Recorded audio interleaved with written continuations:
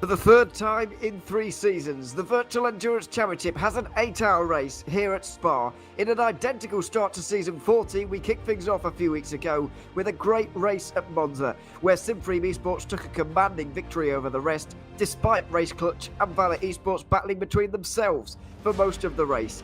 Now, though, we move north to the Ardennes Mountains in Belgium, to one of the most famous circuits in Belgium. It's the final time until June and the finale at Le Mans, where we'll be racing in Europe and with some absolute classics here in the past. Expectations are high for this race. Hello everybody, my name's Ewan O'Leary. I'm alongside Lewis McGlade for the first hour of this one. We'll be joined by Zach Sweeney and Cam Roger a little bit later as well. But Lewis, this circuit's so well used in sim racing, but it wouldn't be so well used if it wasn't so good. This is an iconic circuit and a great VEC venue it's proved to be as well over the last couple of years. Yeah, I mean, I've said it before, I'll say it again, it's one of those circuits that might well be classified as being overused in the world of sim racing, but hey, that's fine. When we get to having races like this, in championships like this, might be once, twice, some drivers might only race it a couple of times a year, fair enough. It's an enjoyable circuit, it's a great flow, and across 3 classes as well. It's one of those ones that really works brilliantly for multi-class racing. That's why we see some spicy races, especially the weather gets involved. Yeah, we'll have a look out for that a little bit later on in this race as well. We'll be looking out for it throughout the season as well, where we'll be going to the 6 hours of Laguna Seca for the final race in 2022. That's coming up in December, and then the new year begins with the Daytona 12-hour to get to the halfway mark in this championship. But as I mentioned, we won't be returning to Europe until June and the 24 hours of Le Mans. Can't remember a season that had so many outside of Europe races for a very long time, so it is a very different season to what we have seen in the past, but a very nice calendar indeed. Some interesting races in there, let's put it that way. 1,000 miles at Road Atlanta, one to look forward to in particular, in my opinion. It might well be chaos, but hopefully not, and we'll have a good time there. But Spa is our focus for now. As you mentioned, weather may come into effect. It's quite overcast at the moment, but worth having a little bit of a talk about what happened just then in the qualifying session. We're just in warm-up right now, but the pole sitters for this race, Burst Esport with Mitchy Hoyer taking the pole in DPI. It was Go Team Racing in LMP2, and it will be GTE Miranda's E-Stars for them, and the grid making its way through the bottom of your screen right now as we'll be chatting about it. But I'm afraid to say that Burst Esport are going to have a difficult race here today, Lewis, or at least a difficult first hour with the penalties that they've accumulated. Yeah, the few teams with some pretty substantial penalties, Burst being one of them, got a drive-through penalty, and then to make matters worse, they've got a 60-second stop and hold, for instance, back in the first race of the season. The front row, though, bearing in mind that it's Mitchy Hoyer and Colin Spork, who qualified in second place by just 15 thousandths per second. Spork also with 3 penalties, all 3 of them being drive-throughs, though. So for our front row, we're going to see a lot of issues in the opening portion of the race. It means they've got to battle their way back through it. I think that's going to be at least moderately exciting to see how they rise back up the field. It's going to be very exciting to see. A couple of others to mention as well. The 38 Blackhawk Sancho car that qualified in 5th place with Mark Vent is going to have to take a drive-through penalty in this race, and 2nd place GTE sim racing for Holland and Bert Knops, they'll be taking a drive-through in the opening moments as well. But for the most part, the LMP2s and GTEs managed to keep themselves quite well out of trouble through the 6 hours of Monza. It was the DPIs causing all the ruckus, but there we are. It happens from time to time. But it's a race that we've seen on a couple of occasions now. We see, just in reference to those penalties, remember Varga Sim Racing's almost dream season 13, where they were winning everything pretty much in that year, not only in the Virtual Endurance Championship but everywhere really. They just couldn't stop winning at that time. They did have 3 drive-through penalties, I think, at the start of that race, and then nearly went on to win. Even after all of that, it was the most amazing race where after 8 hours, the top 7 were covered by 36 seconds, which is quite remarkable. But it's difficult to see that happening again today. The situation is very different 2 years on. And the field's a lot closer than we saw. The top 3, after all, in DPI were only covered by about 700ths of a second after that qualifying session. It really was very close, so it's a very different situation, and once again, the likes of Lorenzo Arisi with the Supreme Esports race-winning car from Monza looking to be favourites again because they were very quick and they haven't got any penalties either. Yeah. That's the critical thing. It's in championships like this, whilst yes, there are still plenty of races, and the races are quite long, 8 hours, we just have the 6 hours as well, we've got 24 at the end of the year, etc, etc. Plenty of long races, but that doesn't mean that that you can just kind of go all out and then just attack left, right and centre. You've kind of got to drive within yourself. You've got to drive clean within yourself, and not kind of overstepping those boundaries. And that's what we're going to see from that number 21. It's what we saw back in Monza. Like I said, kept the nose clean, coming into Spa, no penalties. Yeah, they've qualified third, but they're still the favourites because the two ahead of them have fairly substantial penalties, and they are plenty fast enough to go on the attack this afternoon and evening. The big question really later on will be how's race pace looking, which we'd expect them to be quite strong anyway, but this is just generally across all of their competitors. How's race pace looking, and how are your drivers feeling in mixed conditions? Because they have done a lot of wet practice. There was over 60 drivers on the wet server last night, which by the way is very busy, all trying to get used to how the track is different in wet than it is to dry, and just trying to get up to speed. That's going to be the really critical factor if it does indeed rain. Absolutely, and we'll be monitoring that, as I said earlier on, what the weather is going to do. Mentioned last night, or had a look last night, and there was only a small chance of rain on about 3 of the hours that the race was actually running. But that's changed quite a bit now, and there is quite a bit more threat of rain to what we saw at Monza, particularly, where there was a bit of a chance, but it was never really going to materialise, and in the end it did not. Another thing to note, of course, is the relegation and promotion that happened after round 1. This happens a few times, I think it's 4 times this season, throughout the 8 races, just to make sure that everybody is in the right split and everybody has a nice race, basically. We've seen Supreme Esports, the number 15, get relegated. Undercover Rajin Racing from LMP2 have been relegated, and Visceral Esports from GTE have been demoted to Division 2 for the next couple of rounds.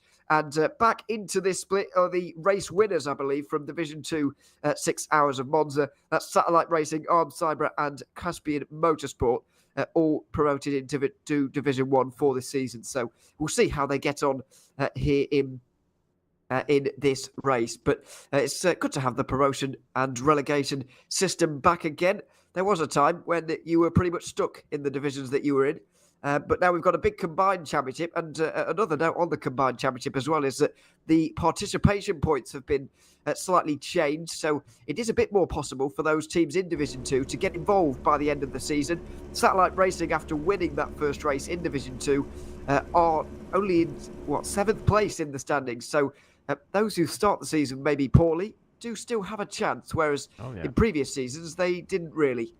Well, I remember even back to season 8, obviously a very long time ago, where Feeder Sport Poland ended up going on to win the championship, but their first race at Silverstone, so reminder, they were in go Division to 150 in Sector 1 and Sector 2, then when heading into Sector 3, ease off and go on to pit limiter at 80 kilometers an hour. Good luck.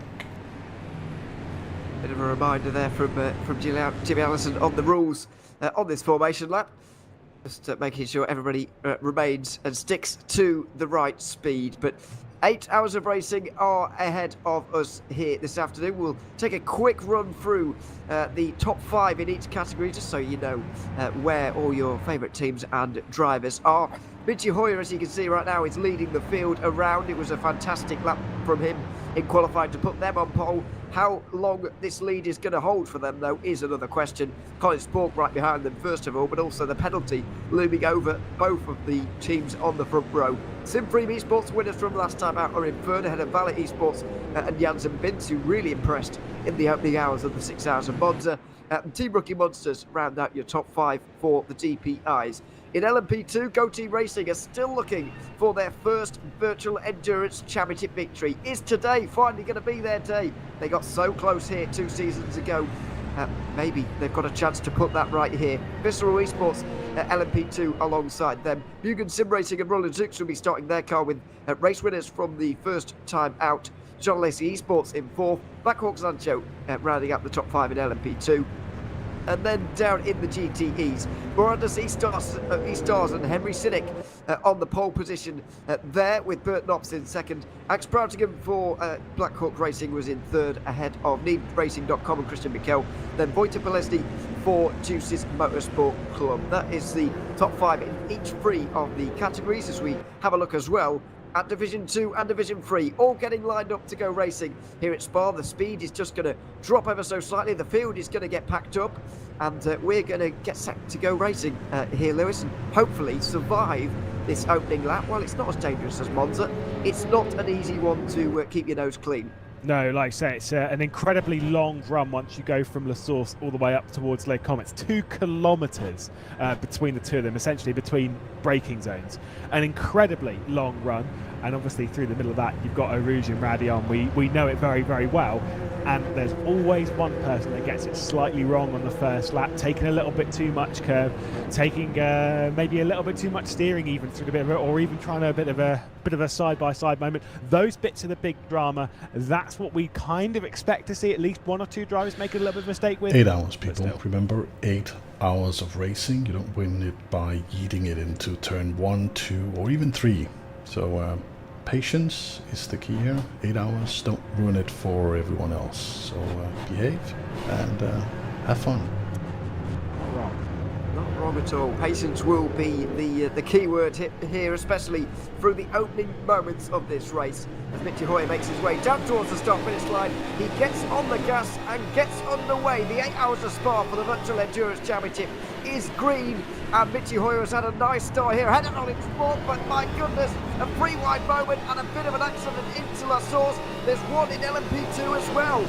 Some number of dives into the first corner of this race. It's already caused catastrophe for some of those a little bit further down.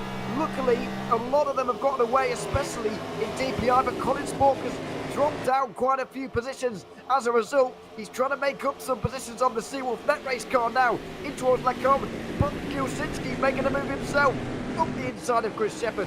He can't quite do it, but it's a bit of a disaster for Colin Spork. Stuck 3 wide into the first turn, and it's shuffled him back to 5th place. Yeah, also noticed that I think for a jump start, Chris Shepherd, the car that we're looking at here, has got a drive-through penalty after the beginning of the race, so he's going to have to make his way back into pit lane, as has obviously the likes of the 14 and the 15 we know they do. Luca D'Amelio, straight for the middle of all of it though, up into 2nd position on that race start, so a great beginning to the race for D'Amelio, but Mitchie Hoyer with a 1.5 second lead in the DPI category. He has gone. He absolutely has. In LMP2, Maurice Mell has really converted well on this start. Martin Hemmingson didn't have a very good one though, I'm afraid. He got caught up in the incident at turn number 1. I don't think he was the only one either. We're going to see a replay of all that went down. This is one of the this is the Mugen car we're focusing in on, just up the inside of the car that started in 3rd place. It was a very similar situation, 3 wide moment down in towards turn number 1. They're all stuck on the inside line, and well, I suppose it could have been a lot worse, but it wasn't ideal. At 2 free wide moments in towards the first turn, it seems that Jimmy Allison's words of wisdom went in one ear and out the other. Yeah, I mean, I was thinking more of the 2 kilometre run up towards Les Combes, but alas, it was the few 100-metre run down towards the first corner that was the big trouble. You can see for Moritz Mell, there's some damage on the front right also. Doesn't seem to be holding him back too much, but still, it's going to make the car a little bit uncomfortable. It's going to wear the tyre out a little bit more. Thankfully, though, in that sense, it's the front right and normally the front left, with the rear tyres are the limiting factor around here, so it shouldn't make too much of a difference, but still, it is not what you want over the first lap of an 8-hour race. This is the car that got dived by Mugen Sim Racing, and Liam Duval was making a dive of his own, so hard to know where to quite apportion the blame on that one. We're going to go back to GTE as well, though, because Alex Proutingham has taken an opening lap lead here in the 81. The 97 Go Team Racing car failed to get out the pit lane at all, and I don't know, they may be a DNS through this race, because they've not left the pit lane at all yet, and we've managed to complete lap 1 now, so not sure what's quite gone on there, but Proutingham has gotten the lead over Christian Mikel. There's also been an incident here because Henry Sinek from pole is way down the order, down in 8th place now, as Diogo Silva battles with the Gypsies Motorsport Club and Voisu Polesny. They're side by side briefly. Silva will hold on in a real Ferrari battle here. It's all going on here. Sim Racing for Holland must have been caught up in an incident a little bit as well, because they're involved in all kinds of battling in the pack as well. It seems that all three classes have had unideal starts. Certainly so. Do say that Alex Brautigam, who's started to pull away from the grouping behind, is actually being closed back in on by Christian Mikel at the moment in the front of the GTE category. Joseph Herlock trying to get past Diogo Silva. But yeah, Joachim Stensnes as well, who was not supposed to qualify, by the way. Going to throw Alan Terzic straight under the bus. Was originally slated to do the qualifying for the P1 Esports team, but alas, overslept. We'll go with that, and then obviously passed over to Joachim to do the qualifying session, who will then take to the start of the race. So maybe a little bit out of rhythm is the P1 Esports car, but still straight into the middle of the fight. 6th position that we're focused on now is the car directly behind Bert Knops at the moment. It's like a pretty intense battle here in GTE. Very intense battles further down with the front runners from the qualifying session stuck back here now. The Aston Martin of Henry Sinnick looking to make a way on through up to 7th place ahead of Joachim, just behind Joachim Stensnes at the moment into the bus stop chicane.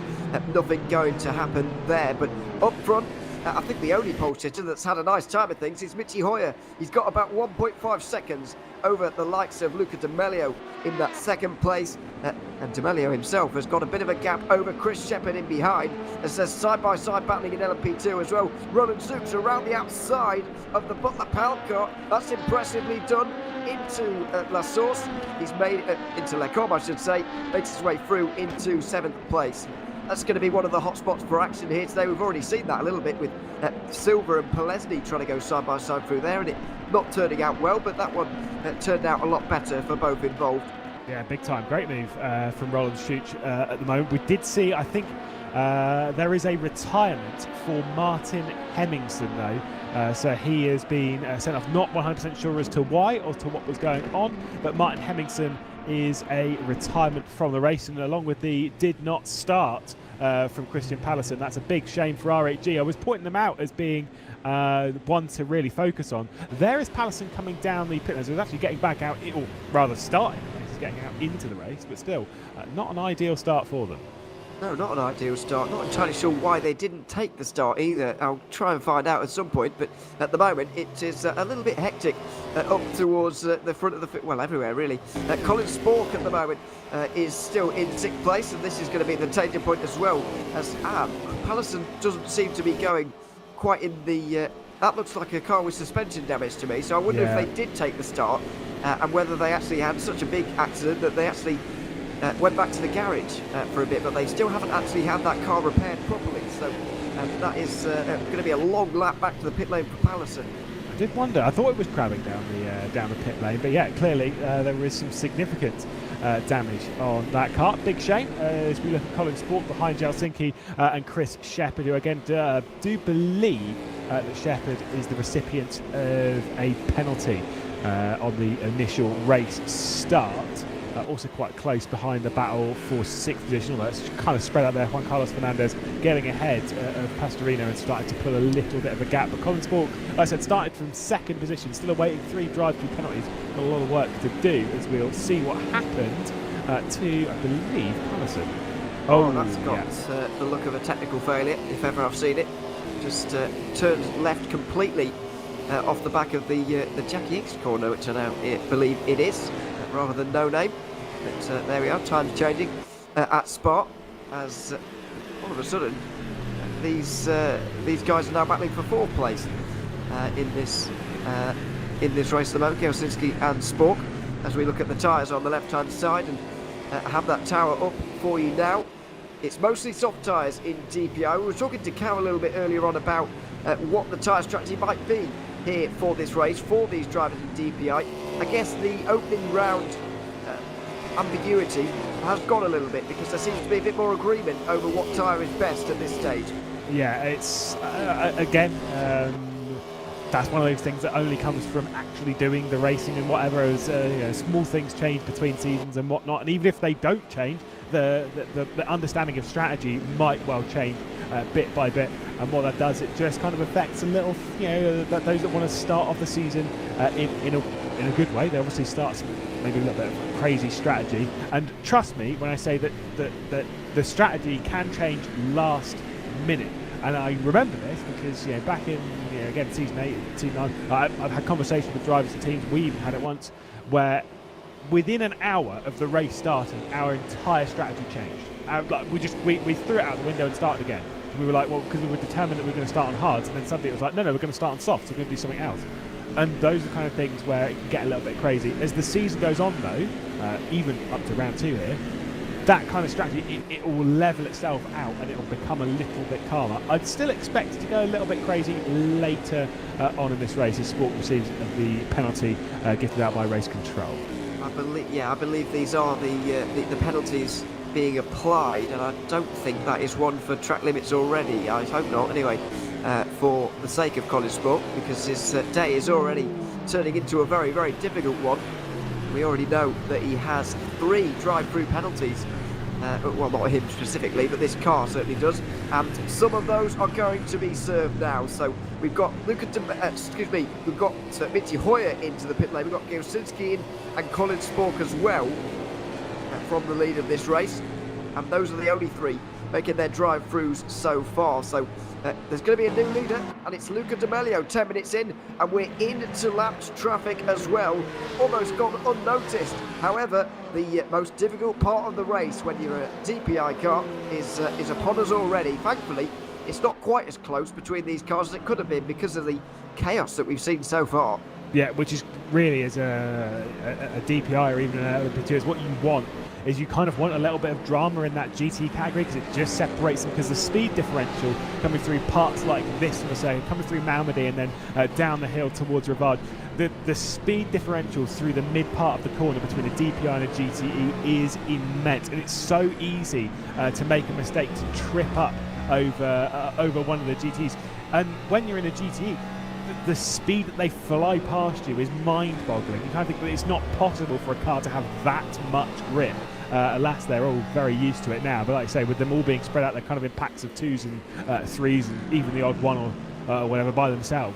And so it's quite easy to kind of clear through them bit by bit and keep in the rhythm, and has already cleared all of the GTs in that one lap, has Luca D'Amelio. Absolutely. There are 13 of them in the train, and the train is already quite spread out, really. We've already got Sim Racing for Holland in for their stop and hold 60, which is basically going to cost them a lap.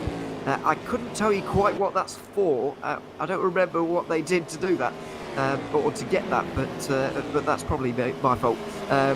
They've got a lot of time, or they will be losing a lot of time There's quite a train of DPIs behind this leading battle, as we've got outside line for Christian Mikel trying to take the lead away from Alex Broughtingham, and a DPI battle as well. Mikel goes over the corner. That is going to be a controversial one. Was he forced over there, or did he drive over there himself? It looks like he's made his own mind up in his head. He's going to give that position back, which is definitely the right call in my opinion.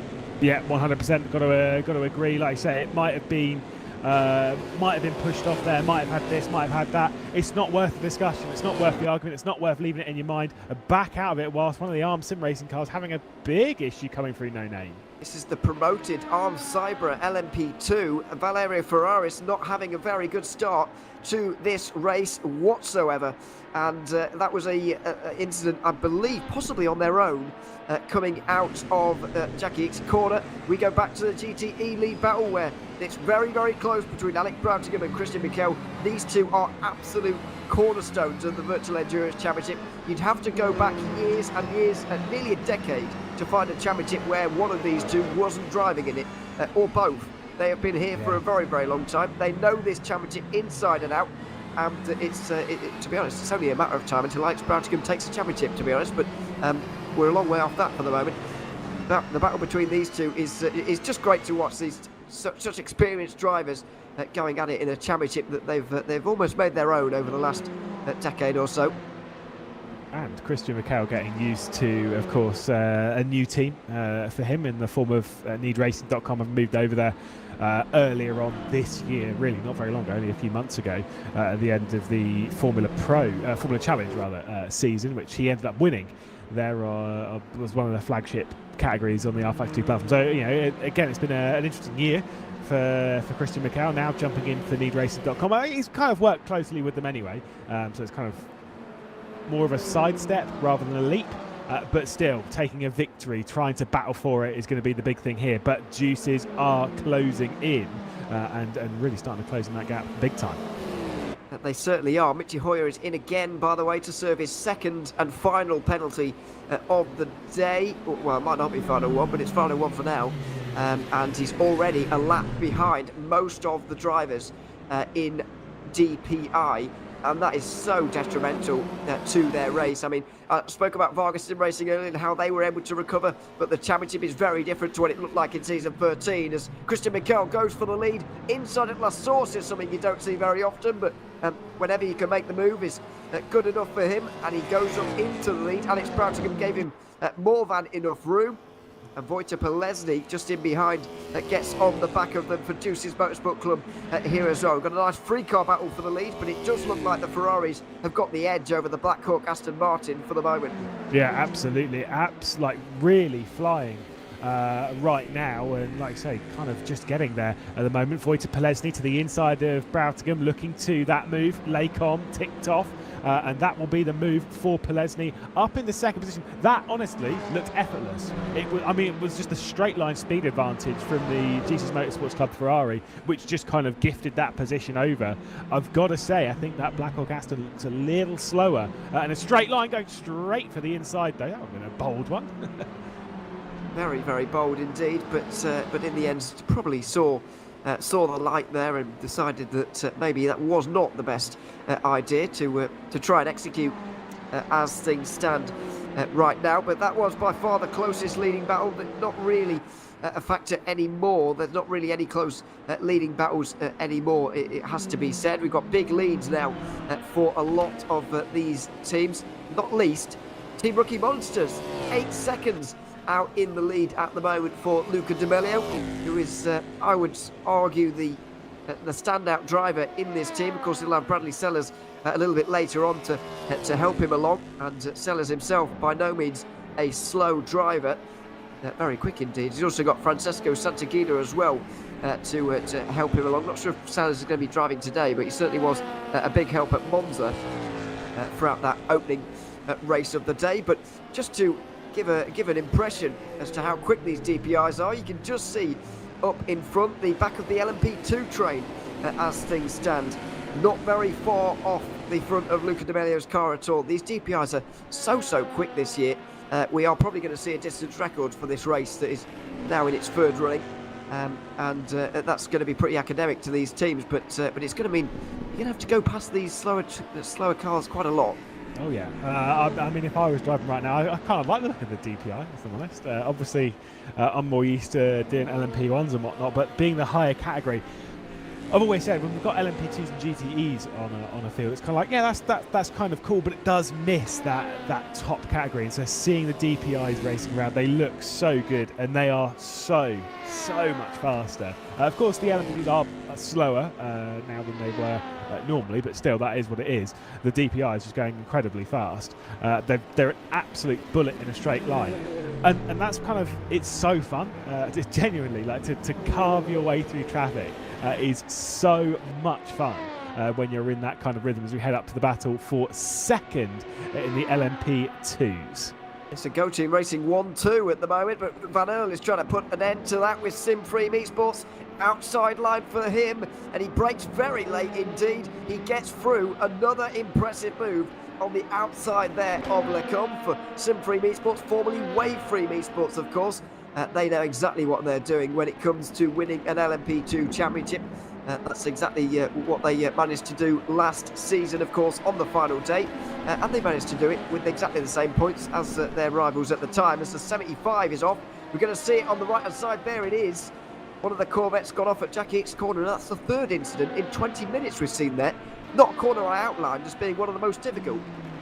No, but then we've kind of said this before a few times when it comes to underestimating a corner. As Luca Di Melio, you can see up there, has been given a penalty I'm being wisely informed it's an instant for something in the first corner of the race, T1. And so receiving a penalty for it, which means that the top two that started in the race, being Colin Falk and Michi Hoyer, both receiving penalties. Now Luca D'Amelio with a penalty as well. Chris Shepherd, who's in second. I did see a penalty had come over, maybe had it withdrawn. But obviously I think it was an automated one in game, so we'll see on that one. But it does mean that Monaco might take over the race lead. So what a crazy start to the race. What a very crazy start to the race. I don't know how this has quite happened, but Luca D'Amelio is going to have to come down pit lane at some point, and they're already, of course, about halfway through their stint now here in this race, which is not ideal, particularly when you're thinking about Rookie Monsters. They've got a couple of laps to argue about this one a little bit and then serve it eventually, but it's not looking good for them as we go back to Janssen Bintz, who I've got to say, I'm not sure about you, Lewis, but before this Virtual Endurance Championship season, I've not heard an awful lot about, but it's a very young driver, another one of these very young drivers, making a real name for himself here in the VEC, as we see formerly No Name Corner, and a bit of a spin for the 75, a little bit of a hit into the wall as well. That was Seawolf Net Race and Sam Butters, who was at the wheel at the time. But yeah, this is Janssen Bintz, and he led quite a few laps at Monza, wasn't able to convert, and in the end, Valet Esports finished in 9th place, which is quite low for them. But he'll be a driver to watch out for throughout this race, and he's looking to make a move on Nello Pastorino over the next few moments. Yeah, I will say, for as much as you just said formerly, it still is. Even like I know obviously it's called X-Curve, kind of now, but it's always been called Speaker's Corner or anything. It's still no name. I'm rolling with it. I'm sticking to the olden times. Don't you worry. But like I say, it's not a corner which is necessarily that difficult, but that curb on the exit is quite raised. It's more raised than you would think. And so if you get up and onto that, particularly a GT, if you're already midway through or you're starting to slide the rear end out and you get up onto that, it can throw the rear end out to a point where it's completely uncontrollable. That's why we might see a couple of issues, especially if we do see any of the rain. So in that sense, that corner, whilst it isn't that hard, it's kind of one, like you say, that a lot of drivers do underestimate the difficulty. Yeah, absolutely, and we've seen that writ large a little bit throughout this race so far. I want to chat a little bit about what you can see on the left-hand side here. Janssen Bintz, the only driver inside the top 8 of any category to be different from the rest of his field on the medium tyres here. It's mostly softs in DPI, but for the most part everywhere else it is mediums, as Luca D'Amelio does come in now to serve his drive-through penalty for that incident at lap 1. If you weren't with us earlier on, you can rewind the stream a little bit and look at it, because it was in plain sight for us to see. Yes, well, and bold as well, very bold. Down the inside, as that was close for Janssen Bintz on the right-hand side with the wall. They're making their way through some traffic once again. As you can see, this is free wide at Radion. My goodness me! And right round the outside of the circuit goes Janssen Bintz into second place. That one's going to be argued about. I think he's trying to pull out the way a little bit here as well to re-give those positions again. Or is he? Side by side with Go Team Racing, TX Droids, I should say, into Lecom. That was very, very exciting indeed, but certainly off the road for Janssen Bintz, and he lets those two cars back through again. But we are in a very busy moment of the race now. Yeah, you saw how awkward that was for Pastorino and Juan Carlos Fernandez, who were just caught out by some cars going up Eau Rouge, and Bintz was just coming through and was far enough behind. He didn't need to read, just kept going. Went off the circuit. For me, as much as I know some might be like, that's an illegal move to go off the circuit like that, for me, I'm kind of like, I think that was brilliant. Absolutely spot on. Of course, lost him immediately. Maybe doesn't have the straight line speed, but this is the point where it is super awkward. Look how many cars they've got to deal with. This is the off-board view that we didn't get at the time. So around the outside from the Moran's car, oh dear, there's a whole lot of squeezing, and Bintz does definitely go off to the outside line there and gain a couple of places, but in the end he didn't keep them. However, he might well try and go through for Juan Carlos Fernandez right now. Oh, they're all in the grass trying to get through on the LMP2s. The GTEs have got nowhere to go, and that Porsche very much to the outside line as we go towards the bus stop. Bintz weaving around all over the place, trying to find a little bit of free track space. This is so busy, and nobody wants to be a part of this so early on in the race. I've never seen anything quite like this, really. LMP2, GTE and DPI all have converged here. It's the second run through traffic, and once again, Vince sideswipes into the armed cyber car. That was a little bit naughty, and he gets a bit of a flash of the lights as a result. I think that flash of the lights was well deserved. I mean, Jansen Bintz did bite up a little bit more than he could chew coming down to T1. Now got to navigate, I think that's Brasco in the Blackhawk Racing GTE that's presently sat in third position in class, getting past them, then getting past Woods Plesny and up towards the race leader in the GTE category. You can't, if there's a car on the inside, whatever category they are, you can't just squeeze into them. So a little bit of a mistake from the Valley Esports man. Nothing too major. I think it's a little bit of a slap on the wrist and then refocus. But Juan Carlos Fernandez has been a bit slow coming through Malmedy as they head down the hill. It's going to be very close indeed. He didn't get a warning actually there for aggressive driving over the last couple of moments, by the way. As I've just noticed, Luca Di Melio is in the pit lane. I'm not sure whether this is another drive-through or whether he's going to stop in his box. Is this another drive-through? It's another drive. It was given 2 drive-throughs for that incident, or for instance, in the opening laps. Oh, so for multiple incidents, I believe, or the same one. I'm not sure on, but I did get told he was getting two drive-throughs. Okay, yeah, there we are. I thought they were deciding to go a little bit wild on strategy because they didn't want to get themselves involved in the traffic that we just saw, which you can hardly blame them for, based on what we just saw. But in the end, it turned out just to be a couple of drive-through penalties for them, as there's a big dive into Blanchimont for Jansen Bintz and Juan Carlos Fernandez as well, as they all get on the brakes towards the bus stop chicane. They're getting towards the... Oh, that's a dive on the inside of the bus stop chicane. It doesn't seem that the warning has done too much to calm him down here, Jansen Bintz. You just need to just tone down the aggression ever so slightly, because that was opportunistic. And then Goatee racing straight into Juan Carlos Fernandez, going super aggressive as well with the LMP2. I agree with you. I think Bintz needs to just calm himself down a little bit. I'm not seeing anything like crazy. I mean, back to season 12 and Sharda Kish at the Interlagos race, where Jimmy Allison said I was going a little bit too harsh on the lad. Like, I'll be pretty vocal on drivers. Fair enough. Jansen Bintz has been pretty aggressive, but nothing crazy. But the warning is deserved, and just needs to just tone it down ever so slightly. Bring yourself into the race. It's still 7.5 hours left to go. Taking over third position right now is not paramount to the strategy of their race. Just hanging on to it, navigating traffic cleanly, keeping yourself in the race. That's the important bit. That is the important bit indeed. And yeah, over 7.5 hours to go. There's a long time. As I mentioned earlier, and I keep mentioning, Varga Sim Racing very nearly won this race after getting a few drive-throughs at the start of this one back in season 13. I know they were a good deal quicker than everybody else that season, but either way, even so, you do not need to put it all on the line this early on. But what all the battling and all the chaos has done so far is just spread this field out a little bit. The gaps are a little bit larger than maybe what we saw a little bit earlier on here in this race. Henry Cynic has been able to make his way up the field a little bit in excuse me, dear me, in GTE. He's got back up to 5th place now.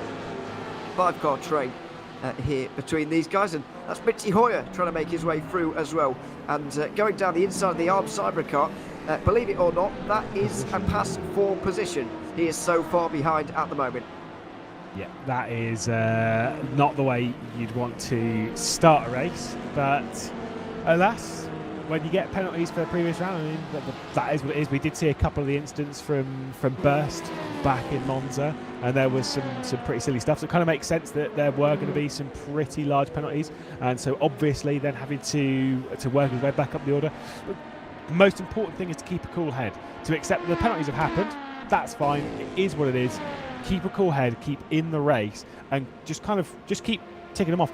Almost don't focus on the rest of the field, whether they're LMP2s or DPIs. Just don't focus on it. Just focus on yourself, focus on what you're doing, and then the result may eventually come to you. You might get yourselves back inside the top 5 and score some very valuable points. Every point is going to matter this season once again, especially in LMP2, where, as we saw last season, there was a tie at the top of the championship. I believe for the first time ever in the Virtual Endurance Championship.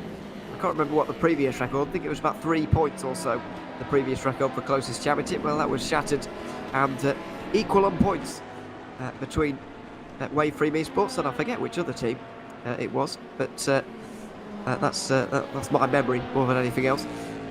But yeah, a remarkable season that came to an end at Le Mans not too many months ago, as the a couple of Go Team racing cars getting involved with each other at the moment. That's the third place LMP2 getting through on the recovering GTE, having had that opening lap problem. I heard word earlier, by the way, that Christian Panzer's game crashed earlier, which forced him into the wall, and so that is why they are so far down right now, as Rookie Monsters make their way through on them as well. Luca D'Amelio now a long way behind. However, just to give you an idea as to how far behind even Race Clutch are, Luca D'Amelio, after 2 drive-throughs, is still 3/4 of a minute ahead of Colin Spork. Yeah, obviously, it's I think it's around 40-45 seconds that's lost from doing a drive-through penalty around here. As much as we're running the full pit lane, it's still like the average, the pit speed is higher than what it normally would be at Spa. That's why you only lose 40 seconds rather than over a minute, which is normally what is expected to be lost from it. But it's around 40 seconds, so still that extra drive-through penalty, having 3 drive-through penalties at the start of the race, is what's pushed Colin Spork still 40 seconds behind one of our race leaders in Luca D'Amelio. This is a battle for second, though, in the GTE category. Voight Pelesi's not been able to pull away from Broughtingham, and you can see the orange Ferrari in the background. That is Diogo Silva closing in. And by the way, to update on what you were saying earlier about the joint points, is Waveframe and a Go Team as well. Oh, yes, there we are. That would have been... so Go Team, lost on Catback because they still haven't won a VEC race somehow. They keep trying and still not quite come for them, but it's surely around the corner for them. The battle for second in GTE is certainly ramping up right now. Christian Mikel has been able to get away as a result of this. Last lap time, by the way, was a 2 minute 16.7. Voight Pelesi did a 2 minute 19.9. It's almost like it's raining for Pelesi and not for Mikel at the moment. The gap between them is so big in that lap time there. That's why we're seeing such a big gap open in such a small amount of time, and it's allowing a free car battle to develop for second place. But the Season 7 champion is just absolutely gone here. Yeah, I mean, this is the thing, is that one little mistake, Pelesi might have made a little one here, a little one there, and it's just allowed the gap to grow massively in such a short period of time. Those are things that happen in races like this. It doesn't need to be rain or whatever. It can just be a mistake. It can just be a DPI getting a little bit too ambitious coming through on the lap traffic that just kind of opens up the opportunity for those to close in behind, and then you've got the pressure on. Then maybe Broughtingham goes for a move, etc, etc. That's what causes some of the problems. You can see Martin Hemmingson did get back out into the races, return back into the pit lane, having more issues, I do believe, in the R8G Esports car. Yeah, not obvious what those issues are right now. Here he is. Pulls into the garage himself. Oh, straight to the back wall as well. Smashes into everybody standing in there. And he's now retired from the race by the looks of things. RHG Esports not having a great start to their race. Or a great start to their season now as well, despite that second place that they got at Monza a few weeks ago. Bar has not gone quite as well for them here on this occasion. Now this second battle for second in GTE is one of the trains going around at the moment, but there's also one in LMP2 here with Nicolas Lemoine trying to get through on Henning Voller at the moment for Butler Powell. This is a lot further down in LMP2, but outside line for Lemoine. There's 3 wide with D'Amelio, and Lemoine makes his way through quite nicely in the end, really. But once again, another 3 wide moment with D'Amelio. That one turned out well in the end. Oh, here comes Liv Duval as well, who is also in this fight. The third car in it for Jean Lacey Esports Academy, who we're on board with at the moment. You can see that, but the Powell Motorsport car directly ahead. I was going to say that was a bit bold from Luca D'Amelio. There's been an incident up ahead as well, just a touch, because it's pushed off the Sim Racing for Holland car, I believe, just coming into, I'm going to say it again, no name.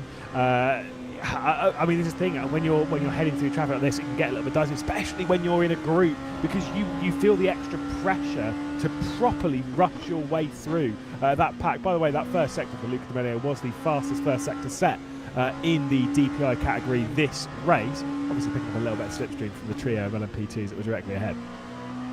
well, 4 LMP2s, it turns out, because there's a train for 7th place by the looks of it.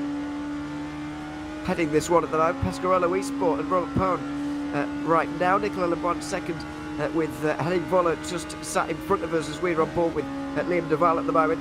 But it's Pone who's really getting a lot of pressure heaped onto him at the moment. Into the bus stop chicane, outside line for the on-off racing LMP2. A big slide from the Pescarolo Esport. Orikuran in the end holds on to the position as a result of that, but not a textbook defence, but it worked. Henning Voller now will look to fancy his chances as well down the inside into La Source, not able to make his way through once again, and this is all going to come to quite a battle going up towards Le Combe for this lap. I think it might have been the Pescarolo that got involved in that incident I was talking about into No Name. That's what slowed them down, because I've got to say, Robert Perron wasn't actually that close to this 3 realistically going down to that section. I think it was caught out a little bit by it, but here comes Henning Voller under a lot of pressure from Luca Di Meglio, who might well get through, but I think actually might have been a little too close coming through the camel curve onto the straight up towards Les Combes. He's going to send it down the inside. Henning Voller's going to try and get around the outside. A little bit of contact between the two of them. It's going to go the way of John Lacey. Oh, that's a critical error though from Liam Duval, straight into the side of Henning Voller, getting loose over the curb. I mean, I don't know what you can say about that, but that is a slam dunk on the shoulders of Liam Duval, in my opinion. Well, yeah, he lost the car completely off on the curb on the outside at Le Combe there, and smacked straight into the side of Henning Voller, and in the end it was a big incident between the two of them, I'm afraid, splitting that group up quite a lot as the DPIs are back into GTE traffic once again. But yeah, hard to pin that on anyone else really, other than Liam Duval, although he did lose the car himself, so not sure whether that makes him not guilty or not, but let's wait and see. Outside line here on the curb, straight into the side of Voller, and yeah, they both end up off the road, and Duval gains a position, I suppose, but he would have liked to do it in a different way. Yeah, slightly cleaner way. I say it is those incidents. They sometimes happen, especially when you're kind of trying to attack the circuit. It's very limited. So there was a bit of contact between the two of them before that, but it was Liam Duval that kind of lost the rear end, like I said, on the curb, and it's your responsibility as a driver to keep the car in control, your own responsibility, and on that occasion I think that was a solid no out of 10. Gotta say, I think Michi Hoyer is nearly at the head of the LMP2s, so nearly the final DPI on the track. Well, he is the final DPI on the track, but nearly actually being in that slot ahead of all of the LMP2s. Lots of focus on the battle for third in that DPI category. I think over the last couple of laps as well, I think Pasquarino's been closing in on Chris Shepherd as well for the race lead. It's now up to 2.2 seconds. I'm pretty sure it was up about 4 not that long ago, and the last lap did close down 7/10 of a second. So the Magnus E-Stars car is closing in on the race lead, I think. Yeah, bit of a clearer lap for these two on this occasion, so we'll see if this really is a pace difference or whether it was a traffic difference between the two. Over the line again, it was a 52.7 for Shepherd and a 52.8 for Pastorino, which is a little bit slower, of course. But yeah, it may well have just been a traffic difference between the two. However, luckily for Pastorino, there's a lot more traffic to come in this race. The 97 will be up next. One of the GTEs, it's Go Team Racing, Christian Pallison recovering from that early problem, and then the whole of the LMP2 field. But it remains to be seen just how many of these cars they'll get through before the pit stops. And of course, they'll be coming up very soon. We're just about 40 minutes into this one now, and it looks like the double stints on these soft tyres have been the way to go. Heard from Cam earlier that everybody's opted for double stints on soft because they don't know when, if the rain is going to come. And of course, if you get caught out on medium tyres on the rain, then you haven't been able to get the benefit from that over the course of a race, whereas you're more guaranteed to get benefit from a double stint if it does indeed start raining. And looking at the forecast I just saw, it may well rain before or in the first couple of hours of this race. The thing is I mean, this goes into Formula One, and Jensen Button once said that you've got to be on the right tyre at the right time, which, yes, is obvious, but what he meant was to be on the tyres for the conditions that you presently have, i.e. not trying to predict the future. If you're trying to predict the future, you're almost backing yourself into a corner where you're either going to be a hero or you're going to be a zero, right? drive the track for what it is. Is it presently dry? Yes. Cool. Just do that then. Just go on that kind of strategy. Obviously, the double stint in the softs is kind of it's a halfway house between the two strategies. Kind of it's okay, it's fine.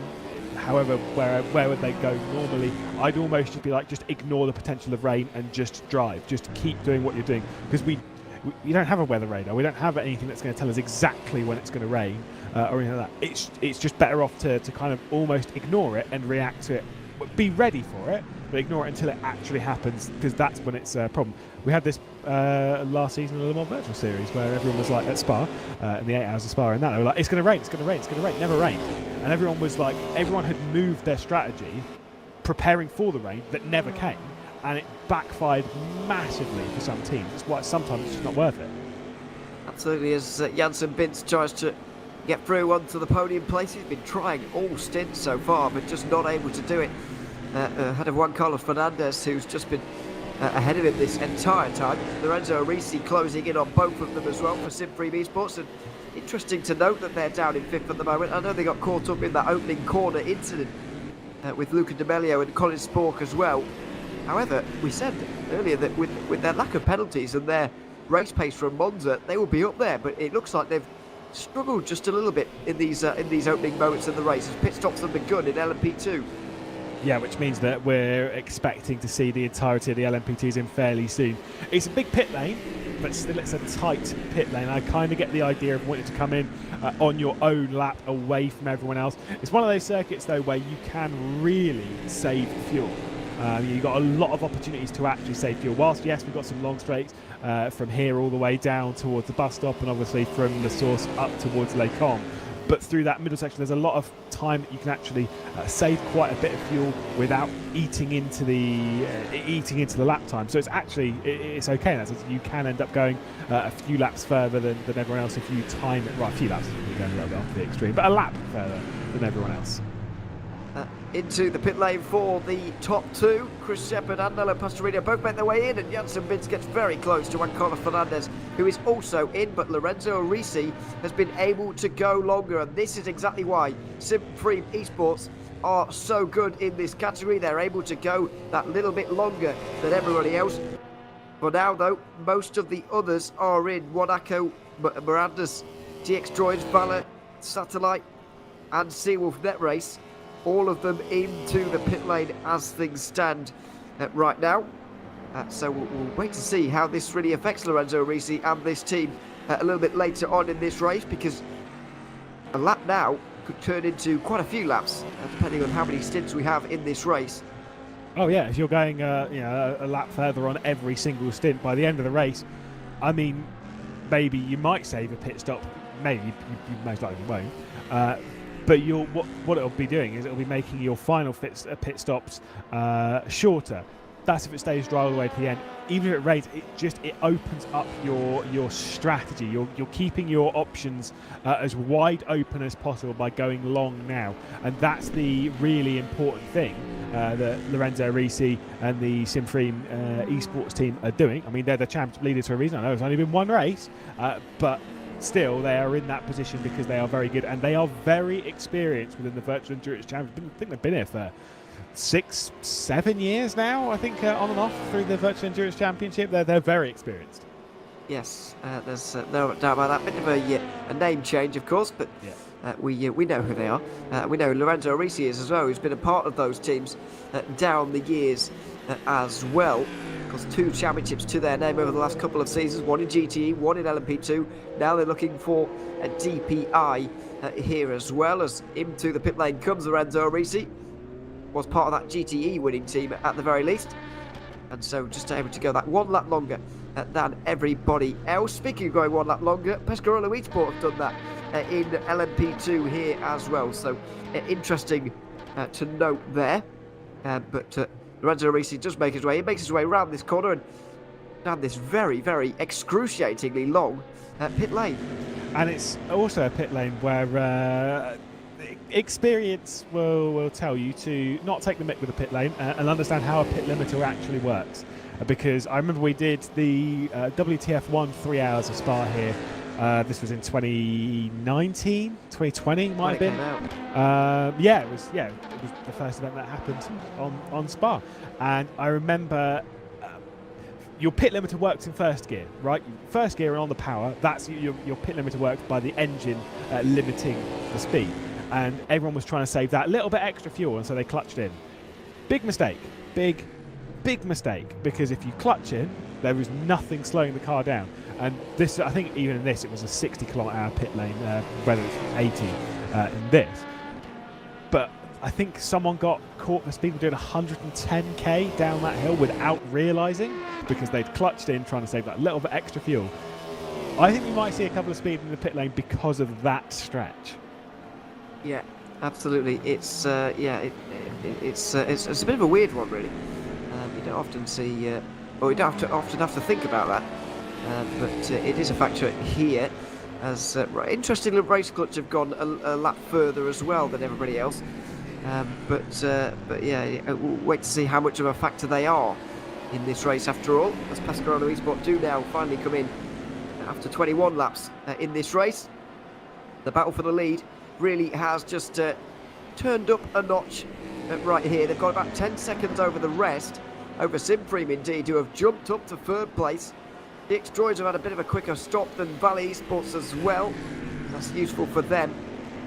But yeah, for the most part, not too much has changed. As you can see on the tyres there, I don't believe anybody has changed tyres, and it would be a big surprise to see anybody really in a prototype having changed tyres in the opening moments of this race. Yeah, they're doubles, certainly double stinted tyres around here. Spa's not an incredibly high tyre wear circuit. Normally they'll be aiming for triples, but obviously with the strategy they're going slightly more aggressive with the soft tyres aiming for a double stint at the start of this race, which is expected. I'd be shocked if anyone's changed tyres through that pit lane sequence. I will say the fastest through that pit lane sequence does seem to be the Miranda C-Stars car. Pastorino closing in, it was 2 and a bit seconds between Pastorino and Shepherd. Well, that is very much sub 1 second. Now getting past Sim Racing for Holland on the race down the hill. I mean, this is definitely proper attacking distance to the race lead. Maybe not down into Les Comps, certainly through that second sector of the track, if a little bit of lap traffic works in their favour. Let's see, up the hill. We are quite a long way behind, but as you say, there are a couple of cars just up in front. I think it's a couple of LMP2s from this distance. And there's a flash of the lights there as well from the race leader, Chris Shepherd, who shows the nose but doesn't go through. Pastorino's able to close up no end, and now they're going to have to make their way through the middle sector. And this is where the difference between the DPI and the LMP2 almost becomes nothing. The power of the DPI is obviously a lot more than, or is really overpowering compared to the Oracle LMP2 because of the changes that have been made to this car. However, through the corners, they're really not that dissimilar. Yeah, that was a big moment for Shepherd, getting down the inside of the Arms Racing car. Pastorino not quite close enough to make anything stick coming down into Pawn. But got to say, Shepherd was feeling the pressure. You kind of saw that look that he gave coming down into No Name. It's not normally not on a P2. It's not normally a look that would really be on, but it was feeling the pressure behind. He either had to go for that or was accepting that he might have Pastorino down the inside going into that corner himself. And so that's the drama. That's what you're playing with coming through traffic. And that's what, as a car behind, you actually have kind of a lot of fun with it, because you're not trying to go for anything, but you're putting them under pressure. You're getting into their head. That's the important bit, and that's what I love seeing. Absolutely, as we got somebody off in section. It's No Name corner again, the 43 off the road on this occasion. That's Butler Power Motorsport and Henning Butler, who's not having a good start to this race by the looks of it, but he's back going again, fortunately for him. Yeah, no code 80 needed on this occasion, a few of which we had in the opener at Monza. Coming to code 80 in 10 seconds. Well, code 80 in 10 seconds, no overtaking, please. As I said that, so that's in 5, 4, 3, 2, 1. Code 80 enforced. Got to say, Shepherd gained a lot of Pastorino there going into that code 80, an awful lot, because Pastorino did not go for a move on the Seawolf net race car, as there's more issues as well for Juices. That's Juices at second, or that was running in second. That's Wojtek Polesny who's had issues. So have these two come together, or has there been more drama for Wojtek Polesny as well? Not entirely sure there. But that was weird. Off on the gravel there. Yeah, Henning Vollert is going to be a long way back after this because no rear wing on that Butler Powell LMP2 anymore. I realised that was the quickest curse ever, by the way, me saying that we wouldn't need a Code 80, and then Jimmy Allison comes on the radio saying we do need one. Let's see. So this was under the Code 80. Wojciech Bolesny had the DPI just in front of him slowed down. He didn't quite at the same rate because, of course, they're in different cars. It's a very different situation there. And, in the end, it was a bit of an awkward situation for those two.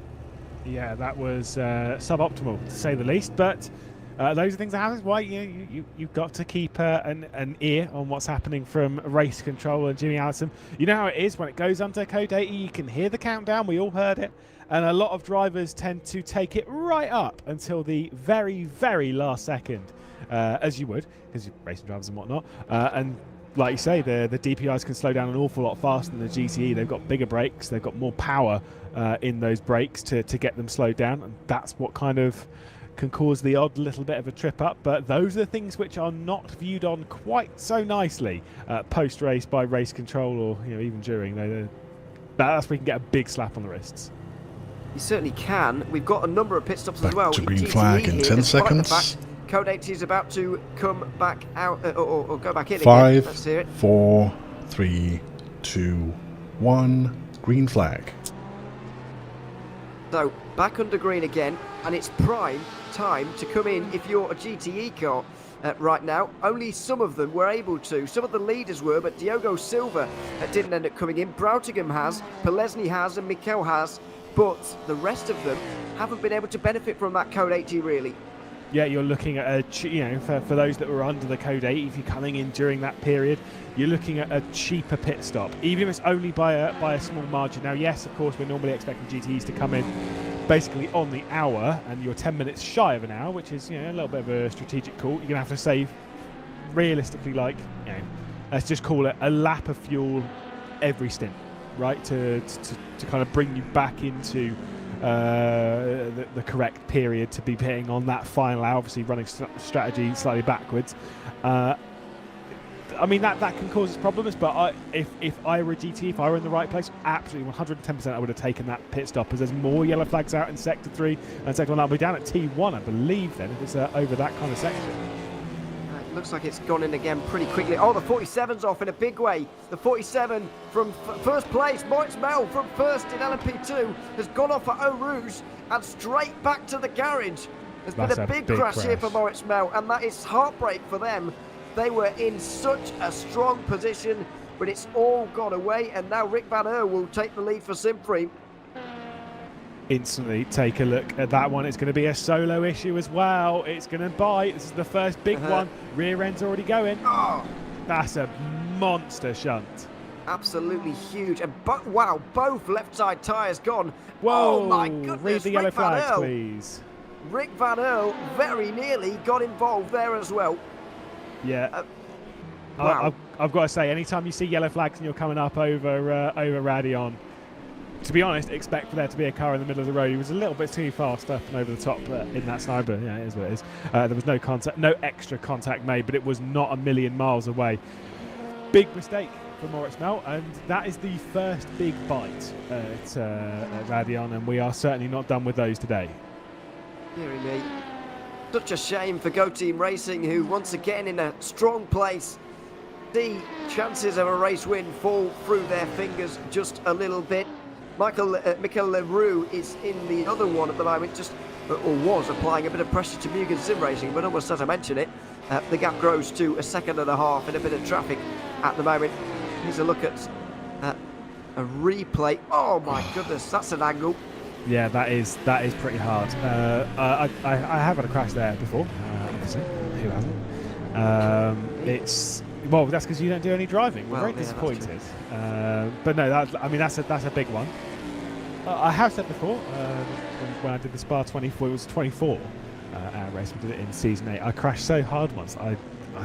It came out, a red flag came out immediately because the server died, and I'm pretty sure it's because I hit that wall so hard that I got confused. It's good job Jimmy Allen's in area now. That's fine. But yeah, it was. You can have some big big crashes at Spa, and that is one of them. Yes, certainly one of the bigger ones we've ever seen in the VEC at this circuit. I believe, by the way, up until season 13, when we did get that proper release of Spa in rFactor 2, that was the last Spa race we had for a good 5 seasons. The 24-hour, possibly the only time as well that we had 2 24 hours in one season as well. And I think it's something that Jimmy Allison does not intend to repeat. If I'm honest, it was a very busy season. Yeah, one with a couple of 24 hours. Yep. But yeah, those days behind us now. 8 hour here today as we're on board with the Scuderia Leone RG Mountains driven Corvette. Just in this battle for 4th place at the moment, with Romana Motorsport heading this train, and P1 Sport just in behind. Wondering when Alan Terzic is going to be getting into that Porsche GTE just up in front. You might have woken up now. Yeah, well, I know. Well, you've already been speaking to him this morning, so I know that. You can't forget that these guys do have to be on at least an hour before we even come on air here in the on the broadcast. We don't broadcast qualifying, but it does start about an hour before the race, so you do have to be up and ready quite a long time before that. Like, they're not just on just at the start of qualifying, right? They're on an hour, maybe an hour and a half before even that. So whilst the race start, obviously here in the UK in real time, that's a big moment from Joachim. That was a big moment. That was a big slide.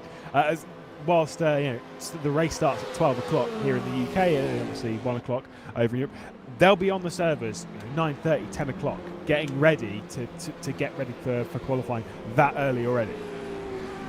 Absolutely. You've, of course, ever been, and I'm sure you will have done if you're watching this at the moment, done a bit of driving yourself. You know that it takes a few laps to get your eye in, maybe more than a few laps. It takes you a good while. It used to take me a while. So, yeah, you need that little bit of practice beforehand, and then you can really get on with it. As this battle nearly getting disrupted by Nella Pastorino, who really doesn't want to be a part of this at the moment. He's losing time to Chris Shepherd. That gap just opens out ever so slightly. These guys, of course, are in an elevated position right now due to the pit stops that have been taken on by some in behind. So that's to Christian Mikel, Alex Broughtingham, Wojtek Leslie as well, who have all taken pit stops so far in this race. I am wondering a little bit. Oh no, the gap's only 10 seconds between them actually, so it's that's all fine. But these DPIs really are disrupting this GT battle at the moment, and it's really stopping anybody from making any progress in terms of making a move. I've got to say, the speed that the gap between the top two in DPI is ebbing and flowing just through this traffic is absolute madness. It's it was 3 seconds not very long ago. It's now 1.3 again. That was a bit of a weave around from Janssen Bintz in the Ballet Esports car, weaving in between these GTEs, but unaffected for the most part. That was a scary moment for all of them, but gotten away with it once again.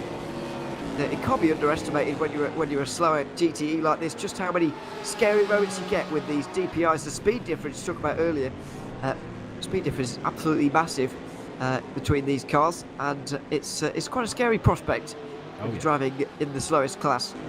Yeah, because where you'll be driving around a corner at the absolute limit of your grip. Let's use Rivage as a good example down to No Name. You're taking your line through there. You're going as fast as you can, and your line, a bit of understeer, tends to go out obviously over to the left-hand side before you put it back over to the right, and then get going again. Now the DPIs and LMP2s both generally have enough grip to get around the outside of you. Whilst you're on the absolute limit, they can go all the way around the outside of you at that point, which means that before you know it, there could actually be an LMP2 or a DPI occupying the spot which you're understeering towards, and that, doing a GTE, there is a reason that I've always said that when it comes to endurance racing, I always want to be in the highest class, right? And it's not out of arrogance of my speed, because trust me, I know I'm bad. It's because I would say that in LMP1 or DPI, LMP2, you're the one that holds all the cards. It's your responsibility to go past and clean it. In a GTE, you're kind of at the mercy of those coming through. If you're going to lose time to the car ahead or be thrown out of bounds, it's because they're dive bombing you. They're going around the outside. It's down to them lapping you. And I never liked that being completely out of my hands. No, I do agree with that train of thought, certainly. It's all the weighing up that these drivers will have done pre-season, of course, or before they even signed up. And yeah, here we are. They've chosen what they want from that point, as this battle, just as we've been looking at it, has just extended out ever so slightly. The leading battle at the moment in GTE is sort of close between Diogo Silva and Henry Sinnick right now. About a second separate them, but this is the closest leading battle we've got in any of the three classes. Not too much longer though until we're going to be seeing GTE pit stops, and we're going to wait to see the effect of the early stop from Christian Mikel and Alex Broutigam. I would expect though, judging by the fact they did make some of their pit stop at least under a code 80, that they will be even further in front than they were before. Yeah, I mean, I'm not sure where these strategy calls are going to go, but that's the joy of sitting on the sidelines. We get to watch, we get to see it unfold from this position. Diogo Silva, who is leading the way in that GTE category, being closed in on a little bit over the last couple of laps from Henry Sinnick, and also the last lap being invalidated. We've kind of got to speak potentially of the new track limit system in rFactor 2 and how it can kind of affect things. You essentially have like a certain amount, realistically, it's like a certain amount of time that you can cut. Right, where it used to be just you could cut 3 times and then the 4th one you would then get a penalty, whereas now it's kind of like it's not time per se and points and how it works. That side's a bit complicated, but you have a certain region that you can kind of cut in over the race.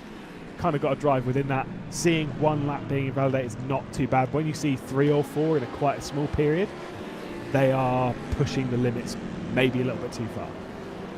Absolutely. We are already getting towards the end of 1 hour here, Lewis, which has flown by a little bit. A bit of a return to VEC for you here. I know you did a bit at Le Mans, but yeah, it's been a nice chaotic first hour. Thank you. Yeah, no, it's been good. I've had a bit of a I'm not leaving for too long. Don't whiz was. I'll be back for a couple of hours in a bit. But yeah, it's been a crazy return as expected, to be honest. Yeah, absolutely. I don't know what that word means you just said there, but Whiz anyway, was. we'll talk about that later when it calms down a little bit. But thanks very much, Lewis, for the moment. We'll be hearing from Lewis McGlade again in just an hour's time when he returns to the commentary box and kicks me out, which you'll all be glad about. Joining me now, though, is Zach Sweeney to take us through the next hour. Well, a couple of hours. Zach will be here for. Zach, as I said, very chaotic race so far, and difficult to keep up with at times, but beginning to settle down into a more recognisable VEC pattern now. Just a little bit, yeah. I mean, what is to be expected? It's Spa in the Virtual Endurance Championship, so it's always going to be a recipe for a bit of chaos. That opening lap, you saw a couple of cars getting a little bit too eager, and of course throughout the race as well, we've sort of had a fair share of numerous incidents, whether that be between 2 cars or just 1 car getting it all sorts of wrong. And of course, the threat of rain has been looming over our heads from the absolute start of this 8-hour race. But yeah, I mean, we go into these races expecting a bit of chaos and a bit of fun, so yeah, no, just looking forward to seeing what the remaining 7 hours has in store for us. Absolutely. When I was looking at the forecast, by the way, speaking of rain, a little bit earlier, it said that there was going to be a little bit in this hour, but so far, obviously, it's not even clouding over just yet. Meanwhile, in GTE, we have got a few pit stops happening right now. Henry Sinnick is in for Moranis, Ramada in, John Lacey, Deuces, Scuderia Leone. A lot of these teams coming into the pit lane, but Diogo Silva able to go that little bit further.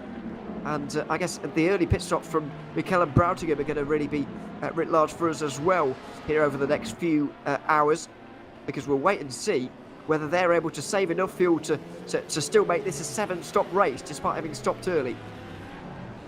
And again, it is that thing of just trying to bring yourself back onto schedule. But you have to capitalise on things like code 80s and things like that, because again, as Lewis McGlade said, you have to use that time gain that you get, relative time gain that you get when you are going slow under code 80 to then overall you're going to gain time. If you can lift and coast and save a lap of fuel over the course of each stint to the end of the race, and you can gain sort of however long it is under code 80, whether it's just 10 seconds, then it is going to help you in the long run, because we have seen how close things can come down to the wire in the Virtual Endurance Championship.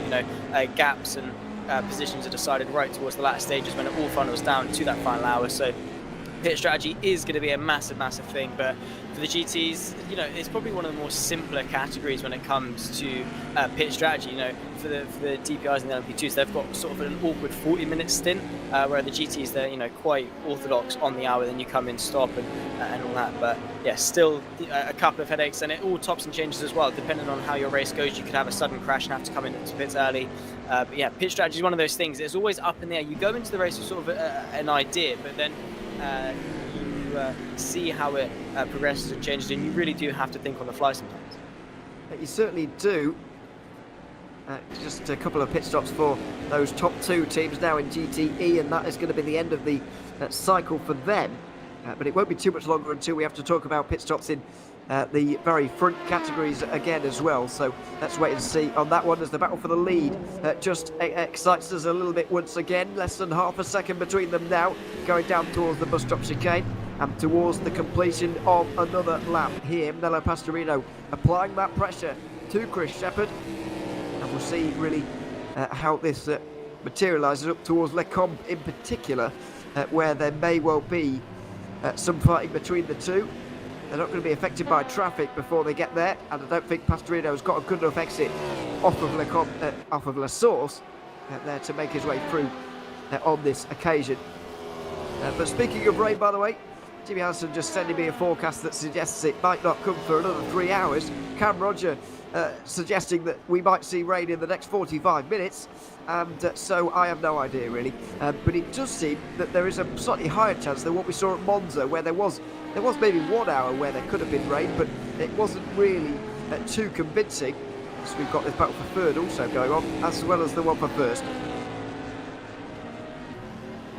Yeah, absolutely. And the rain as well. It's just again, maybe even now it's worse in Spa than it is Monza to have a slightly higher percentage chance of rain, because then you almost expect it more, and if it doesn't come, then it's just even more of an anticlimax.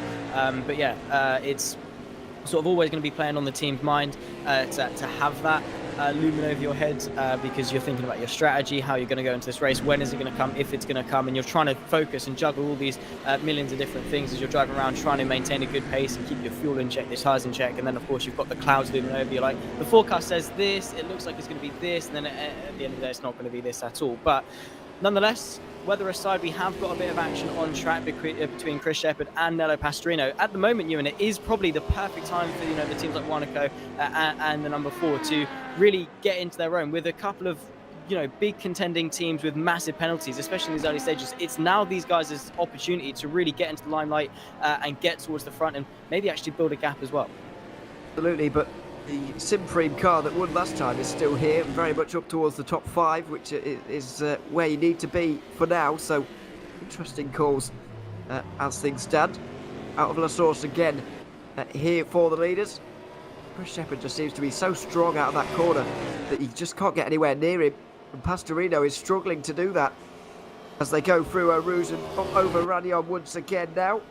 He's just not close enough to really affect a pass at this stage in the slipstream, but nowhere near close enough, as in the background the battle will also continue on just that little bit. These battles, by the way, are certainly the closest in the field, really, as things stand.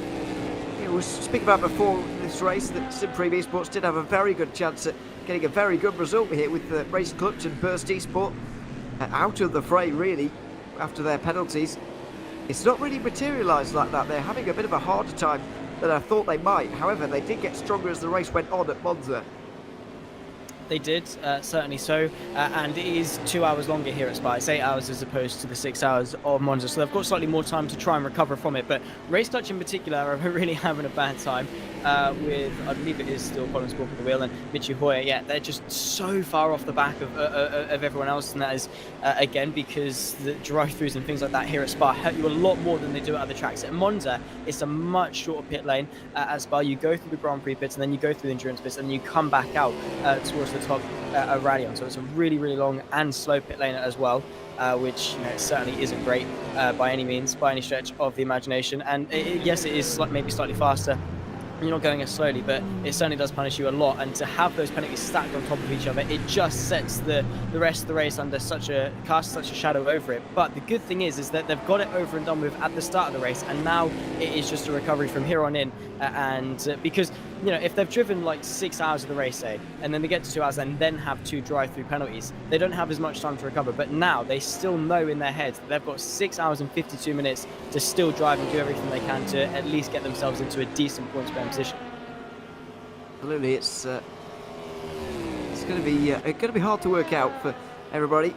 For the moment, though, these positions not really changing. We could see changes very soon, it has to be said, because we're very much into traffic again. The bulk of the GTE field is not far away from these guys right now. So they'll, from the leaders in DPI anyway. So we'll see how this affects the battle, but really it's a case of toing and froing once again. I mean, we speak about this all the time, but it's traffic gives and takes away. It's our favourite phrase, but it's very true. To be honest, we've just seen that already. Nello Pastorino has seen the leading gap doubled there by that. So I mean, it's pretty clear for us there that this traffic is going to change this battle. It's either going to give Pastorino possibly a chance at the lead, or it's going to give him a big deficit to close in on. And you can't predict which ones it's going to be. It all comes down, in a sense, to luck, but also the experience of being able to cut your way through. But again, there's a big difference between catching a pack of cars down the Kemmel Straight and catching a pack of cars going up a Rouge and through Radial, because we saw earlier how it can fabricate a move. We saw it between, I think it was Valle trying to go around the outside of the top of Radial 3 wide because there was a car going slow through Rouge and Radial. It comes down to the timing of when you catch them and at what point in the track, because the deficit between the GTs and the DPIs is going to be through the corners, and it can catch you out quite big time.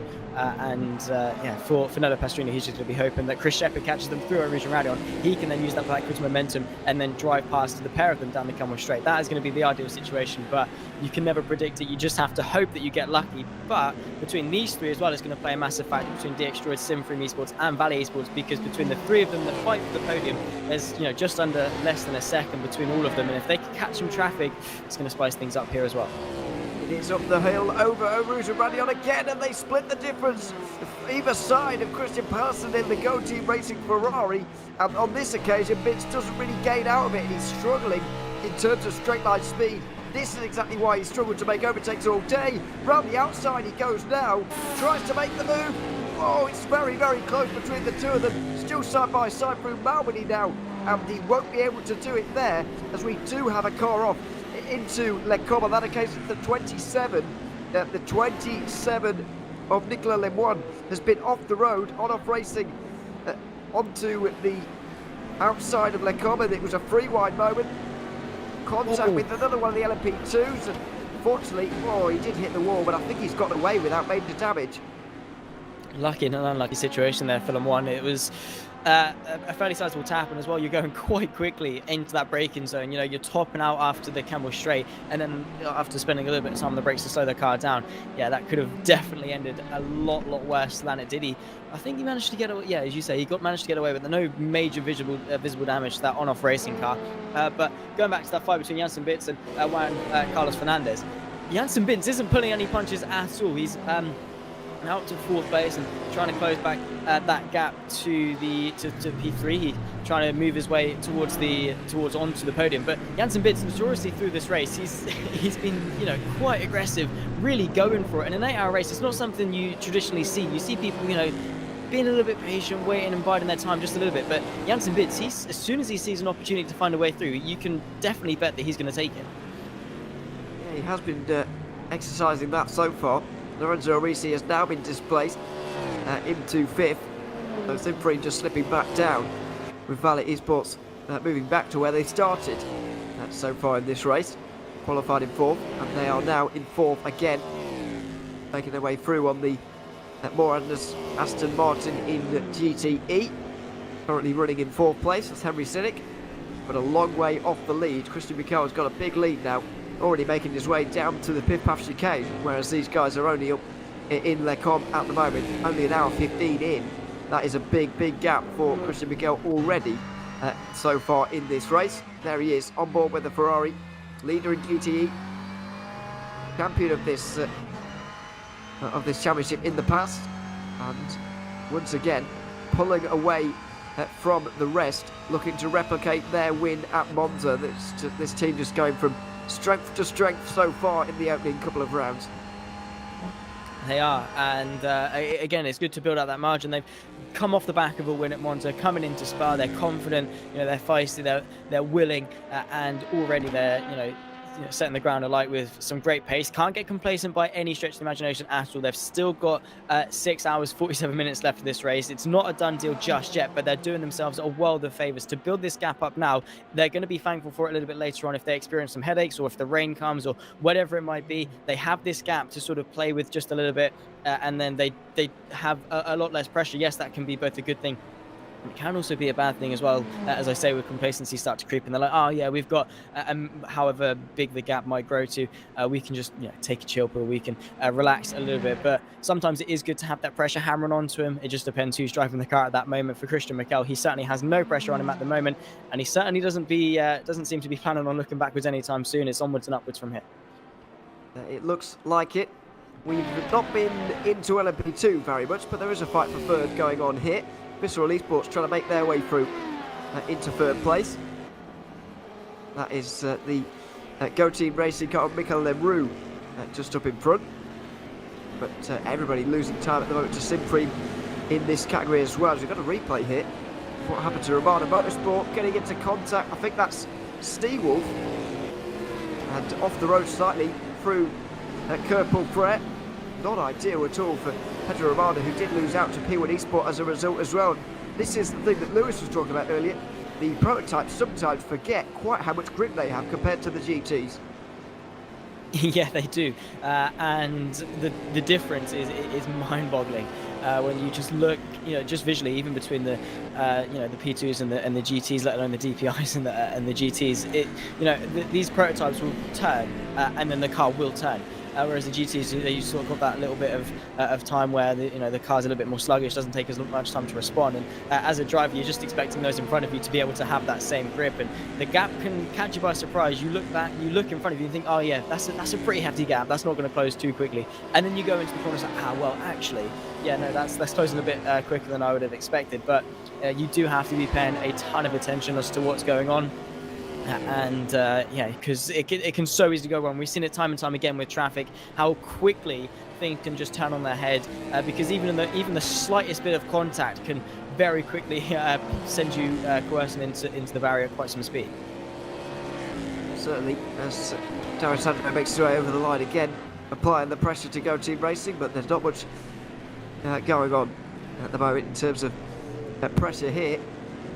Not able to really get anywhere close enough here at all. So pit stops coming up very soon for the DPIs and the LMP2s. If we get too many tyre swaps now for these teams, because we are now an hour 20 in, this is where we would see the end of a double stint, and those who are on softs may well end up changing tyres now. But very interested to see what Valiant Esports do here in terms of the DPI category, because they're on mediums. Are they going to go for a triple stint, or are we going to see anybody on soft tyres go for a triple stint? Because after all, we did see some of that throughout the race at Monza.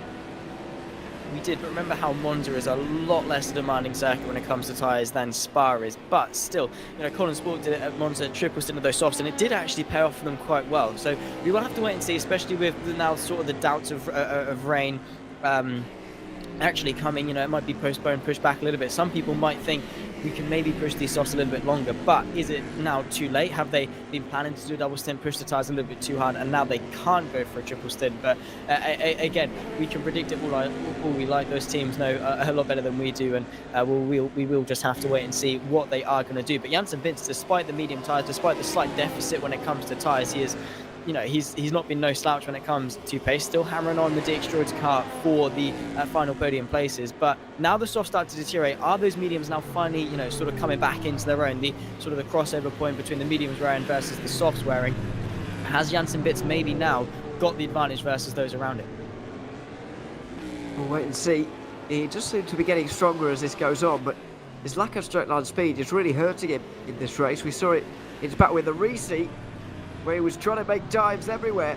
It looked a little bit strange at first. However, it's making more and more sense because he just doesn't have the straight line speed to make this in the conventional areas, as we're about to see. I think up Eau Rouge and Radion, we'll see whether DX Droids have got the straight line speed advantage over Valor as well, or whether it was just simply on board with Valor. They're making a bit of progress, but it's not a lot. Outside line for Binso, very late on the brakes. When Carlos Fernandez defends the inside line, doesn't give a lot of room. A big slide for Binz, who has to gather that one up. That was close between the two, definitely contact, but they both continue facing the right way, thankfully. It was very aggressive between the two. Elbows out between the pair of them for sure, but Janssen Mintz again very brave on the brakes until they come. We saw it in his fight against Lorenzo Arisi when he tried to go around the outside. It didn't quite work from them, but he tried it this time around, but Juan Carlos Fernandez sort of gave him the squeeze over that curb, and Vince was sort of forced to concede in the end of it. But you can just see his deficit in the straights are certainly made up for in the corners with his confidence under brakes to just try and send himself around the outside, and it did nearly pay off for him. But neither of these two cars at the moment seem to want to concede or give up this fight, and Juan Carlos Fernandez in that DX Droids car does not want to give up this podium at this point in time. But you start to ask yourself these questions. Is he doing himself more harm than good at this stage? Well, it's hard to tell how quick he could go without that car just up in front of him as we get towards the end of another 40 minutes here and wait for the pit stops to happen again. It will be lap 42 where we see most of the pit stops. We just completed lap 40 here in this race, but it remains to be seen whether they can go a lap further. Now they don't have a formation lap at the start as well, so they are going a little bit further than the 40-minute mark, which will help them a little bit later. 19-20 laps is kind of the limit for the LMP2s as well, and they're just completing lap 37, so we have got a few minutes. It does seem that Spa is one of those circuits, particularly in prototypes, where you can save that little bit of fuel. Lewis was talking about this a little bit earlier on. You can save that little bit without losing too much time. And kind of to your point earlier about whether this is really beneficial for Binz or even Fernandez as well, just beg the question, why doesn't Binz just save that little bit of fuel on the back of DX Droids and maybe just get that shorter pit stop and leap ahead of them in that way? It is a lot less risk taken, at least physically, because each time you go for a move you are risking making contact, getting some damage, or completely spinning out. So to do it in the pits is a lot much of a safer option, but you can see that Binz getting caught up behind the Ferrari going through pool 1, so this is going to open this gap back up just a little bit, to the margin of just over a second, 1.3 between the pair of them.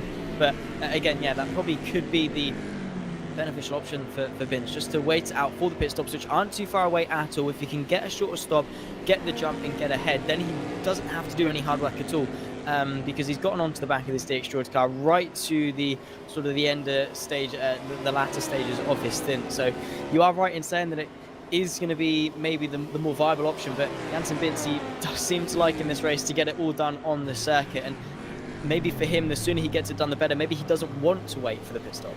Yeah, doesn't really want to back down in this race so far. Through into the bus stop chicane again. And they'll be going on to their final lap now on this stint, I believe. Unless they are able to stretch to 22 laps now that they don't have a formation lap right at the start.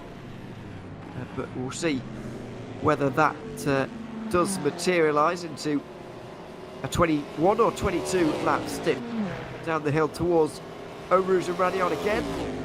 I think it's a little bit closer this time maybe than what we've seen in the past. Go to DX Droids, just weaving around a little bit to try and break the slipstream, although they'll take a bit from Deuces Motorsport Club, and then they'll swing to the defence of Janssen Binz, who looks to the inside, won't make that move. Fernandez covers the inside again and is able to keep the lead again, and Binz, with his slightly higher downforce, is once again finding it very difficult to actually make overtakes, and that is always the risk when you take on that kind of setup.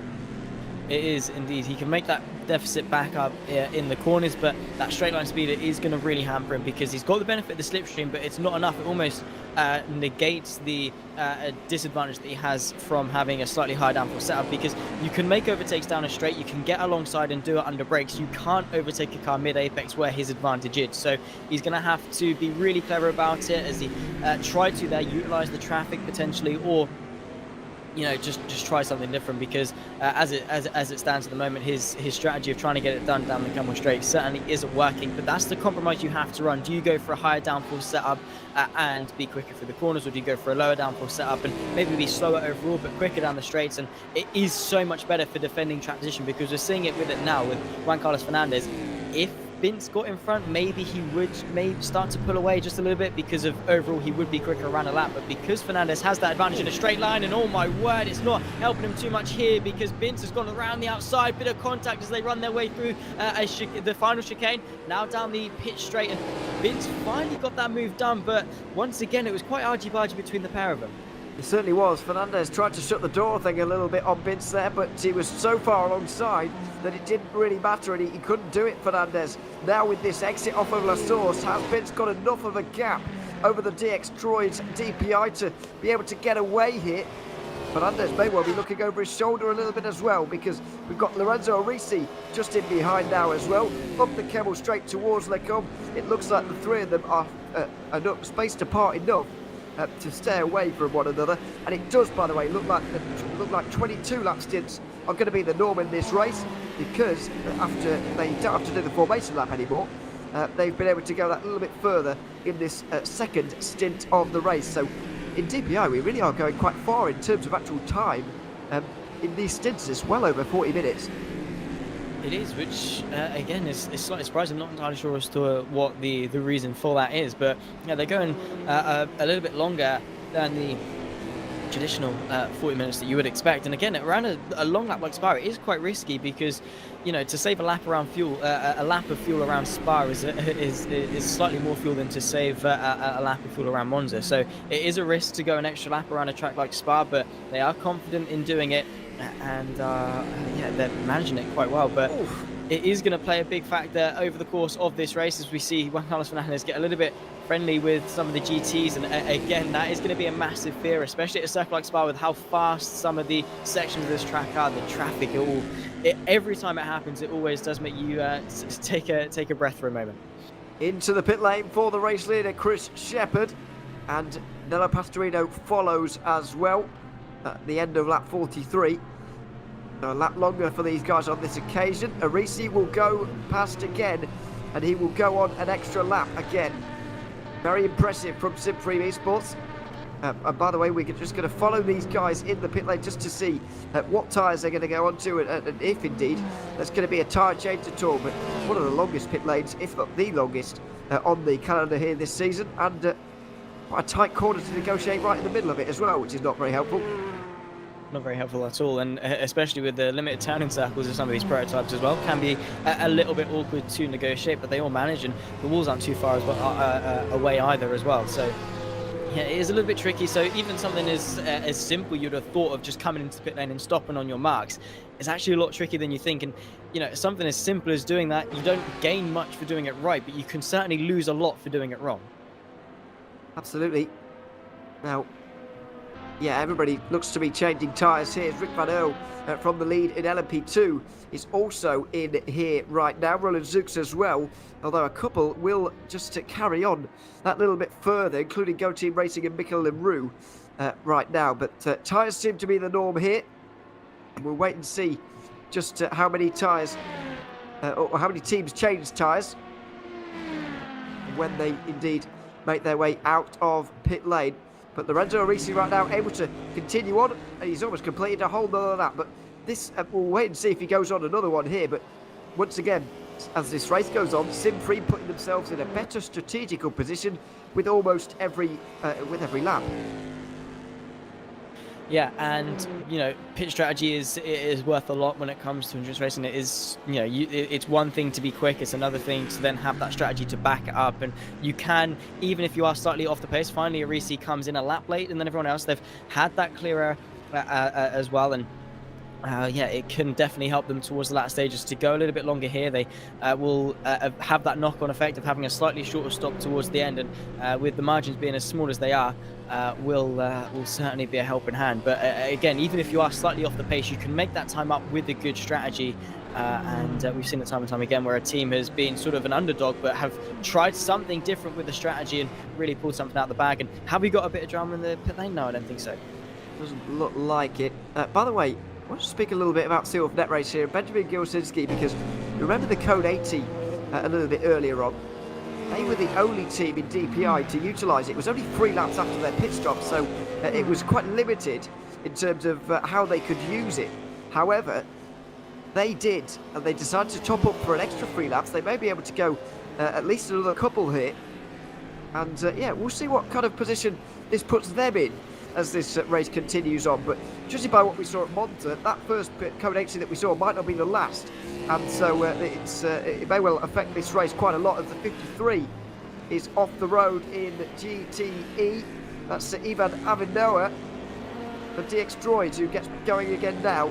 Yeah, that's not ideal. Off the road in the Piff Paff chicane by the looks of it. Easily done, and again, just goes to show how tricky Spa is as a circuit. Avinoa seems to be managing to get away quite well and push forward, but it can be the smallest mistake like that, as you say, that can bring out a Code 80 and really throw things up in the air when it comes to pit strategy. You are really at the mercy of other people. It doesn't matter how well you're doing in a race, how seamless your pit strategy is at that point. If someone else has a massive crash and brings out a Code 80 and then you're in a bad situation, it's just one of those things. You put a lot of trust in a lot of other people to hope that everything goes all right. Absolutely. So pit stops in LMP2 as well. At the moment in the lead, it's Mark Veit in the 38. Black Hawk Zancho. Pescarolo Esport and also Arm Cyber haven't pitted yet, but of those who have pitted, of course, Rick Van Earl has come out first. I believe, by the way, most of the LMP2s have changed tyres after a couple of stints, or they haven't. But what is clear is that most of the teams and drivers have decided to go for something very, very similar here. We've had a driver change as well in DPI. Boya Milan has got into the Monaco car, but they've been jumped by Satellite Racing. It's the second time in 2 stops that Monaco have had a longer stop than Satellite Racing, and that will be a little bit of a concern. It will be, especially if it continues for the remainder of this race. You come into the pit lane quite a lot of times in those in that DPI class, so not great, but by any means to have that deficit, because it just means you have to make it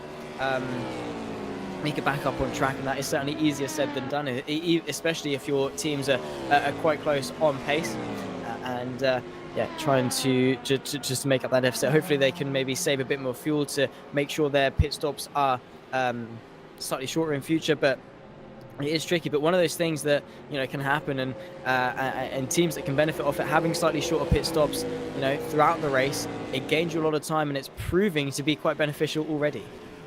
It is, as we've got a number of intermittent yellow flags out there at the moment, but nothing really substantial really to speak of, as Mark Veit has come in from the lead in LMP2. We'll hand that over now to Robert Pone of Pescarolo Esport, and once again going longer than everybody else.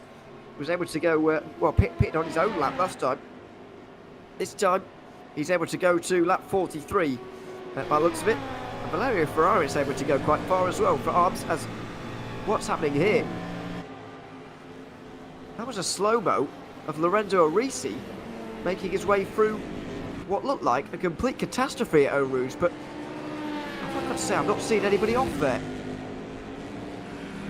He seems to be going all right now, does Lorenzo Arisi, but yeah, that is a weird one. Maybe he was cautious of, maybe there were other cars coming through, he wanted to back off. We're looking to the left-hand side. Are there any other cars coming through? There's a tyre, but no car to match it, and yeah, that is just baffling. Again, not entirely sure as to what happened, but at least now he's going okay. But either way, that deficit that he lost at the top of the hill there is certainly not going to be to the delight of Sim-Free Esports at all. So that's the tyre of Moritz Mel at Go Team Racing from their shunt in the first hour. So that's been there a long time, and it's still there for Lorenzo Arisi, making me think that somebody had been off the road in a big way there.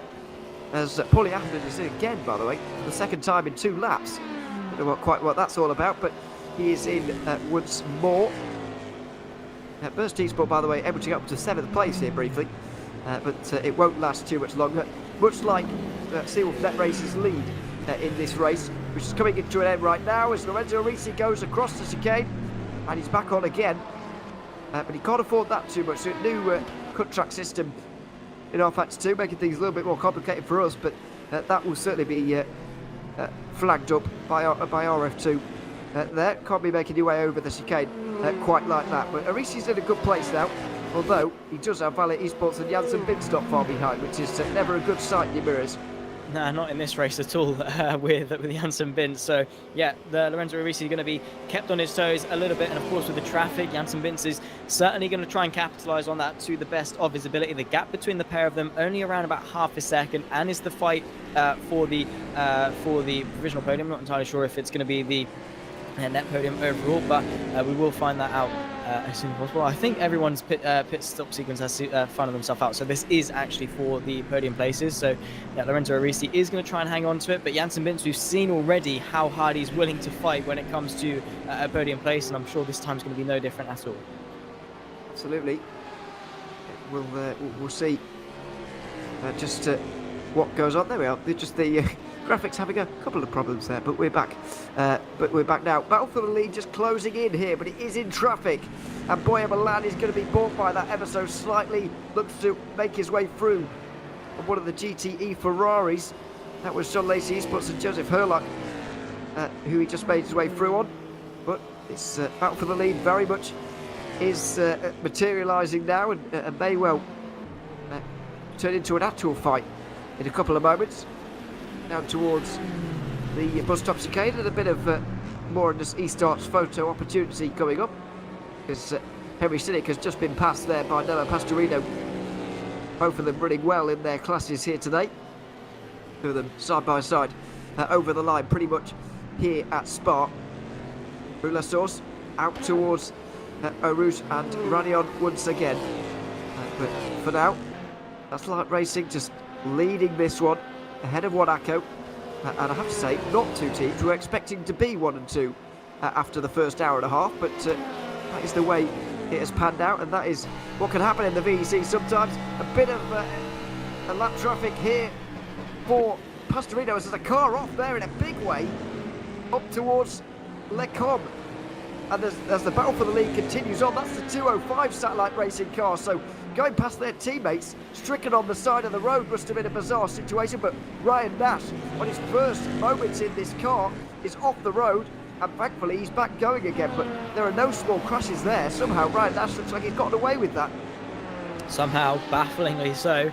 We saw a little bit earlier on as well, with some people getting quite lucky at that section of the circuit, but he's not really getting back to terms with that car too well at all. You saw just through Rivage there, another snap at the steering wheel, which it's never great, and you do have to settle back into that rhythm as soon as possible. We'll hopefully find out what caused that incident as soon as possible, but yeah, it's never a good sight, especially when it's your teammate as well. You do have to sort of feel sorry for them, but the fight between Nello Pastorino and Boya Milan as well is just back under 1 second, so we are still going to hopefully get this fight for the race lead. But yeah, once again, a number of incidents still cropping up. It's 3.1 getting caught up behind the LMP2. Is this going to close the gap? It could actually indeed do so, as Milan off into the bus stop chicane. Again, it's again just goes to show how traffic can chop and change. And is this the cause of what happened to Ryan Nash? And Whoa, that doesn't look like he's made a mistake. More sort of that his wheels just drifted to the left. well, yeah, was that a technical failure, or did he just lose concentration up the hill there? Which I'm starting to feel may have been the case. He just drifted onto the grass there on the left-hand side, and then all of a sudden, the car was wildly out of control. I'm not entirely sure, but either way, it's all solved now, and Nash might have to make another trip down pit lane, but at least he's still in the race. Nello Pastorino has just pulled a bit of a gap now over second place. And they make their way through Le Com. Once again, Ryan Nash is indeed back into the pit lane there. Now, in terms of battles out there on the circuit, the highest placed battle overall is all the way down for 26th overall, 25th overall. But 5th place in the GTEs, Joseph Herlock and Diogo Silva, 2 Ferraris fighting it out. We've got a bit of an interesting moment coming up in GTE, really. The pit stops are not too far away. You might be thinking that's a little bit early, but LeadRacing.com and Blackhawk Racing both came in quite early Christian Mikel and Alex Broughtingham, two fastest drivers in the field, came in quite early. So they're not too far away from making that second stop. They're only about 7 laps from that. And yeah, we'll wait and see really just how their early stops are going to affect this one. But of course, a code 80 later on down the line, or rain, could of course all throw that up into the air. But for the situation we have now, they are very much early stoppers in the GTE field. For sure, we do have to call it how we see it now, and it is slightly unorthodox, and they are going to have to work hard to get themselves back onto schedule. But they did, again, they did do the right thing of trying to capitalise on that Code 80 a little bit earlier on. This is still the fight for the race lead between the Madness E-Stars and the Wanaka car for the race lead. Again, traffic sort of maybe putting this battle on hold for the time being, but they are now in a bit of clear air, and the Wanaka car does seem to be slightly closer in the slipstream. Again, just a couple of car lengths, maybe 1 or 2 car lengths too far back to really go for a move. And again, still a lot of battles cropping up, a couple of pairs up and down the field. The Sim Racing for Holland Corvette just in front of the P1 Esports Porsche, now the fight for 7th place. And yeah, really interesting part of this race with in terms of the strategy in the GTEs, and also the fights across all 3 categories. Yeah, there certainly are not too much happening in LMP2 at the moment, but you can be sure that will develop a little bit later. The battles are just toing and throwing in DPI for now. Over the curbs again for Stensnes. And Burtnops has done a good job here, let's not forget. This 52 car had penalties earlier on here in this race. I believe more than one. No, it was one penalty, but it was a stop and hold 60, which nearly cost you a lap around here. They are indeed nearly a minute down on neatracing.com, but you wonder how they've got themselves in this situation, because a stop and hold 60 plus driving through pit lane, that would not, it would equal more than 54 seconds. So how have they got so close? I wonder whether they didn't take tyres at that first stop, whereas quite a lot of others may have done. Maybe so, but yeah, they lost a significant amount of time in that penalty sequence. But again, you have to serve your penalties. You know, you can't just get away with it. But they're recovering really well. They've taken that penalty on the chin, they've served it, and they've pushed on and tried to recover as best they can from it. And at the moment, P7 for them. They're not too, relatively speaking, not too far off the race lead compared to where they realistically should be. They are under a bit of pressure now from Stensnes, as you said, in that Porsche. But yeah, Bert Knox in that Sim Racing for Holland car has done a phenomenal job, at least for the moment, and strategy might have helped played a helping hand in that one as well. But again, it's just that thing, is how well can you drive with that penalty, knowing you're going to be demoralized and a long way back. How well can you pick yourself back up and continue fighting forward? And at least for now, as it seems, that Sim Racing for Holland car is certainly not doing a bad job. Absolutely.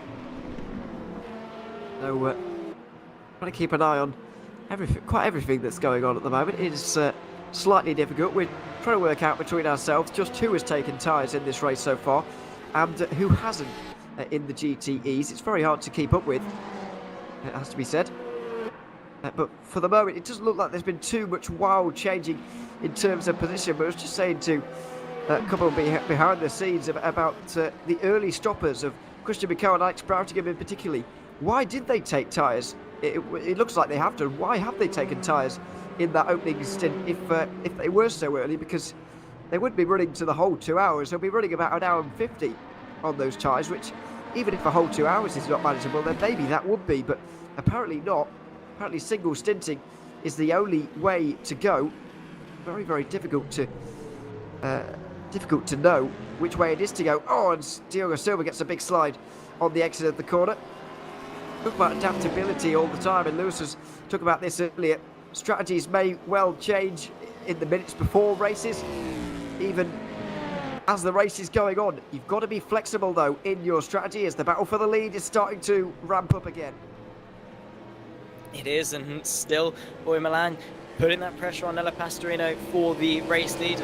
Yeah, a lot of talking points so far in this race. It certainly has been an interesting one, and the adaptability and things like that are certain traits that certainly do come with the job of being a top-level sim racing driver. But we are going to focus our attention now, because that Wanaka car does seem to be substantially closer than it has been, pulling out just a little bit, going dip down through Eau Rouge and then up the crest through the left of Radion, and now down the Kemmel Straight. Is Nella Pastorino going to be put under a bit of pressure? Because at the moment, it doesn't seem like that Wanaka car seems too eager to really go for the move. They, are there, but not too eager to find a way through particularly too quickly. So maybe doing sort of the Lewis McLeay strategy of just saving a bit of fuel at this stage. You're not running out later. That'd be nice. But yeah, they are, by the looks of things, employing that one. Danilo Pastorino still leading though. The Italian from Satellite Racing, really. I know I've been calling them Satellite Racing a lot. It's more under C-Stars on the drop down here. Still tied with Satellite Racing, of course. Makes me wonder a little bit who we're going to be seeing a little bit later on as well. Liam Rance is with him at the moment, just talking him through this one, but it looks like Pastorino is going to be doing at least the first few hours of this one. Oh, that's outside line, and there's contact. Uses Motorsport Club into the wall at the Pif-Paf chicane. Which one was that? It was the 73 of João Barbosa who started that one. Roy de Munich has gotten into that one now. Wojtek Polesny from third is okay, but Roy de Munich has been sent into the gravel. Complete passenger in that one as well, going through the Pif-Paf chicane. Is it going to force a bit of a fight between our two race leaders as well? It might well do. Through Blanchimont, you can see all three classes, the GTs and the LMP2s, and now the DPR is trying to carve their way through. Milan trying to make quick work of them to stay with that Maradna C-Stars car just in front. We are going to take another look as to what happened. Pastorino going to go the long way round, and Roy de Munich just drifting out, trying to take his sort of normal racing line, and again sticking to his own line, staying predictable. And it is always the DPI's responsibility to lap safely, and sticking your nose to the left-hand side there, trying to go quite ambitiously back to the inside of the second part of Pif-Paf. Yeah, that was always going to be a recipe for disaster. It was a little bit hotter, nowhere to apportion the blame there, really, that, in my opinion, as Bert Knops has made an early stop for Sim Racing for Holland. Maybe that is part of their strategy that has seen them climb the order so well in the opening moments of this race. But yeah, this battle is starting to allow Simfreem and Valley Esports to get involved. They're only covered by 5 seconds at the moment. Nearly 2 hours in, we've got 4 cars covered by 5 seconds. Of course, only 36 seconds covered the top 7 after 8 hours here in season 13. So that will be a difficult one to break as Pastorino struggles in the traffic here. Milan closes into No Name Corner and now through towards Pouon. P1 Esports going to have to be very careful, and Stesnes realises that, just lifts off a little bit into the high-speed left-hander and lets the 2 leaders through, but it's absolutely on between these guys at the moment. Lap 53, we're on right now. We're waiting till lap 65 for them to come in again. We have got plenty of time to enjoy this fight. Oh, we really do. Yeah, Milan and Pastorino have been going at it for quite some time as well, and as you say, hopefully for quite some time more. And with the traffic approaching, it could really throw a spanner into the works, especially off the exit of Curva Paul Frere, because Borla Milan got a much better run now in towards Blanchimont. He's going to be practically pushing him through the very fast left-hander towards the final braking zone of the circuit. Defensive goes Pastorino, to the left-hand side goes the Monaco car of Milan. Now he's going to try the long way round. It gives him the inside, but he gets muscled off, and contact between the pair of them. Are they still going to emerge side by side? Yes, they are, Ewan, and this battle is not over yet. Well, that was certainly Pastorino trying to shut the door on Milan in the second part of the chicane, but he wasn't having any of it. Round the outside for Milan into La Source, but it's too late on the brakes. It goes wide, and Pastorino will hold on to the lead. There's a number of black cars just up in front here as well, towards Oruz and Radion, and once again, Monaco closing on the way in. It looks like Pastorino was just lifting off ever so slightly on the run up towards there, so that he can have a nice run through Oruz, rather than getting stalled at the top there at Radion. It looks like these two will just have an easing of hostilities for the moment. However, that was a very, very high aggression fight between the two. Pastorino trying to shut the door, Milan wanting to keep it open. Contact was made, and maybe that won't be the last time the two clash here today. Yeah, I mean, the way it's going, you certainly wouldn't expect it. Milan getting caught up a little bit there in through Rivage, couldn't quite find the way through that P2 just in front of him, and that has allowed Pastorino to get a bit of a gap now, 1.5 seconds between the pair of them just about. But I just find it baffling how through all of that they still retain 1 and 2 as they were before. Nella Pastorino leads the way ahead of Bora Milan, but yeah, you would expect that Monaco car to hopefully reclose that gap, but it just proves the point of how quickly things can change, especially with the traffic. They certainly can change really, really quickly indeed, and it's part of endurance racing. It's part of what we see, but only just under a second between the two of them at the moment. Milan and Pastorino close once more. Milan's so experienced, of course, in the Virtual Endurance Championship, and indeed on the practice server, by the way, in the lead up to this race. He and Chris Shepherd have done some of the most laps of any team, not only in DPI, but in the entirety of the Virtual Endurance Championship across all 3 divisions as well. Over the line again, towards La Source again for those two. The two of them have got a few call-ups between them, though, and there is a bit of space, really. No chance for Milan to be able to make his way through on this occasion. There'll be a chance a little bit later. Plenty of laps still in this race, and again Pastorino gets the short end of the stick and getting caught up through the sequence of overs and rally, and you can see Milan there going off the circuit to try and maintain some speed. That Corvette was really just sort of a passenger. Saw these 2 blitzingly quick DPI cars battle their way through. Luckily for Pastorino, though, he's managed to retain track position, but again caught up behind the Aston Martin in front of him. It is going to allow Milan to close the gap, but Milan again is going to have to find his way through the Aston Martin, and once more both of them sort of negating their own disadvantages. But here comes Lorenzo Arisi as well in that Simfrim car. This is very quickly turned from a 2-horse race into a 3-car fight for the lead. This is, and a 4-car as well, with Vale Esports not too far away. This is fantastic at the moment between these 4. This race really starting to kick into life nearly 2 hours in to the 8 hours of Spa. It's the second race of the Virtual Endurance Championship Season 15, and we really do have a race on our hands right now. Lorenzo Arisi saving a little bit more fuel than everybody else so far in this one.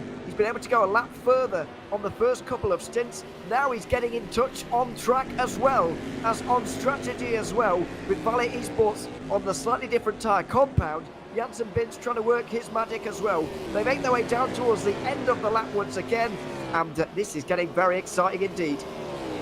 Oh yeah, really looking forward to see how this one ramps up over the course of the next few laps, because yeah, Lorenzo Arisi, he wants to get into the mix, and of course you've got Janssen Bins in that Valet car. If he gets into this mix, you can definitely expect some fireworks to be going off in terms of action. But yeah, so exciting. We're nearly 2 hours into this race. Usually the sort of point in the race where you'd expect it to calm down just a little bit, but no, absolutely not. 3 cars, maybe 4, fighting for the race lead in our top category, with a bit of traffic into the mix as well. This could, in theory, be a golden opportunity for Nello Pastorino to get away. If he is, riding on the fact that Bora Milan and Lorenzo Arisi, maybe Janssen Bins, get into a fight of their own, and that really would allow that Maradnis car to take off. Milan's got a bit of speed on here. Is there going to be an opportunity for the Spaniard to make his way through? It doesn't look like he's quite close enough at the moment. He tries, he gets at least on terms with the lap traffic with Nello Pastorino, but he's not able to make his way through quite here on this occasion. And the 3 of them get away a little bit from Janssen Bins as things stand. Down towards Rivage or Bruxelles or whatever you want to call it. And speaking of corners with lots of names, here is no name, maybe, in the battle for the lead. Just under a second covers the top 3 right now. Just over 6 hours to go, and still a lot of time until we're going to see pit stops here. I mentioned roughly lap 65 or so, and we're still 10 laps away from that, so that's nearly 20 minutes for these drivers. And what's lucky, I guess, as well, is that we're not going to get that manic moment 2 hours into the race where all 3 categories come down pit lane at once. The GTEs are going to have the chance very soon to come down for their second time before the prototypes have to. It's going to be nice and calm, at least for now. So at least there's something, maybe slightly more of a boring option, but certainly a more safe option. But yeah, at least around about 10 more laps of this racing action then. And unfortunately, Lorenzo Arisi has sort of fallen off the back just a little bit. He's there, but not able to close the gap too much. But as they Constantine are up to our 2 race leaders, you sort of can see that Lorenzo Arisi might be able to close that gap just a little bit, but definitely not over at all. Pastorino has been dealing with this pressure really well, juggling a lot of things, and then the hammering pressure of Bora Milan. Now Lorenzo Arisi, unfortunately the valet car of Janssen Bins fallen off just a little bit, maybe got caught up behind a few cars in traffic, but again the run through a Rouge and Radion, then down the Camel Straight. This is really where things start to liven up just a little bit because of that slipstream and because of that braking zone into the chicane. I think Pastorino has got a safe passage, but at least for now. But again, never count anything out, because all of these guys, the stakes are so high, and well, they certainly want to capitalise on any opportunity they can.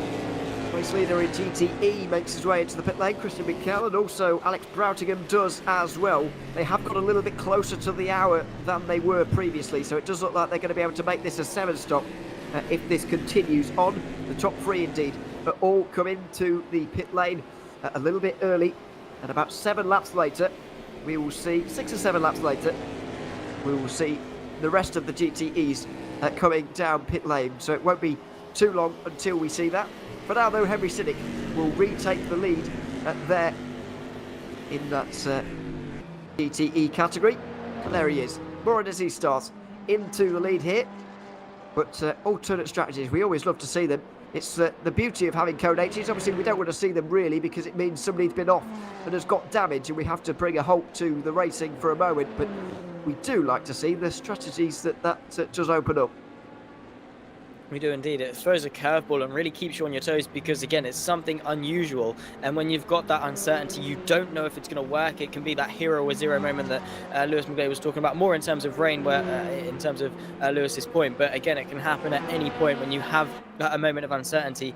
You try something different, you go off schedule a little bit, you go early, you try and make some time up because of a code 80, and then it puts you as sort of the anomaly. I'll get my words out with that one. I always struggle to say that word, but yeah, either or, it's you are singled out in a sense, or as part of a minority that go off schedule, and it can work really well in your favor or really not work in your favor. But at least for now, the Miranda Seastars car in the GT, Henry Sinnick at the moment, is doing a pretty good job of maintaining that 8.7 second lead, and to be fair, as a whole, Miranda Seastars are having a pretty good day in the office.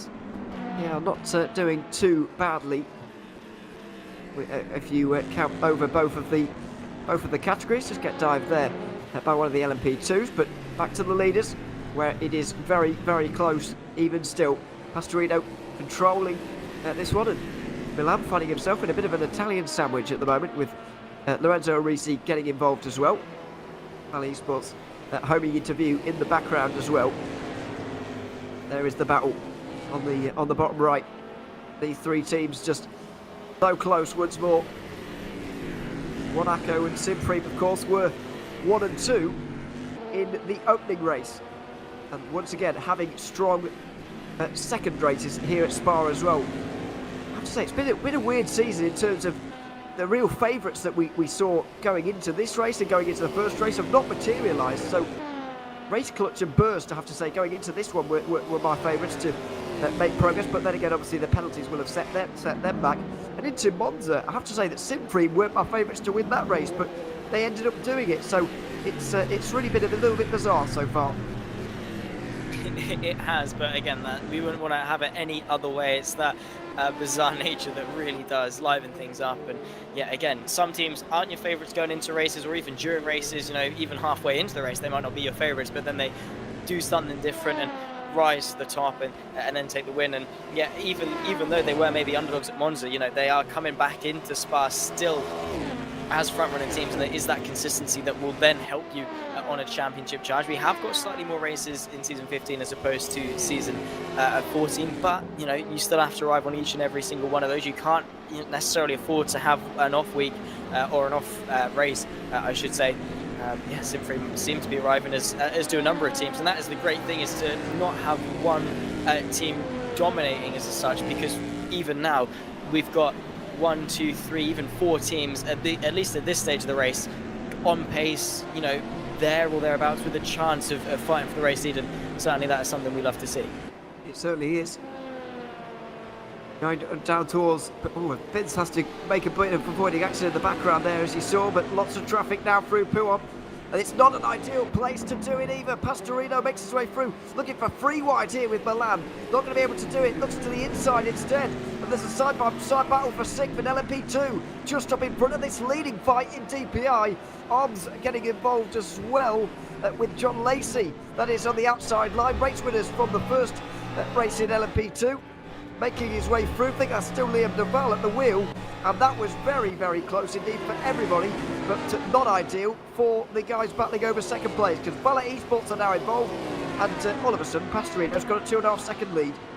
He's loving life at the moment as Pastorino. He's got a bit of a margin now. Before, when traffic played a factor, he was only able to get sort of 1.5 seconds clear of everyone else. But now he's got that 2.5 second, or just over, about 2 seconds gap between his competitors. But also, Arisi and Binz are into this fight. So he's going to be hoping, as I said earlier, that Monaco car, Bora Milan, is going to try and put up a mighty defense. Even more traffic left to negotiate as well. So it's not even the end of their troubles as of yet, and now you can definitely bet that Arisi is going to try and mount an attack as they duck and dive their way through. That was the Jean Lacey Esports Ferrari. Now through Eau Rouge and Radion. Has Arisi got it in him to go for this move? He's very quick in a straight line. We saw this in his fight with Janssen Binz earlier on.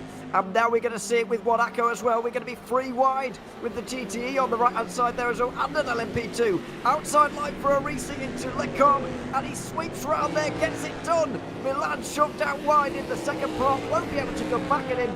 And Supreme Esports, victorious at the 6 hours of Monza, on their way here at Spa. They're up to second place. Doing a great job, but they have to keep it as well. Milan did have the pace to maintain in that second place, so again, we'll probably we'll expect them to try and launch a counter-attack. There's the race leaders in the GTE. They fight their way through, and Arisi managing to get ahead before P1, whereas unfortunately Bora Milan got caught up during P1, and that is always going to open up a bit of a gap. But then in towards the Pif Pash chicane, getting caught up again behind the Ferrari, that gap once again is going to close back up. But Ballet Esports well and truly into the mix, so they run their way through. Stavlo does the Monaco car. It is still a fight for second, but now Arisi has got that mammoth task of getting away from the Monaco car and actually reeling back in Nella Pastorino. It is a mammoth task as well. Over 3 seconds between the two of them, which is going to be no small matter to try and close in. Vince looks to the inside line, doesn't want to quite dive up the inside and go for it quite on that occasion. Into La Source they'll go in just a second.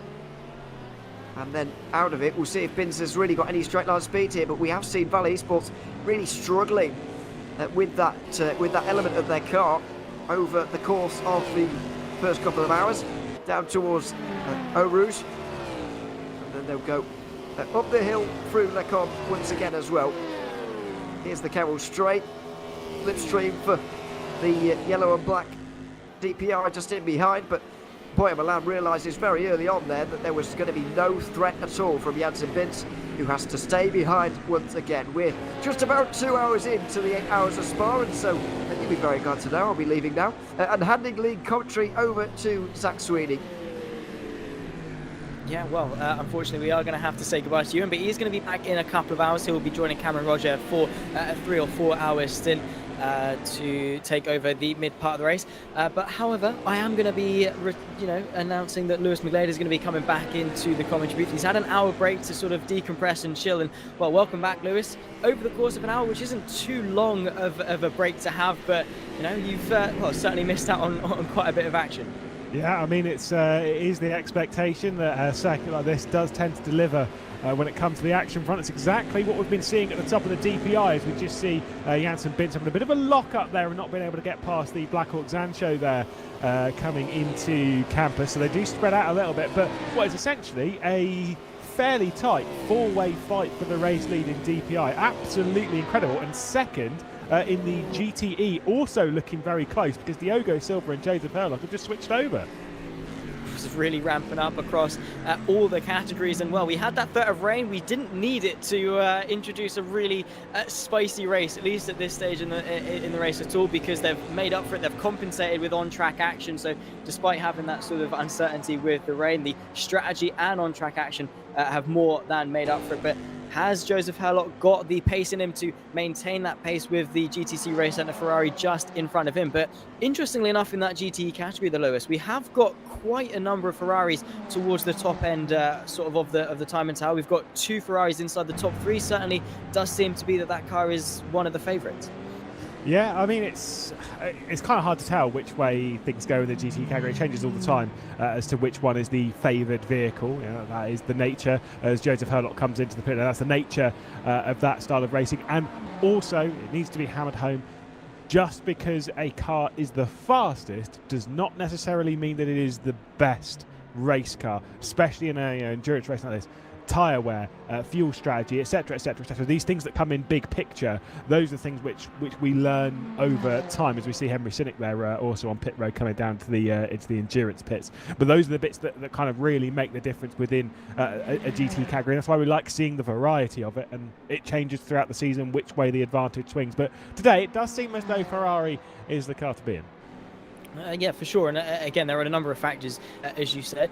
Having a quick car, it's great if the race was 20 minutes long, but it's not. It's 8 hours long, and you have to commit to it. You have to have a car that you're comfortable in, and you can trust. Again, it's that having that confidence in your car and the machinery underneath you. Because if you're spending the entire race skating through, not being able to push sort of 80, 90%, or even 100% of your limit because you're scared the car is going to go, you are not going to be running at an optimal pace throughout the race. And again, as you say, throughout the season, we've got 8 races, 8 different circuits, all have their certain characteristics, have their certain strengths, but will play to certain cars better than others over the course of the season. But it is that choice of choosing the one that suits you best for each and every one of them, or the one that will deliver on a consistent basis. Because at the end of the day, Lewis, in an endurance race specifically, it is going to be that consistency that wins you points and wins you championships.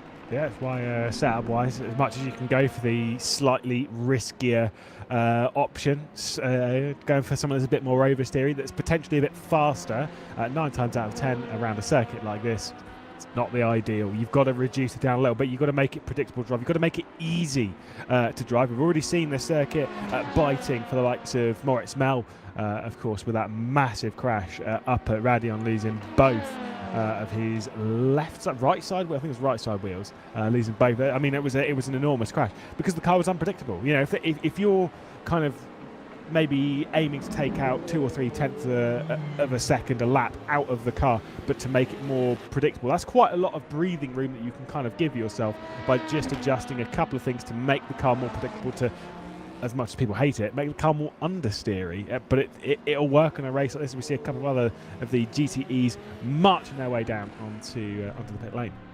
Certainly that time for the GT is a bit of a split strategy amongst all of them, but also in terms of a car as well, you've got to cater to 2, 3, sometimes even 4 drivers as well, and getting that setup balance is a compromise that you do have to work out, and again, it is going to be very difficult. Once again, we've got yellows in sector 2, so it is proven to be very, very difficult indeed. But amongst the GTs, this strategy, Lewis, is going to be very interesting talking point throughout the race, because those that did stop early a couple of hours ago under that code 80, they're going to be working hard to get themselves back on schedule versus those that did the conventional route of just stopping on the hour.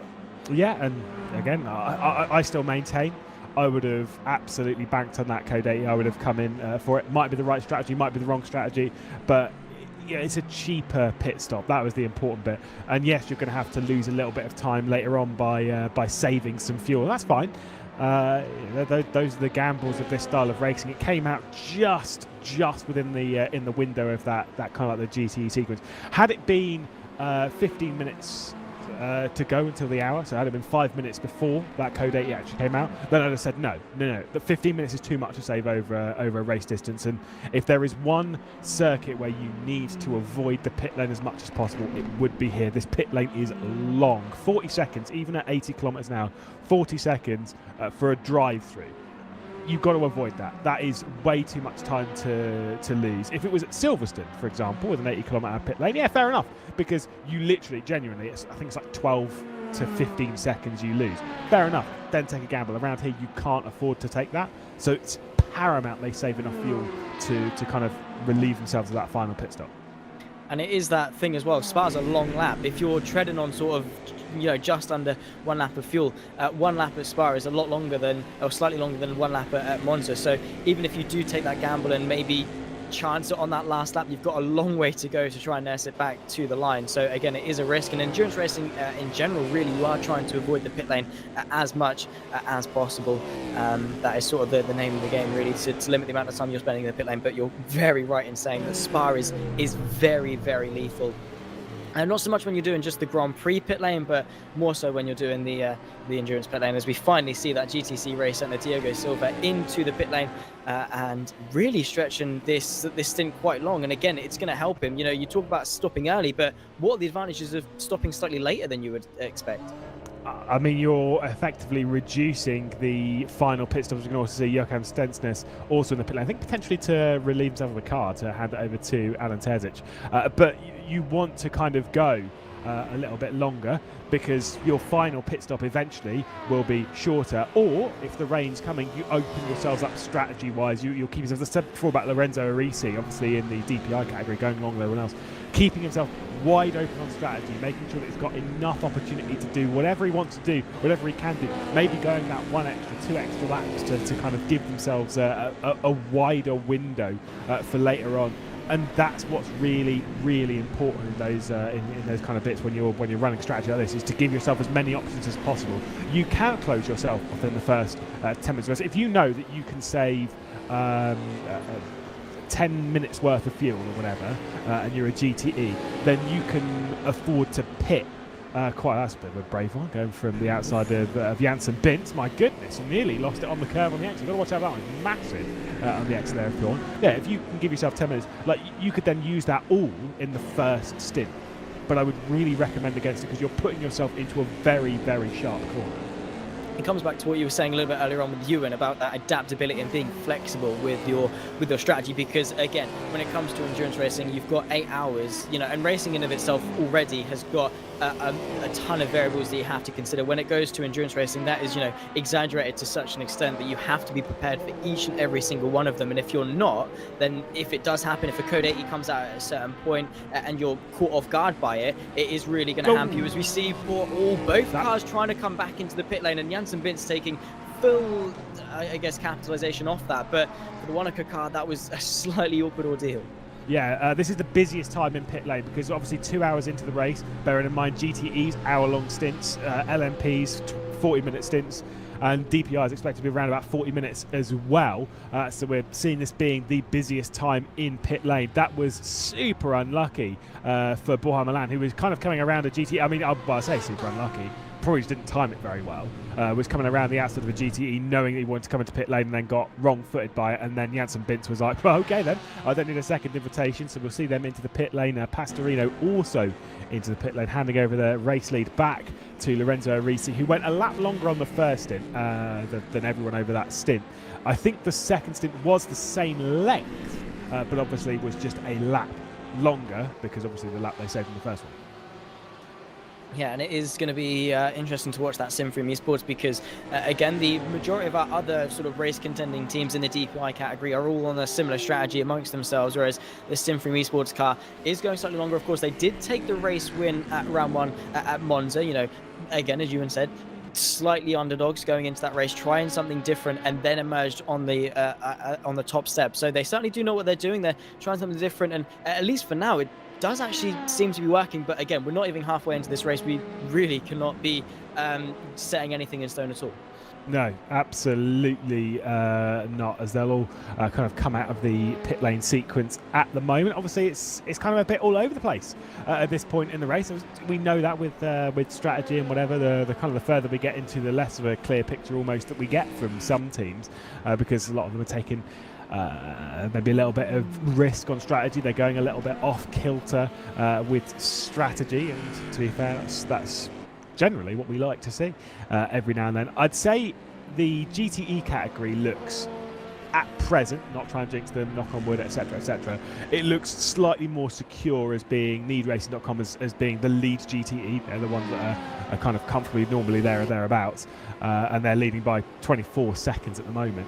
But both LMP2 and DPI, I couldn't tell you. I genuinely couldn't tell you who is the genuine article in that category as being the race leader, the proper full-on race leader right now.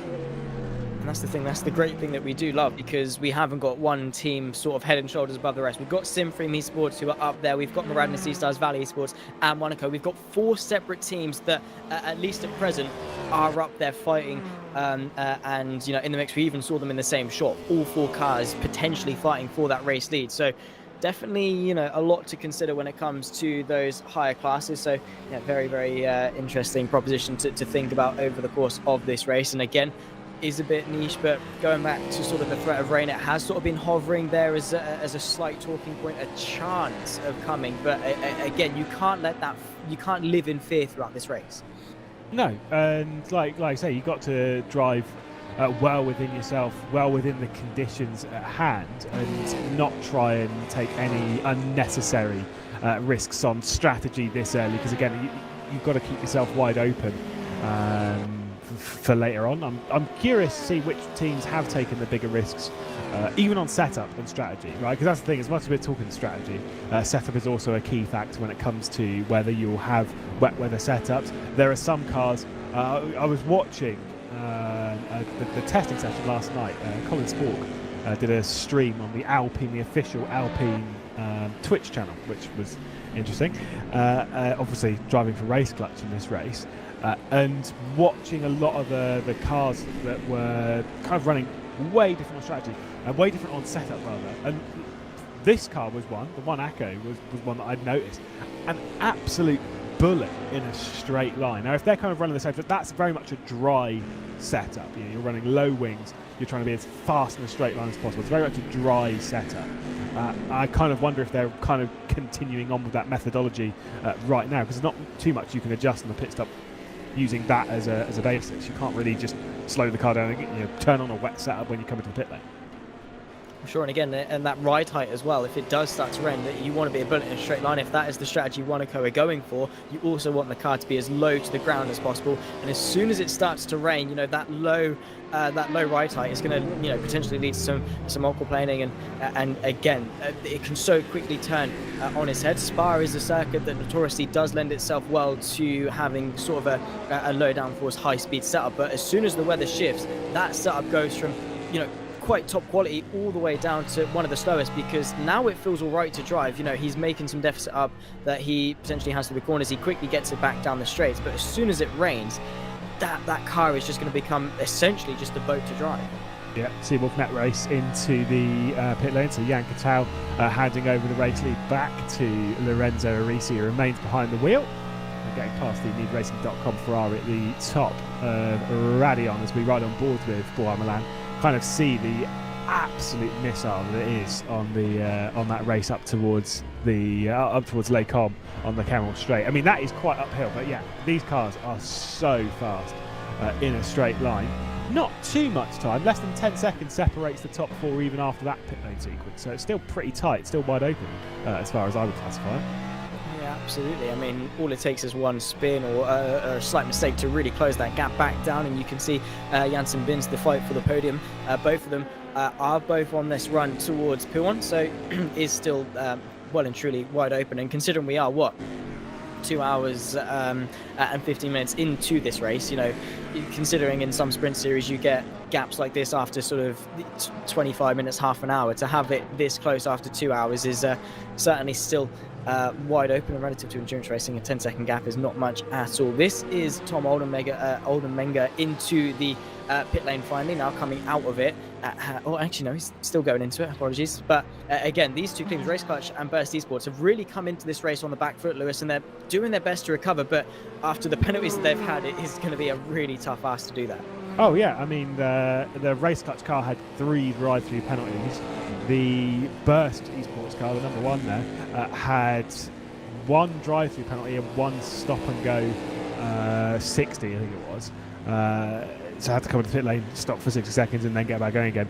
Right at the start of the race. Now, these are penalties from the previous round that come into this round, which, yeah, I've actually kind of been a bit more of an advocate of. Something that does throw it into a bit of disarray at the start of the race, but it is more like it's penalties, kind of like I've always said this when it comes to those penalties that affect the next round. Everyone's like, oh no, they're ridiculous, they're rubbish, and I'm kind of like, yeah, but if you don't get a penalty, then you're fine.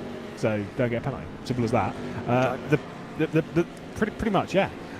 The penalty that affects this round, essentially what you're saying is like for them getting a drive-through penalty and then a stop-go 60, it's sort of like, okay, if you want to mess about with this, absolutely fine, but we are going to waste your time. And time is valuable, but essentially it's kind of like an 8-hour race where you probably can't win it, and like, good luck. And so I do like that. It's brutally harsh, but I do kind of like it.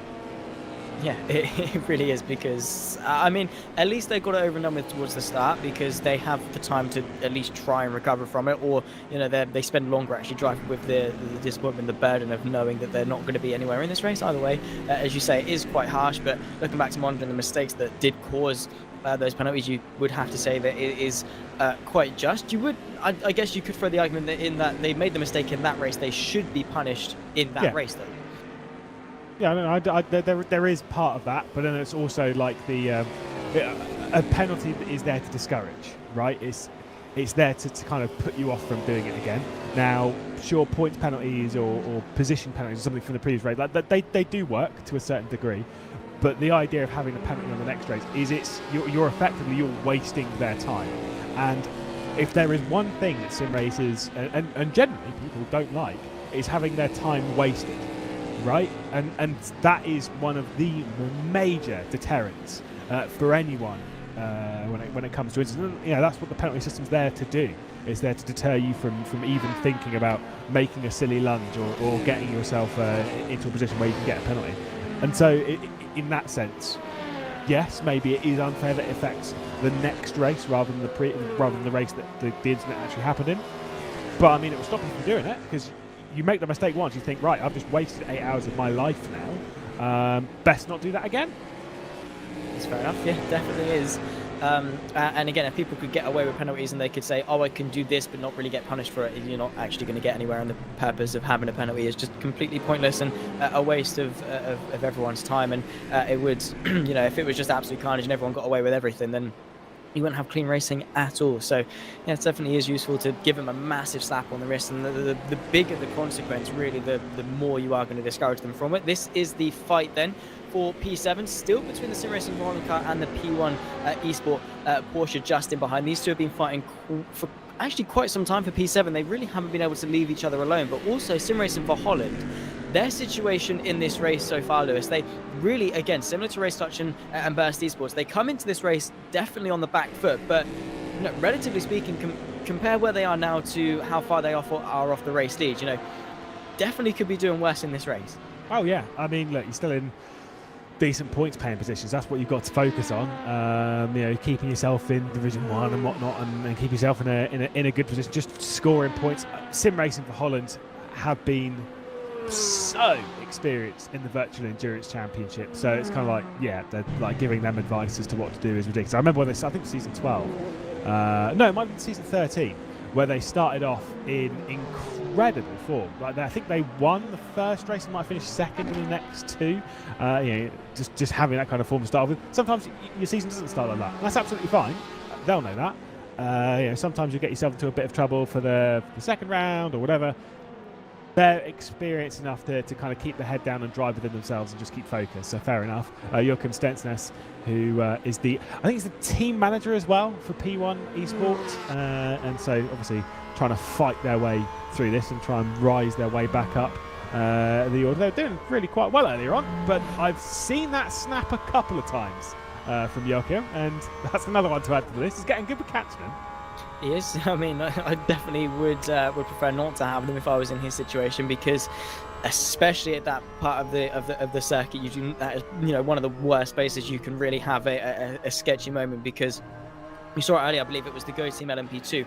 It was the slightest of snaps, tried to catch it once, tried to catch it twice, and then went hurtling in towards the barrier, careered himself back onto the circuit and nearly collected yet another car. But managing to hold it at least for now. But again, it's that thing of driving within yourself, is trying to push to stay with Dennis Downer for the Sim Racing Evolving car just in front of him. But again, is it worth risking losing or potentially not finishing this race? Because the gap between 7th and 8th in terms of points isn't going to be major, but the gaps between 8th place, getting those points, and not finishing as well is going to be a bigger loss than he's risking to gain. Yeah, I just I do fear for Joachim if the car has snapped that many times. It's kind of like, again, a race like this, especially when it rains, if that car's going to snap like that, it is very much an Alan Terzic setup. I can see that even from here. Does like a good oversteery car, but no, it's a no from me. I would not be able to keep that one on the road. I would definitely have been in the barriers. He's doing a great job, but you're absolutely right. Just keeping the race. Just kind of from this scenario, that C8R that's directly ahead is significantly faster in a straight line than the Porsche, it must be said. So you save fuel. Kind of get when you get up to Lake Orms, lift off a little bit earlier, save a little bit of fuel, try and gain yourself an extra pit stop back, because DX Droids making very much the wrong choice there. I've got to say it there. Yeah, an interesting one, and well, they tried to overtake both GTs. They've ended up back behind them, and yeah, no, that was certainly a sketchy move. They managed to actually get away quite well with that, I would say. That could have ended a lot worse. The Team Ricky Monsters car now looks to the inside and towards the source as well, but this is just a very awkward ordeal to say the absolute least. And now comes Joachim in the P1 Esports Porsche, and now we're ahead on this run towards Eau Rouge and Radion, so he's certainly not going to be saving a bit of fuel. Is he going to have yet another twitch as he goes up through the right? He's managed to keep it nice and tidy on this particular occasion, and up in a P7 for him, at least for now. But you know, he's driving well, and now he's unleashed. Has he got the pace to pull away? Yeah, watch out for that C8 though. That was going to be an absolute bullet in a straight line. Doesn't manage to find its way past. So obviously still way off the rear end of it. Whilst we go back to the battle for 6th position in DPI. This is the one that we saw just coming through that fight. Luke D'Amelio and Carlos Fernandez separated by very, very little. You said before about Team Ricky Monsters making up the spot on the DX Droids car. I've got to say that was a very poor decision for Carlos Fernandez to have gone to the left of the GTE into that braking zone. That doesn't make much sense to me. But again, you make those mistakes once, twice, 3 times, whatever, and then you kind of avoid ever doing those kind of things, because it will end very badly if you keep doing those kind of things. So yeah, it is what it is. Trial by fire, you know, you learn it the hard way, and as soon as you have those experiences, you quickly learn not to do them. And again, lapping GT cars, lapping slower classes, it is one of those things that just come with experience. You have to do it over and over again. You have to get it wrong a couple of times before you actually hammer it into yourself. That, yeah, probably not the best thing to do. We see it time and time again. We saw it last time out at Monza with Cameron Rogers sending one to the inside of the final part of a Scari on a GT, which again is dodgy, but you quickly learn that it just isn't going to work. You know, it can be very easy to sort of assert your dominance in these faster classes, to know how much quicker that you are than the GTs, and say you can get the moves done anywhere, but in reality you really can't. Instantly throwing Cameron Rogers straight under the bus. We will be hearing from Cameron Roger in not very long, so I'm sure I'll have a bit of a fight back on that one. Absolutely brutal. That wouldn't have even been the thing from that car that I would have picked up on. Oh no, absolutely not. There was a fair few other bits to have been noted from that car. Mitchie Hoyer's had a tough time today already, I think, in that Burst Esports car, so we won't dwell on his ordeal too much. And Cam's not had a bad day. No, not at all. He's had quite an easy ride. He's not actually in the car, so you know he's in terms of this race, he's had a nice ride of it. So you know, replaced. Fair share in it. Yeah, been replaced. There was a yellow flag that just popped out there for a second. I don't know if it might have anything to do with Darius Andre, who's now in the LMP2 dropping right back, but I think it had already been dropping back by the point of that yellow flag coming out, so I think there's been other drama for Darius Andre, but clearly there's been some drama out in the second sector which we're present in, of which there are a fair few spots. We've noticed that No Name has caught a few out throughout the running of the race this afternoon. I'd say you've got P1, which obviously you can do, but I'd say P1's not normally one where you get major car moments in the dry. It's more typically No Name or even Fania where you're going to see some problems. Spa in general is a tricky circuit in both the dry and the wet, but yeah, P1 surprisingly is not one that you traditionally have a lot of issues with. Yes, it's fast, and yes, it's sort of a flick to left, but you know, unless you can keep it nice and tidy, not run too wide mid-corner, and then obviously as a subsequent run wide on the exit, you can actually get it done quite easily. It's one of the corners you don't fear as much, but yeah, Spa as a circuit, the undulation changes, the nature of the corners themselves, the lack of runoff on either side of the circuit. You know, any mistake certainly is going to be punished quite hard, and that is one of those things that people do love about Spa. You know, we say it as a circuit is often overused a little bit, certainly not in the Virtual Endurance Championship as a circuit, but over sim racing you say it's, you know, slightly overused, but you know, as a circuit, it really is one of those gems that you sort of do have to appreciate as one that really does test all attributes of a driver. Yeah, as long as it's not like last year where I did. I'm not sure if it was 4 consecutive weeks, but it was 4 in the same sort of like 5-week period, 24-hour races around Spa. Yeah, that is enough to make anyone fall out of love. And there were drivers in those races who did do all 4. No, thank you Categorically not. That is a tall order, to say the least. But if you only race it every now and then, you really understand why this track is so special and why it's held so highly in the world of motorsport, because it has got that flow, it has got that rhythm, and it is a very special place to go racing. It can be a lot of fun. It can. I mean, yeah, as one to just enjoy driving around, it is certainly up there. I would always, as a circuit, to just get into any car you like and drive and do some hot laps. I do love just the Nordschleife because it's a track that you never really are too familiar with, and you can just go out and do some hot laps and just enjoy any car. But Spa as well is one of those circuits that, again, any car, GTs or whatever, you can just get in and go around if you're not sick to death of it, because as a circuit, it is awesome. But again, it's those things that, as a fan or an enjoyer of motorsport, again, it's not just the circuit itself that affects your opinion of it. It's, you're also your own personal experiences. If you've had a bad race at a circuit a number of times, you are going to eventually grow a little bit sick of it. Have a chat with Jimmy Allison about your love for the Nordschleife, because he'll share his joy of the Nordschleife. Absolutely loves the Nordschleife. Well-known lover of the Nordschleife. Whilst we see Charlie Rigo and Shaba Kish switch positions on-off racing, getting up to 7th. With a move, looked, just as we cut back to it, it looked like it was coming just into Blanchimont. So a big send from on-off racing to have got up into 7th position. But yes, indeed, Jimmy Allison loves the Nordschleife. Got to see it on the Virtual Endurance Championship, right? He would love that to bits, I'm sure. He would. I mean, I don't think it's ever going to happen. I think we've got more chance of a not-kill race than we do at the Nordschleife. I mean, not-kill would certainly be very interesting, but yeah, I don't think either of them have even a bit of a chance. But yeah, focusing on track at the moment, it is 0.8 of a second between Charlie Rigo and Shaba Kiss between the pair of them, and I think that on-off racing car has managed to extend the gap and really cement himself in P7, yeah, that gap is continued to grow. And just looking to the front, our front four in that DPI, it's sort of spaced out. We literally, probably about an hour ago now, just under an hour ago, we saw those top four so close. But interesting to note that because of the pit stop sequence and maybe because of a difference in pace, difference in strategy and things like that, it's now starting to space itself out a little bit. Yeah, and kind of is expected over an endurance race. They're not going to remain nose to tail for the entirety of it. The expectation is though that a few of these teams will come back closer together as the race goes on.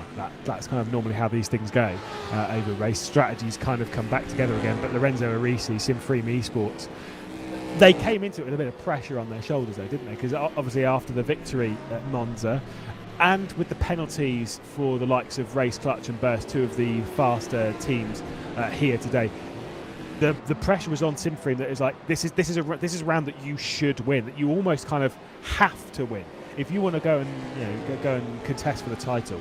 This is a very important race. Whilst your main rivals in that championship are having significant problems, taking advantage now is critical, because this is where you build a big points advantage.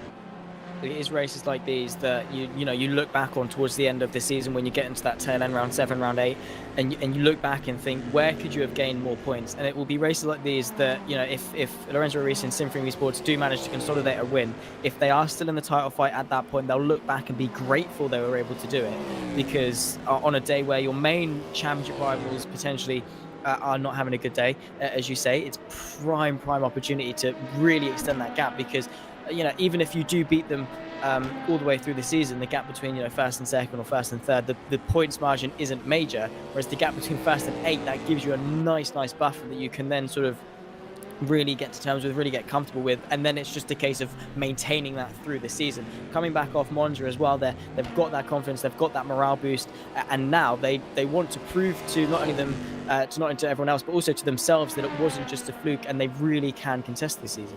Yeah, and like I said, the experience and stuff they've got in the world of the Virtual Endurance Championship, I'm sure they're going to have no problems with at least keeping the consistency up. It's just whether they're going to have the speed over the next few portions. You can see the gap that they've got over the Maradna E-Stars. It's 4 seconds. It's a big lead right now that they've got which, I mean, 4 seconds in endurance terms is almost nothing, but to have built that up realistically, as much as I'd say over the last 2.5 hours, I'd really say over the last sort of 15 minutes, it's really been that previous pit stop that's kind of separated them. Does not mean that that gap is separated or is sorted for the entirety of the race. The last lap, for example, obviously lap traffic coming into it a little bit, Lorenzo Arisi getting a 155.1 onto the board, Pastorino getting a 154.1 onto the board, so going a second faster over the previous lap. And that's all traffic, and the traffic's not done. This is an endurance race. That traffic will be there for the entirety of the race. We always come back to the talk of traffic, especially in the top flight of endurance racing and these DPIs. It gives and it takes, it chops and changes no matter where you are, and there is an element of luck in it as well. As you see Lorenzo Arisi catch some lap traffic at arguably the perfect time to do it, when you're going flat out and you're not going to be losing any more time by going slightly offline. You're not having to be slowed down mid-corner to lap those traffic, but still, if Pastorino can clear them quickly, to have that traffic and to just sort of be at the mercy of when Arisi catches them, because all it takes really is just one lump of traffic, and then straight away Pastorino was back onto the back of that Simfrim car. Unfortunately for the Miranda Sea Stars, it has been a case where they have been slightly disfavored in this particular traffic sequence. But again, all it will take for Lorenzo Arisi and that gap to close is just 2-3 cars at the wrong time, and then we've seen as soon as a car's cemented in that slipstream, because these two cars in clear air are so close on pace that as soon as they are close, you would argue that it's going to be difficult to actually pry them apart again. Yeah, they lost 1.5 seconds going into the bus stop chicane, and then I think even more so with a cautious lift coming into Eau Rouge, trying to get past the armed sim racing cars. They've actually lost nearer to 2 seconds in the last sort of, I don't know, minute and a half is how much they've lost in that time. I remember, wrong sim, mate. Don't use the grass to bring yourself down into Rivage. That's not the ideal line from the Miranda Sea Stars driver coming down to Rivage. But I remember back when I used to do VEC, it was. I have seen him in chat. Povilas Martinez, obviously coin operator, has been around. And back then, I'm pretty sure it was coin. It was trying to make a proper relative, because for anyone who doesn't know on rFactor 2, anyone who hasn't really raced on rFactor 2, the relative you get is only really for position directly ahead. So i.e. If you're looking at Pastorino, would have the delta in the relative to the 5.8 seconds that it is to Lorenzo Arisi, the 7.7 seconds that is back to the Valet eSports car that's being driven by Janssen Bids. But it doesn't give you the GTEs and whatnot, or the LMPs, or those that you're coming round to lap. And I'm pretty sure it was Coin that was making a relative that would actually pull up with the data of what was happening with the LMP2s, with the GTEs. And that is so powerful. If you could ever have anything like that, that is so important, because it's crucial information. Because you know how much faster you are in certain sections of the racetrack than a GTE. You know that you're 2 seconds a lap faster through Les Combes and Malmedy, right? And that kind of time means that if you're 1.5 seconds going into Les Combes, well, you kind of want to back off a little bit, because you want to get them on the exit of Malmedy, not in between the two of them. And it's those kind of judgments which you have to make up. And at the moment, obviously, with everything on rFactor 2 and how that relative works, you're basically you can only do it visually. You can only do it on where the car is ahead from what your eyes are seeing, which means that it brings a lot more of the skill factor into it, rather than just looking at the data and the raw numbers. You do have to eyeball it at some points, and as you say, that's where the experienced drivers will really come in. But again, it's the smallest of things that you would think of is to have a delta that shows you the cars directly in front of you on track, not those in between classes for position. Because it doesn't seem like much just to show you a delta, but if you can predict and make judgments, more efficiently, quicker, and more accurately, then it will certainly help you out. But again, it comes down to that thing of unpredictability. If everyone's got a delta that shows exactly where they are and they become tuned in to knowing how to judge each situation, you would lose, I guess, sort of that spectacle factor of going into each situation not knowing how you're going to come out on top, and certainly would sort of maybe potentially lose sort of some of that thrill factor of going into situations hoping that your opponent is going to maybe mess up and make a mistake, and then because as a driver, if you look in front, you sort of lose hope, and you know that it's going to be a lot trickier to rely on traffic to close the gap. Yeah, indeed. Simfrim Esports leading in 2 of the categories. I can see the wiper is on that line. Is that because it is raining? Did I see Ooh, here we go. I'm pretty sure I did just see a couple of spots of rain. Yeah, that is definitely raining. 100% that is raining. That's got to be, yeah, 100%. Because the number of cars have got them on now as well. Oh, this is spicy now, isn't it, Lewis? It's, I mean, I don't think we're too far. At least for some of the GTs, we're not too far away from a genuine pit stop for those that pit under the code 80. But for a number of these cars, it's nowhere near where they would normally come into the pit lane. So this rain is really going to spice things up. Well, you've got to keep that strategy wide open so that you can react to these kind of things. Now, they'll be watching this. The way the wet weather's kind of changed in rFactor 2, it's kind of made some differences. So those that have been used to wet weather racing in rFactor 2 for years, this makes a big difference. You can see the rain's coming down. It's not ridiculously heavy, but it's heavy enough that it's going to cause some problems. That was on board with the 1ACO car that's currently in 4th position at DPI. Rick Van Aal trying to get past a couple of the GTEs and whatnot, a bit of lap traffic, leading by 22 seconds. This was this is one team, Sim3 Esports, that did not want to see any rain, because right now Sim3 Esports, they're leading one category by 3.5 seconds, leading the other one by 22. They're in a very comfortable spot, which is now about to get thrown straight into the wall. Yeah, for them, if it wasn't broke, don't fix it, because in the dry they seem to have the measure in the pace, and now going into the rain, it's sort of uncharted territory, because they don't know their pace relative to everyone else. They don't know if they're going to get the strategy right, if they're on the wrong tyres at the wrong time.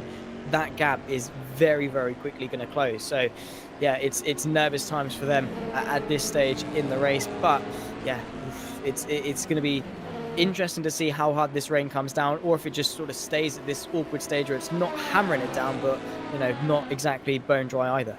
I will just say, okay, no, fair enough. That was very scary. That was Valet Esports coming through with Bints. That was a pretty sketchy moment. But I will say with this, I mean, you said that it's not really ideal timing-wise for the pit stops. It is, really, because obviously if you're LMP or DPI and you're pitting every 40 minutes, right? Obviously 6 hours, it's 3 stints into the race, which then means that we're at a point where we're about 40 minutes into this stint now. Well, really, so they're actually more like half hour into the stint. The awkward bit is the fact that they've kind of got themselves in a window where it's like they need it to either rain quite heavily so that they can come in and get on some wets, or stop raining. It's that awkward middle ground where you're close enough to a pit stop where you're actually backed into a bit of a corner and you're not sure necessarily which way to go. For sure, but again, you were talking about this a little bit earlier on about playing the track as it is now, and not exactly trying to predict the future or hope for a future. But again, it is that headache, because they are going to have to come into the pits at some point. Do they go on for dries and then 5 minutes later have to come back in, or do they go back onto wets and just hope that the tyres don't overheat too much? It is going to be a massive headache, but we are seeing the two race leaders of Arisi and Pastorino very close on track at this point in time. They were spread out by about 3.5-4 seconds, but now the rain's come down. Pastorino has wasted no time to close that gap back up. Yeah, really feeling very confident indeed then. Must be. Maybe they're this is the slightly older tyres potentially for Lorenzo Arisi. And meanwhile, Pastorino might be on some slightly fresh ones. We're not really too sure on that side. The way the rain is at the moment, what we're being told is the rain is not heavy enough right now for wets, and that all the drivers will try and stick it out until the expected pit stop was actually about 6 or 7 laps. So they've got time to stay out on the track, but then confidence is king at this point, and it seems like confidence is reigning supreme for the Maradness E-Stars car right now, because Pastorino is looking much faster than Lorenzo Arisi. That gap's gone from 4 seconds to nothing in the click of a finger, really. For sure, and the rain really does separate some of the good from the great, to be confident in the dry and in the wet, and to switch, because Pastorino, he's not waiting around to try and adapt to these new conditions, because lap by lap, corner by corner, this track will be changing with the grip levels. Pastorino has very quickly adapted, and now is going to go for the move to the left-hand side. Now they run 2 abreast down the Kemmel Straight, and you can see that Maradness Easters car is going to get himself ahead, and you would hope for him that he is going to get the ahead before the braking zone indeed. So Arisi having a tuck just in behind. Pastorino then takes the lead with 5 hours and 18 minutes to go, and an awkward stage in the rain as well. But also, Lewis, Spa's a long circuit. Not only is it going to take a long time if it does stop raining for the dry line to start to form, but also if you do make the wrong call and you have to come in again, not only are you having to stop to change tyres, but you've also got to drive through the pit lane, and that is going to be the major time loss. So there's probably not really much worse of a track to have this ordeal at. Yeah, I mean, like I say, you've got such a long time to deal with the problems, to deal with what you have, and it's why sometimes reacting to it quite quickly. But then again, if you come in and go onto the wets, you've got a long lap to realise whether it was the right or the wrong call, and this is where it's so tricky at times like this. At the moment, it certainly does not seem as though the rain is coming down heavy enough at all to warrant wet tyres. But alas, we'll be approaching that point bit by bit by bit, and we'll have to wait and see. There's plenty of cars out of track to keep it dry enough for now, but if that rain intensifies a little bit more comes down, then yeah, you're going to have a little bit of problem. But you've got to do it all on field, basically. Yeah, absolutely. That is all you can do. You can't, judge it by numbers. It's one of those things that you have to rely on instinct on. You have to be confident with, and again, those that quickly do find that grip, because it could be just taking a different line, braking slightly earlier, or getting on the power at a different point, taking a slightly different line, whatever it is, in the rain. Margins like that, advantages like that are going to be exaggerated just a little bit. So if you can be the one person to find that advantage, you are going to gain so much relative to those around you. And I think that is something that Pastorino has been able to do, and he's done it early as well. So even if Lorenzo Arisi does get back onto pace with him in a couple of laps time, it's too little too late, because it's no good being the same pace as him now, because now Pastorino has been able to switch on early and get the gap while everyone else is still trying to sort of adjust to the situation. Yeah, well, I've got to say, I'm really, really impressed with how fast Pastorino's reacted to this weather, just mentally, and got straight up onto speed, because has taken over the race lead and has gone by almost 2 seconds already. And it wasn't that long ago before I was literally talking about how Spa-Francorchamps were in such a dominant spot in at least in the LMP2 category, and how they're comfortable they were looking within this category. That last lap time from Pastorino was the fastest in the DPI. It was a second and a bit faster than Lorenzo Arisi. It was a second and a half faster than Bintz. It was over 2 seconds faster than Borja Milan. It was nearly 3 seconds faster, or over 3 seconds faster than Jan Catal. The only driver that is even remotely close on the lap times right now is Nick De Silva, who's in that race clutch car in 8th spot. Clearly does so to show the dominant pace at this stage in the race. Going back to the LMP2s, as you say, Spa-Francorchamps are having a good day in the office in both categories. But for Rick Van El, it was a 22-ish second gap back to the Mugen Sim Racing car in second place. Now it's around about the gap of 19.5 seconds. So even though he's not exactly got on to this rainy portion of his stint particularly well, he's going to be grateful that he did have that large gap. Yeah, and like you say, he just... When they're only like 3 or 4 seconds behind, you feel you have to react. And sometimes I always kind of said I prefer being second. First. But if you've got a choice to be first or second, see it time and time again. You've seen it in motorsport, and it does work in sim racing as well. If you're that lead car, you're the one that's got to react to everything. Meanwhile, we're hearing Duval's being off at Rally Eau Rouge, which we're going to see a few get bitten by. When you're the lead car, you're the one that's got to react.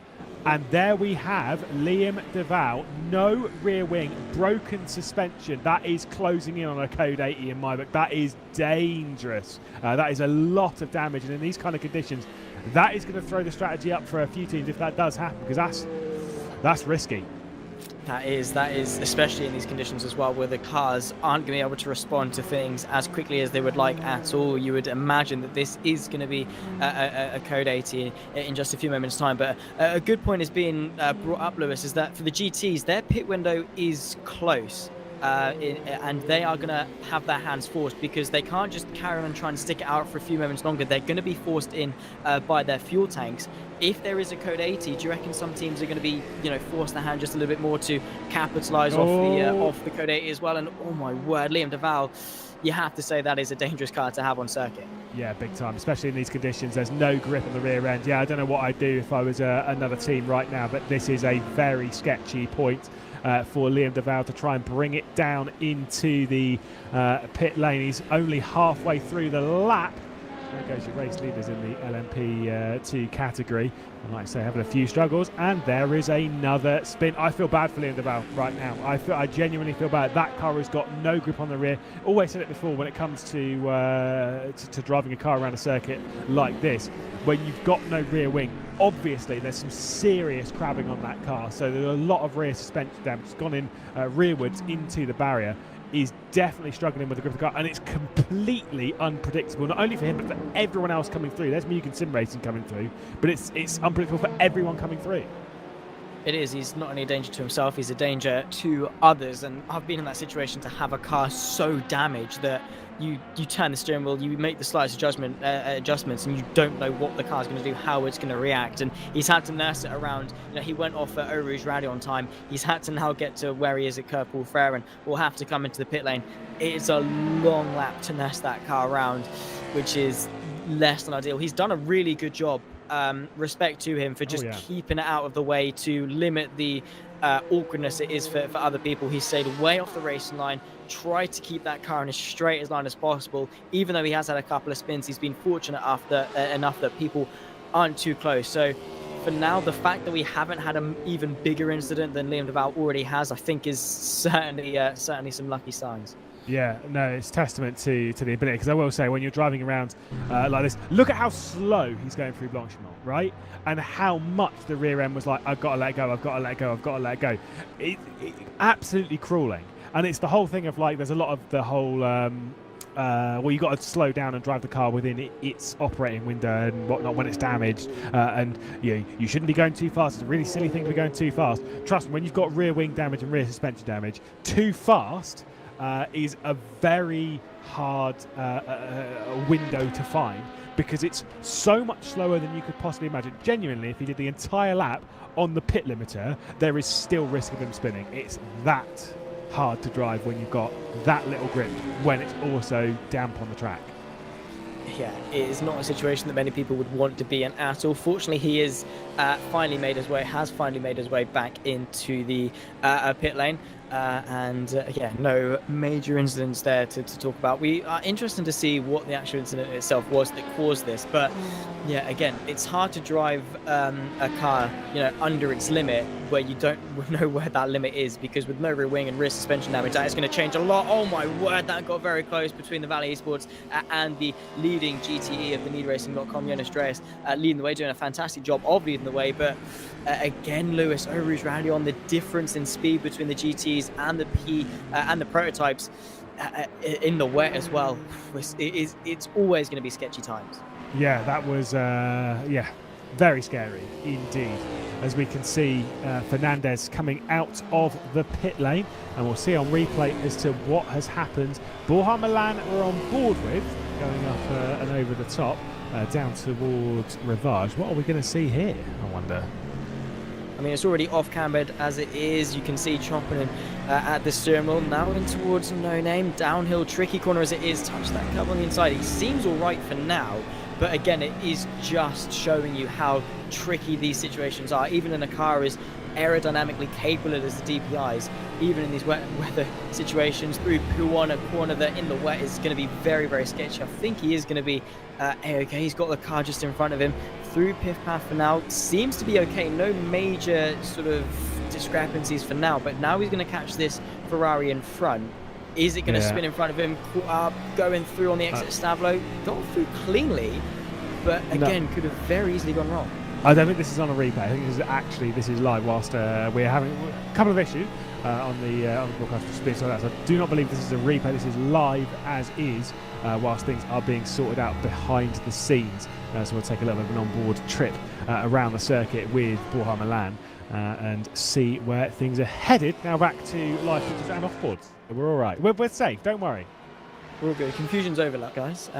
But yeah, it's the thing. I was waiting for something to happen. It just never did. But yeah, no. Fortunately, nothing wrong for Borja Milan in that situation. And now our race leader, Nello Pastorino, the Miranda C-Stars car, really has been the one to shine in this wet weather, this awkward period of the race for a lot of drivers. He's managed to extend that gap to around about 6.5-7 seconds as it is on the time and tower. He's done phenomenally well to just put himself head and shoulders above the rest. And we were talking a little bit earlier on, it's situations like these that can really define yourself as a driver and separate yourself. And you can, the skill gap sort of between drivers really does get exaggerated when it gets wet.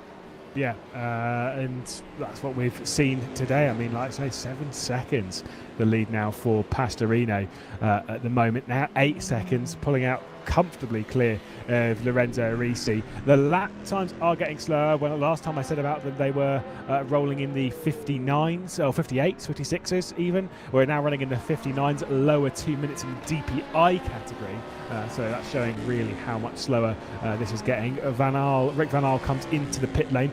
This is on strategy. This is the time they were expecting to come in on. It's 40 minutes, or roughly over 40 minutes from the stint. So this is the expected time for the P2s to be in the pit lane. And the important thing you can see, the tyres are not being changed to a wet compound. They are staying with the dries for now.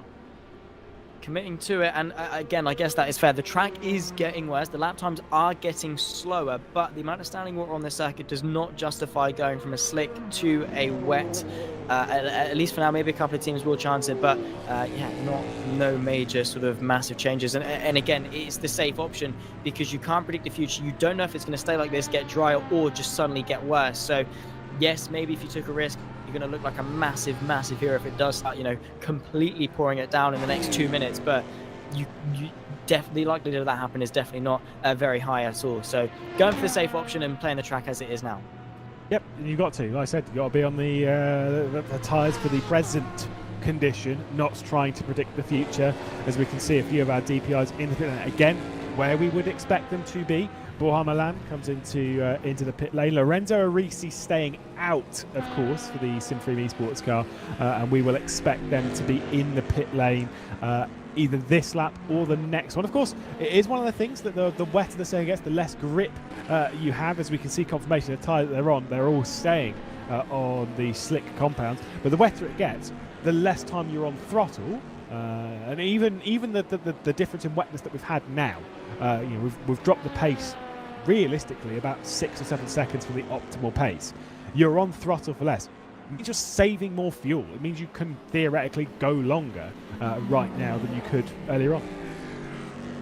Indeed so, and naturally you are going to be under your limit, a lot further under your limit than you are in the dry when it is slightly wet. So that naturally as well will save you just a little bit of fuel. Again, you got to be careful not to wheel spin as well, because as soon as you wheel spin, your revs are going to go up and you're going to burn slightly a little bit more fuel. But overall, naturally, you will save just a little bit, and stints will be extended. So I guess as much as it is a tricky time on circuit, it could be seen as a blessing for some teams. Yeah, I mean, like I say, some teams will have purely set themselves up for a wet race. They will have a wet setup on the car right now, and so they'll be looking to kind of bounce back on that. That's kind of curious. For some of these drivers that have had the, for example, race start, I was going to say about the penalties from earlier. Maybe if it rains quite heavily now, maybe through luck they might actually end up throwing themselves back into the race to some degree. Who knows? Kind of why we love a little bit of wet weather coming in. You can kind of see it's getting fairly heavy just by almost like the fog that we can kind of see. You can really see it down the Kemmel Straight kind of fog. That's showing, obviously it's rain, density and whatever. You can show that it is getting slightly heavier out on circuit. It's still definitely not wet, but we'll be heading that way potentially. Unless the race stops, at which point who knows? The rain stops, not the race. The race is still good. We don't like red flags in the Virtual Endurance Championship just because we're at Spa. Yeah, but hopefully for some drivers they're going to hope it sort of stops now, or some will hope that it gets a lot worse. And at the moment you're just sort of suspended in anticipation as to what's happening next. And with weather, it's always a curveball. It's always something that's constantly up in the air. You have to be careful. Oh my word, the Team Ricky Mortis car getting a bit too friendly with the Juices Motorsport Club. Ferrari going through Malmedy and could potentially lose the place. Now the Dick Droid's car goes to the inside of Rivage. But again, we're seeing, it was the Dick Droid's car earlier, and it's the Team Ricky Mortis car to make sort of a clumsy mistake when lapping the GTs. Yeah, I mean, I don't know about that one. I feel like the Juices car, this is kind of the awkward thing. I do kind of feel that Santa Guida was there, really, and that the Jesus card did just turn in. But that said, you are going for a fairly late move going through Malmedy anyway, so it's like you are asking that kind of stuff. It basically, that move wasn't worth it for the DPI, but I wouldn't necessarily flat out blame them for that one. But that was just not needed. Either way, it's happened now. You can't use a cheeky rewind. We are in a live race after all, and approaching 3 hours complete. Yeah, as a Spa. So there's still plenty of time left to go in the race. There's no need to take some serious risks now, as we see Lorenzo Risi also into the pit lane. Seawolf net race and race clutch both in the pit lane also. Still a lot of questions to be answered as the rest of this race unfolds. We're still not even halfway through, and we've already had to unpack a lot of action, whether it be four-way fights for the race lead, rain, the differing strategies amongst the field. There's been a lot to unpack, and I'm sure there's going to be still a lot left to do so. For now, though, a number of cars heading their way into the pit lane, still unanimously going for slicks. There's not even been, even with it being as it is, I did, think that there would be one team as an outlier that would at least give it a go. Yeah, I mean, to be fair, I think it's because, as much as from this angle, it kind of feels like it's a lot closer to it being properly wet. I feel like from a driving perspective, it's not even remotely in that window, and so I don't think it's close enough for anyone to even think of taking a gamble, of taking a risk, of doing anything. So who knows on that side. But either way, the final few stoppers from this sequence into the pit lane. They're going, I will say, they're going fairly significantly past the 40-minute point, more so than I was expecting. It's close to about 43 to 45 minutes for a lot of these stints, which bodes well for keeping your strategies open and maybe even skipping a trip down pit lane, which is obviously the main focus from going longer like this. Yeah, indeed. And I guess everyone's sort of in the same boat, and they are all necessarily going slightly longer, but yeah, it is, again, the rain was always going to throw everything up in the air, when it comes to on-track pace, tyre strategy, but even, just coming down to how long you can go on each tank of fuel. And again, it's a headache that everyone's going to have to go through, and those teams that get it right will get it right, and those are the teams that maybe slightly get it a little bit wrong. Again, everything gets sort of exaggerated when it comes to the rain. Any mistake that you make in the dry is going to be exaggerated. Now we have got a couple of cars though onto the wet, and looking at the track visually and the rain itself, you can definitely see that it's coming down a lot harder. Yeah, for sure. And I did wonder when Juan Carlos Fernandez for DX Droids came into the pit lane again. I did wonder if that was to go onto the wet. So I was pretty sure he pitted not too long before coming in once more. Also in the LMP2s, got one car at least on the wets. Go team coming into the pit lane now, and they also going to go onto the wets. I think it's one of the Armstrong racing cars onto the wet compound. I mean, for Wayframe, for Simframe, that was their old name, for Simframe that have come into the pit lane and gone to the wets, that's a big deal because they've effectively gone to the wets before everyone else, and they don't have to make an extra pit stop, which means that if Maradna Sea-Stars, if Vale have to come into the pit lane, they've got to come into the pit lane again to get onto the wet. So it's a big call. It is. It's a brave one. But with the pattern, the theme of the rain now coming down, it could potentially be the right one to go on to the wet weather compound. You need that tread to move the water out of the way to maximise the contact patch with the tarmac. But again, it is a risk because of just, some circuits, we said earlier, you can get away with taking a bit more of a risk because the damage you do by coming into the pit lane for a second or a third time isn't as big. But when it comes to Spa, not only have you got a long lap to deal with your decision if you've made the wrong one, you also have got a long pit lane, which again just adds to your troubles so much. But again, comes down to that risk versus reward. How much are you willing to risk? Yes, indeed. Well, Zach Sweeney's going to leave us for a few hours here in the Virtual Endurance Championship. So cheers to Zach. We'll catch up with him in the final hour of the race. And by we, I mean you and O'Leary will, because he'll be the one with him. We'll welcome in Cameron Roger, though. The man himself, Roger, into the booth. No driving this round, but still, you're here to watch on the sidelines, keep an eye on what's going on. It's looking pretty tricky out there, mate. Yeah, certainly is. I'm glad I'm not driving, to be honest, with how this rain is going. So far, the rain conditions are so difficult to get yourself in the zone and to really, master the conditions. It's a difficult one, and especially for the drivers just jumping in now. We saw, for instance, the likes of Michael Ayres just jumping in the valet car, for instance. He's got to jump in, Liam Rance as well in the number 4. They've got to just get up to speed so quickly, and it's so difficult to do that because you don't know the conditions. If you're there lap by lap as it gets more and more wet, you can feel the conditions out. But when you jump straight into it, 10, 20 laps after it started raining, that is where the skill really comes in. Yeah, talking about, you can see how wet the circuit's really gone. For some of the teams, right, that didn't pit, or rather they did pit, they went onto slicks and they're still on slicks. Talk about how difficult the conditions are now for them. You can even see that you're getting some of that reflection coming in. The grip has gone. Yeah, it's the grip is the important point that you need to find here, because as much as there is obviously the whole track is wet now, there's still a drier line, but for when you need to go and overtake, when you need to try and make something happen, you have to go onto the more wet line, and therefore you all of a sudden get less grip, and you have to have some sort of general knowledge in the back of your head as to how that one is going to work itself out, because all of a sudden when you're turning, it's just going to not give you the grip, it's going to understeer, and before you know it, you are going to be having some issues, as we see in the Wanako car here, struggling to get past the Rookie Monsters. The Rookie Monsters there has a bit of a slide as well. Wanako coming into the pit lane as well, I assume both trying to come in to get these wet compound tyres, but in that situation, blue flags are active in your own class, so Rookie Monsters probably should have been get out of the way there. Yeah, they certainly did get out of the way, so there was that. Now, the race lead with Valet in, with Wanako in. I think we're going to see a massive switch for the race lead in the DPI category, because our race leaders in that DPI, Liam Rance at the moment, in the Miradna Seastars car, still on slicks, still on softs, currently going only a second and a half slower than Christian Mulgari, who's taken over in the Simfreen car. That gap's going to close up massively, and he's got to come into pit lane, so this is not a good position for the Miradna Seastars car to be, and that was risky as well.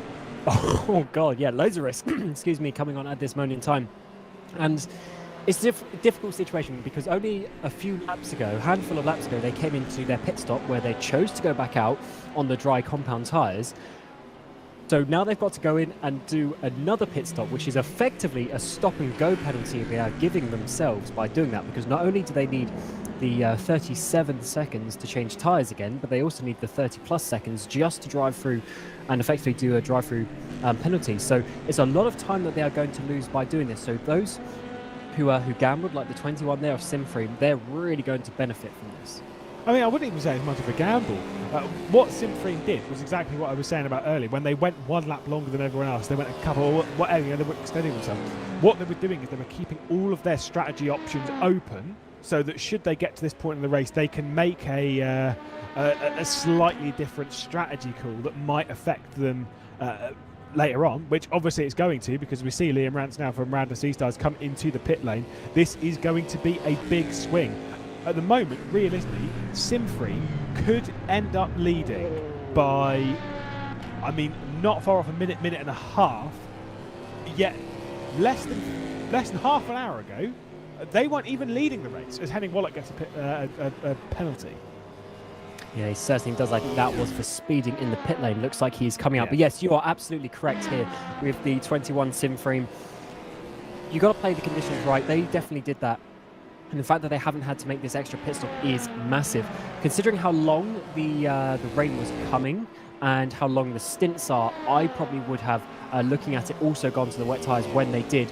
And the good part for them is they are now set, they are sorted for this next couple of hours as well, because these wet tyres will be able to last a couple of stints for sure, in the same way that the dry tyres do. So they are now, solidly in place, because they don't need to make another tyre change for quite a while, whereas the other drivers, obviously just doing it now, it's going to be very difficult for them to then save that time back, save a pit stop somewhere to gain what is effectively going to be most of a lap. Yeah, and obviously stints are longer in the wet as well, not only on time duration because the lap time is slower in that sense. Obviously we're going 15 to 20 seconds a lap slower at the moment than we were on slicks, but but also because you're on throttle less. I was saying about this earlier with Zach. Because you're on the throttle less over a lap when it's wet like this, means that theoretically you might be able to save enough fuel to go an extra lap or whatnot, which means the stints are even longer because of that, which means, yeah, you can really make these tyres work. See the Valet Esports car, I don't think they're going to take over second spot, but they're not going to be a million miles behind. They certainly won't, but Valet once again doing a great job. They led so much of the race in Monza, and not only was their race pace good, but their prep for Monza was insane. Both Mercedes and Binz did something stupid, like 700 laps each on the practice server before that race. They came into this, they got promoted after pre-season, they took it seriously, and unfortunately they did crash in the end of Monza, but they still showed that their pace is good enough. And now obviously this race they're bringing Michael Ayres into this as well, who's another potentially really top level driver if they can get the speed out of him as well. So they've got 3 really good drivers there who are a little bit potentially understated in terms of the whole level that we have in Division 1, but they're coming out fighting again up there in 3rd place. Definitely look out for them as the season continues. Got Johannes Dries here at the moment, still staying out on the mediums, bafflingly enough. Not 100% sure. 2 teams, or 2 drivers rather, are still on the mediums, because we've got needracing.com here. We've got the Black Hawk car, I believe, of Kevin Yeager still on the mediums. Not 100% sure as to what a P tyre is. I'm going to assume pretty wet. Yeah, nice. We're on the same wavelength on that one. Good. That's ideal. I'm trying to think, what does P mean when it comes to tyres? I think that may just be a graphical situation, because as far as I'm aware, there's just obviously soft, medium, hard, wet, and those names are then translated onto the graphics. So I don't know if that's just a little bit of an issue there, but I would assume that everyone on P is actually on the full wet tyres, because I believe the GTs don't have the intermediates, whereas the LMP2s do have intermediate available. Yes, it stopped raining. It does kind of look as though it might have done. No wipers. There's no wipers. There is no wipers going. And obviously, you were saying well, you actually didn't say it on air because you weren't on air at that point. But a lot of there is an automated wiper system in rFactor 2, which not a lot of drivers will have. This is genuinely the battle for the race lead. By the way, Jimmy Nisler, who's directly behind Johannes Dries, about to take over the race lead. Obviously, on the wet tyres at the moment, coming down towards Pouhon. This is a big moment. But if it is going to dry out, the mediums will work out better. Yes, it certainly will, and I think that's potentially why they've stayed out, as you say, just losing the race lead there. But this could potentially put them in a situation, because as the track is now going to dry, we've still got 36 cars on track, so that's a lot of spray being brought up every single lap, and especially with the new Railroad 2.0, there's more sort of detail with how that is going to be worked out. So there's going to be a very accurate racing line coming around, and with the way that thing works, the way that multi-class racing works, with cars going all over the track to overtake as well, there's going to be a dry line forming fairly quick, or a drier line at least, forming fairly quickly around it. Yeah, indeed. And so I mean, I was very critical of the why did Johannes Dries not come into the pit lane. They are approaching the pit window for them anyway, just on fuel alone.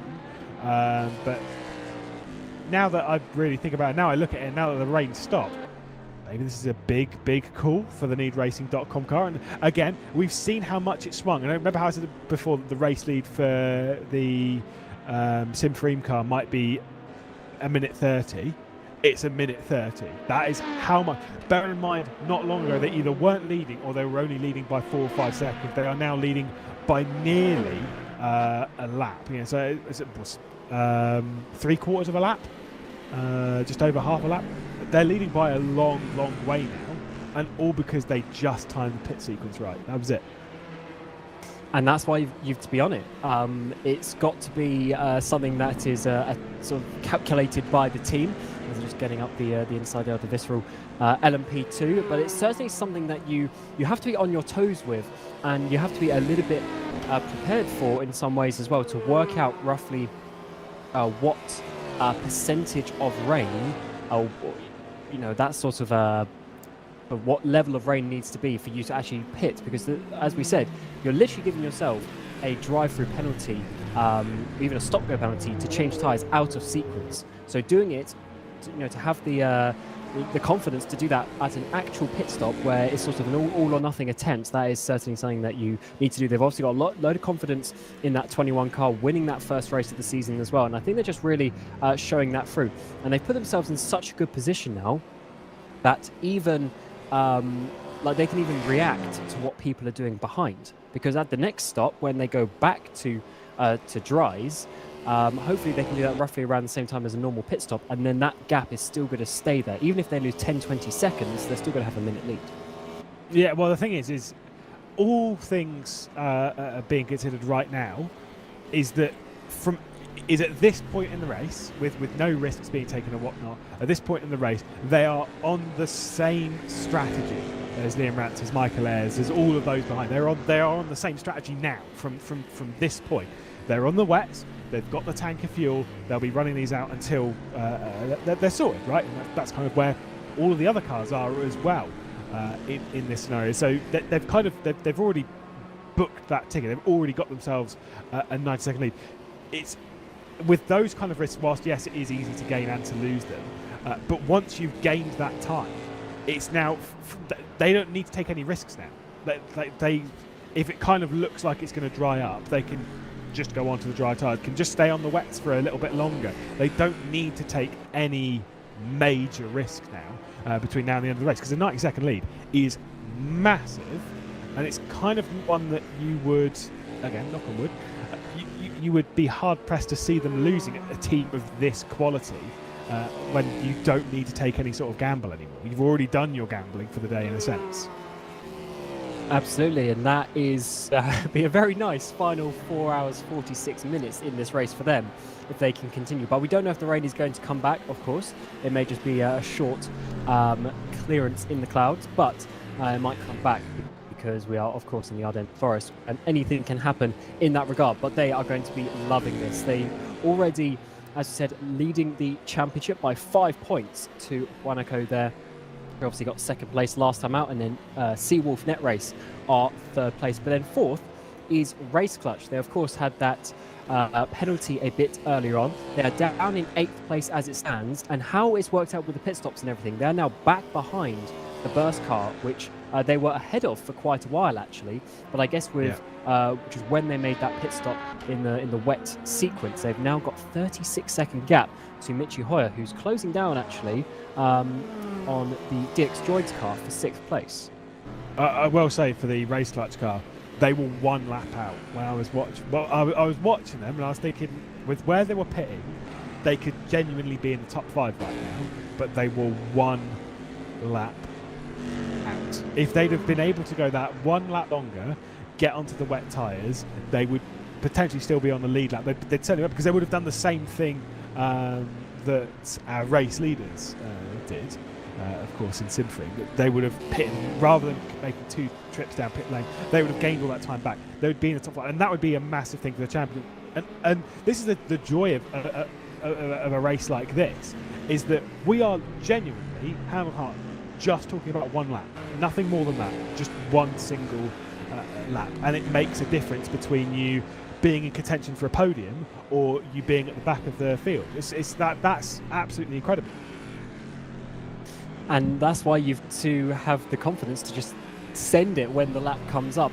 I guess a little bit of luck may come into it, depending on where you are on the track as well. But of course, sometimes you just have to have that gut feel of you're coming around the final corner and your brain has got to say, if I stay another lap, is it going to be better or worse?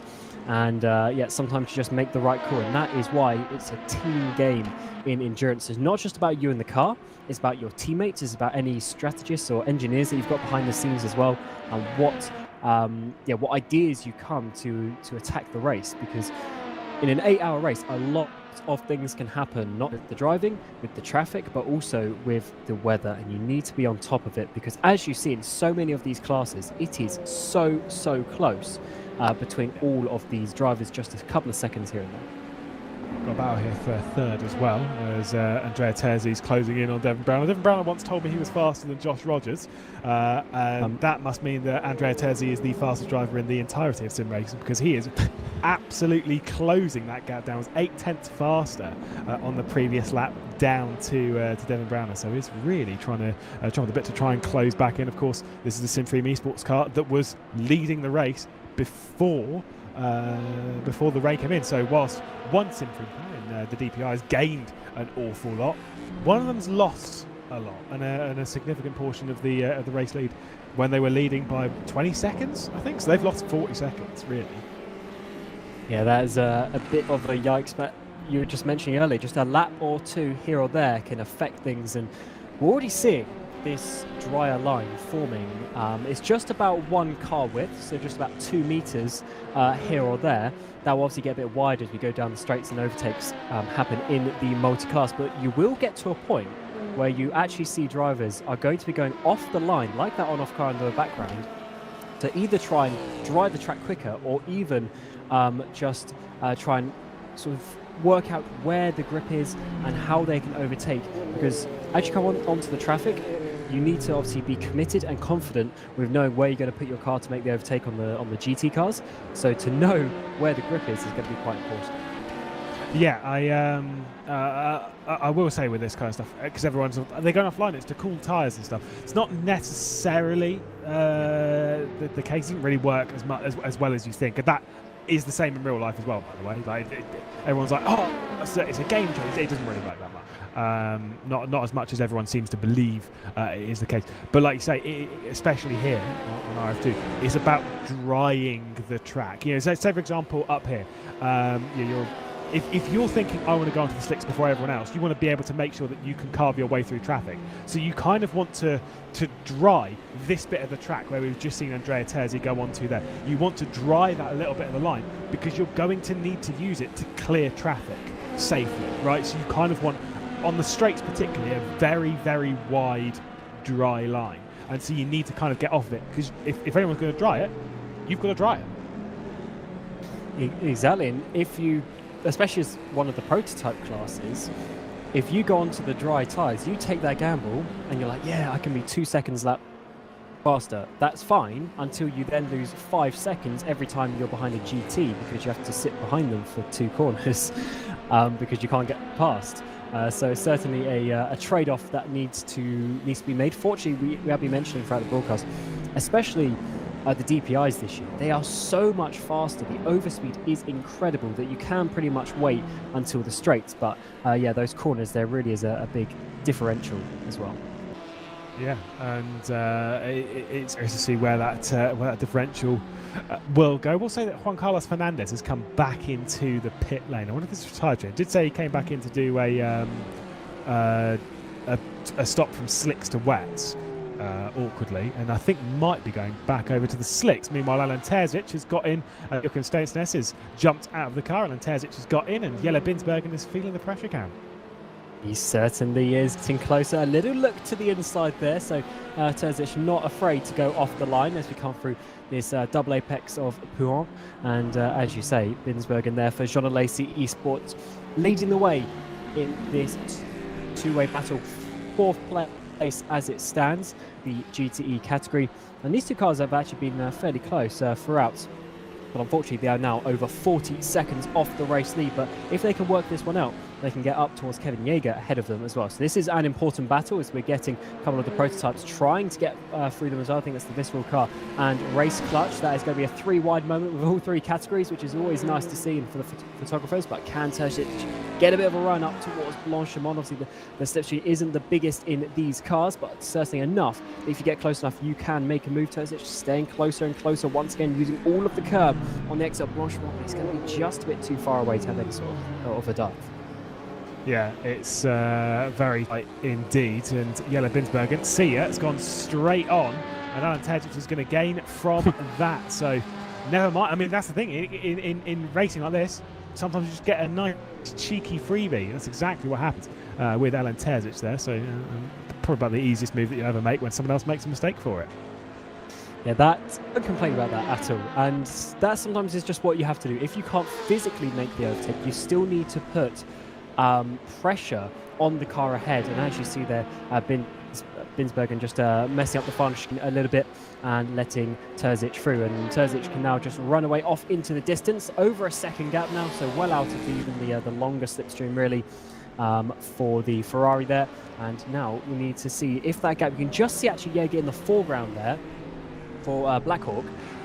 Just not too far, about 3 seconds is the gap, so that is Terzic's target now for the P1 Esports. To see where they can get themselves. They're currently sitting in 5th place in the standings, so they would definitely like to move up a little bit.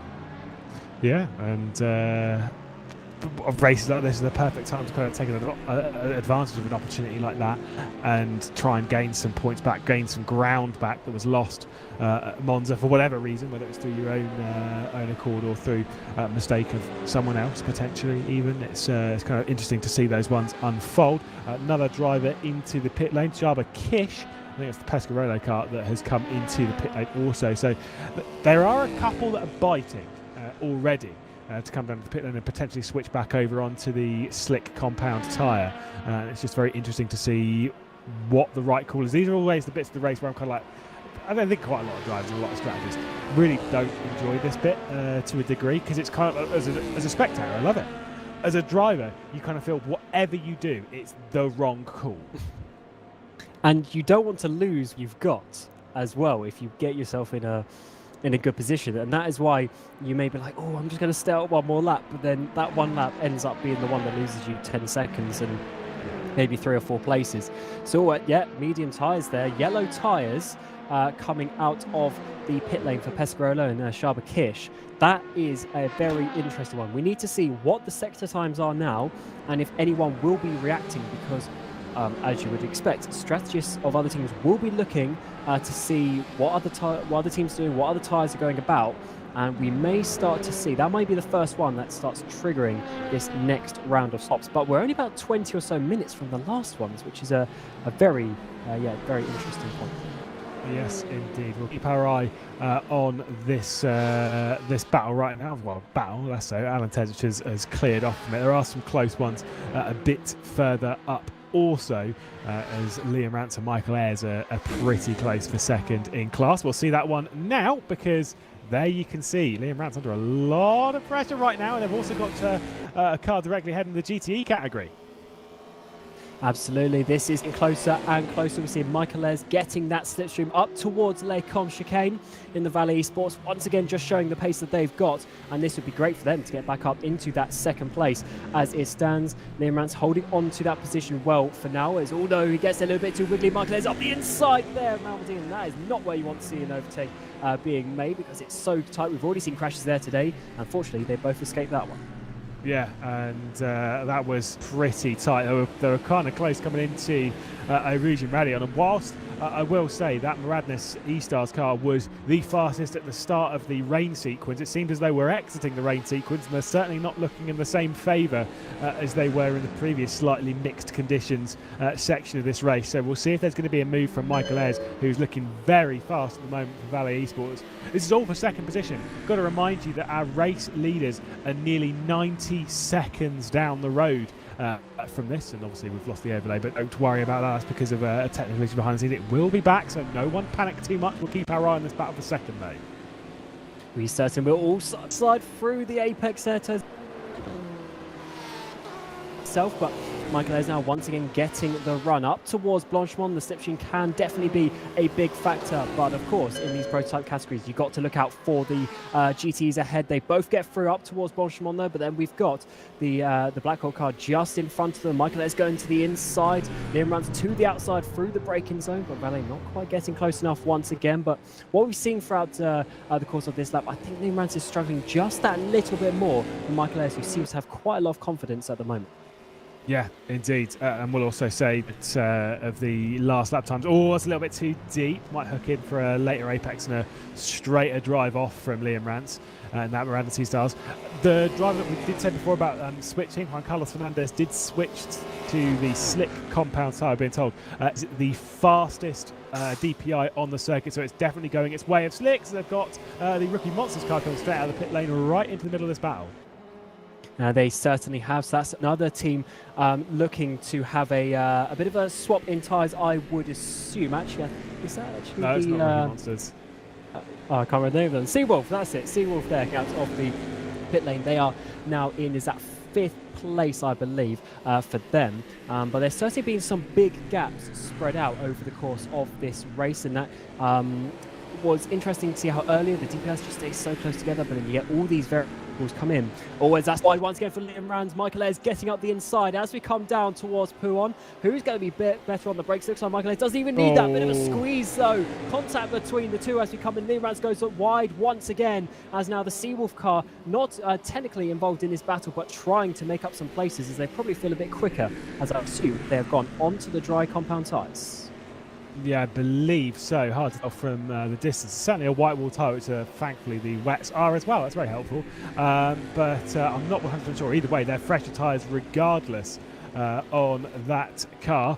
And they should be able to find their way through. Like I say, not a part of this battle. So if Liam Rance had a big moment in the background. But yeah, I would be lifting out and just letting them get on with whatever they're doing right now. But a couple of sketchy moments in that battle. And I've got to say, for Michael Ayres, that was maybe a little too sketchy of a squeeze going down to the corner. Very unnecessary for me.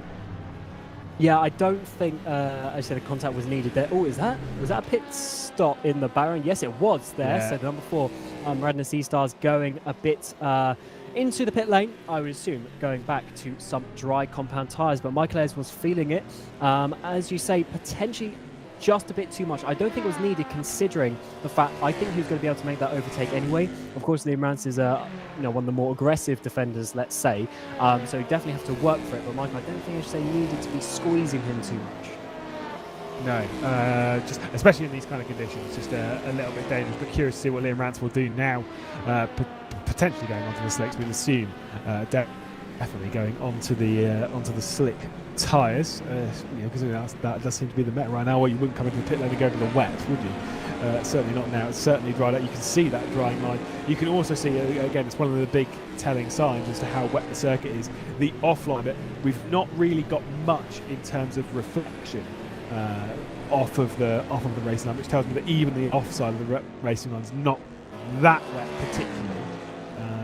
So yeah, we're certainly drying out fairly quickly, as we can see. Burst Esports up to 4th place now as Liam Rance is in the pit lane. Of course, a couple of others as well. So certainly doing a good job, but still one over a lap down to Christian Pereira there in the number 21, as they have been for quite a while now since those penalties. Tom Oldermeyer did get in the car, but Michi Hoyer back in that one, and they will need to start thinking about making a pit stop as well to not start falling back, because it seems that the dry tyres are starting to come into it. But of course, you just have to remember about doing the overtakes, as we're getting to 4.5 hours remaining now in the race, getting to that half distance. And teams will be wanting to consolidate their positions, but that is obviously a bit harder to do with these changing conditions. Yeah, I mean, I don't know, like, when it comes to drops, I know some drivers and some teams have had one driver in for quite a significant portion of the start of this race. But when it comes to mixed conditions, you kind of want to leave one driver in, right? At least I don't know how you found it, but I always used to find it was kind of like you leave a driver in when it's mixed, because it's unpredictable, and to try and explain that to someone else when they're getting in is kind of like, right, yeah, it's a little bit slippery coming through Eau Rouge, watch out for the rear end stepping out, watch out for this, watch out for that. That could be a bit of a nightmare. Meanwhile, just leaving one driver in, just letting them get used to the conditions, letting them feel them out, let them understand what's going on, much faster and a much safer way of proceeding in conditions where they're so mixed like this. We can see a lot of the DPI contingent into the pit lane, as we have 4.5 hours left to go in the race. Yeah, we certainly have. We've got Satellite, Seawolf and DX Droids already on those soft compound tyres. We would assume Valet and Monaco are going to do the same. However, Valet have been going to the medium compound tyres as Burst Esport also come in. So I wonder if Valet will then go back to the mediums, even though in these conditions, you're probably going to want that extra little bit of bite from the soft compound tyres. Yes, indeed. And I'm not necessarily sure as to what way things are going to unfold in those battles when it's like that. I do apologise, though. I don't have technical issues behind the scenes. Don't worry about that too much. As we can see, Mulgera leading the way at the moment, and again by a very conduit. Now it's over a lap because obviously we're waiting to come down to the pit lane. But this is what we're saying. They don't need to take any risk. They can pit whenever they wish, and just kind of get on with it.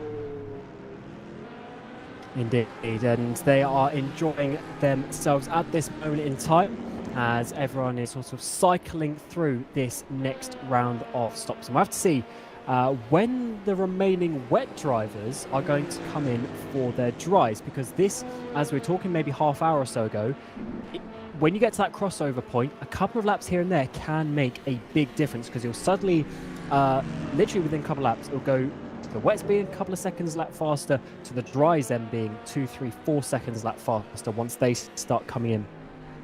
And if you wait those couple of laps, there could easily be 10 plus seconds that you win or lose in the overall sequence of that. As it stands, staying out, along with Race Clutch, who have got Colin Spork in the car at this moment in time. They are also out, but they are 1 lap down and in second place, which is just crazy, showing how well the 21 has done. Although, of course, the 21 will effectively ask the pit stop, but they're now having a bit of a battle for the track position there with the for overall position, I should say, with the satellite car there, getting past Miranda's E-Stars, getting up back into second place on those soft compound tyres, just showing you how difficult it is once you're still out there on the wrong conditions. Yeah, that wasn't the wisest call for Colin Spork to have tried getting around the outside, especially on the grip that he's got right now, to have got around the outside of Devon Browner there in the Black Hawk Zancho. I actually don't think it's Devon Browner still behind the wheel. Yeah, fair enough. This car needs to come into the pit lane. They need to get onto the slicks straight away, because they're going to be losing hand over fist. They already lost out an awful lot of time. They do come into the pit lane.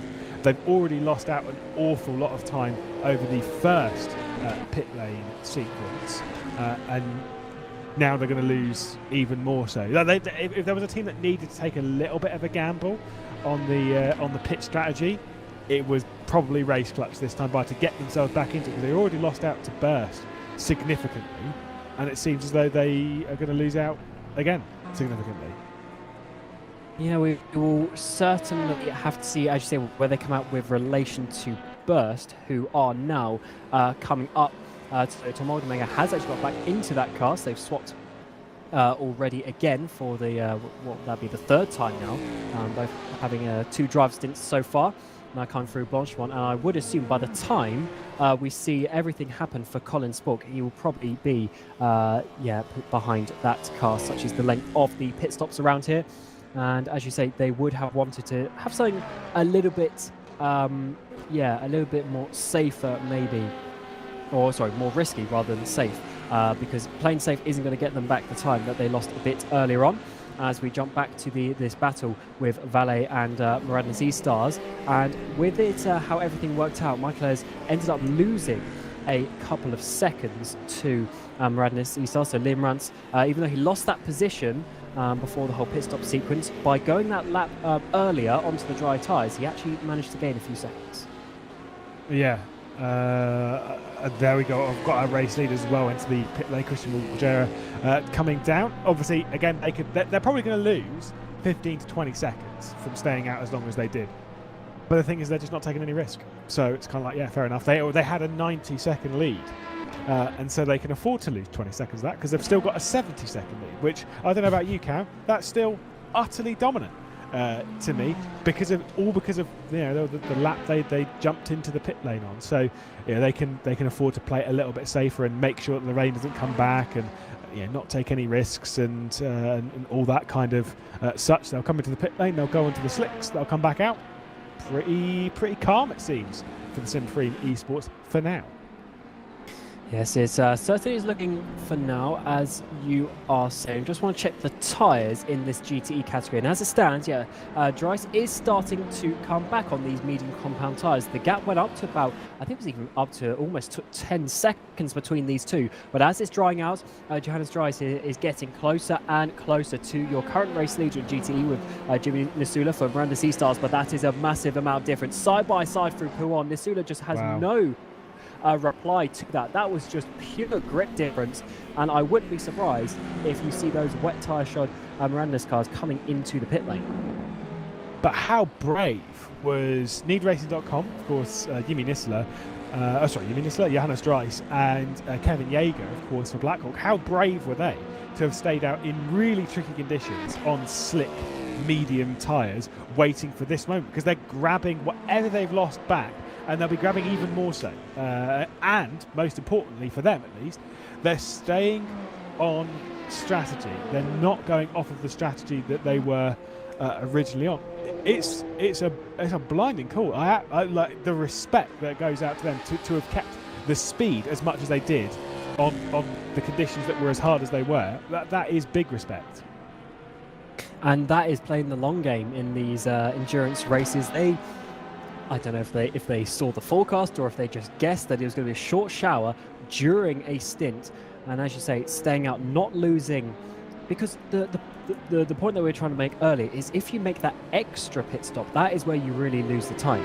So if you change back tires at your standard lap distance that you would have got anyway, so you're pretty much pitting with an empty tank, it kind of makes sense because you were changing tires, you're changing fuel, or you're increasing fuel anyway. But if you do it halfway through a stint, you're giving yourself effectively a stop-go penalty to go to those wet tires. When realistically, are you ever going to gain that lap or half a lap back just by staying out for that half hour? And that is the choice that Dries decided. No, we will stay out. We won't lose that much time. And as it stands, they're going to be leading the race fairly comfortably and in a really nice position, because they've already pulled such a big gap to Nisula behind in only a lap. Yeah, and as heading through traffic, by the way, and speaking of gaps, one that's not really existent, guess what? Michael Ayres versus Liam Rance once again.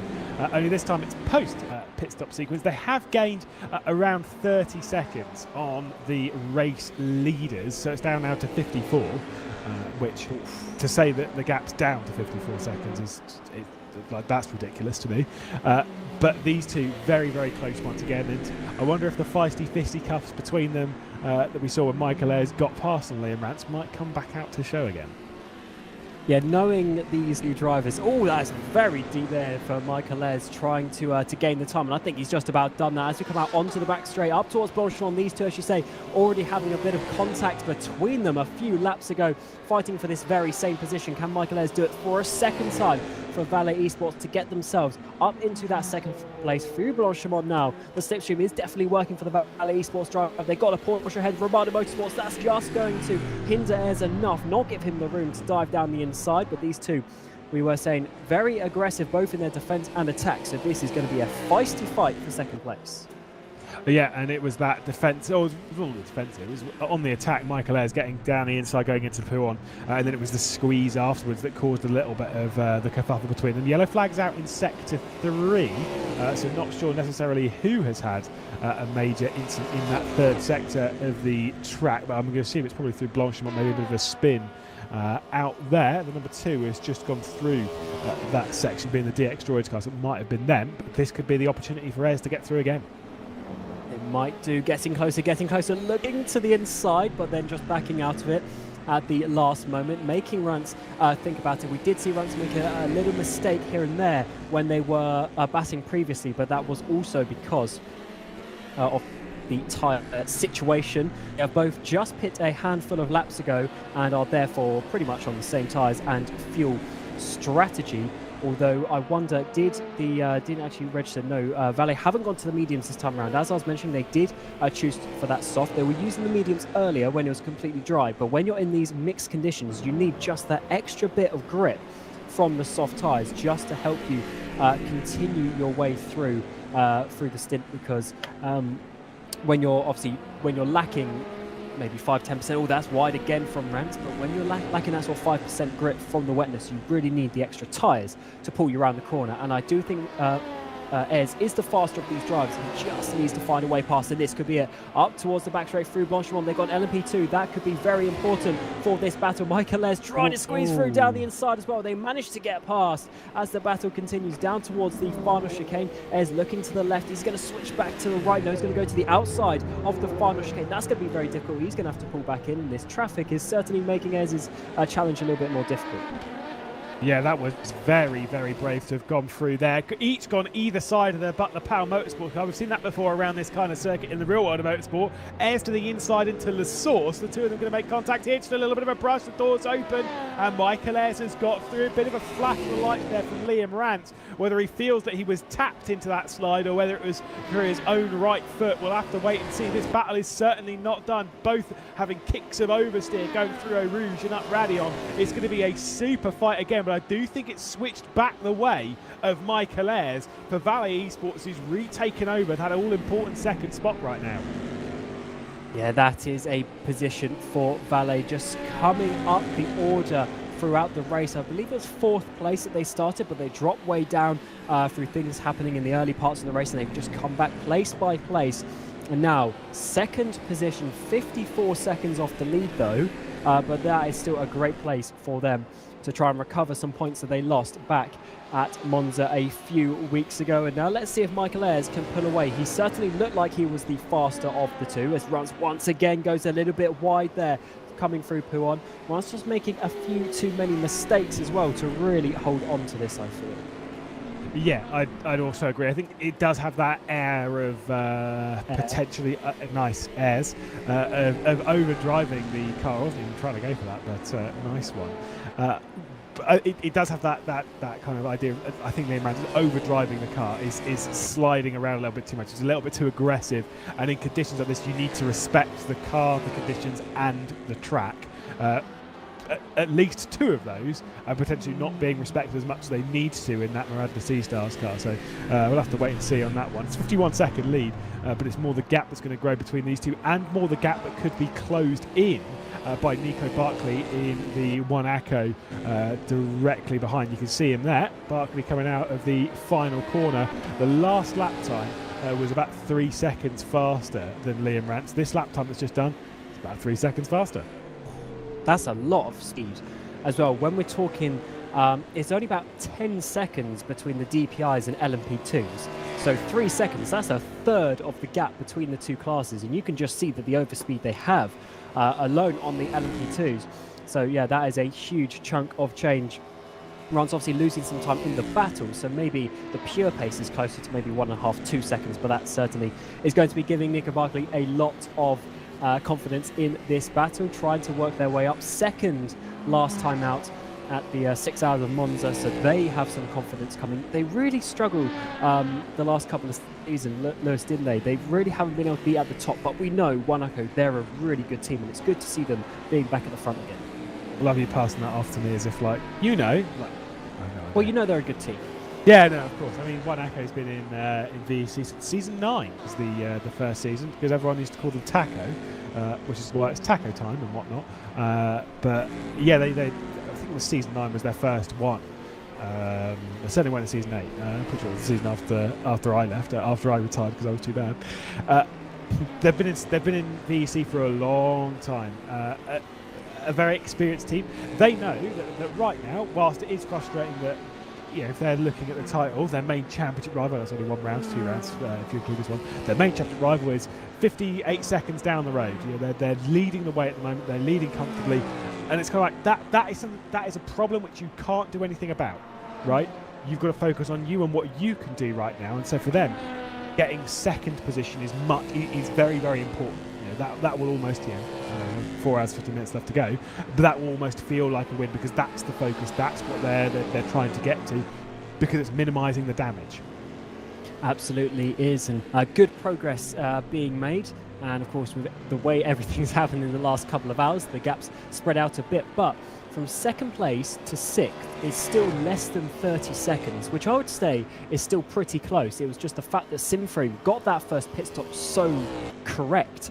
They lost about 30 seconds at the pit stop after that, coming back to the dry tyres. But as we were mentioning, they were just in a fortunate position that they had the gap to lose, so they didn't have to make any risks. They waited until it was the correct time.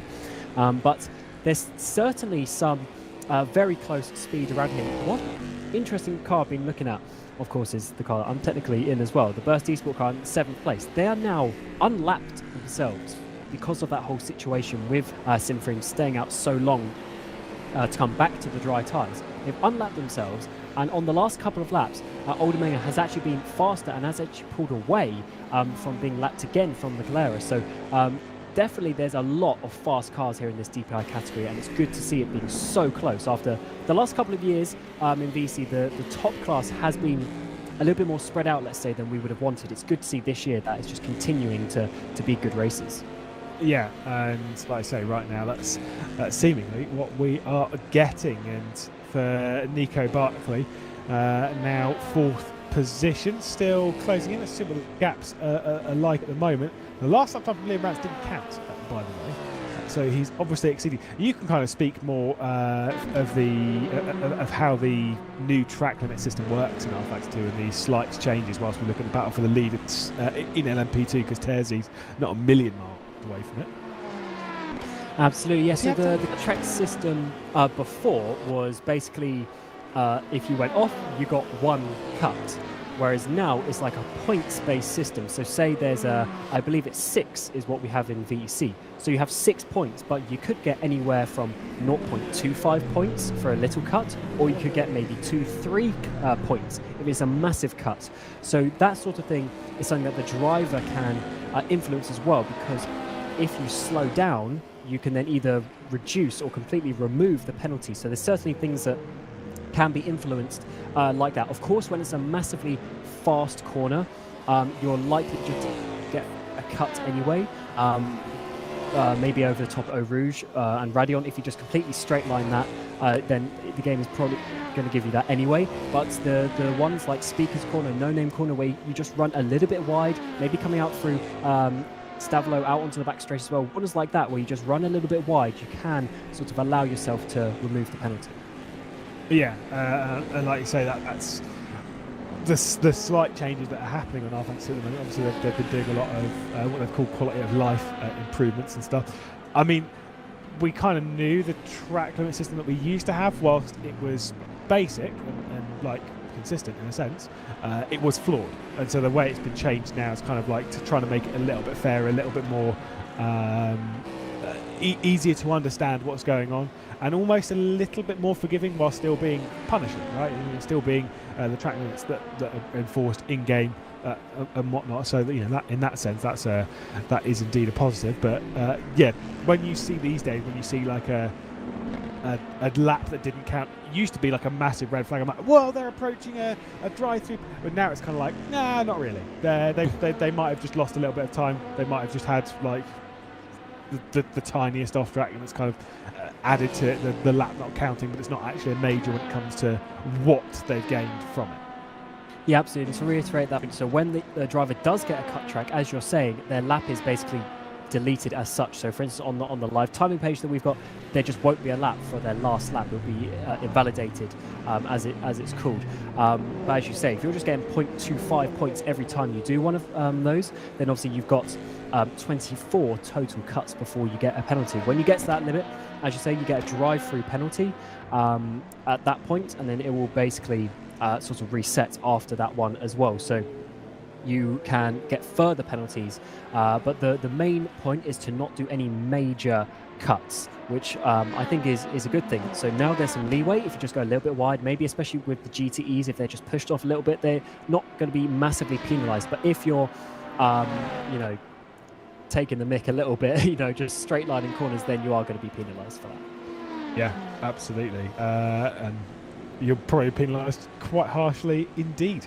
As I was, when we cut onto this, I was expecting Martino and Terzi to be very, very close. But then, literally as we looked at it, I think Terzi got wrong-footed by traffic, and then just almost didn't accelerate, and it just lost so much time. Lost 2 seconds in that one moment. It's closed back in 6/10 over the previous lap, trying to close back down on the race leader. Again, this is a team that lost out quite a lot over the previous, well, not the previous pit, the one before it. When it first went to the wet, they lost 40 seconds over the race leader. They were leading by 20, now leading by nothing because they're 2.6 seconds back. As we've got Mattia Creepy having a bit of a problem here. Ooh. Well, we certainly do. This car, remember, had Liam DeVow at the wheel where they had a big crash. Took ages for them to get back to the pit lane with damaged suspension, no rear wing. In the first corner as well, they had a bit of a collision. So all sorts of things have happened to this Jean Alesi car. And this car is obviously doing pretty well, leading the championship, won the race fairly comfortably, I would say, back in Monza a few weeks ago. The important point for the championship as well is the second place in the championship, R8G Esports. They also had a DNF early on, so this LMP2 championship is going to be blown wide open. But it just seems Jean Alesi not having the day, having another issue there coming through the Piff Paff chicane, and yeah, just really not having an enjoyable time as we come up to the halfway mark in the race. Yeah, and I mean that damage was severe beyond on the rear of us. We've seen some pretty heavy shunts around Spa today. Most of them have actually been LMP2, because obviously we had Mel here having that enormous shunt. Outside of that, I will say they did get through the wet sequence of this race a lot smoother than I was expecting, because I know obviously it was that kind of mixed, that kind of greasy bit where it can really snap very quickly. You know, normally you'd expect, genuinely, when it rains like that, you normally expect 1 or 2 pretty major casualties, and we avoided pretty much any, really. We did. I was expecting more as well, but I think a lot of the teams pit at the correct time, and once you're onto those wet tyres, it can really give you some comfort and confidence in that. One thing I thought we may see more of, I don't know if I didn't recognise any of the gaps, but something you can do on these cars at pit stop is change the rear wing angle. But it does add, it's either 10 or 20 seconds it adds to your pit stop time. But adding the rear wing just gives you that more downforce and more confidence, helps the rear end stay connected, and I wonder if some teams did that and therefore gain a bit of confidence from that as well. But that's something that you can just do on the fly on your pit stop, so I would assume that people then would take that wing back off again now that we've gone back to the dries. But we've also got this battle for the lead, as you were mentioning, Lewis. Cyber getting up into that first place, but we now got Simfreem coming back at them for second place. Andrea Terzi closing in on the 2:41 for the lead in LMP2. Isn't this Cyber's first foray this season into Division 1? I believe they were in the last race as well. Well, I know one of the ARMS cars was. I wasn't sure which one it was. I thought it was this one. Yeah, they obviously got promoted, as you rightly mentioned. They've got a 200 number, which means they started after the sign-up process. When they were allocated the divisions, they were given a second place. But I do believe it was after pre-season they got promoted. I might be wrong on that, but I do believe I remember their name. Yeah, just looking from the first race. Or was it both cars? You might be right, actually. It was the 242 ARMS Cyber car that was in Division 1. Division 2 was this car, the 241. So you are correct. They've got 2 cars, and this is the second one that's been promoted. I can't believe you've gone full Ewan on me. You've doubted me. Goodness. It was one number apart, okay? I'm heartbroken. I mean, to be fair, it was pure luck as well. No, but either way, what a story for them to have done that and now to be leading. Whether they've got the pace to hang on to the lead, I would probably put a big question mark, a big doubt, big X to doubt, right next to that. I don't think they've got the pace to keep Andrea Terzi behind. Doing a great job, though. I mean, to kind of join Division 1, obviously they're not bad, but to have joined Division 1 and to have kind of be in this position, have done a very good job. By the way, speaking of other battles, I think Nico Barkley has just had a bit of a problem because he was there down at the front of that car. I was just about to say he was very close to Liam Rance, and now there is damage on the front of the car, and there was a yellow flag out. So, I mean, you do the maths. I wonder if there was a bit of argy-bargy there, as you are insinuating, between the two.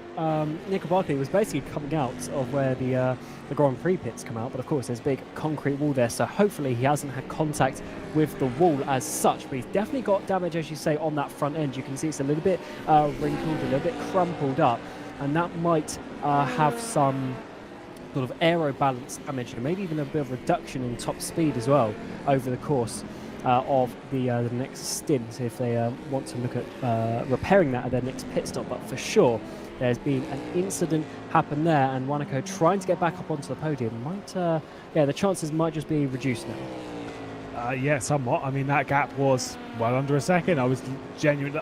I don't know if that's been a lunge too eager from Nico Barkley, or whether there's been something else that's happened. We don't know.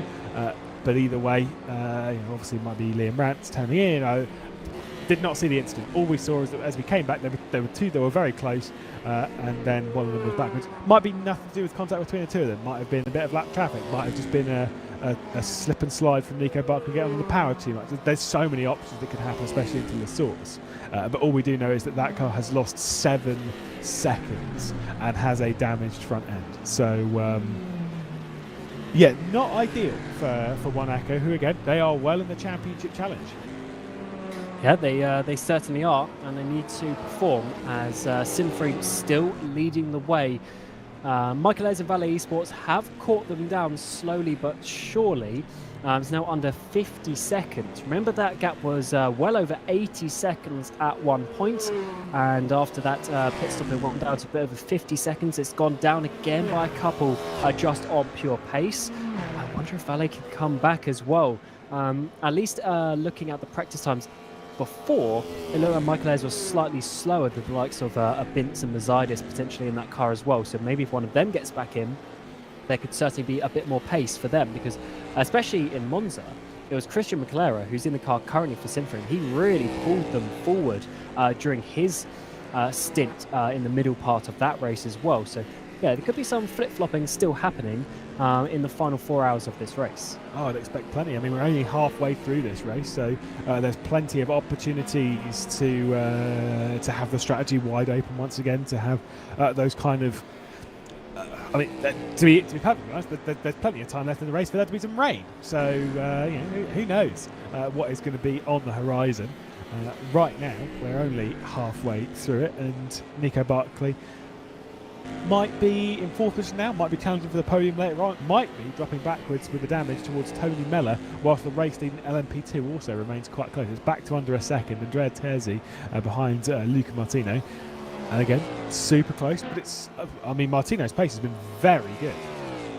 Yeah, it certainly has, and it's not always the easiest to overtake in the prototype classes as well, especially the LMP2. But now Terzi looking towards the inside, up towards Lake Con. That was a bit of a run. I guess Martino just had a bit of a bad run out of Radion, and that has given the race lead in LMP2 now to Sinfrey Esports. They are going to be loving that one. Back up to the lead for the number 36. Cyber, they've done a good job so far. Still in second place. They've got a big gap behind, but now they just need to try and keep up with the other Italian squad to see if they can pull themselves a chance of a race win later. Yeah, I mean, just keep in the slipstream, kind of, use some of the track. I think that was the thing, that it's the orange Ferrari directly behind that kind of caught them out a little bit, going up through Radion. Maybe they were a little bit too close and kind of didn't get the overshot on the exit of the corner. Either way, those things are very, very easy to have happen. Like, even the most experienced kind of just get wrong-footed by that kind of stuff. The race is certainly not done yet for Arms Cyber, but we'll have to wait and see on that one. They're getting past needracing.com right now. That is your GTE leader, 30 seconds clear of Blackhawk, who are, all of them are a lap ahead, basically, of the rest of the GTE contingent. Very impressive. Obviously picked out because of the that wet to dry transfer period back over. They've taken advantage of both of them. Yeah, and it looks like, of course, everyone has got back to the dry compound tyres, as you would expect. It's been dry for a good, or drier for a good half hour. So we're getting to that next hour mark, and therefore, that is a big spin, though. Pit lane is still going to be a bit wet. There's not many drivers coming through, and Philip Dries may have just picked up some damage, which could change the course of this if it's bad enough. That is a solid F on the way into pit lane from Johannes Dries. See if he's going to stay in the car. Either way, I mean, if you want to turn off that damage, for one, you know, when you're out on track and you've got a damaged car, you've got enough time to work out what the damage is like and whether it actually needs repairing. And number two, you have enough time to turn it off if you do need it. Where that damage has happened, you've got no time to work out how damaged the car really is, and you might even have time to turn off the damage repair. This could be a big moment for Johannes Dries and NeedRacing.com. Yeah, it certainly can. And also a big moment of the race. We are halfway through into the final 4 hours. So we'd like to thank Lewis McGlade there for his stints in this opening part of the race. And we will welcome back Ewan O'Leary to the end of the race as well. So Ewan, it's going to be a big final 4 hours. We've just seen some potential carnage there for NeedRacing.com. Do you think they can still hold on to this lead? Well, it very much depends on the outcome of this damage repair coming up, if indeed there is any damage to repair. And as Lewis said there, is there enough time for them to a damage repair if indeed there is anything that they actually have to do there? So there's a lot of unanswered questions there, and it's hard to know quite what those answers are going to be and how it's going to affect the race. We'll just have a look at another replay that I wasn't quite expecting. Big contact between Wanako and Satellite, which I didn't know happened really, but a big slide from Liam Rance. I went straight into the side of Nico Barkley there. Yeah, we were looking out and we were just saying that we thought Barkley ran into Rance, but we didn't think that was going to be the situation. There was still a couple of seconds gap between them. And I should say Rance must have already previously made the mistake, and therefore well, yeah, we're going to see what is going to happen with that one. And it looks like Liam Rance there has been given a penalty in the top left of the screen as well. So that, I wonder if that, due to the timing of the replay, is for the contact that we saw. So that is certainly something that we can see, though I believe we'll have to get the full story on that one to work out what the situation is. I think that was as a result of that contact there that we saw a penalty applied to Liam Rance. And so that's going to drop him down, and judging by how close this field is now, that's going to drop him down to at least 6th place, possibly. Well, I don't think Burst are quite going to get there, but they won't be too far away by the end of it, as Juan Carlos Fernandez comes into the pit lane. We're not too far away from pit stops in DPI once again. They're doing about 22 laps a stint, and the first car to come in for Dries was the Moran C-Stars car, so they'll be in about 5 laps time or so.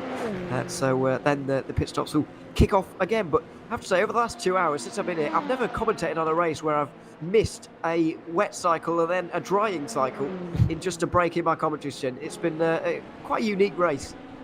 It has. That was a short period of rain, and it certainly spiced things up a lot. That gap between first and second in the DPI grew massively, came down a bit, but it's still a huge 51 seconds, and that was only because of the whole pit stop sequence from going to the wet and then coming back. And also in the GTEs, you see a massive gap as well. I believe obviously Blackhawk will be owing us a stop, but even then, the difference between Need Racing and the cars behind grew a lot because of them staying out and not actually going to the wet tyres. So, yeah, really cool things to see in an 8-hour race, and that is why we love endurance racing, because the longer you go, the more things happen, and therefore it becomes harder and harder to win. Yeah, this is quite a big stint actually from Kevin Yeager. He's on his 28th lap now, which is quite a lot. Well, I guess it's been raining, and so that's helped him out a little bit in terms of saving that little bit of fuel, but it is still a pretty mammoth stint here from the Black Hawk Racing driver, who will be in shortly, you would imagine, as Liam Rance comes down pit lane now to do his drive-through. He isn't quite going to drop down to 6th because DX Droids came in on that last lap, but down to 7th even. He is down to 6th now. But yeah, DX Droids have made their stop over the last couple of moments. So that changes it a little bit. But yeah, Kevin Yeager still with a 1:20 lead over Philip Dreis now, who's swapped out. Wonder what relation he is to Janos Dreis. I'm not entirely sure. They are, I believe it's brother-in-laws. Oh, win. A little bit lower, okay. Yeah, I know that sounds weird because they shared the surname, but I think it was, the story something along the lines of, I can't remember which one of them took his, I guess, wife's surname or something along the lines of that. I can't remember 100% off the top of my head, but it's something along the lines of that. But I believe it's brother-in-law is their relationship. Okay, there we are. Not the only brothers in the race, of course. I was just stumbling across the John Lacey Esports GTE down in 6th place in there at the moment. Jelle Binsbergen is driving that car at the moment, but a couple of his teammates, Nicola and Giuseppe Pastore, also brothers. So there's a few up and down the GTE field apparently. Solely, but there we are. Speaking of GTE, we do have the Black Hawk Racing car now in the lead and will probably slot itself into 2nd place here. It's quite remarkable, really, the way this race has changed in GTE, because at one stage it looked like the likes of Neem Racing and Black Hawk Racing were going to be in big trouble, stuck out on the dry tyres when it was pouring with rain, and all of a sudden it dried up very quickly, and now they're laughing again. It's switched around a couple of occasions. And we're basically back to where we started a couple of hours ago. Yeah, it's great to see how, just how it's ever changing in a race like this, and that is why Spa is, of course, one of the better circuits on the calendar for that very reason. We're going to be going to some new and interesting tracks as well, but this one is, of course, a staple in the calendar now, especially since we've got this awesome laser scanned version of it in rFactor 2 a couple of years ago now, and it's certainly been a good addition back into the VEC. It has. Just looking up and down to see where the battles are going to come from next. Alan Terzic is on a bit of a charge right now for P1 Esport. He's not too far behind Ruben Carrera Alves of Scuderia Leone on their return to the Virtual Endurance Championship. It's been a while since they've been here, but back again for the first time in 6 years, and looking to have a bit of a better time of things than they did at Monza. It started quite well for them, actually, but they ended up quite a long way down the field. They're 16th in the standings now, and behind, indeed, a couple of the Division 2 teams. So I guess they finished 14th by the end of the race at Monza. But doing a good deal better than that right now. Still a minute off the race lead, but that's not really a worry to them. And I don't think Alan Terzic is going to be either, really. Terzic is a lot quicker than Alves at this stage, and so there's not going to be too much of a fight here. But good to see Alan Terzic finally out there on the circuit, not starting the race after all. But he did eventually get in the car, and he's now doing his fair share of driving. Yeah, indeed. There's multiple teams here that obviously have quite a few drivers in the car, and in an 8-hour race you can do it with 2 drivers.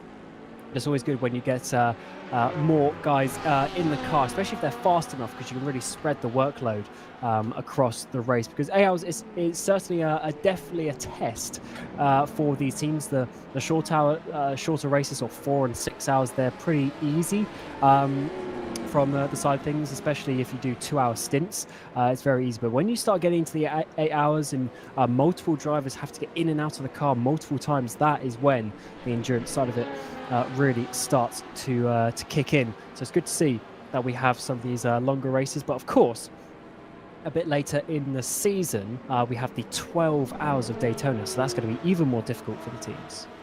It's going to be a very long race. And the first time we've seen a 12-hour for a good 5 years, I reckon. I don't know if you remember this. Season 10, I remember. Yeah, the final LMP1 season, there was a 12 Hours of Istanbul Park, I think it was called. But that's the circuit it was driven. I'm not sure what the name of the race was, but 12-hour race around there. But that, of course, was back in the day where it started at 5 o'clock in Europe, the races. So it was quite a late one. I tell you what. Everybody. I believe that season we did 12 hours of Sebring as well, because we had that season. We also had the 1,000 miles of Indianapolis. Always the DX dry car goes a bit wide there. Yeah, there's certainly a couple of longer races that season. You are right, but actually this battle is getting very close now for 7th place on the screen. Alan Terzic trying to get closer and closer to Scuderia Leone, having a dive now down the inside into La Source. He's made it work in his Porsche. P1 Esports make up that move, and that was a lot easier than I expected it to be. Yeah, Terzic has been a good couple of seconds quicker per lap than Scuderia Leon in their Corvette, so should be okay.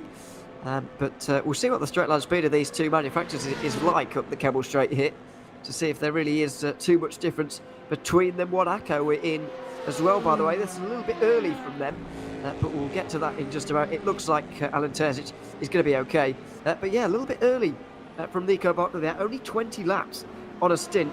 And normally you'd see 22 laps on a stint for the DPIs, so a little bit of an early stop there from Nico Barkley. But yeah, you're absolutely right, by the way. We did have 2 12 hours that season back in the day, and so I was wrong. There were 2 12 hours of Sebring after that one. The final 12-hour race we had was season 11, but it still has been 4 years, as Liam Rance also comes into the pit lane.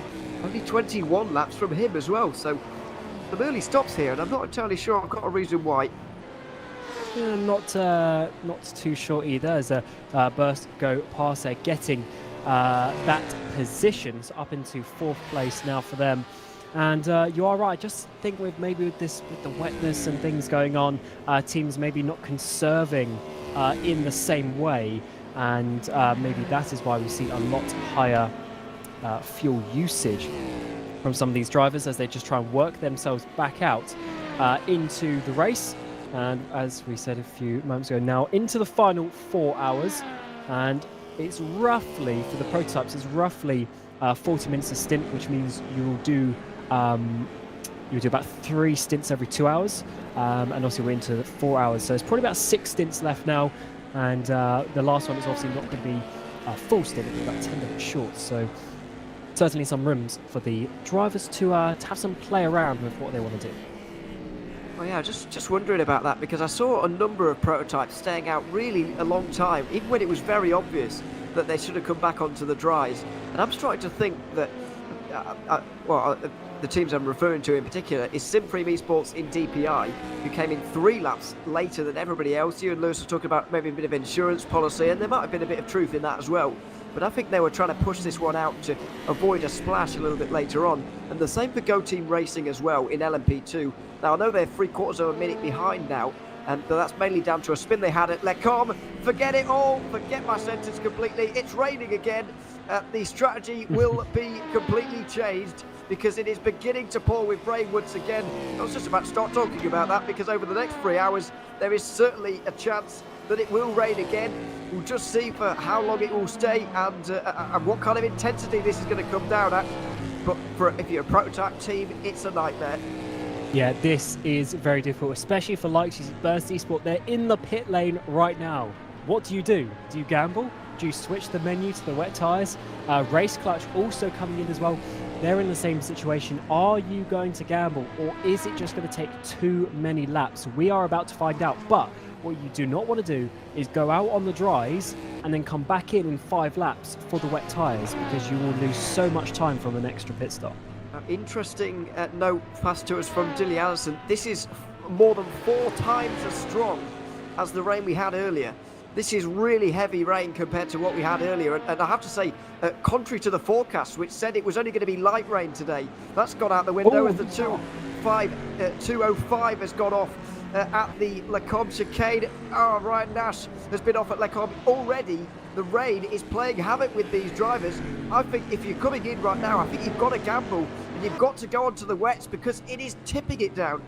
It certainly is, and Valley Esports, they are one to come in as well. As you say, I think we are going to see wet tyres for these drivers. The issue is, for those couple of teams who literally just pitted a lap or 2 ago, that's such nightmare. Heartbreak. But this is what Lewis was saying earlier. That is why you go those extra couple of laps. It gives you the potential for a free Code 80 pit stop, as Nash just went way too fast in there, not having the grip for the speed he was trying to do.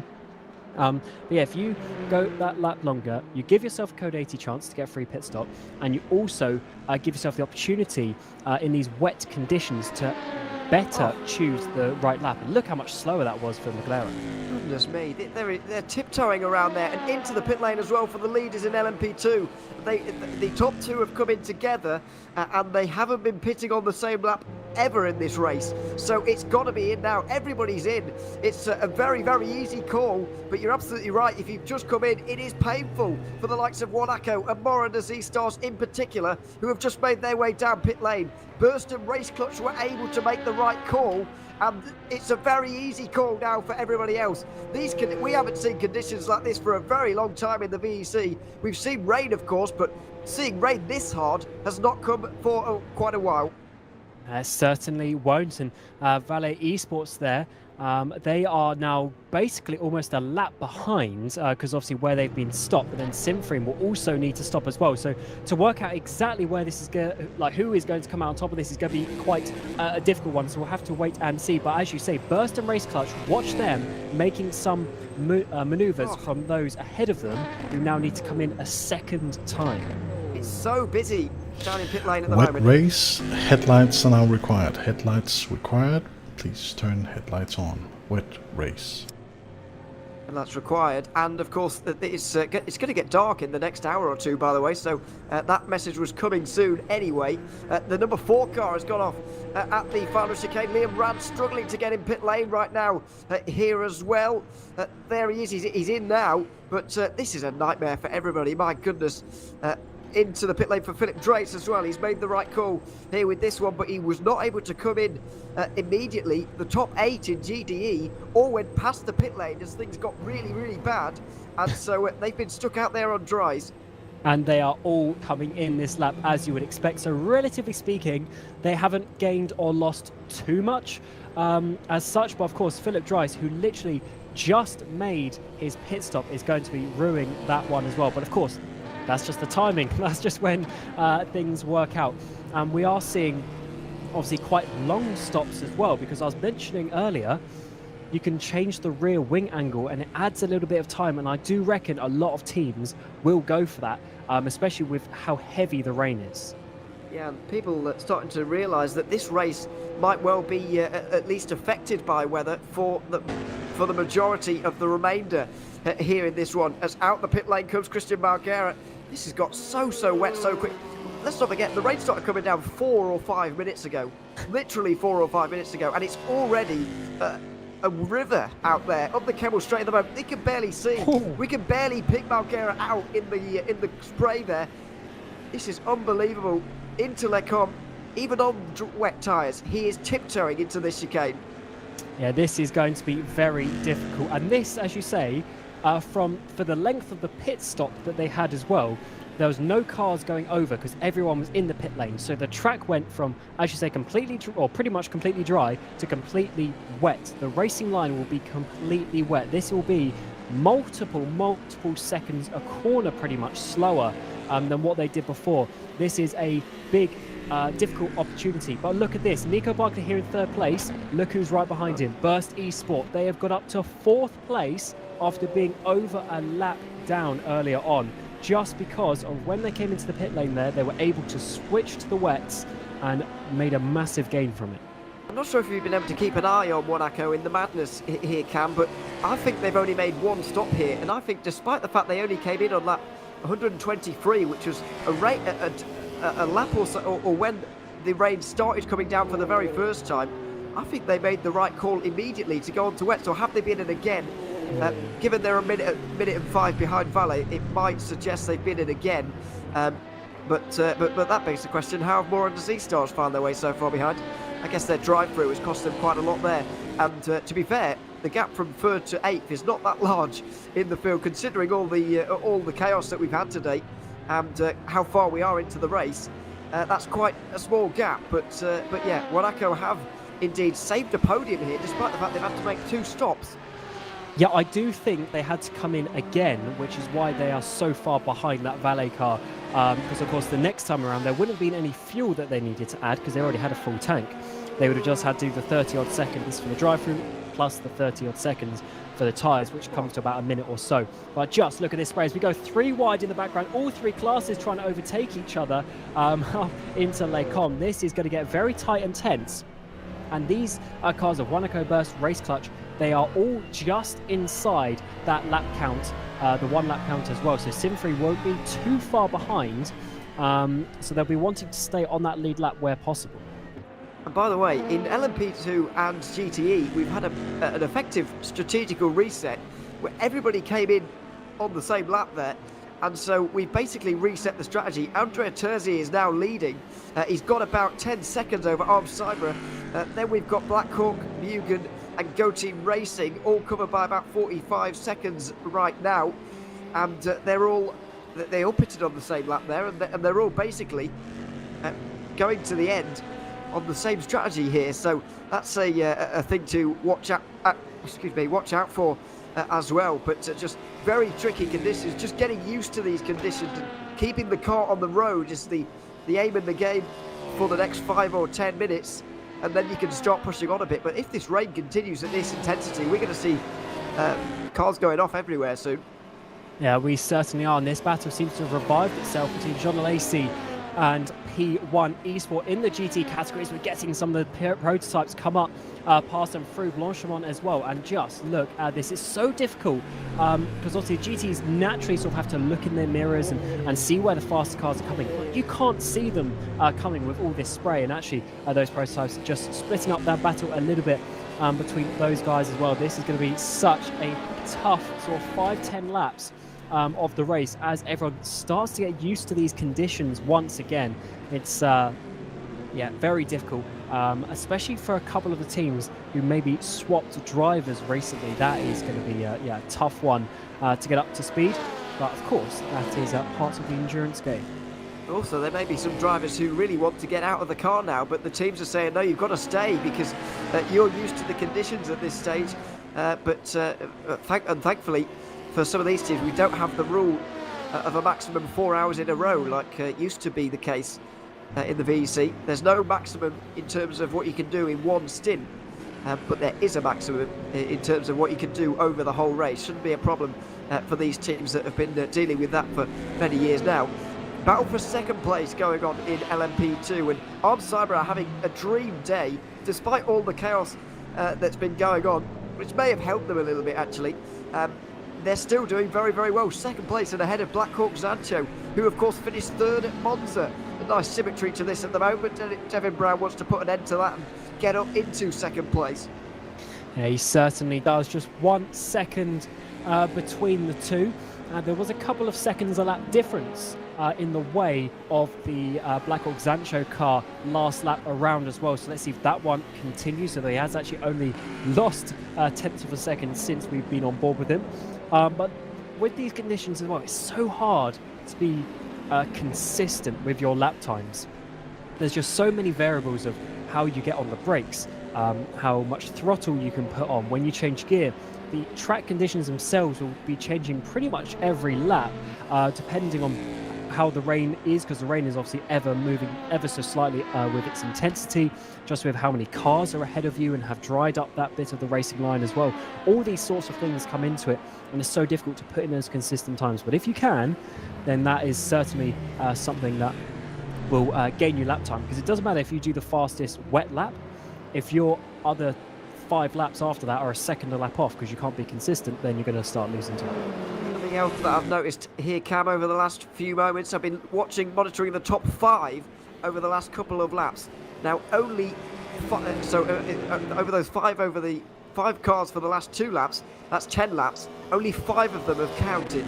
So they've been off the road and the cut tracks have come into play. Now, as you explained very well earlier, that might not be a cause for concern for the teams, but if this race continues to be at least wettish for the next 2.5 hours, which I can see that being not a very real possibility, but it's certainly not out of the realms of possibility, they're going to have to watch out for that, because if getting only half of the laps actually not with cut tracks is a bit of an issue. Yeah, it certainly is. As we've got, is that the 53 has had a bit of an issue. They've had a few issues throughout the race. They've gone around coming out of turn number 1, that is Carrera for DX Droids. As this battle once again, Henry Cynic down the inside towards Puon, side by side in towards the braking zone. That turns really into a braking zone in these conditions, and Cynic gets through up into second place. Kevin Yeager will be trying to hold on to that one, but this battle continues. These two have been fighting for quite a while, but Cynic, their nice move there for second place. And the battle for third overall is happening right in this one now as well. Monaco, Nico Barkley with nowhere to go. Mitty Hoyer will gain drastically from this as well. Outside line in towards Stavolo. Oh, and Hoyer drives straight into Kevin Yeager. By the looks of it, he barges the Aston out of the way, says thank you very much, and he gets his way on through. Got to be a little bit careful of that, because let's not forget how much penalties set them back at the start of this race. Doesn't want any more heading towards Laguna Seca, where it may well be more difficult to make up those positions again. He won't be worrying about that right now. He's worried about that car up in front. They're all over the place. These DPIs constantly look on the edge, especially in these conditions. Yeah, they certainly are. Even in the dries, you're right. The rear is a little bit loose, as they say over in America, where we're going for the next 4 races of the season. We go for a bit of a North American stretch, and it's going to be certainly loads of fun. But also fun is this wet weather racing between the two. That's a bit wide from Monaco there. Nico Barkley just making a small mistake in the braking zone, although we were mentioning it's so hard to be on the limit in these conditions because it is changing every single corner just how much grip you have. Mitchell now trying to get the run up through Eau Rouge and Radion. We see a bit of sliding on the rear between the two of them, but is this going to be enough slipstream? Is the run-off of Radion going to be good enough? I think that's more the burning issue in the wet weather anyway. Up towards Lecombe, it's not going to be for Mitty Hoyer on this occasion. He's going to have to stay behind just for the moment. And only 4 seconds behind these guys, of course, is Race Clutch, which is quite remarkable to see. And judging where Burst Eastport and Race Clutch were before, those two teams have, in theory, completed these 8 hours the quickest, if you like, because of their penalties earlier on. If they didn't have those, then they might well be 1 and 2 right now, but the bottom line is they did, and they've got to recover from that. But a podium is not out of the question for either of those teams. Yes, certainly not. It's going to be a big battle, though, because the gaps ahead of these guys have just increased so much. They've got basically a minute to Valet, and then best part of a minute to Simfreem as well. So they need to be just focusing on this 3rd place at this moment in time. And it's such an intense battle, putting pressure on each other, not making a mistake. Just driving on your own is difficult, and also in a battle makes it even more tense. And as you say, with a Race Clutch getting even close behind her, that's just going to increase the tension as we come up towards 3.5 hours remaining in this race. And Mitch Hoyer for Burst Esport getting closer and closer to that podium. He is, but no way through at this stage. The gap between the first and second cars is a little bit smaller than it was previously, but previous to this wet weather. Although I'm seeing it's close to 52 seconds really, rather than 48. But either way, in towards La Source once again. Mitty Hoyer he's just getting too many slides off of these corners at the moment to really be able to effect a pass. Finding it very, very tricky indeed. But needs this run over Radion really. This is where you're going to be able to do it if at all possible. Excuse me, it's another big slide, and he won't be able to do it. The Eau Rouge Radion section is really becoming a corner in these wet weather conditions, whereas it's just not really in the dry weather conditions. Morris Mel will disagree with you. Well, that's true as well, but yeah, sorry, Morris Mel, but yeah, I mean, in the DPIs, they're a lot more collected. Yeah, you're absolutely right. This DPI is so fast compared to some other cars that we've had previously in other seasons. It's just in the corners. It's nothing special particularly. Well, obviously it has quite a bit of downforce, but you just enter the corners so fast. It's quite remarkable. Just the speed difference, as we have a yellow flag in Sector 1. The 58 has gone off at the top of Radion, I believe, and he is scraping. Has he lost a wheel or something? Is that why the front left? He has, yeah. He's lost his front left wheel, I think. And this is the GTC Race Centre All Portuguese team, the number 58. Oh, Ferrari very nearly gets hit by Jelle Binsbergen, who makes up a position, but scraping along the ground, the front left on the floor. And we have another one, code 80 in 10 seconds. No overtaking, please. And, Yeah, that is a 5, difficult position 4, for him to be 3, in as Code 80 comes in, 2, because 1. Code he 80 not only enforced. has less steering capability, but he's got less brakes because he's physically only got 3 brakes on his wagon as well. So that is going to be very difficult, even at 80 Ks, to get around some of these corners. oh yeah, the brakes slow the wheels down, and if you haven't got one, then there's not much is going to be happening. So it's yeah, pretty tricky. Nico Barkley is going to make use of this one. We've not had a very long time out the pit lane really, but Michi Hoyer decides that might be a good idea, so I'll follow it as well. Christian Margera has stayed out, or not had the chance to come in yet, sorry. He will do, because he's coming up towards Blanchimont right now. Colin Spork also into the pit lane, but with it's just going to be a short fuel fill really, nothing more special than that, but you might as well really when you're in this position. Yeah, so going through the pit lane, of course, you have to remain on the pit limiter. So you're, if anything, you might be gaining a couple of meters because obviously you're on the inside of the track. Also a Going small through the pit reminder, lane. when But you then go downhill, even if you do stop not for 5 switch seconds, up into realistically, third 5 or seconds higher. at You will 80 go k's an too hour fast isn't a and lot you of will get a distance. penalty. So I think this is So a good stay call in from these guys, first just or to make sure second that they of- can on pit limiter fuel when you go up downhill. towards the end If of the race. there's a The damaged issue car, is you are allowed to overtake. they but do not are overtake other roughly, cars.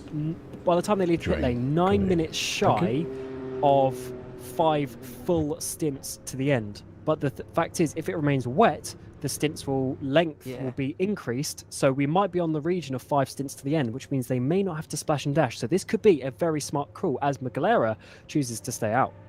Yes, we've got Devin Brown staying out in LMP2 as well, whereas the others have decided that they would like a bit more fuel.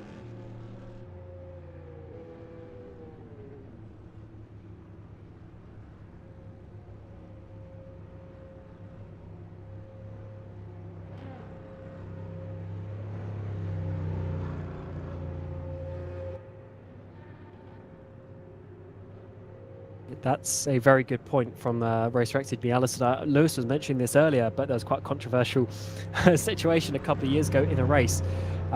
With all the hills here, you can basically go, if you're in too high a gear, the revs are too low that it can't hold you back.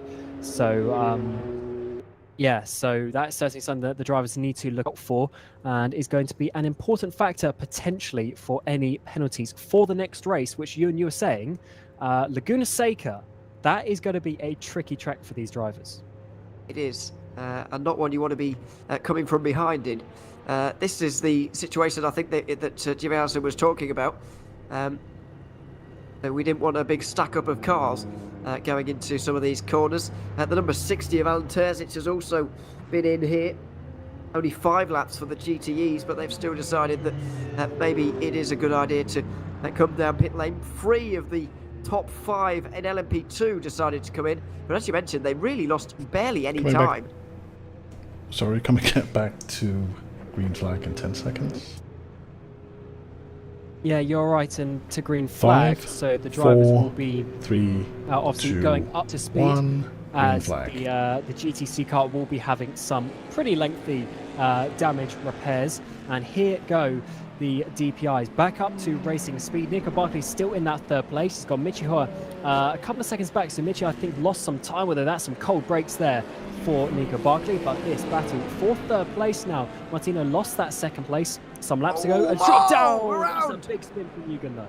Dr. Barkley goes around at Lecombe and he gets back going again very quickly indeed, and quite elegantly actually, but he's lost quite a lot of time, a good 5 or 6 seconds there, and he got outside on the outside curve at Malmedy. There's another yellow flag at sector 1 as well, and this is the danger now. There'll be cold tyres, cold brakes as you mentioned as well. It's very tricky after a Code 80 period to get back up to speed again quite so easily as you can do in the dry.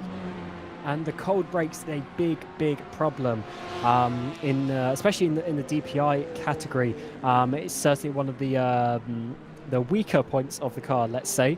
There have been improvements made to make it better, but it's still not a perfect situation. But of course, just the cold tyres is probably the biggest thing, because when you have no tyre grip, you have no tyre grip. And what holds you to the ground is, of course, prominently the tyres. So they are very important and especially in these conditions, they can just get stone cold. The wet tyres can. You have to keep pushing to keep the heat in them. Otherwise, yeah, you just start losing some grip, and that can always be a differential in the drivers coming back up to the grip. As we're seeing Hoyer now trying to get past the Visceral car there. A little bit side-by-side action, deciding not actually to go for the overtake, but the Visceral car goes over the chicane anyway. He's trying to jump down the back of Nico Barkley as these guys obviously continue their way towards the front. And if you look actually at how far they are behind McLaren, they didn't really lose much in terms of actual distance by making those stops. No, didn't lose much at all, and that's been really obvious as well in LMP2. Devin Brown didn't come in, but he's still behind Andrea Terzi, even though he was only about 10 seconds behind before. Terzi has basically only lost the amount of time he was stationary for, and maybe even a little bit less. There he is, about 4.5 seconds in the lead. So basically what they've done is they've managed to go or gain fuel to go 6 laps longer than Brown, and they basically lost no time at all, and that could be especially beneficial later on in this race. I think in this one, remaining now is only 3 stops now for the LMP2s. Even at this distance, Devin Brown might be struggling to do it on 3 stops, because you've got to remember, in the wet weather at Spa, the prototypes, well, they seem to be going quite long today anyway, don't know why, but in the wet weather they'll be going easily 45 minutes, I'd imagine. Yeah, they certainly will, and that is going to be a big factor. And you are correct, because even if you lost 5-10 seconds from doing that sort of splash and dash technique, that is obviously so much more of a gain for the extra laps that you can do from that in the overall side of things. So I would also do what a lot of those teams did, where you go through the pit lane just to stop for those few seconds, because it is so crucial with the lap count. But these things always come together, and if it stops raining massively, if it doesn't rain again, those sorts of things, that can be a really big factor. And talking of stopping raining, is that wiper still going? It's certainly not going on Browner's car, so I think maybe we are just looking at a situation where it's going to start drying up again. It's very light rain, we're being told, very light, so it may well start drying up again pretty soon already, and that is a big change around once again, and another call for all of these drivers to try and get right again, and all of these teams to get right again. So as they continue to try and align themselves correctly to the end of this race, they keep getting knocked back again by the rain or something happening, or a code 80. So it's really an unpredictable race, and very difficult to know quite what's going to happen next, as Richie Hoyer tries to make his way through on Nico Barkley. Still not able to do it. The wipers are going again. Maybe it started raining again. I feel like we're going to see this quite a lot throughout the next 2 hours, because I don't know about yours, Cam, but on my forecast it's saying that it's going to rain until about 1 hour to go, although I just refreshed it and it said it's not going to rain ever again, so who knows. Yeah, when you're in the forest, that can happen. And just before we get into this battle, I don't know if we mentioned, but the car of John Lacey, Matteo Cruppi, they actually ended up DNFing from the race 11 laps ago. I think they did get past the crucial 50% in terms of the time. Because it's wet, I don't know if they'll get the 50% because of the laps, and therefore if they don't get any points, that could be very crucial. Your race winners from the opening race of the season back in Monza, they are getting 0 points, along with R8G, who came second at the first race of the season. So yeah, LMP2 is going to be massively changed after this race.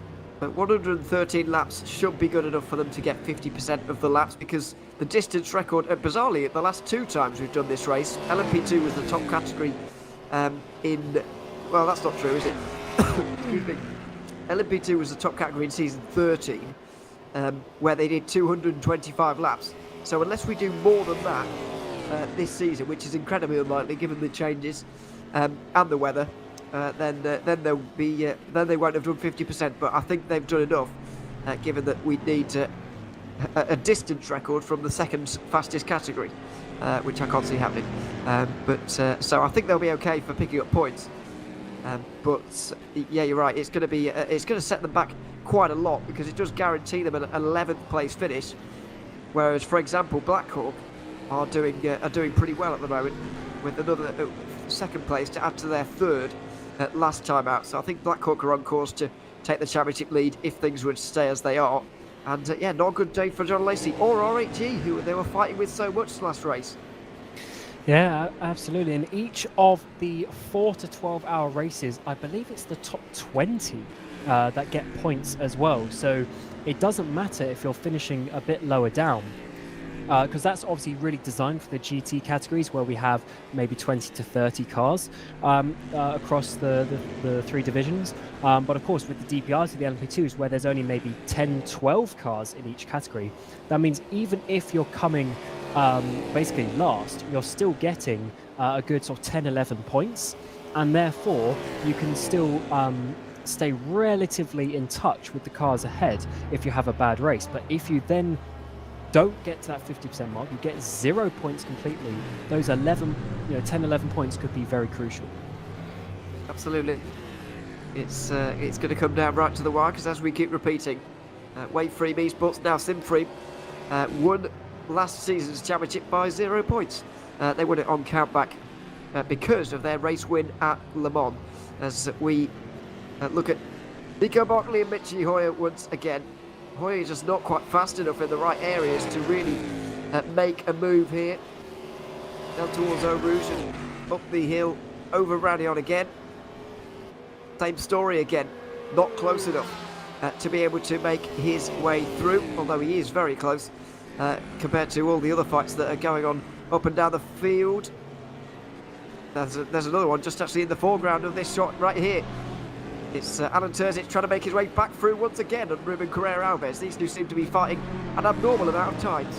Oh, and there's a bit of dive down the inside for Wanako. That's going to give Mitch Hoy a run down towards the hairpin of the inside of Scuderia Leone car, and he's managed to make it work. And so is Alan Terzic in the background trying to get up the inside. As we come towards Speaker's Corner now, not quite enough to send the P1 Esports up into 6th place, but Carrera-Alves defending well. Alan Terzic getting a bit of a run down towards Puon. Any sort of sign to dive it? He's thinking about it, but not enough to send the nose down. As we see the GTC car still getting repairs, but Alan Terzic now up the inside once again through the second apex, but Carrera-Alves continues to be able to hold on the exit of the corner.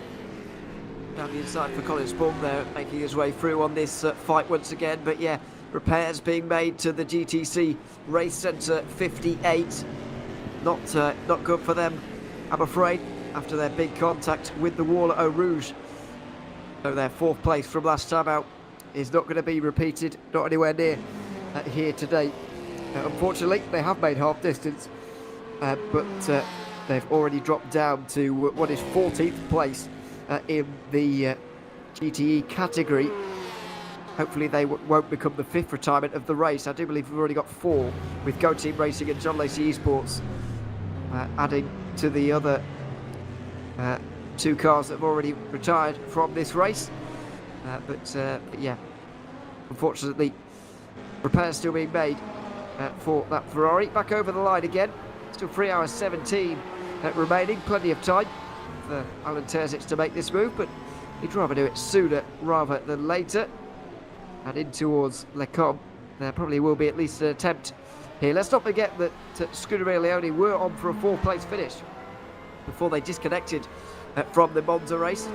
Arjen Veltons reminded me of that earlier on because I'd quite frankly forgotten that they were having such a good race before their problems.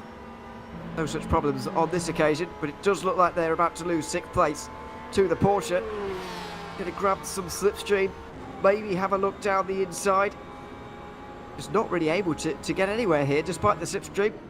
There's no chance for the Porsche to get anywhere close to the Corvette, so those positions will stay the same again. I don't know if this is a good factor, but I remember, oh, well, actually, that's a good run out of Malmedy, though. Alan Terzic to the inside. He's going to have to send it down the inside. He hasn't got many opportunities to do so.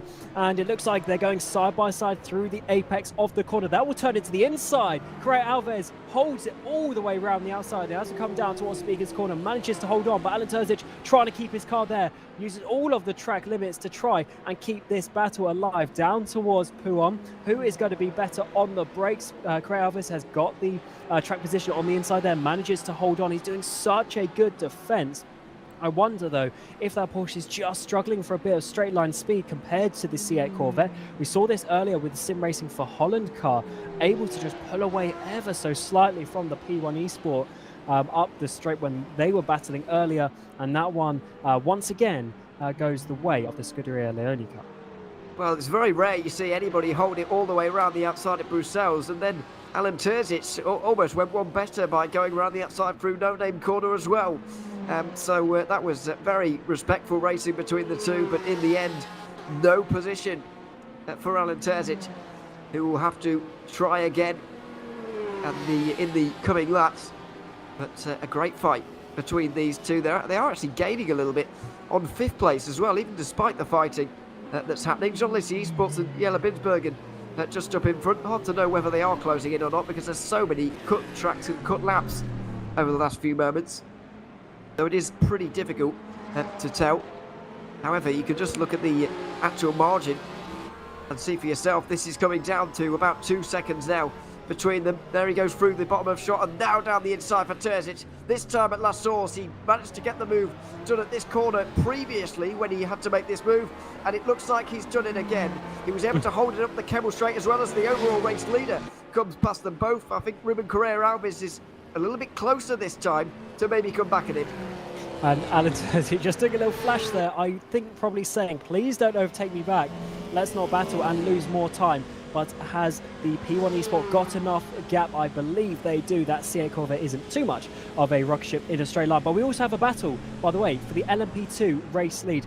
Devin Browner has caught and is on the back of Andrea Terzi. It is getting very close indeed between the two, just a couple of tenths of a second. And this could be the opportunity for Black Hawk Sancho to retake the lead.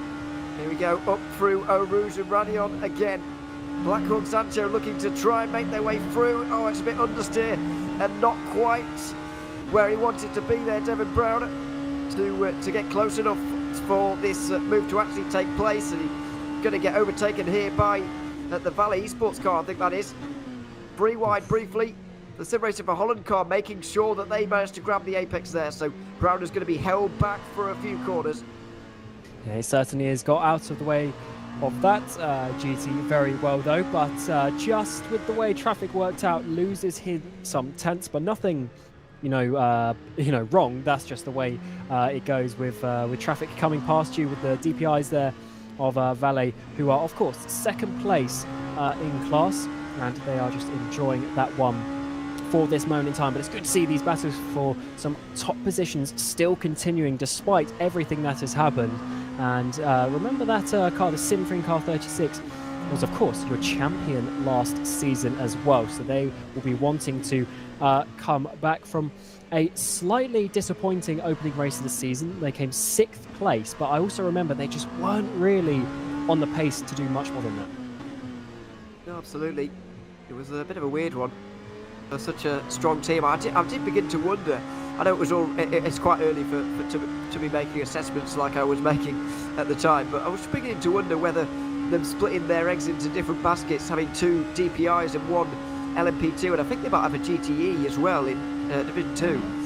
I was wondering whether splitting their resources like that was the best idea, but it does seem to have worked out for them a bit better on this occasion. They're having a much better time of things, although they might well lose the lead here. Browner looked towards the inside. He didn't go for it, there was contact, and a big slide for the Simfring car, somehow holds on to it. My goodness. Browner slowed down as well to make sure that he didn't gain a position out of that, but the Juices Motorsport Club Ferrari wasn't too pleased that was happening. that was a very awkward situation for everyone involved. So many things going on with just 3 cars into one corner, and somehow they are all still going in the straight line where in the positions where they were before.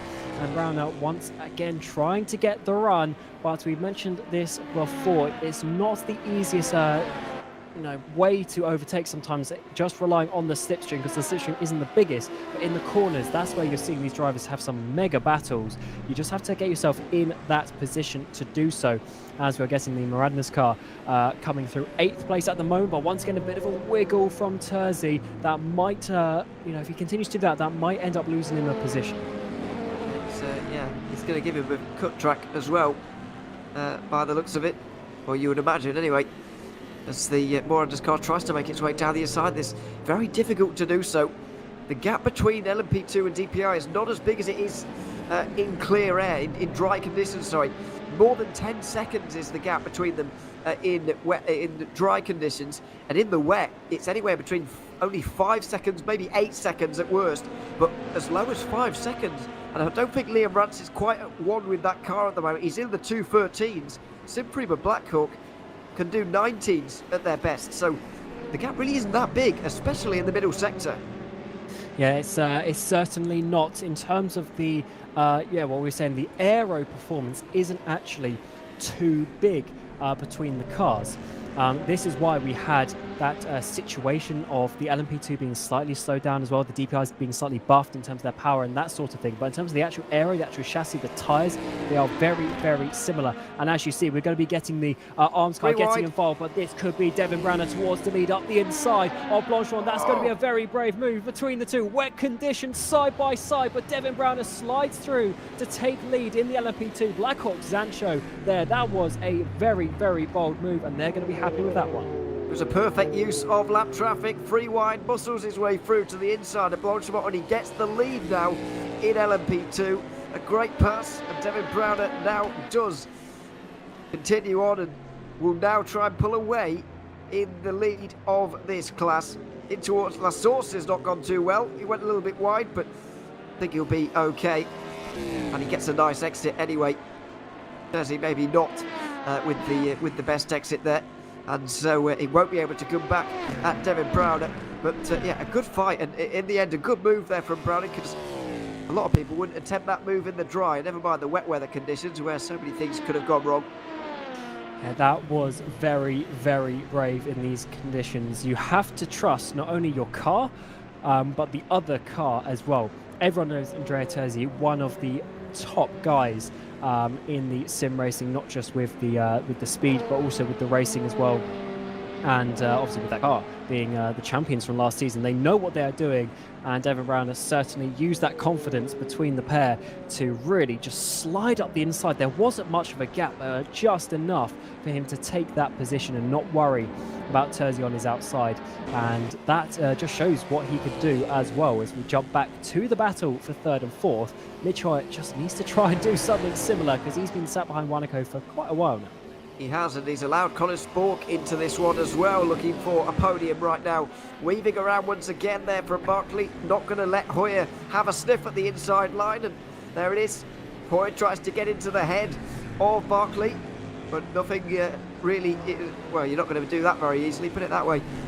Barkley very experienced indeed, and I can't say I've ever seen him driving for anyone else other than Wanako. He certainly knows what he's doing in this championship, and now he's got 2 cars to hold behind him. But I've got to say, as fast as Wanako have been today, First Esport and Race Clubs probably do have the edge, considering where they've come from in this race. Yeah, they certainly do. And looking at the lap times as well, this battle, of course, the one lap that I go to look, it wasn't the case. But the last 5-10 laps that I've looked, even though Barkley and Hoyer have sort of been battling between themselves, they've really been a lot faster than the 2 guys ahead of them, of Ayres and Galera. So there's definitely the speed there, and obviously Hoyer's been held up a little bit here by Barkley, and that's why he's been able to be on the back for so long. I think he'll be even faster if he was able to get past the Wanako car, but that's obviously not how racing works. You have to get past, and of course, because they've started actually physically battling a little bit now, Sport, who's had some great pace as well, he's of course been way faster than the leaders himself, has been able to catch up, and they've really just got well under that lap. They were close to being lapped about half hour or so ago, and they've just got well into that lap and have really been able to challenge and to fight.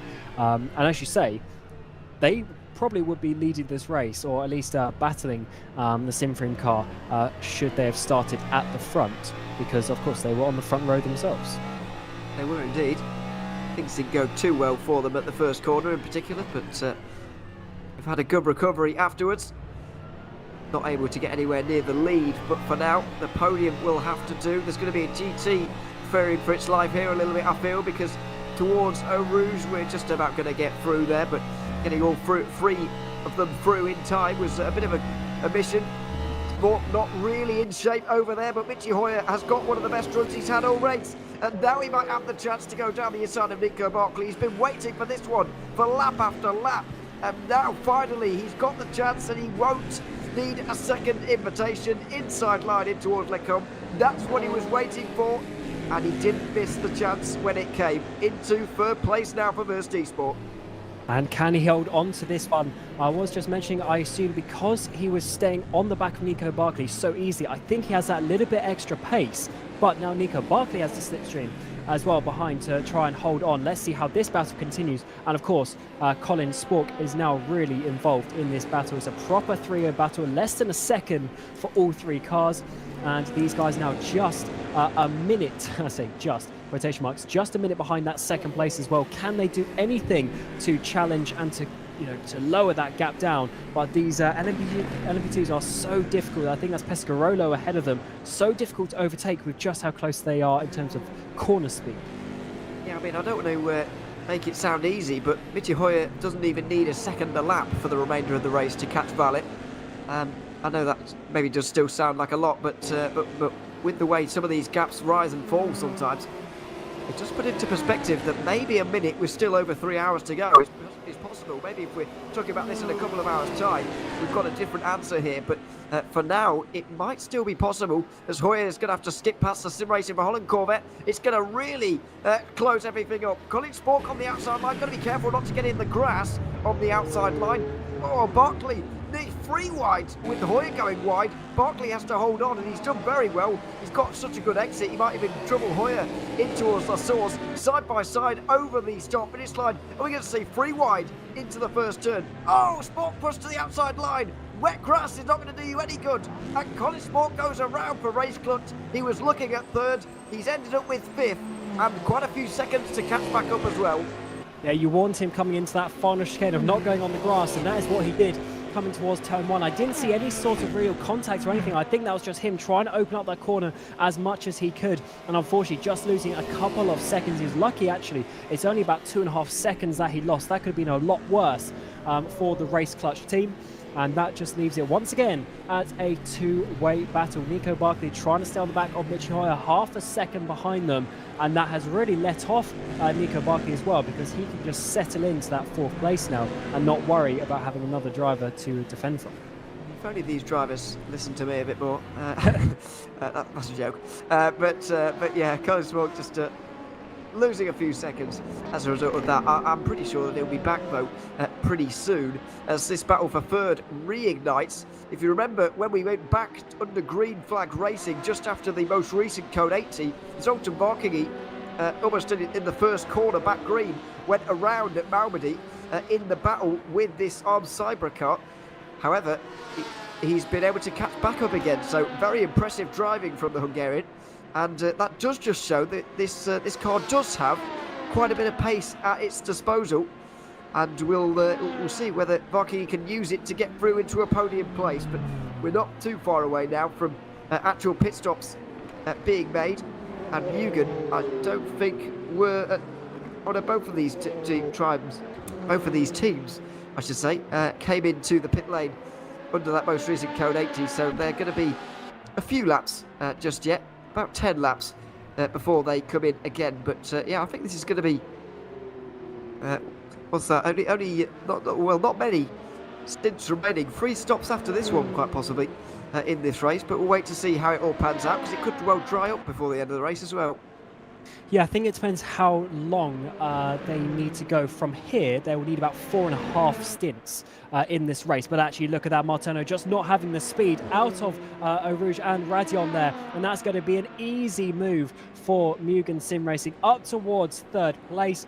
Arms go down to fourth, and that is, to be honest, one of the easier moves you will ever see. Just not enough speed through the massively committed Eau Rouge there for Martino, and he unfortunately has just gone back and back. He was fighting with Devin Brown at one point, and he's now 15 seconds behind it. Absolutely been losing quite a bit of time over the last couple of moments. But Nico Barkley hasn't, quite in the way that we were expecting him to. He's very close to Mitchy Hoy, maybe as a result of that traffic there, but Colin Smorker's got not too far away from these guys as a result of that as well. Is he going to make it free wide? He certainly is. Going down towards Bruxelles on the wettest of the wet lines in towards the hairpin. Makes his way through nicely though. And we do indeed have this 3-car battle back again, pretty much, for third place. Hoyer's gotten away a little bit, but not too much. And that just informs me maybe Spork is actually the fastest of this trio, although to us that was the case in the last sort of 5-10 laps. That is why he caught up to that battle in the first place. So maybe if Spork is actually the one to be able to get past Barkley and Hoyer, maybe he is one to look at challenging the cars ahead. It's so difficult to close the gaps ahead on pure lap speed. You're going to have to time the next pit stop going potentially back to dries perfectly to gain those times as we enter the final 3 hours. 3 hours to go, and 5 down so far in this race. What twists and turns do these final few hours have for you? Taking you through the next couple, of course. Me, you and O'Leary and Cam Roger for the next couple of hours. Zach Sweeney will be hearing from again before the end as well, but you're stuck with us for another couple of hours just yet. And we'll see just how many weather changes we can have before the end here as well. We're not too far away, by the way, from the darkness descending, actually. The race started at 2 o'clock in sim time. Sunset is about 7:30 now. So that makes it about 2.5 hours to go, roughly, which is not that far away, but it's really not getting dark at all yet. So I'm not sure whether I necessarily believe that, but it will certainly be getting dark before the end of this race. Yeah, I think it will be a little bit later than that. I think, yeah, it doesn't look like it's going to be just yet. I think the dullness is just from all of the clouds that are coming in, but you're right. I think it is just going to hint into darkness within the last couple of hours. And that could make it even more difficult if it stays wet, because the important factor with, especially if it starts drying, is the drier line. And it's very difficult to see that line without the reflections of the sunlight. The floodlights, the couple of floodlights that we do get around here just doesn't quite do the same. And even the headlights, you can't quite see it the same as when you have the full sunlight beating down and just showing that slightly less wet line. Yeah, it's very tricky when it descends into darkness and you can't quite see where the dry line is. Admittedly, the dry line wasn't really a factor while we're having the first drying cycle of this race in the opening moments, because it didn't really get overly wet. But here we certainly are. We're going to have a slower drying phase. It's going to be very important for the prototypes, especially to kind of stay on the dry line. Or whoever has gone on to dries, indeed, stay on the dry line, because yeah, you're going to have absolutely no grip anywhere else. And when you can't really see where you're supposed to be, it's pretty difficult to stay there. So we'll wait and see if that materialises, as we've got the 73 car off. That's one of the GTEs. It's Roy de Munich running down there about 7th. He was 7th. No name corner again, bizarrely, catching out somebody else, but back going again. Could be traffic. Someone diving up the inside potentially is always a possibility in that corner. So I do hope that it wasn't what happened in this corner through the Piff-Paff final chicane. When I can't remember, was it the Wanaka car was coming around the outside of him, made a bit of contact, and therefore Dominic has already had a bit of an off. So not the day that this 73 car would have wanted. They came second back at Monza, but now down in 8th. absolutely. And it's been the 74 really that's been doing better in the race so far. However, that's all changed now. They really got things quite wrong actually through the pit stop phase. If you remember needracing.com and Blackhawk Racing staying out on the dries through that opening wet section, Juices also had the chances to do that. Basically, those guys were forced into doing that because of where their pit stops were. They came in under the first code 80, and it forced them to stay out on dries while it was wet. That all changed, or Juices decided that actually it's probably best for us to be on the wets now. However, in the end, they got things wrong and they would have to come in again, so they've effectively made 2 extra stops compared to a lot of their GTE rivals. Absolutely, and they, judging the stops to perfection seems to be the key today, because doesn't matter how fast you are on the track, if you spend an extra couple of minutes in the pit stop over the race, I mean, that's just impossible to gain back, really, just on pace, with just how close it is. And that is why your strategy and your pit stops and everything about the wet weather as well has to be absolutely perfect. And it seems to have worked out for a couple of teams, but as always, there's always some losers who come from that. And unfortunately, for the likes, as you mentioned, of like the 74 and some others just not having the race that they would have wanted today. But someone who is coming back, of course, is Colin Spork, as we see on screen, trying to catch down the Huanaco car, but just hasn't been able to get himself in the best position. When he did so, went on the grass, and unfortunately dropped back a couple of seconds.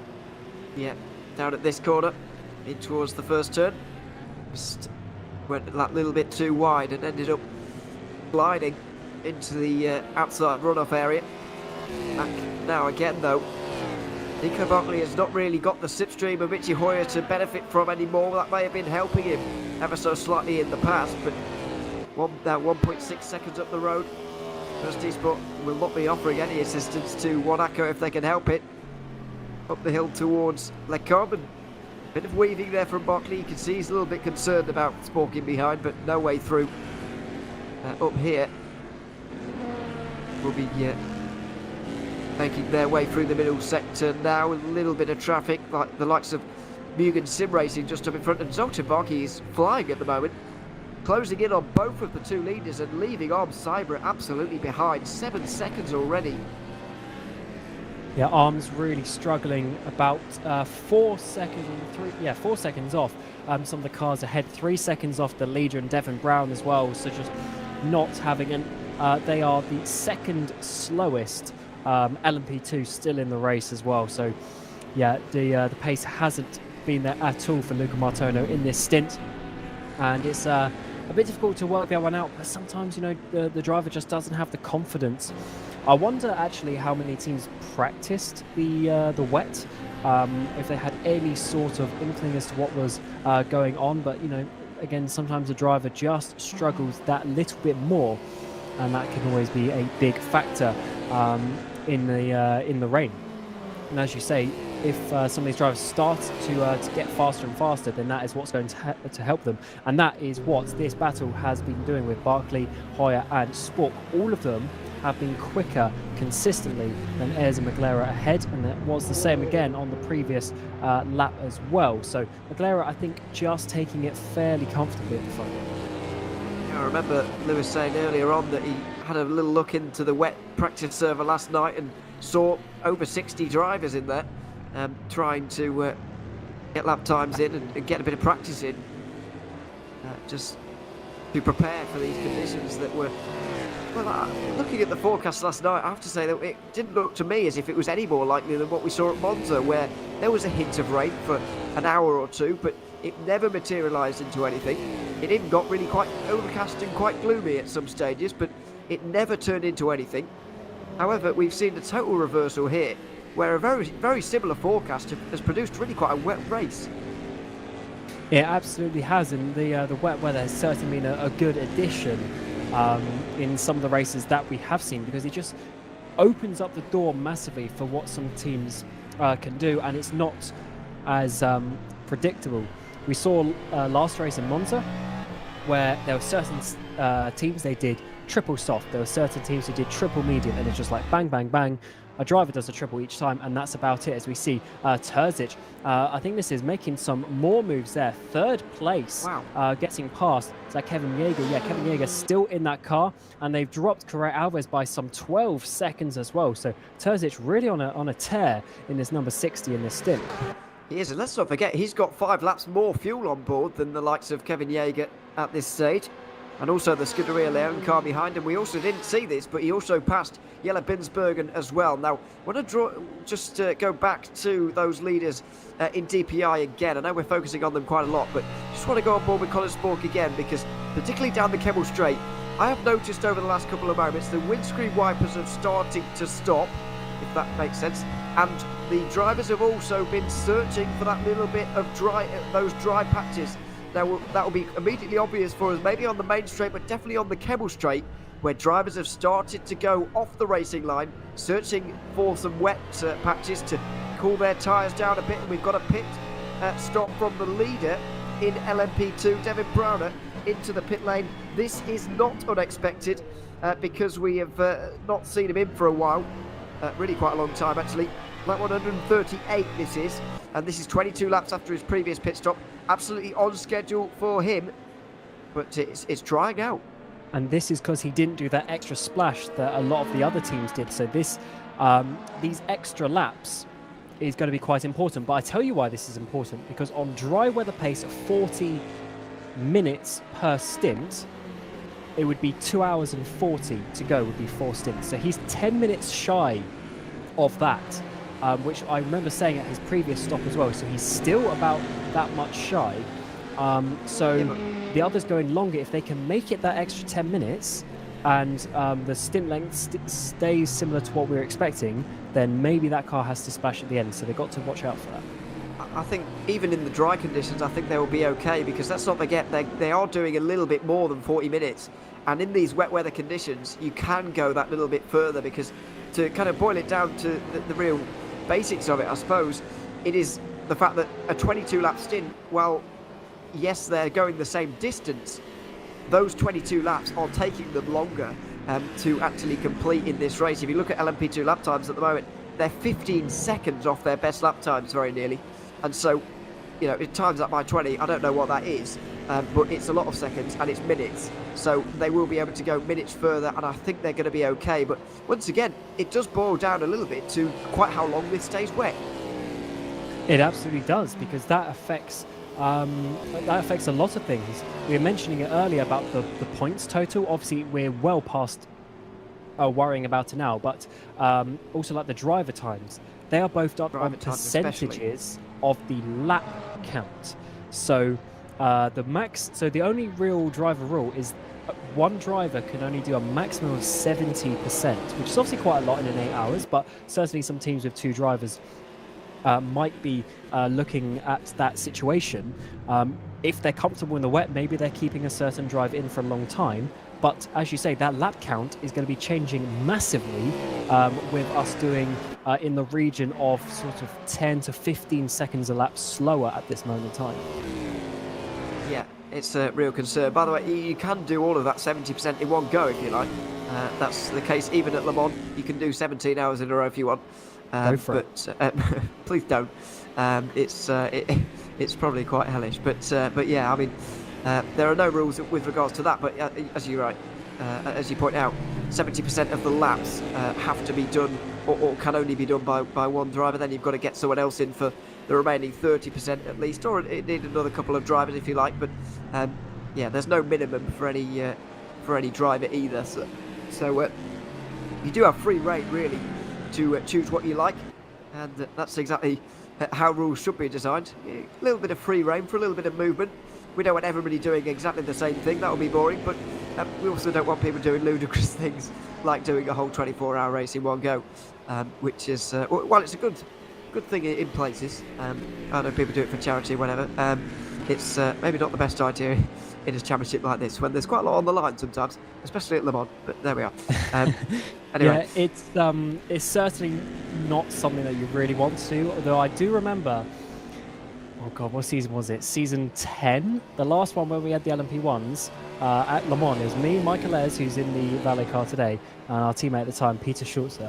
And Peter ended up doing, it was either 14 or 15 hours of the 24, which is obviously not crazy. I know some people have done more than that, but it was still a lot, considering there was 2 other drivers for the other 10 hours. So he basically did 3 times as much driving as me and Michael individually, and that was certainly a very eventful race. But you're right, you don't want to see drivers going too long as such.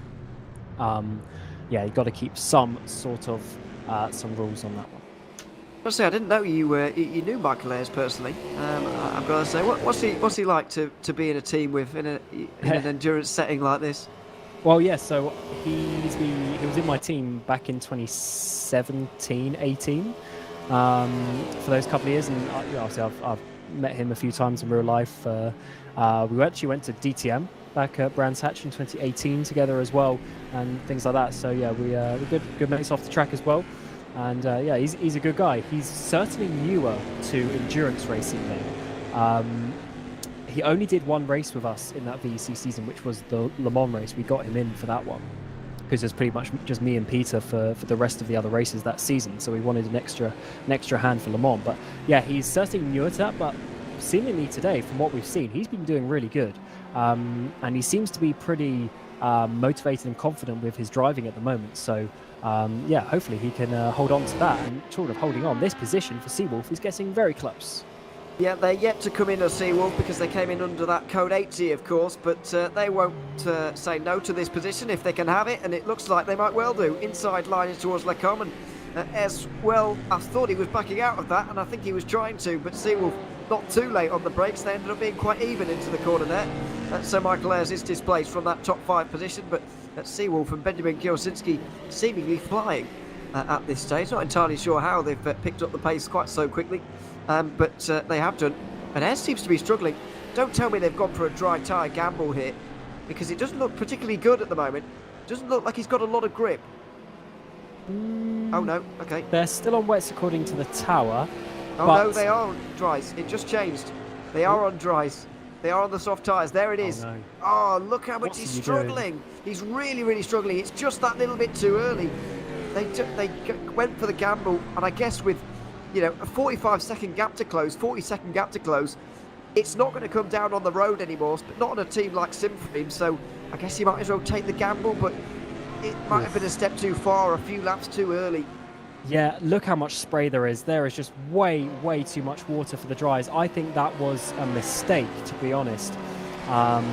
Maybe he selected soft instead of the no change option. I'm not sure, but this was definitely too much. And this reminds me, talking of when he raced for my team in another league, there was a race at Austria at the Red Bull Ring, and it was similar conditions to this.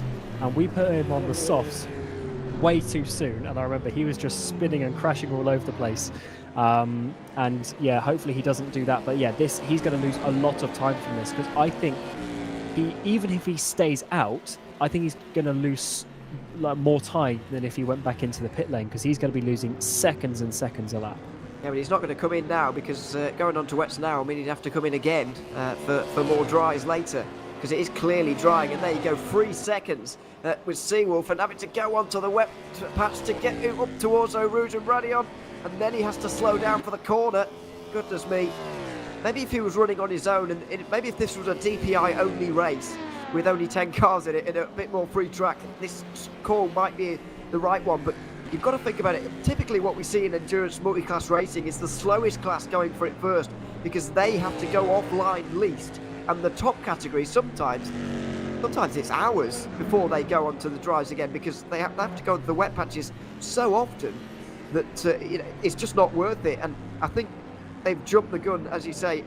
I'm not sure whether they meant to do this or if this was an actual call from them. I understand it, because I think they were going for broke for the race win, to be honest, and maybe decided this is the only way we're really going to close on Marghera. But either way, it's turning out more and more to be the wrong call, I'm afraid. Yeah, I mean, there isn't actually that much spray on the exact racing line, but you can see that racing line is so not thin. quite yeah, but it's not quite the width of the car even yet. It's maybe a meter wide. The cars are about 2 meters wide, give or take. So certainly a very, very difficult situation. But I mean, he's keeping decent speed, but just is it enough to do anything? We are seeing the lap times come down a lot in the last few laps. Everyone was sort of doing 2:11s, 2:12s for a long time. We're now seeing even a 2:06, 2:06 for Michi Hoyer, who's now up into second place. So the pace is really starting to come. But as you say, I think it is just a little bit too early to commit to those dry tyres. But if you are pitting now, do you then stay on your wets for another stint before going? That is a bit of a risk as well if it dries up. Well, most of the drivers are going to be coming in at the end of this lap. The likes of Michi Hoyer, Nico Barkley, Colin Spork, I think they're all going to be in at the end of this lap. They all came in under the code 80, and this will be 22 laps, but I do think this is just that little bit too early for the dry tyres, as you say, and no risks being taken by Simfree, who did not come in under the code 80, but they have been in now. And so they're back onto the wets again, and no risk from them. You wouldn't expect anything different really with a lead like they've got. Yeah, it's the risk taking is certainly out of the factor for a couple of these teams, because as it turns out in GT and DPI, the leads just seem to jump up because of how things have worked out. I should say, let's see when these cars are going to be coming into the pit lane and who is going to risk those tyres, because with the wets, I believe they should be able to do another stint without changing tyres as well. So even that, 37 seconds saved might be enough over the course of the stint. We will have to see as Burst, Juanico come in and Race Clutch stay out. Surprised about that, because Colin Spork's been pushing really quite hard all race or all stint so far, and he's still been able to go a lap longer. So I'm surprised about that, but either way, fair play to him. He's carried on again, and we'll wait to see which tyres Michi Hoyer goes on to on this occasion as well, as Zoltan Barkey is still flying out there, by the way. He's in second place in the LMP2s right now. He is closing on Andrea Terzi really quite quickly. These guys not too far away from stops themselves as well, by the way. Coming up to the end of lap 143 now for them. Only one more, I reckon. No, not even one more for Viking. He's in right now. Terzi will be in very soon as well. But what a stint that's been from him. Considering he started his stint with a spin, very impressive. Indeed, he certainly learnt the conditions coming out of that code 80 and got up to speed. But that is the exact example of as he went on to dry tyres there. That was medium tyres going on, so he definitely thinks it's dry enough. But yeah, that was a good example of someone just just learning conditions, getting on with it, and then just showing the pace that they can. And we will have to wait, because unfortunately we don't have quite the same sidewalls on the DPI, so we'll have to wait until they leave the pit lane, and then we can get the graphic up to see exactly what the Juanico or Burst car is doing. But I just realised Nico's gone, so I think he didn't change tyres. Let's get the graphic up and see. I reckon he's still on those wets. Is it going to update? We'll have to wait and see. But I reckon he stayed out on the same wet tyres, and therefore saved obviously the sort of 37 seconds from doing so. Absolutely, and I think Hoyer is, well, I know Hoyer has gone onto the slicks, because you can see from the onboard camera here, or you could on the pit lane anyway, you can see the onboard camera, the no treads on those tyres at all. I don't know whether that's anything I can read into, but I would guess so. Yeah, there we are. Soft tyres for Hoyer. So he's gone for it as well. And this is a risk now from Burst Esport. They've done a lot of work today to get up into this position, and he's potentially throwing it all away now. Let's not forget that Michael Ayres has lost effectively 10 seconds to him in that pit stop phase. They will have watched him out there on the road, and they've still decided that, yes, this is a good idea. I tell you what, though, Michael Ayres' last lap time wasn't so bad. It wasn't so bad. So I reckon it was just a situation where Ayres had to take it because his pit stop was so soon. But because Burst and some other teams went laps and laps longer, it gave them the opportunity to now basically go out on a drier track. So they're not going to lose that same time that Michael Ayres did. But yeah, Ayres' last lap was a 6.5, so he was actually the fastest on the last lap out of the DPI. So it might actually be coming the way. The track seems to be drying a lot quicker than we expected. It is drying quite a lot. Well, I guess the fact there's no rain now is helping. But yeah, it looks like he might well be faster now. And have they just played a blinder? Well, it's difficult to know for the moment. But what is clear is that he has lost a lot of time, not only in the actual tyre change, which I don't know how much it exactly costs you, Cam. Yeah, I think it's 37 off the top of my head for 37? a tyre change. And that's after or it's at a different time to the fuel. So so if everyone does the fuel and then leaves, obviously it'll be the same, but then you have to sit there for the extra 37 seconds for the tyres as well. Absolutely. Yes, it is a different time, certainly. So under a minute and a half, 1.3 seconds gained by Michael Ayres on that last lap compared to Christian Marguerite. And now Spa-Francorchamps have got a real big decision to make, as we've got the 34 car off the road. That's a major car, a major player. And Varking, he's off again. The early stint, he's having a nightmare in the early part of these stints. But by the end, he's the fastest man ever. Unfortunately, though, there's an obvious reason why. He's gone for the medium tyres, maybe a step too soon. I certainly will. And also there's Colin Spork coming up the inside. There's Michi Hoyer through Malmedy. The two go side by side. Coming out of the pits was Spork a couple of laps later, also on the soft compound tyres, but he went too deep into Les Combes, and Hoyer managed to get past there into that crucial 4th place as they try now to chase down the Wanako car, who stayed out on the wet tyres on this ever drying track, and that could be some crucial track position for a podium fight in DPI. A huge pit stop, a huge decision coming up for Andrea Terzi for Spa-Francorchamps Esports in LMP2 as well. They've gone for the dry tyres as well, despite the fact Zoltan Varking has just gone off. Maybe it is time for the dries in LMP2 as well. It is so wet on the pit lane exit though, it's very difficult. Terzi almost no speed onto the Kemmel Straight. He could probably get out and run faster. Now he's up to speed a little bit. But these are going to be tense moments for Terzi, who has lost a lot of time, of course, in the actual tyre change. And Blackhawk Zantio have lost quite a lot of time somehow as well. Arm Cyber are now in the lead, despite the fact they've made a stop. I'm not sure how they managed that. Yeah, I wonder how these things are flip-flopping, but it's always hard to see when we are in the middle of a pit stop sequence. Cars are doing things left, right and centre, and you have to try and work out exactly who is going to be. As Jozinski there is up into that 7th place, also on the softs, but did he have some damage there because he was going a little bit sideways, but Colin Spork has got back through on Michi Hoyer. And race leader into the pit lane as well. Christian Marguerite has seen that Valet Esports are gaining lots on them, and it's time to come in. Their minute and a half advantage might be about to be wiped out here to a much, much smaller one. Wow, this race may well not be done just yet.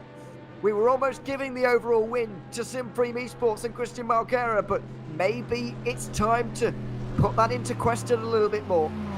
It might do, and as you say, this is going to lose the time that they gained all those hours ago from pitting at the right time, this time at the wrong time, and this might start coming the way. Michael Ayres, we thought he was too early, and to be honest, he probably was, but it's coming back to him. As you see, that racing line now is about a car width wide, and the soft tyres will really be giving you the grip that you need to go fast around here. On the previous lap as well, Ayres was the fastest driver in the DPIs, so this is looking good for Valet at this moment in time. Just how close are they going to be to that Spa-Francorchamps car? I think Spa-Francorchamps are going to hold on to the lead here, but I don't think it's going to be a large gap. You've got to remember that Michael Ayres has got quite a way to go until he gets back out there towards the pit lane exit, but he might have it here. He might well have it. Spa-Francorchamps still not moving, still getting the tyres changed, and Valet Esports have played a blinder. It probably was too early, but they had no other choice. Now their decision is looking legendary all of a sudden. They're out into the lead. Valet Esports, first lead change we've seen in a very long time. And Michael Ayres is now the leader, ahead of Christian Marguerite. Just in behind, Nico Barkley's not too far away from Christian Marguerite either at the moment. He's coming through Rouge Radion at the moment, but he has a tyre change to come. He certainly does. And having said that, Barkley, though, is obviously, he's still in a decent place. If he can get to the end, because he's not really looking at Simfreem ahead. His battle is with Race Clutch and with Michi Hoyer of Burst, and Michi Hoyer's lost a lot of time there. He's 8 seconds behind Race Clutch, so he's had some sort of issue. But if Race Clutch don't catch, or is there some contact there, then that is going to be good for Wanako. But we come back, battle for the lead in LMP2. Side by side between Devin Brown and the ARM Cyber car. Both of these teams on wet tyres, of course, and struggling out there as well. Oh dear, that was close between them. The satellite car just making its way through on them as well. They've recently got through on Seawolf, who had to come in again. I think the damage that you reported there was definitely an incident there with that Seawolf car. I didn't realise it would force them into the pit lane, but there they are. Devin Browner also now leads. So this race has just turned again, but of course these guys are on wet tyres once again. The first car not on wets, Andrea Terzi, with 17 seconds over Zoltan Barkey. So there's only 2 cars in LMP2 with dry tyres on. And by the way, for Burst Sport, it was indeed an off at No Name Corner. That's why they've lost so much time and continue to lose time. And that is not going to be good, because that's quite a bit of time. It's not just 2 seconds, it's almost 10 seconds now. Behind Race Clutch is Michi Hoyer, and they've both of those cars have done well to get themselves back in the podium shout. But really, it is that 30 seconds gap I was mentioning. If Colin Spork can get to Nico Barkley within this stint, then that's going to be good. Otherwise, it was worth Nico Barkley staying out. It just depends how much dry it gets and how much his wet tyres are struggling. Because remember, these are, I believe, second stint. I don't think it's third. I think it's still second stint old wet tyres as well. So they're used. There's already thermal cycles through them. Now they're going to be getting even more hot being on a dry track. And there he is, searching for that little bit of wet on the right-hand side. Let's not forget that the rain started coming down about an hour and 20 ago now. And so that, well, this might be their first, no, it is their second, surely, out there at the moment. I think it is their second, yeah. So Barkley just has to go a little bit further. I think, I say that. It is technically their second stint, but let's not forget they had those 6 laps as well before the Code 80 that you've got to add on as well. So 2.25 stints it will be by the end of this run, and pretty hot they'll be at the end of this stint as well, these tyres, you would imagine. But what they do allow them to do is that, getting onto the wet patches to go up the inside in towards Puam, very impressively indeed. Just under 2.5 hours to go here in this race. You're right though, if they do indeed stay in front of Race Clutch here, then it will have been a success for Barkley. I think if he can get to 2 hours 15 to go, or also 2 hours 10 to go maybe, then he's done a pretty good job in this situation, because at that point he can go to the end on only 3 more stints, and he might be able to stretch his set of tyres to do that triple stint. He certainly might. In these conditions, you can obviously go a little bit longer, so he's trying to get past the Simfreem car ahead of him here, and this is of course for second place, so this is very important indeed. And he's actually of course on the wets, where the Simfreem car went on to the soft compound tyres. Although he's gone off the track. He went onto the wet patch, and that is exactly why you want to be on those wet tyres at certain points of the track. But let's see how this one continues. Wanako up into second place. Margera is nowhere near as comfortable as we're seeing from Michael Ayres in the lead in this situation. Margera has all of a sudden seen a nearly 1 lap lead go away, and all of a sudden he's second, well he's third now, on tyres that he does not really want to be on, in all honesty. Not enjoying himself and not getting quite the pace out of these tyres that maybe he was looking for either. Michael Ayres only gained 0.3 of a second on Nico Barkley on that last lap as well, by the way, so it's not exactly a huge gap in terms of those tyres, as we've got off the road for Carlos Basto and Romano Motorsport. Still wet tyres here, by the way, and still struggling. Yeah, looking at the tyre tracks on the road, I think he just lost the rear coming out of the corner, but that is a very awkward situation, because he's going to be very slow at a, I'm about to say almost flat out corner, though it won't quite be in these conditions, at least for the prototypes. He needs to get back up. But last lap around, Colin Spork, a 2:02.3. So that's still 10 seconds off the dry weather times from the start of the race. But Magalera, a 2-minute 7, 5 seconds a lap slower on the same compound of tyre. Definitely need to see that Simfring car get up to speed. But I wonder, they had such a big lead. Surely they should have just stayed out on the wet tyres and do what Nico Barkley's doing and just try and not lose the time rather than try and actively gain back the time.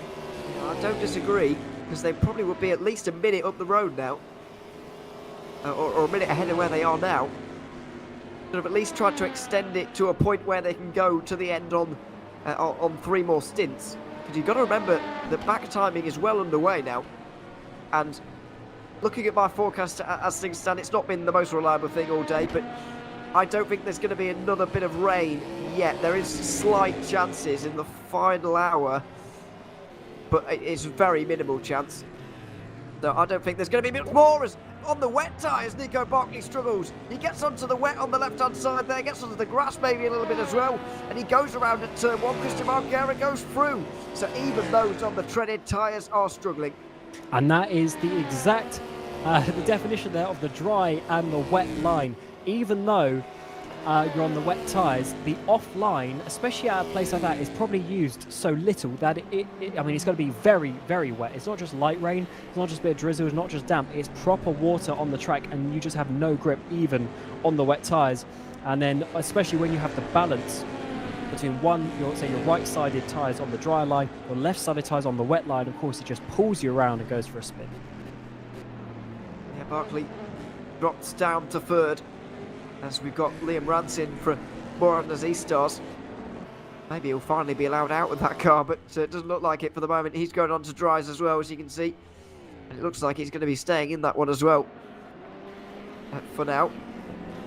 Bert Knox is not too far away from Jelle Binsbergen in a fight for 4th place in GTE. There's not been much tyre changing going on down here, though. In the last few moments, Henry Sinnick has gone on to the dry tyres, and he will have gained a bit of time on the likes of Philip Drace, who's now done the same, but even now he's still nearly half a minute away.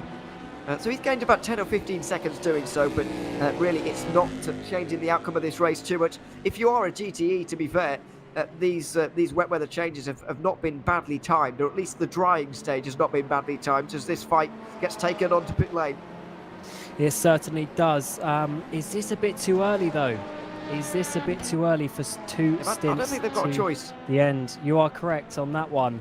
But they are going to have to splash at the end. So, yeah, difficult one to work out which is the best strategy. Is it to lose the time now or to lose the time later with an extra stop? Oh yeah, it's difficult to know. As we got into the pit lane as well, Arm Cyber from LMP2, Filippo Virzi is in, and Devin Brown's being caught pretty quickly now in LMP2. 4 seconds on that last lap, the gap's only 10.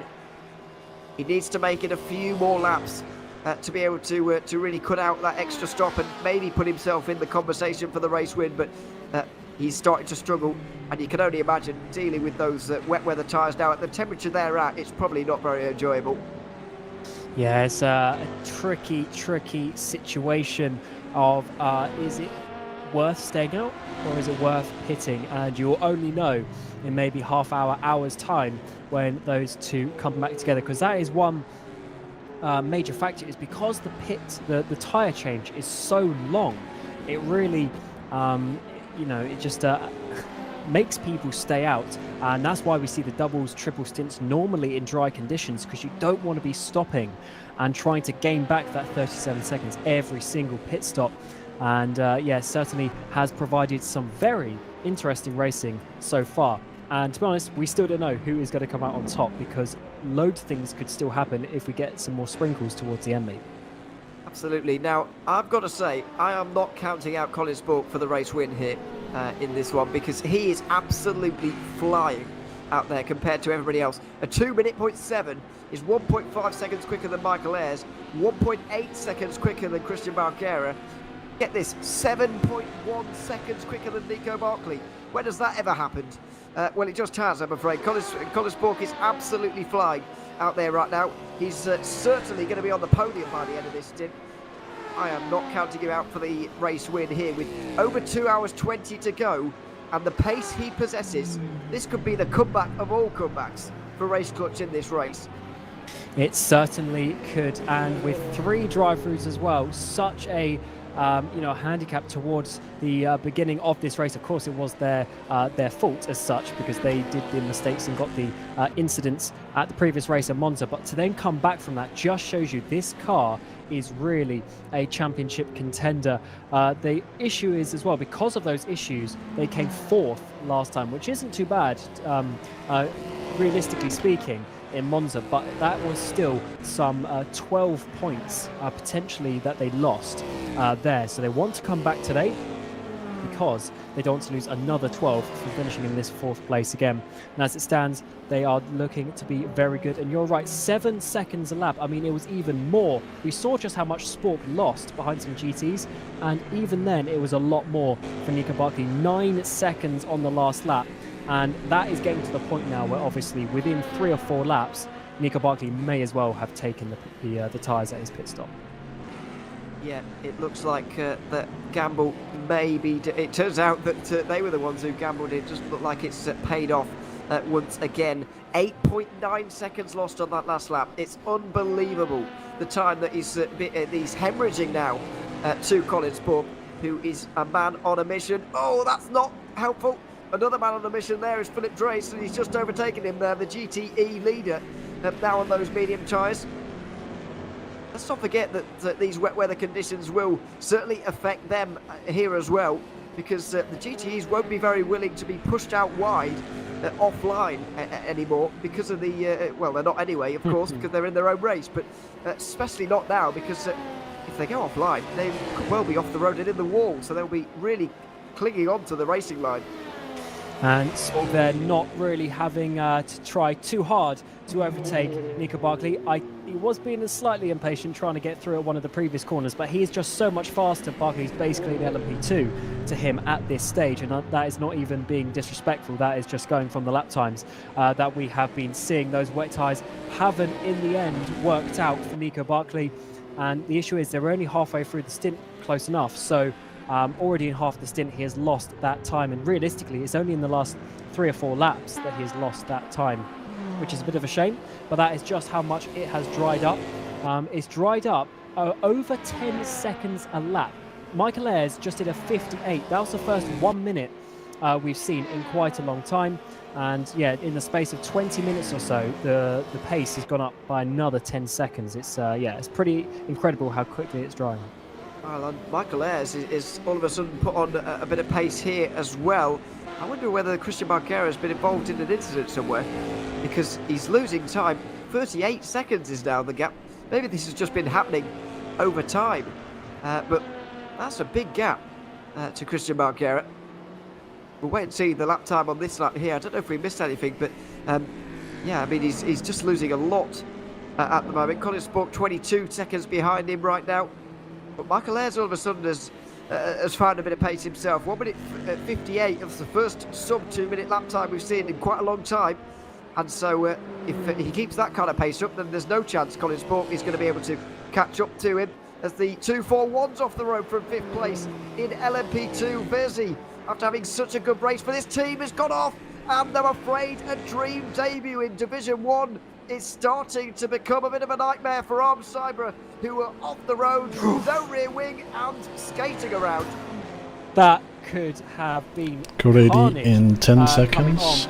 To the racing line. Code 80 is coming in for the 5, drivers. It's not going to be a long Code 80. 3, Such is 2, the there's been a crash. 1. Code 80 The enforced. LMP2 in the background as well, probably slowing down, and that is major issues for these DPIs, as that is one of the contenders is now losing quite a few seconds as well. Might as well come in now for Barkley. I know he's only going to get a couple of moments in the pit lane for free, if you like, but that was a bit clumsy. I think you're absolutely right. I think it was the 38. That could have been the race leader in... Sorry, that's the 46. Excuse me. Visceral Esports. Race Clutch Colin Spork is in right now. That's an interesting one, but he's decided that maybe there's a bit of a chance for me to save a bit of time in the pit stops here. This is what happened. Visceral Esports slowing down for the Code 80. Nico Barkley certainly was not at that moment anyway. And big accident between the two of them. Jimmy Allison might well smack them both in the face after that, I think. Paul August Lana certainly looked to be slowing down a little bit earlier, potentially than we did see. Oh. But for sure, the cars behind do need to be looking as we go back to green, Oh, no. it seems, and we are seeing Verzi just getting into the pit lane. Yeah, just about got in there in the end. I think we are still under code 80 because we haven't. Guys, it's getting a bit ridiculous when slowing down for code 80. You need to make sure you don't slam into someone or just brake early. So once I start counting down from 5, that's maybe a clue for lifting and just slowly and gradually going into pit limiter speed. Back to green in 10 seconds.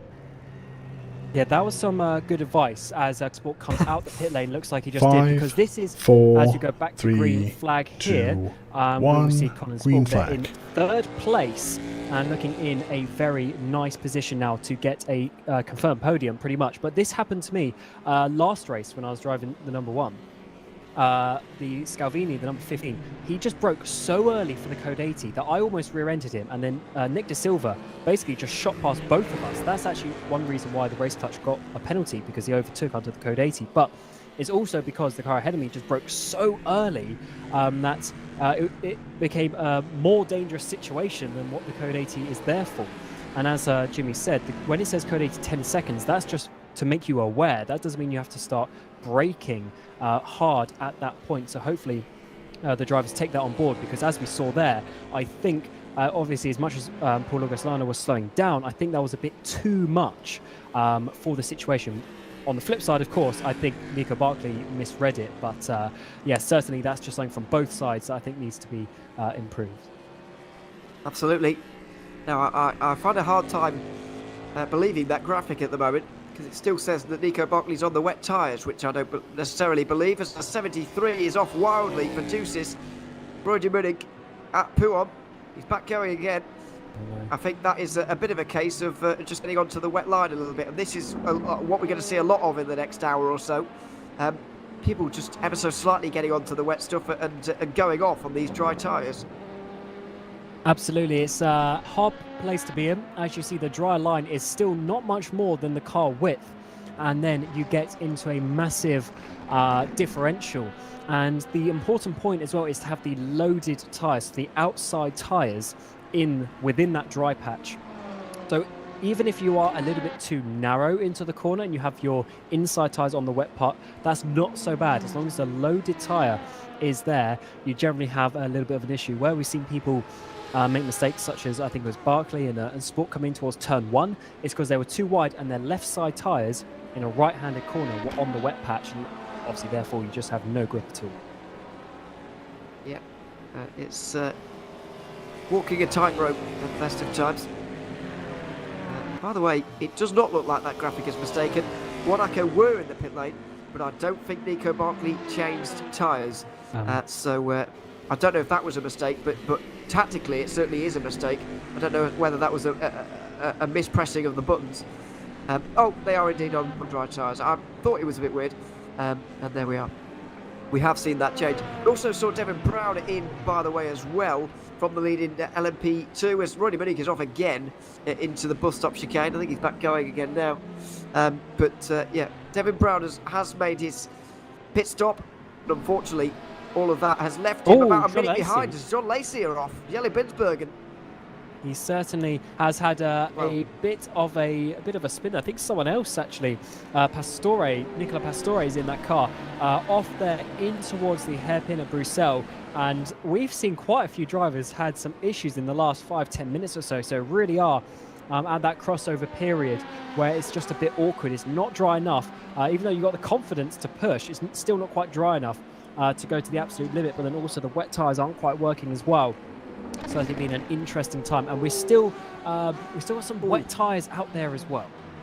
58 is off João Asensio, and this is not the first time that the GTC Race Centre Ferrari has been off the road at Eau Rouge. Into the wall for Nicola Pastore, who recently got in for Jelle Binsbergen. But back to live pictures, Joao Asensio is back to pit lane because of an accident at Eau Rouge. This could be the end of the day for the number 58. Yeah, they got enough on the live timing there, back in the pit lane. So that isn't for damage repairs. That is out of the race, and very unfortunate. As was that Polesny going slow? Is that just my eyes there? I just hope that they haven't had a further issue. But the 74 car now back into a decent place, up into second, but they are still out on the wet tyres according to the graphic. Yeah, he's not going slow as a result of an incident, Polesny. He's going slow as a result of the wet tyres, unfortunately. Still on those for now. However, the way he's going right now, he will be able to make his penultimate stop very soon, whereas a lot of them will be making splashes and dashes. And I just wonder whether kneebracing.com have got quite enough room to do their splash and dash with only 45 seconds. Oh, that's a big accident. My goodness. Just caught the back end of that. Oh, my word. Moritz Meller's got a contender here for biggest accident, I'm afraid.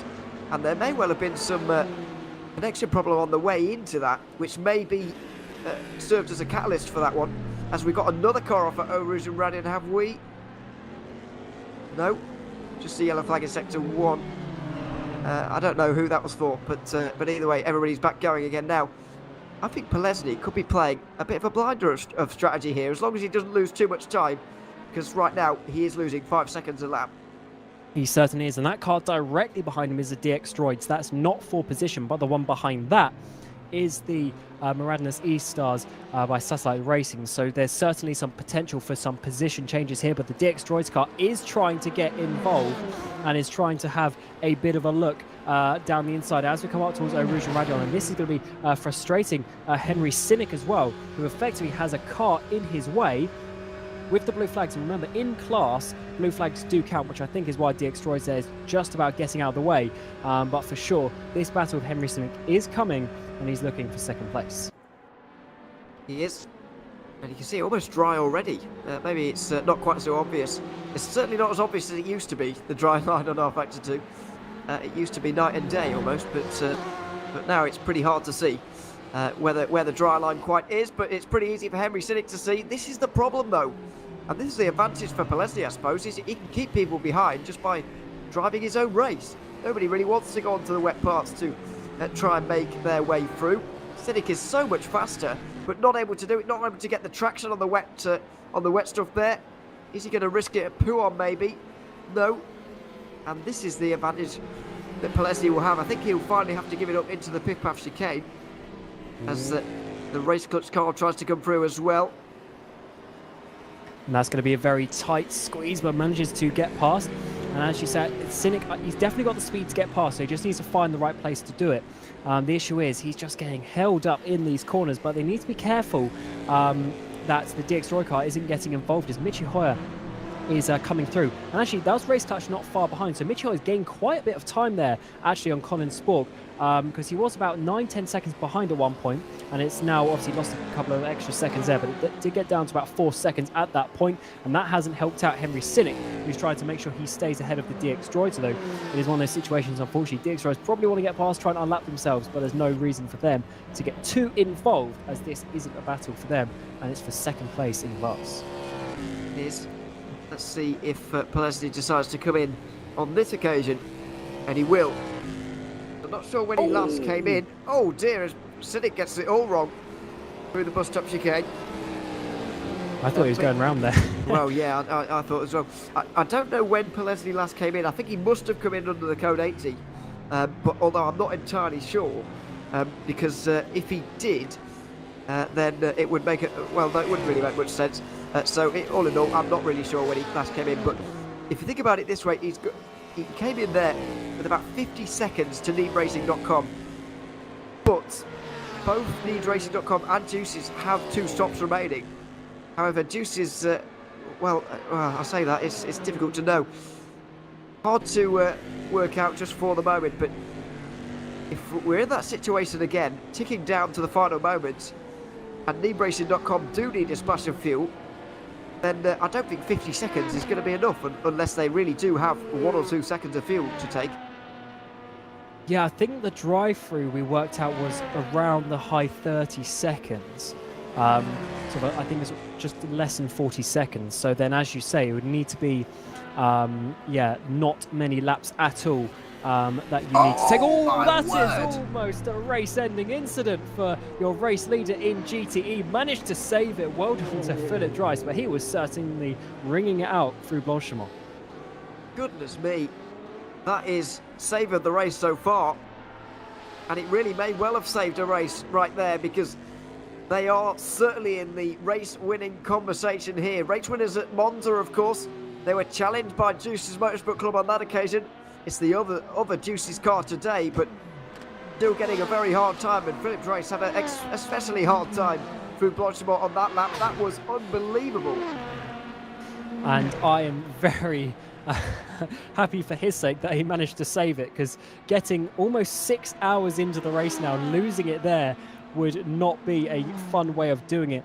And this car was your winner last time out as well, so there was certainly some very good points on offer for them to be leading the championship by a good margin if they can get the final 2 hours and 5 minutes in this position. As we've seen quite a few yellow flags pop up here and there, so certainly some cars are going for some wiggles and some off tracks here and there still. Such is these conditions just being so brutal. Yeah, but they're not really staying out, in all honesty. Yellow flags coming and going very, very swiftly indeed, suggesting that a lot of the things that are happening are not too substantial in terms of actually causing any damage to anybody.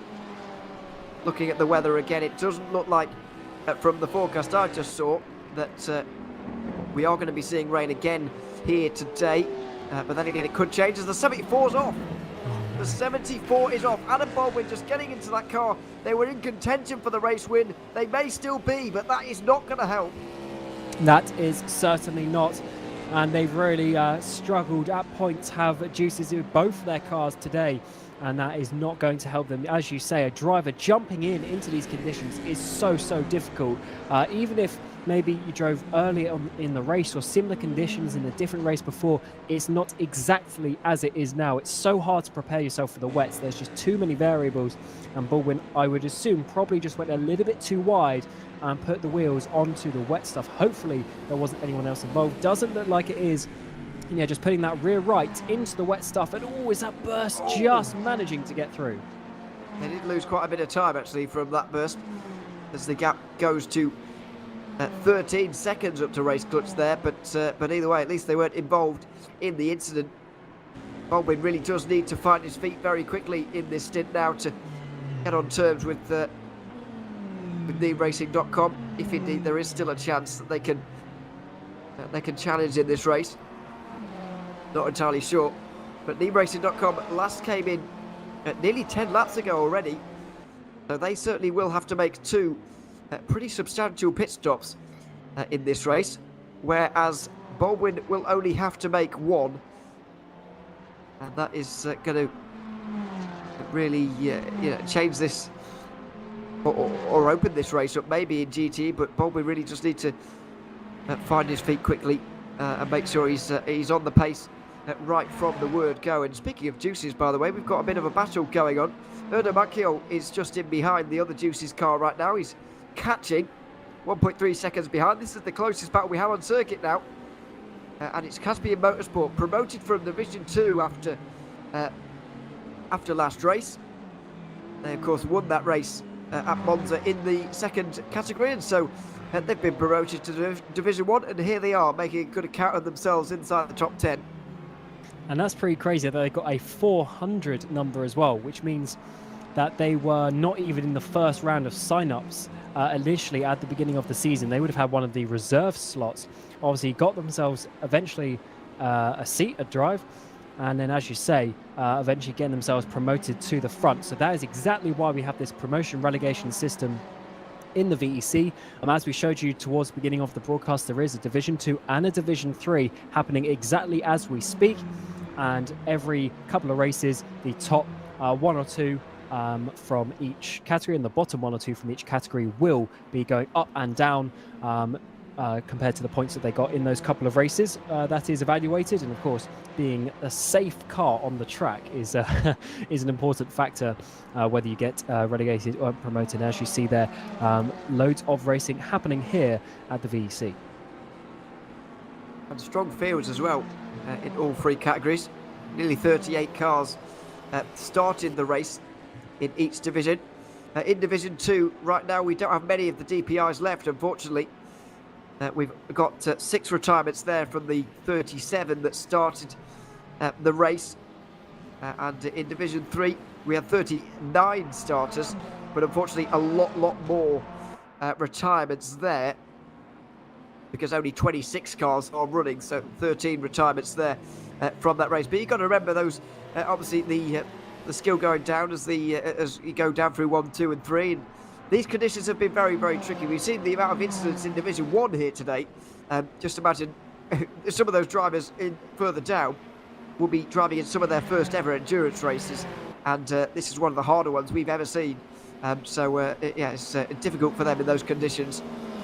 Yeah, it's never easy. Experience is a big thing when it comes to endurance racing, not just from sort of like the speed point of view, but also just knowing the situations that you should put your car in or not, what risks that you take, and just having that, I guess, that ability to stand back from a situation and try and make the best decision for everyone. Of course, it is is easier said than done.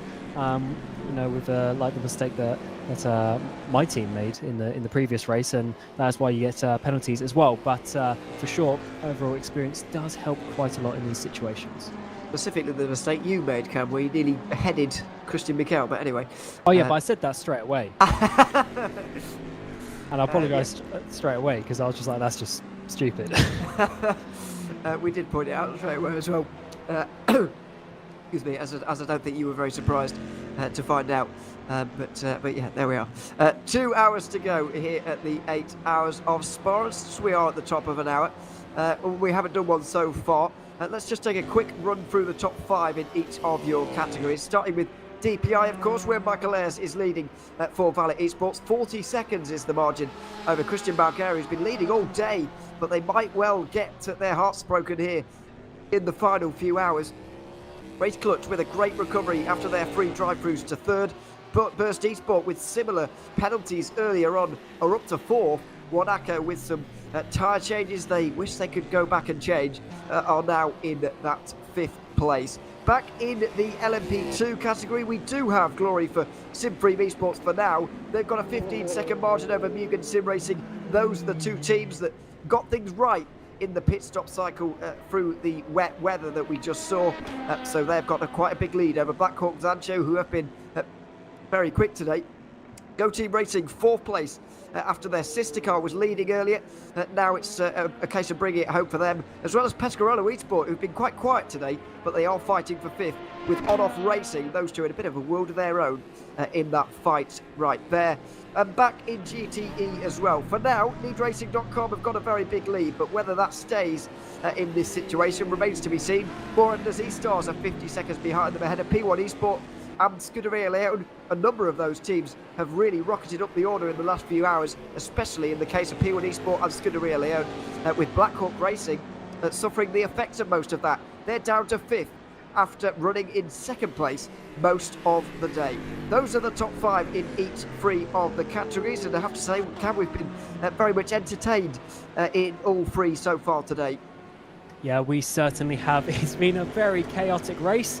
And of course, this isn't a 6-hour race, it's 8, so we've got 2 more to go to find out who is going to be leading.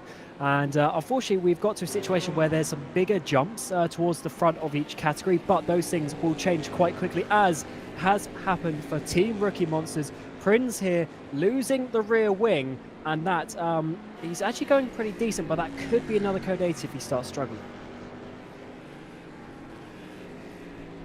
Well, let's see, he's going very quickly compared to be fair to him, given the fact he's got damage on right now. Valet Esports in anyway. I'm not sure whether this is scheduled or whether they are sort of preempting something here. This is lap 173. They were last in on lap. Oh, this is actually completely on schedule, and actually it's quite a long stint from Michael Ayres there. So he was going to come in anyway, but it could have been the most gloriously timed Code 80 they've ever seen. Yeah, that would have been good, and that's sometimes how the luck goes, as the number 6 has also been off of Giozinski. He's got no wheel as well. Is this a separate accident, or is that a reason as why Prinz and Rookie Monsters are losing their rear wing? I don't know, but 2 cars at DPI damaged in the space of half a lap. And DX Droid Code took off 80 in sympathy. in 10 seconds. And Valet Esports in the pit lane are going to That's benefit in from a 5, Code 80. 4, 3, They certainly 2, will, 1. as they are Code sitting 80 there. enforced. Everyone else is going to be slowing down, and even though it's only half a pit stop, that is still a gain. As let's see what the progress of Prinz is. He's already got back, so he was actually okay. Unlike the other LMP2 who are struggling with the rear wing, but it is Giozinski here with no front wheel, and he's really going to be struggling to get back. Didn't quite see what happened though. I do hope there were separate incidents and they weren't involved with each other. Absolutely. It's a dream time for a GTE if you want to get in and make your stop, and that's exactly what Henry Cynic is thinking right now. He's in from second place. NeveRacing.com went past the pit lane and won't have the chance to come in, I don't think. Where are they out there on the circuit? They're just coming out of no name, so no chance for them to come into pit lane here. There's Colin Spork. He's making use of this. Mitchy Hoyer. This is the last 3 stints to go for any prototype right now. So Giozinski has had an incident all of his own, so have Rookie Monsters. Oh, big hit. Way too wide. Way too wide. Right-hand tyres on the grass, on the wet stuff, I should say. But that was a massive hit. And he's actually lucky that he kept his rear wing as... Oh, no, if they run out of fuel. Oh, don't park it there, though, Verzy. Oh, no. We could have a pit lane blockage coming soon. Oh. That's a terrible place. Oh, my God, that is a terrible place to park. Actually, do you know what it is? He was waiting for a driver to join to swap. You might be right. I reckon that is why. But for some reason, instead of just going through the pit lane and taking the fuel or whatever anyway, they've continued. That's Back to a green weird one. in 10 That means they've seconds. still got fuel in the cars. On-off racing in the background go into the wall as well. Chaos happening here 5, inside the final couple of 4, hours. 3, Yeah, 2, what's happened there? 1, On-off racing green flag. with no wheel either. So where did they lose that? Who knows? This race has been very chaotic. I remember it being chaotic the last couple of seasons as well. It's just the way that it is sometimes. But on-off racing also missing their box because, as mentioned before, you've only got 3 brakes. And therefore, of course, it takes longer and longer to slow down. This means Magalera has actually retaken the lead at the front of the race because obviously Valet taking that pit stop. But these guys will, of course, in time, owe us a pit stop, but they will lose even more as they didn't do it under Code 80. Yeah, I don't know why they didn't come in actually and They do didn't that. before. They didn't before, so it's obviously they're thinking about the strategy. Well, I just thought that because, well, I mean, it's pretty well timed for them in all honesty. 17 laps into a stint is not bad. They'll do 22 laps here, maybe 23, but I mean that's nearly at the end of their stint. If they come in and do it fully now, they can have another 3 stints to the end. They're not going to make this 2 stints to the end of the race, so I've got no idea why they didn't come in. As Deuces Motorsport Club once again have a spin at the final chicane, but they get back going once again. We've also seen changes in GTE. I'm not quite sure. Oh, someone's crashed in Eau Rouge. At least on the track map. I can't see which car it is, but it looks like there's 2 cars at the top of Radidon. Potentially, or is that in the pit lane? I think they're in the pit lane, to be honest. I was getting excited. I thought there was a 2-car crash there. There's definitely some yellow flags coming up and blinking around. It's hard to work out exactly who it is, and we've seen so much carnage. I wouldn't be surprised if that happened. There's Cynic goes off there for Francorchamps as well. Well, yeah, this is the point I was trying to bring up. Cynic has lost the position to the number 60 because the number 60 P1 Esport car didn't have to change tyres or take nearly as much fuel on board. However, they have made their penultimate stop under Code 80 and they're doing all okay now. The 93 has also done that. However, Scuderia have dropped quite a long way further behind. Henry Cynic only has 1 more stop to make. So does the P1 Esport car here as well. However, needracing.com still have 2 pit stops remaining in this race. They couldn't come in under that last Code 80. Has that last caution period just turned the GTE race on its head? Yeah, it might just have, and that is why you've got to be on the ball with working out what you can do. But sometimes it just comes at a bad moment in your stint, and there isn't too much that you can do, as we see the Black Hawk Sancho there trying to make some positions up. 3rd place in class at this moment in time, and you see the 2 arms cars, they just swapped around actually. So the 242 just dropping back on the main straight there, after these 2 cars obviously having a little bit of, or the Verzi car, the 241 ahead, just having a little bit of an issue there, not coming into the pit lane. And to be honest, as much as I kind of understand their thinking, I don't like parking on the pit entry. No. You normally do it to the side or something, or just in front, so you can actually let people in. I think they may well receive a penalty for that, in all honesty, whether that be in race now or post race later. They'll probably get a bit of a penalty by the end, but let's see on that one.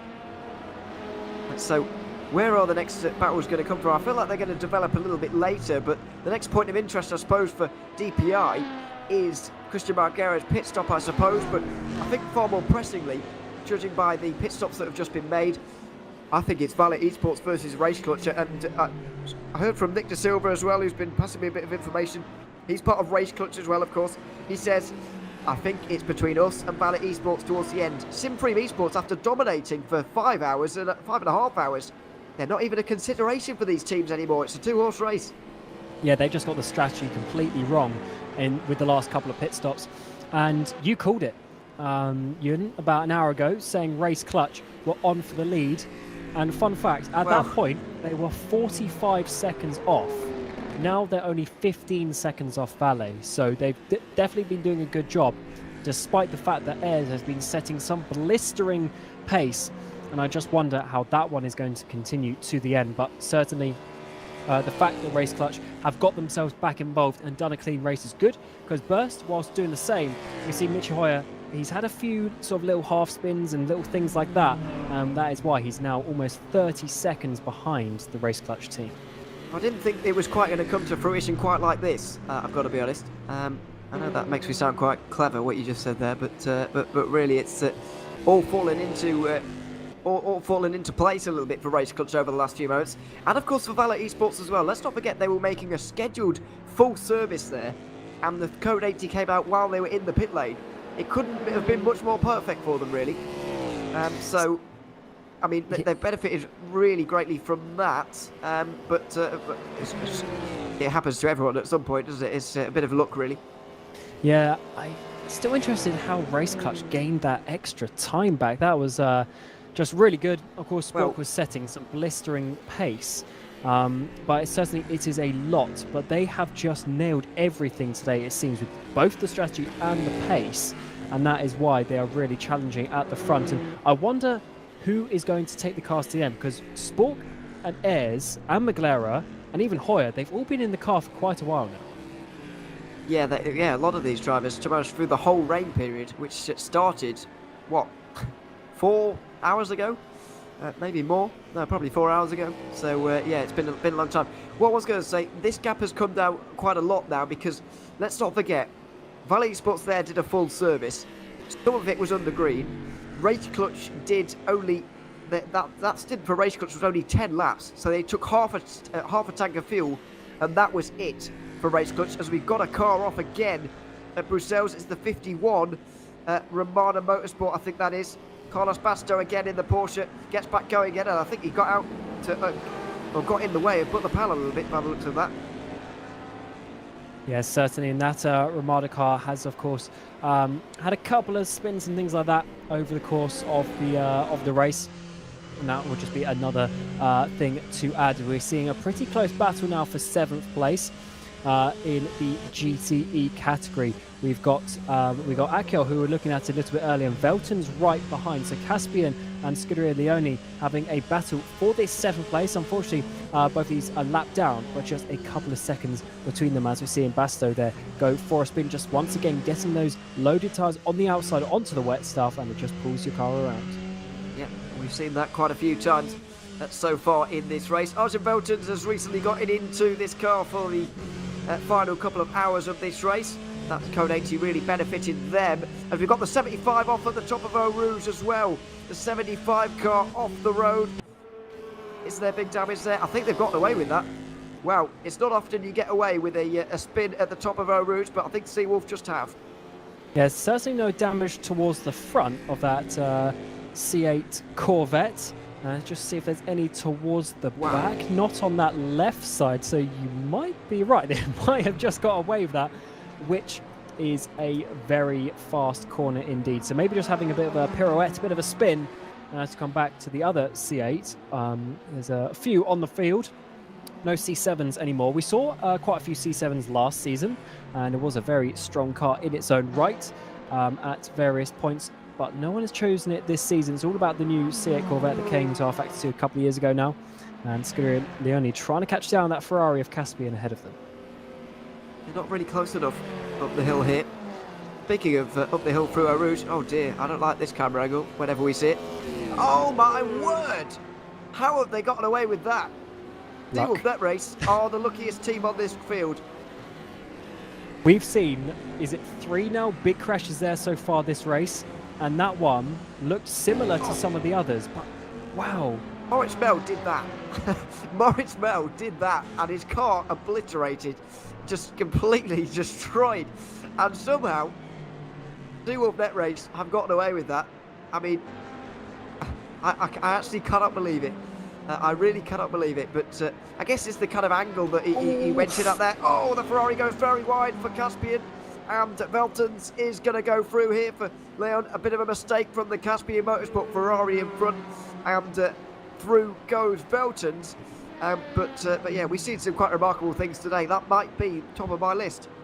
What is this race doing? I thought these, because if you look at the calendar, these 2 races, the first 2 with Spa and Monza, I thought they were going to be, you know, the solid races in the calendar. After this, we could get to some more tight and twisty tracks, such as next time out we go to Laguna Seca. That is going to be very difficult. But for some reason today at Spa, it has just been chaos as well. Almost in a good way at points, but as well there's some things that we wouldn't like to see. But yeah, just so much action happening in the 8-hour race, which is great to see from a viewership point of view. Absolutely.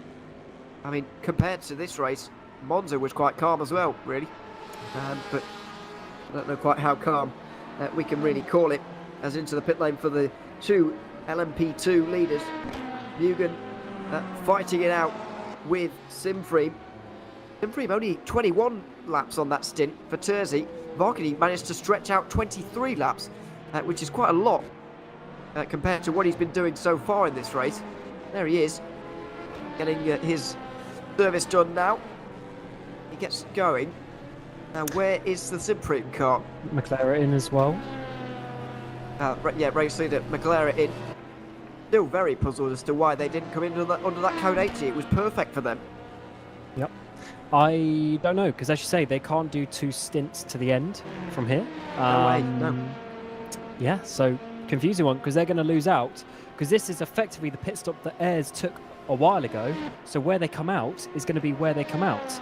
So yeah, they're going from, at one point, best part of a lap lead, and now they're going to be, yeah, probably a minute behind the leader. Pretty crazy. Off the podium, I would argue. Where's Mitty Hoyer? Is the next question. Wow, he's coming into the bus stop chicane already. So Burst Esport and Race Clutch could both be on the podium by the end of this.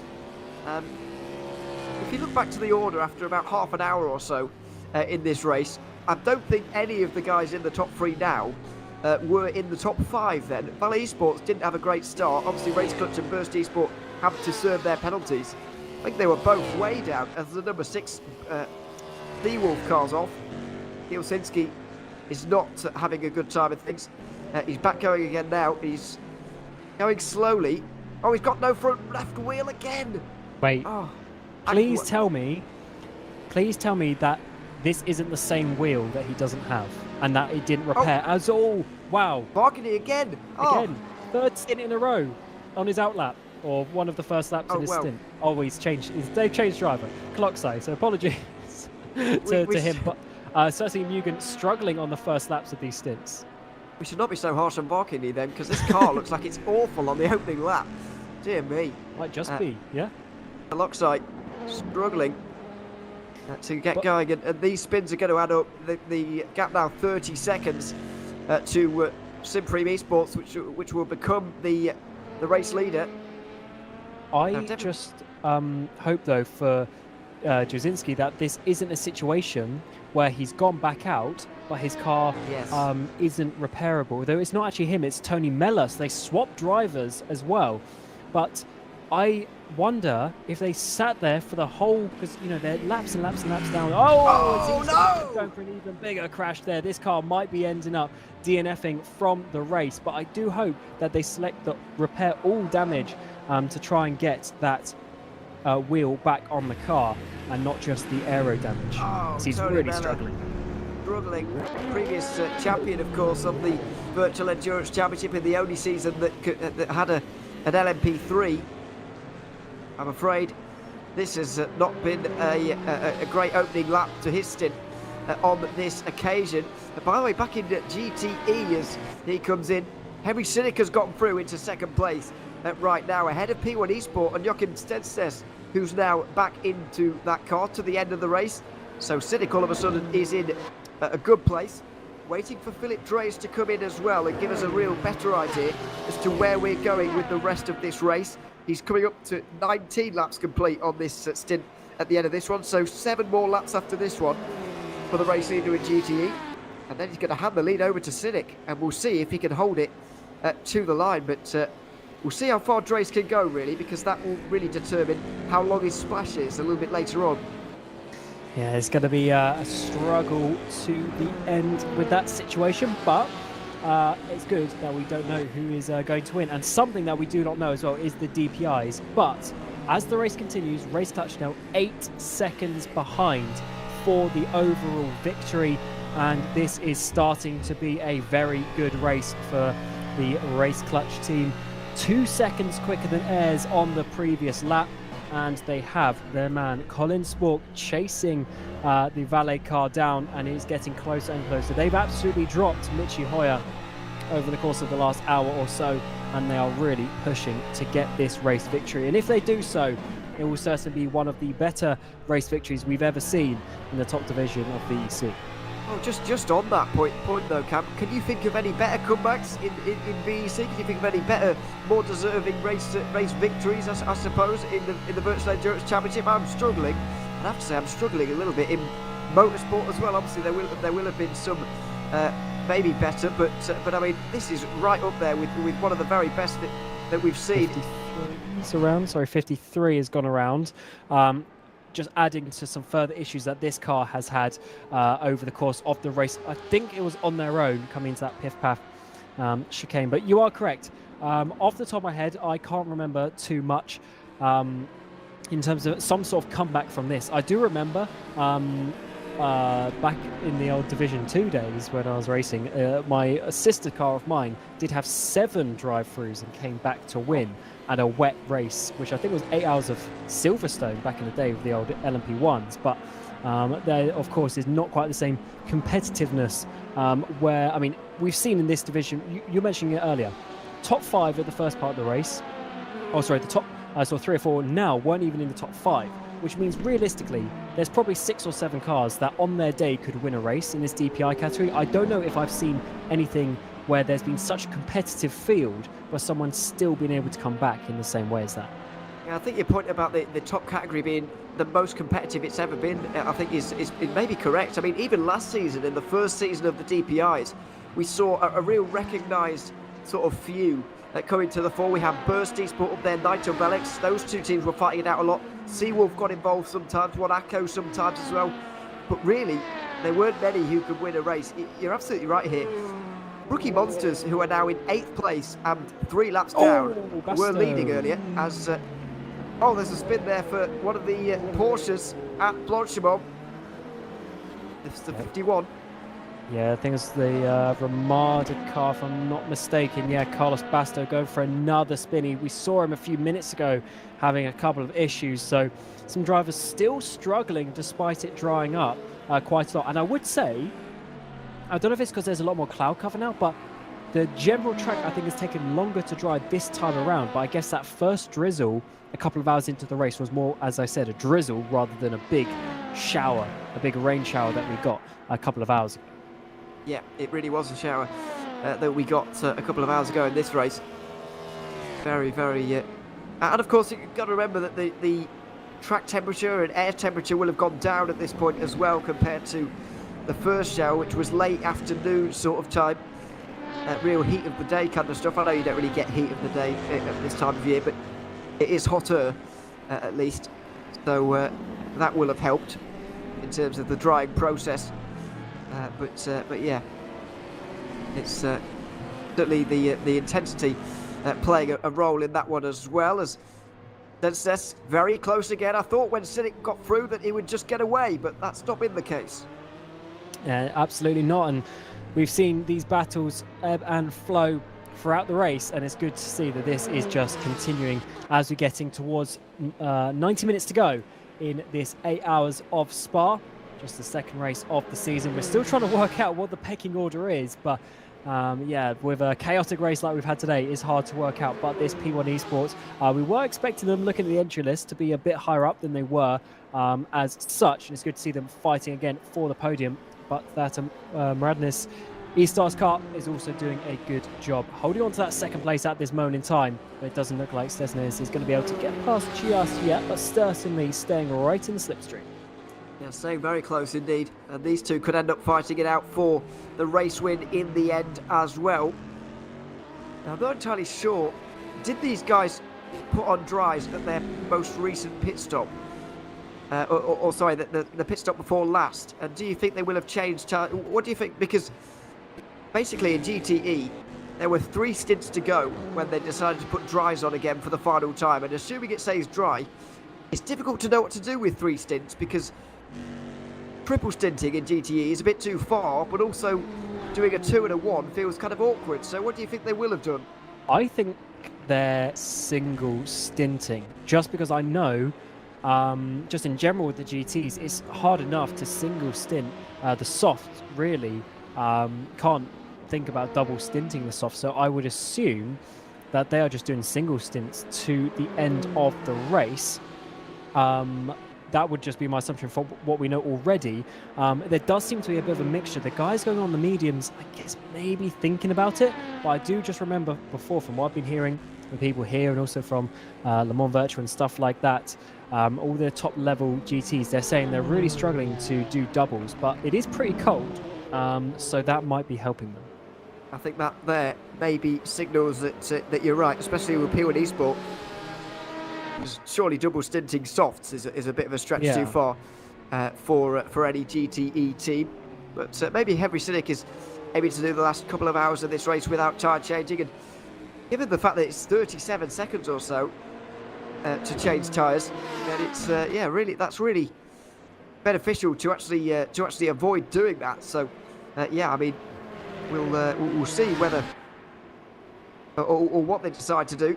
Because otherwise, if they decide to do the same thing, then these two are going to end up like this right to the end at this distance. There's only 90 minutes to go. And it remains to be seen whether NeedRacing.com are going to be. Well, I don't know where they're going to be. Yeah, it's going to be difficult to work this one out. And something I've just noticed is that Tony Meller has finally DNF'd from the race with Seawolf. So unfortunately, that hasn't gone the way they wanted. They really, really struggled there. We saw them coming back to the pit lane. That is not the way they would have wanted to finish their race. They came third last season. They had an opportunity of winning the championship coming into Le Mans, but it didn't quite go their way that time around. And I'm sure they would have come into this season with high hopes and high expectations of what they could do. They still got third last time out in Monza, but this race itself always, Desnes goes a little bit too wide there coming into Pouhon. But certainly for Seawolf, this race in particular won't have gone the way that they would have wanted. But the cool thing with the championship just being so wide open is that we don't know who is going to be leading after the next few races. Simframe, who really dominated the Monza race, they were dominating the middle part of this race. They're now over, or just under a minute, I should say, off the lead again. So, yeah, this is quite awesome to see. Just the fact that these have the opportunity to just come to the race, put on the best performance you can, and then really anyone can win it. Even in the LMP2, it is all over the place as well, which is good to see. That we don't really know who's going to win each race. And we certainly don't in DPI as the leaders make their way over the line again. There's only 3 seconds between them, and there doesn't seem to be any stopping Colin Spork at the moment, although as I say that, he just goes that little bit wide, and he just will have lost that few tenths of a second to the car in front. He's got a bit of a gap behind, of course. Bursty's but now 30 seconds down at this stage, but up the Kemmel Straight they're going to go once again. And with 1 hour and a half to go, these two are pretty much aligned in terms of pit stop strategy at this stage. They both came in on the same lap on this in this race. That was now 12 laps ago, so we've still got another 10 laps before their penultimate stop of the day. And that is more than enough laps for Spork to get on terms with Valle and for this battle to commence. And looking at it, I don't think this is going to be much of a battle with the speed that he has been catching. It was another over 2 seconds last lap. Ayres has shown some great speed. The team has showed some bold strategy. They put themselves in an amazing position. As you were saying earlier, Ewan, they were outside the top 5 for quite a lot of the first couple of hours, and now they're finally getting themselves in this position. But Spork has just been absolutely relentless. One point that we do have to mention, though, is are they going to change drivers to the end, and will that affect the speed that each of these cars has? Well, yeah, that's the point, really, because after all, Janssen Mintz did the first 4 stints of this race, maybe, and then handed over to Michael Ayres, and pretty much after that, Ayres has been doing the rest of the driving. Not entirely sure on what on how Race Clutch have divided up their stints, because in the early part of the race, when they were so far down, and a lap down indeed, weren't really paying too close attention to quite what they were doing with their drivers. So not entirely sure, and I somewhat doubt they'll tell us, if I'm honest, because they would like to keep things a bit of a secret, although maybe they will. We'll wait and see on that one. Sport, though, if in an ideal world, would stay in there. Certainly the star driver of their team, the teenager, the FSR World Champion, of course, as well. And goodness knows what that kind of a victory has done for his confidence over the last few weeks as well. The gap goes below a second. It goes below half a second. The DX Droids Porsche just, well, not DX Droids, excuse me, Ramada Motorsport Porsche just slowing up the Valle Esports Cadillac just up in front. Colin Spork is able to gain that little bit, and he's able to get within half a second of the yellow car in front. Through Pulon they go. This battle for the lead is certainly on between the two leaders. It's Valle Esports versus Race Clutch for a race win here, and they've got to, 8 laps at the line until they'll both be making a pit stop. Yeah, this is getting tense and so close, and it's just a matter of time before Spork is going to start diving in and trying his best to get through. The main thing for him, he needs to remember, there's 90 minutes left. He doesn't need to go for the absolute first crazy opportunity. He just needs to get one that is a bit solid and knows that he's going to do it. But this is a massive moment for Race Clutch, coming back from 3 drive-throughs down, way down the field, a lap behind, and they might just be taking the lead on this lap. Well, let's see as the sun goes down, as if we've ever had any here today at Spa. The lights begin to become a little bit more defined. You can see the illumination on the road just a little bit now, and Valle Esports will not really be looking through those headlights very much, but instead into the mirrors and the headlights of Colin Spork to see just how they can hold him back at this stage. It's a very tall order, trying to stay on the dry line and defend. It's difficult, but Colin Sport is going to go to the outside anyway. There's not much room for the both of them, and Valley Sports have to break early on the wet line. Colin Sport goes through outside lines towards the comp. It works again, and Race Clutch have completed their run to the front of the field. What a series of events for this team as it has gone through the 8 hours of Spa, just an hour and a half left, and they've taken the lead in a very nice, easy fashion as well. Let's see how big they can get this lead. There's still a couple of pit stops remaining in the race though, so that could be very crucial indeed, but it does seem the Valley don't quite have the speed of the Race Clutch team, and Sport has just been going so fast, and he knows exactly what he's doing in that car, and he's just been so aggressive, as you see, with the traffic as well, to keep those lap times going. And even on the last lap was almost a second faster than Ayres in that car as well. So it's been a good job, but that wasn't the best run though. Ayres is coming back as you go through Blanchon. This might slow the progress of Colin Sport, but it certainly does as Valley retake the lead, and this is exactly what Ayres needs to try and hold up the progress of Sport. And it looks like Sport is going to have to sit behind once again, coming towards the final chicane. Oh, that's way too wide though. Loses the rear end, saves it massively. That could have been a lot more time lost, but Sport, braking very well, locking the brakes, stopping the car from spinning, and that worked out. But this hasn't been quite the fairy tale that Sport would have wanted after getting the lead. Well, he's got to do all that work all over again. That's the point. 3 seconds. You can be sure that he's going to be able to do it, but not very easily. 26.5 seconds now is the gap from Michi Hoyer to the lead of this race as well. He's going very quickly. A 1 minute 52.5 on the last lap. It's unbelievable from him. It's only half a second away from his best lap in this whole entire race so far. So what a conclusion we are seeing here to the 8 hours of Spa, and we're still over an hour from the end. Unbelievable stuff just for the moment. But yeah, I mean, are Burst Esport going to get themselves involved here as well? I guess if Valley Esports and Race Clutch fight so much, then I guess Burst Esport might be able to catch up.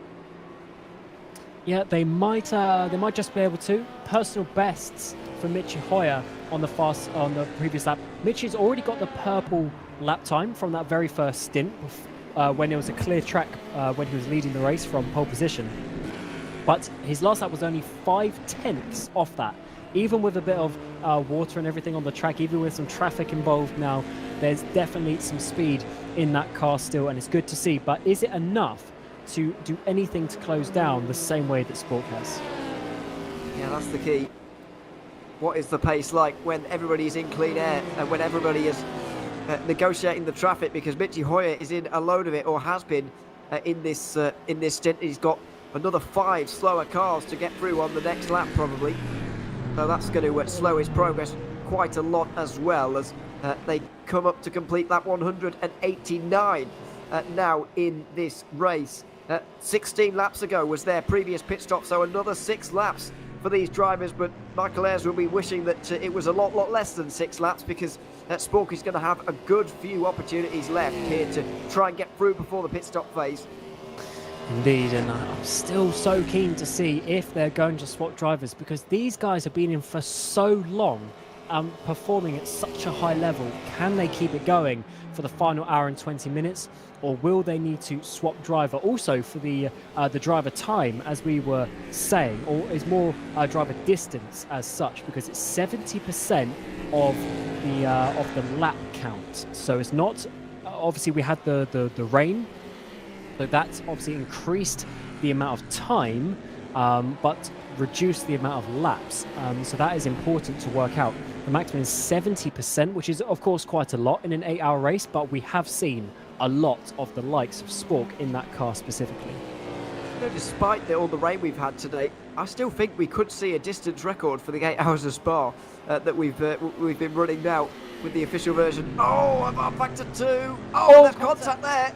Sport got into the Caspian Motorsport Ferrari, definitely there, and that will be talked about after the race, maybe during the race. That could be a penalty. That was a very late dive into that Fanya chicane, and definitely contact for sure. We didn't see it, but the outcome certainly looked like it, as Spork is pushing, as Michaeles is pushing as well. These two battling for the race lead, of course, and they've actually dropped Michi Hoyer by some more time, so I guess Michi's had a bit of an issue on that previous lap as well. He hasn't been able to keep up with these two, and I was just saying a lap ago, these two battling at such a high level, pushing each other. And remember, this is, I believe, Michaeles' first VEC race in like 5 seasons, and he's come back and he's doing a very good job holding it down for Valet, who themselves have really pulled forward this season. Well, you say that. I think Michaeles did he appear at Monza? I seem to remember him. No, he was. It was just Musaidis and Binz. Oh yeah, of course. Yeah, sorry. Yeah. Well, oh yeah. Okay. Well, in that case, it would be the first appearance in a while, unless we are forgetting something. But he's doing a good job here, no matter how much what appearance this is. I'm just. Michi Hoyer had a big problem on the previous lap, by the way. He did a 2:02. And he's been into the wall. Well, actually, he avoided the wall, but he locked the rear brakes on the way into the bus stop chicane. Not the previous lap anymore; it's the lap before. But he locked the rear brakes going into the chicane and went around. As we've also got Guillaume Mas off the road as well at Pouhon. Thankfully, I think he's got all his wheels attached, and I think he's got all his bodywork attached as well. But this is just in front of the leaders, and there's so much traffic about. Yeah, this is a difficult one for Michaeles, because you want to push past, but at the same time, you can't be getting penalties, at all. You can't be risking anything. And Colin Spork, he's just gained all that time back. To be fair, Michaeles can't do much more than what he's been doing. He's got the 2 different classes, a couple of GTs, an LMP2 ahead of him, and now Colin Spork is getting the run up towards Blanchimont. Is this going to be the race lead switching back once again? Spork to the inside, almost touching the grass, on towards Blanchimont, side by side between the two. Race Clutch on the inside, Valet on the outside, as Michaeles has to back out of that one. Spork back to the race lead, and Race Clutch, can they hold on to it this time? It only lasted about half a lap last time, but now yes, Michaeles goes for a spin. Michaeles goes around in the bus stop chicane, and he's going to have to get out of the grass as well, as the 53 DX Droids GT3 also goes for a spin at the final chicane. And that is such a shame for Valley Esports, who now lose a good 7.5 seconds to Race Clutch. Colin Spork is off and up the road. It was a nice move, an aggressive move, but a clean fight between the two. And now, with this kind of margin, is Colin Spork going to be looking back? Is he going to be seen again by that Valley Esports car? You would certainly doubt it. He's not come this far to come second. He certainly hasn't. I think Spork has got this in the bag now. 9-second gap, 2 stints to go in the race. Surely, with the pace that they have shown throughout the previous 7 and a bit hours, or just under 7 hours, I should say, they have just been, just showing everyone else the pace that they should have. You were mentioning this earlier. Even at the point where they weren't leading, they still had probably the fastest race time up until that point.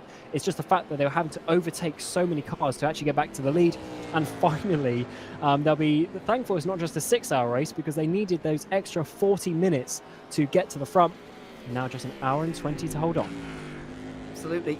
80 minutes left for Colin Spork to do the remainder of the driving. Nick De Silva deciding not to tell me who's getting in for the final stint. Whether indeed there is going to be a change of driver or not, or whether Colin Spork is going to be going to the end there in that car, but we're going to have to find out very shortly. At 192, this is the end of, so 19 laps complete here. We will be seeing that pit stop very, very soon. That's what's happening here. But even Avinoa.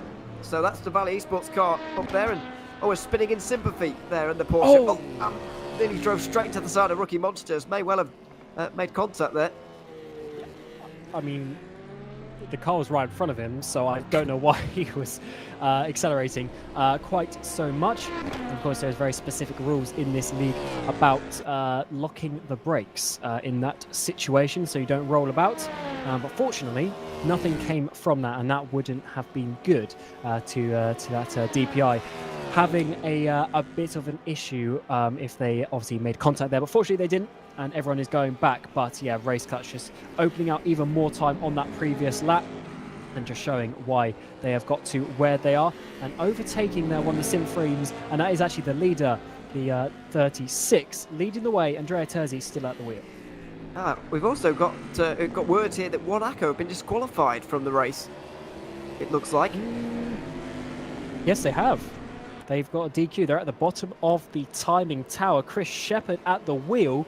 The only way, in my opinion, that they would have done that is if they had a penalty and didn't serve it. I'm not sure what else they could get DQ'd for. Was somebody suggesting they didn't have their lights on, which but I didn't know that was I didn't know that was a reason you could get disqualified for. It is in the game, which I mean, it doesn't look like it's got to sunset. But generally, when you get to sunset, a warning comes up on the message thing, and it says basically headlights are required. And obviously, if you don't turn them on, then the game will give you a penalty the same way, you know, it automatically works out blue flag penalties and that sort of thing.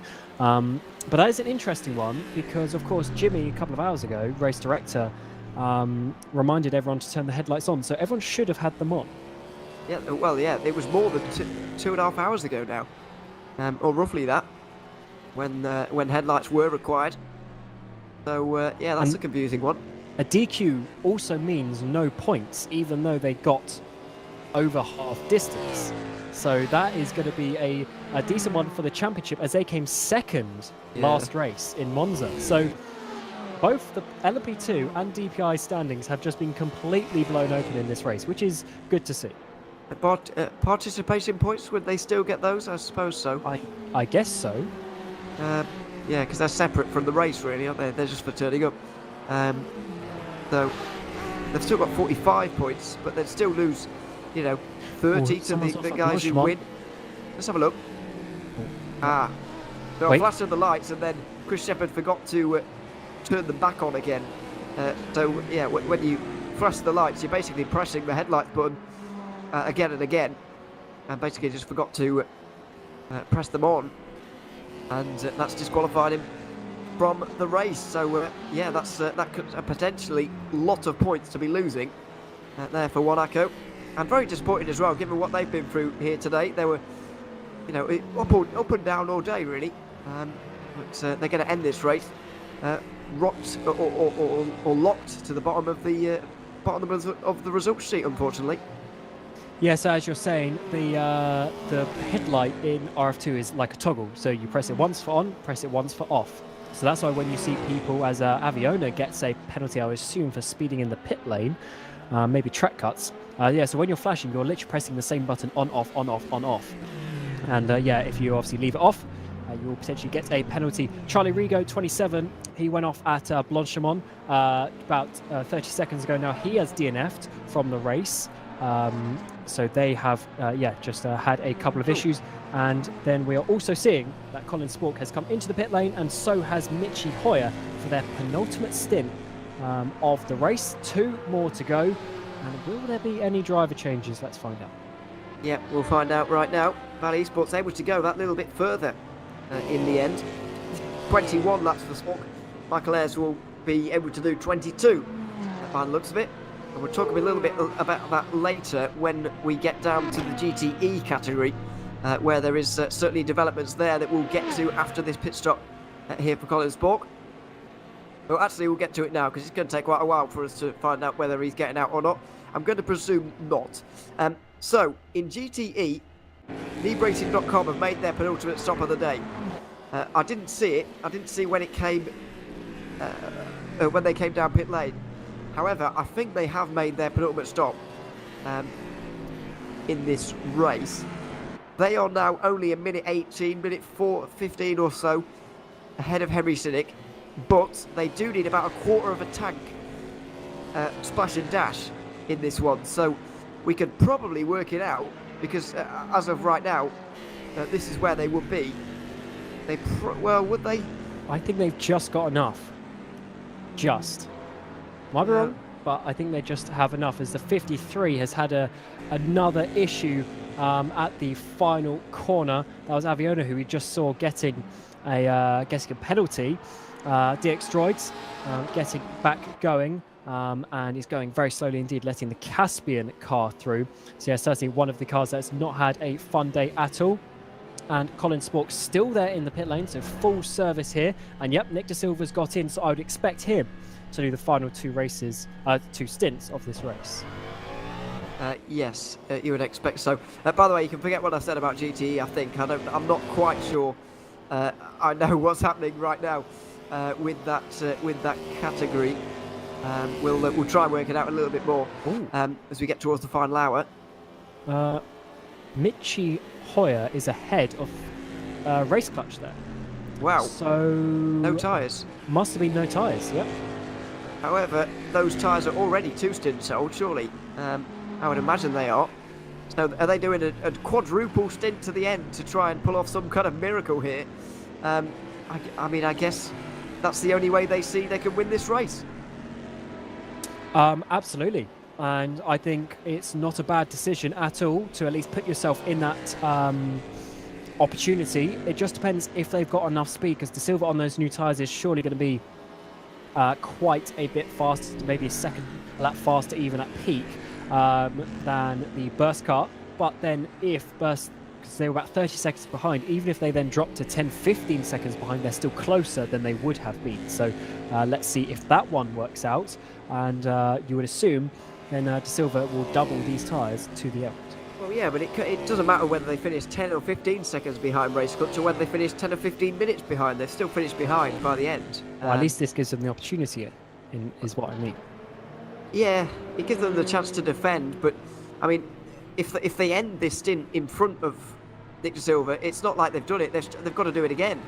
They're not going to change tyres for the final stint, so it's kind of all in to the end of the race now for Hoyer. And, yeah, I guess unless they finish in front of somebody, it's been a bit of a waste of time. But it's worth trying. It certainly is, as Valley Esports get going. And they will be behind Race Clutch and Burst Esports. So Valley Esports have changed tyres as well. Expected from them. Let's not forget they need some points on the board really to Valley Esports. They ended up down in 9th place at the end of that race, despite the fact that, you know, Janssen Mintz had such a strong start at Monza. If you actually go back and look at the results, they didn't score many points compared to how often, or how well, certainly I perceived they did in that race. They didn't have many points to show for it. So I guess a second place points haul, which is what they thought they were getting, is good, as Janssen Mintz has slightly been off the road there. Yeah, we've seen this a few times, drivers getting in and not quite being at the same pace. And this is the issue with changing drivers with a couple of stints to go as well, because Spork and Ayres, they were in the car for multiple hours there. It was quite a few hours. I mean, it's pretty much, I think, the whole time I've been in the commentary booth. So it must be 3 hours or so that they were both in there. And to then swap over and to get a driver fresh in there in a pretty high tense situation, this could work. And also, looking at the gap, looking how far Valet are behind, maybe Burst's strategy is now looking at that 17-second gap to Valet if they can avoid losing that this stint, as you're saying, rather than that gap to Race Clutch. That's a good point. It's all a bit of a mystery with an hour and 10 to go here at Spa. And who knows where this race is going to end up. So I have worked out a little bit better what's happening in GTE. We've had the leader in. LeadRacing.com have come in for their penultimate stop of the day. Christian Mikel is in. However, they're going to need very minimal fuel. They're 34 seconds behind Henry Sinnick at the moment. They had 1 minute and 15 here, Cam. Now, we're going to have to do some real maths here that I don't know if we're capable of. They'll need a fifth of a tank of fuel, maybe a sixth of a tank. And they've got to drive through the pit lane as well. Is 1 minute 15 enough for them? I have got no idea. I am going to say yes. Because as I said, I think a drive-through is about 35-40 seconds. And then a fifth of a tank is going to be less than that extra 20-odd seconds. So I think they should be okay. But it's not going to be the biggest gap in the world. I've never heard anyone give me such a good answer without actually giving me an answer at all there. Educated guess. I totally agree with your thinking though, because you're thinking like as in, you know, the 40 second, the drive through first of all gives them what, a good 35 seconds or so, and it's not going to take them that long to do splash. So it's in their hands at the moment for NeemRacing.com, but Allied Racing may just have something to respond with. Henry Cynic will try his very best to get as close as possible to that race win in GTE, but let's see just how possible it is. Then again, I'm imagining it's going to be a full service for Satellite Racing at the end of this one, or Mariners E-Stars I should probably call them. I'm imagining it's going to be a full service, but it might well not be in the final stint this race. You've got to remember that these guys will be filling to the exact amount of laps they've got left, or what they think they've got left, and so it won't quite be a full service. So maybe they've got less than 1:15 to play with. Either way, I still think you're right. NeemRacing.com may well still just have the advantage in that fight. Or do they just save the fuel, which would be less time loss than the minutes of splash and dash? Well, it's going to be more like It's a 10 lot of fuel minutes to save, though. Yeah. Yeah, it's going to be more like 10 minutes of fuel, so it's difficult. I mean, I'm not entirely sure how much fuel they saved on that last stint, to be honest, because my notes are telling me that they did a 31 lap stint just then, and I almost don't believe that, because the most I've seen from anybody during the wet periods was 28, maybe 29 laps, but 31? Must be joking. I must have got that wrong somewhere. Either you have, or they've just been saving that amount of fuel because they know they've been dropping back the gap. But then surely we'd have noticed them being a lot slower to save that amount. Because even saving like 1 or 2 laps is difficult, let alone 3, 4 plus. They've not been slow. There's no doubt about that. Philip Jones was quick, and if he has been saving fuel while he's been doing that, then fair play. But I don't think he has. It's a mystery to me, anyway. At the moment, I'm not entirely sure quite where this is going to go in GTE. In LMP2, things are a little bit more simple, you would say. Andrea Terzi has got the lead, and he's got nearly 40 seconds over Mugen Sim Racing, who may well be looking over their shoulder pretty soon. David Koloczai has got only 21 seconds over Devin Brown, who is catching him, and so there may well be a fight for second in LMP2, but it looks like it could well be a deserved victory for Sim3 Esports as long as they hold things together in the final hour. Yeah, it's certainly looking nice for their LMP2. And of course, leading the way in the DPI, but we do expect that strategy to not go their way. But of course, this Andrea Terzi car, they've been leading for quite a while now, actually. They've just been showing the pace that they would have had. And it's just a shame how the gaps have, spread out so much. 1 lap is already 4th place, 2 laps for 5th, 3 for 6th. So people have really struggled with these mixed conditions, and that is where these top teams come out and they do a solid job and they get towards the front. That's why they obviously were champions last season. You know, even if I know it was a very tight situation last season as well. So yeah, even if they didn't, and you know they're even towards the front, they're still one of those top teams, and it's certainly something that you have to see, especially where you look in DPI as well with Race Clutch, even Burst, you could say in that regard as well, just coming so far back and just executing as good a race as possible. It's certainly a great spectacle to see.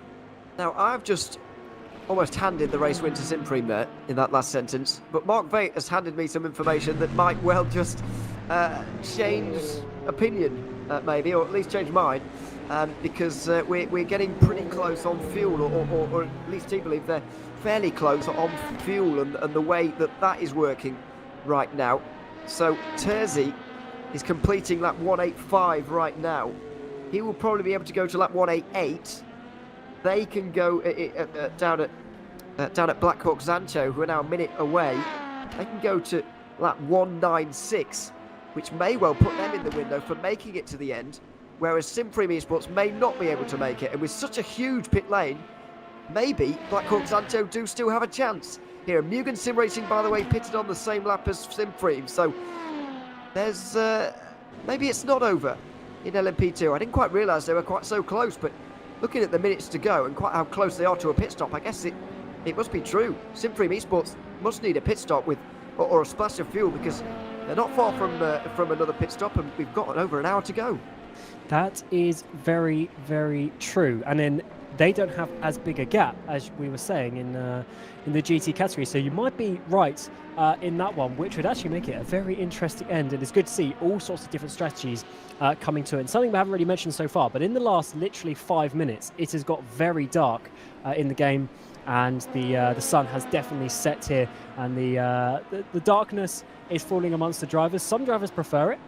Some do not, and I'm definitely one of the drivers who prefers the dark conditions where it's just your headlights. You can only focus on the things that you can see from the range of the headlights, and that makes it just that little bit more difficult to spot your apexes, spot your lines through some of the corners, and of course work out your distances with the traffic. Absolutely, it's yeah. I've got to say I disagree with you on that though. I hated driving in the dark. Well, maybe just I was never good at it, but I don't know if you found this, Cam. Even though you say you enjoyed driving in the dark, did you still find yourself a good 2 or 3 seconds slower than you were in the day, or is that literally just me? I was there's definitely not that big a gap. Oh, okay. So I think that one is just you. However, I guess you were also on a laptop back then as well, right? Oh, no, it would have been on console, which is different. I do guess it's easier, like now, obviously, proper wheel, I've got big, ultra wide monitor, blah, blah, blah. So that obviously makes it all a lot easier with spotting everything rather than a little laptop screen that I can imagine you playing on. True. That doesn't help, really. Luckily, I can see I can see just about as much as you at home. I know it's a little bit difficult from time to time when it really does get dark, but yeah, we can pick these guys out from the headlights at the moment. Michi Hoyer on the defensive from Nick De Silva right now. The previous spot staying out there for quite a bit longer, but whether that's going to have any bearing on the remainder of the race remains to be seen. They could well end up missing out on a podium here as Michi Hoyer runs up the Kemmel Straight towards Lecombe, and still on the defensive here. Being a part of First Esport, Cam, you must be very pleased with how the first 7 hours of this race has gone. Yeah, considering in that mid part of the race, Michi definitely lost that 30 seconds or so to Race Clutch, which is a shame because they would now obviously be that extra 20-30 seconds up the road. Yeah, so certainly not the easiest position to be in, but of course it's good to see that they can come back. The situations and strategy definitely helped them with the way that Sinfreen seemingly messed up, but of course that one is yet to be determined. Actually, as I say that, they come into the pit lane now with 1 hour to go, so they've got a stint and a half, or just shy of a stint and a half remaining, whereas these guys, we believe, will just have one final pit stop in a bit, and that could actually potentially be close with that 40-odd second gap. Yeah, from what Nick De Silva told me earlier, doesn't think that that's still going to play them into any effect of this final hour, as we do now cross over into it. 7 hours down here at Spa, only 1 to go as we make our way through Blanchemont down towards the bus stop chicane. First Esport on the defensive, Nick De Silva on the offensive here right now, but we are not too far away from the commentary switch over here. Cam, I know you've been here for a very long time. I hope you've very much enjoyed this race so far, though. It's been absolutely fantastic. Oh, it's been great. And I love the fact that we have got to this point inside the final hour and we just do not know what is going to happen. But yeah, that is my stint done for today. So hopefully yourself and Zach Sweeney can enjoy the final hour. So good luck, and yeah, let's see who wins. Well, absolutely. It's very much a mystery for now. Thanks very much, Cam. We'll hear more from Cam throughout the remainder of the Virtual Endurance Championship season. But now joining me, Ewan O'Leary, for the final hour, Zach Sweeney. What a race we have on our hands here. Michi Hoyer defending at the moment from Nick De Silva. The gap less than a second. Christian Malguera is only 20 seconds behind. He's just got out in front of Janssen Binz, just in behind. The gap between them not too big at all. Binz, you can just see there, has gone through on Malguera. The fight for third place is going to start kicking off in DPI soon. This has got all the ingredients for a very good final hour. really does, and yeah, it's going to be a shame when it all comes to an end, because I'm sure there's going to be an absolutely fantastic finale to what has already been a chaotic, dramatic, exciting 8 hours of Spa for round 2 of season 15. It's been phenomenal, and yeah, it's just been so unpredictable. You know, 2 cars now, 1 and 2, that you would have completely written off 7 hours ago, or about 6.5 hours ago now, in this race, and now they're fighting for first and second. It's just, again, that fact alone tells you all you need to know about this race in of itself, and who's going to come out on top, we don't know, and that is just the exciting bit about it. Penultimate stops in LMP2 just underway right now, as well as Sim Freem Esports and Mugen Sim Racing make their way back out onto the circuit. But we're on board with Nick De Silva, who sees Henry Sinnick also coming into the pit lane. That's from GTE, of course. And we're going to see a retaking of the lead very soon from Christian Mikel. There he is, just about 40 seconds behind Sinnick at the time. He's going to retake the lead if P1 Simsport come in here as well. Not sure whether they're going to just yet, though. They did come in on the same lap last time. They're going to do the same this time. So with 57 minutes to go, they're remaining on the same strategy as well. Christian Mikel does have a splash of fuel to take a little bit later on. So there's nerves in all 3 categories at the moment, where we don't quite know who is going to come out on top. And that's just even better. It's all good having it in one category. To have it in all 3 is just, well, it's 3 times as good, isn't it? It's just... It goes to show how good of a season this season 15 could be. We've got, you know, teams all throughout all 3 grids that have an opportunity to spice things up, get into the mix, and yeah, really put on a show for us, as we again have been proven. Today we've been through a multitude of weather and hiccups and headaches for all of these guys. I'm sure they're going to be quite relieved to see it come to an end, as we see Christian Michael now re-inherit that race. That NeRacing.com car, that Ferrari, really has sort of been the favourite amongst the GTs. Of course, as close as it is and as close as it could be for the finale, you have to say that NeRacing.com, to come off that win in Monza and then come into Spa today as well, still sort of the dominant force. It's definitely showing good things for their future in this season. 75 car off the road as well at Stavelot, back going again. We've well, it's not oh no, it looks like we're okay with that Corvette. Seawolf Net Race getting back underway once again. I'm afraid it's not been their race here. It wasn't really their season last season either in the GTEs. Anyway, I know they were 3rd in DPI, but they were 17th in the GTE standings, despite the fact they spent most of their time in Division 1. I'm afraid things not going too much better for them on this occasion, as the gap for the lead comes down to less than a second. I have to say, considering Mitchy Hoyer is on now triple stinted tyres, this is a very impressive opening to his stint. He's not doing too bad at all, when keeping Nick De Silva sort of at an arm's reach of, yeah, you know, coming into these closing stages, you really do have to be on it. This is where the pressure really starts to ramp up, and especially for these 2 cars as well. Mitchy Hoyer started the race for that Burst Esports, now he's going to bring it to the end,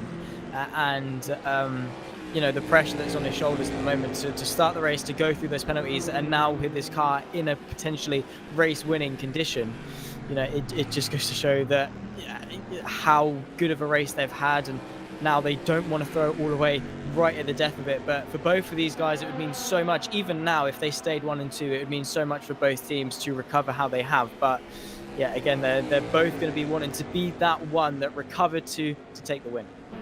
Absolutely. Is it even going to be between these 2 by the end? Well, it looks like it for now.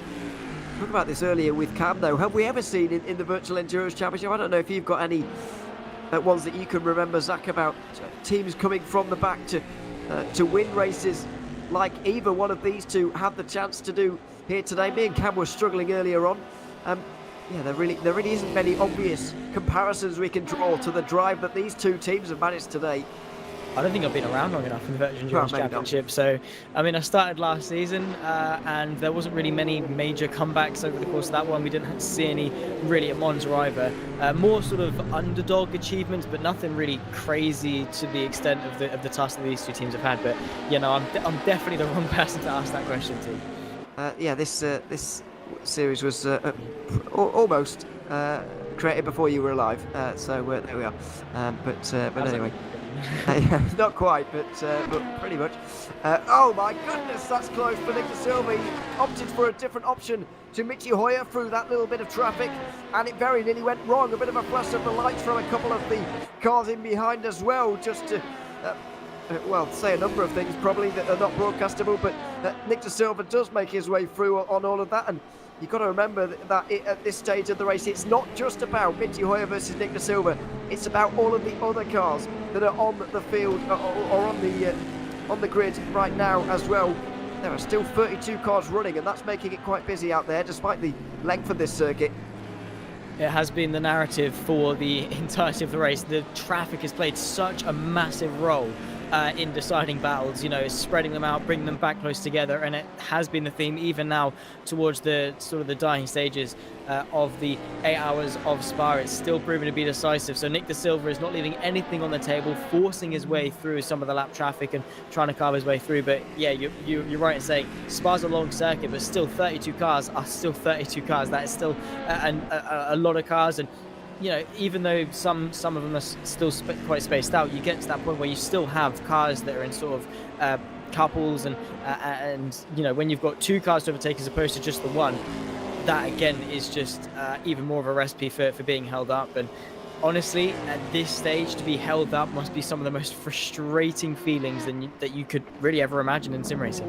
There's not really much free track space coming up soon either. There's another LMP2 for them to negotiate on this next lap. That's the 242 on Cybercar.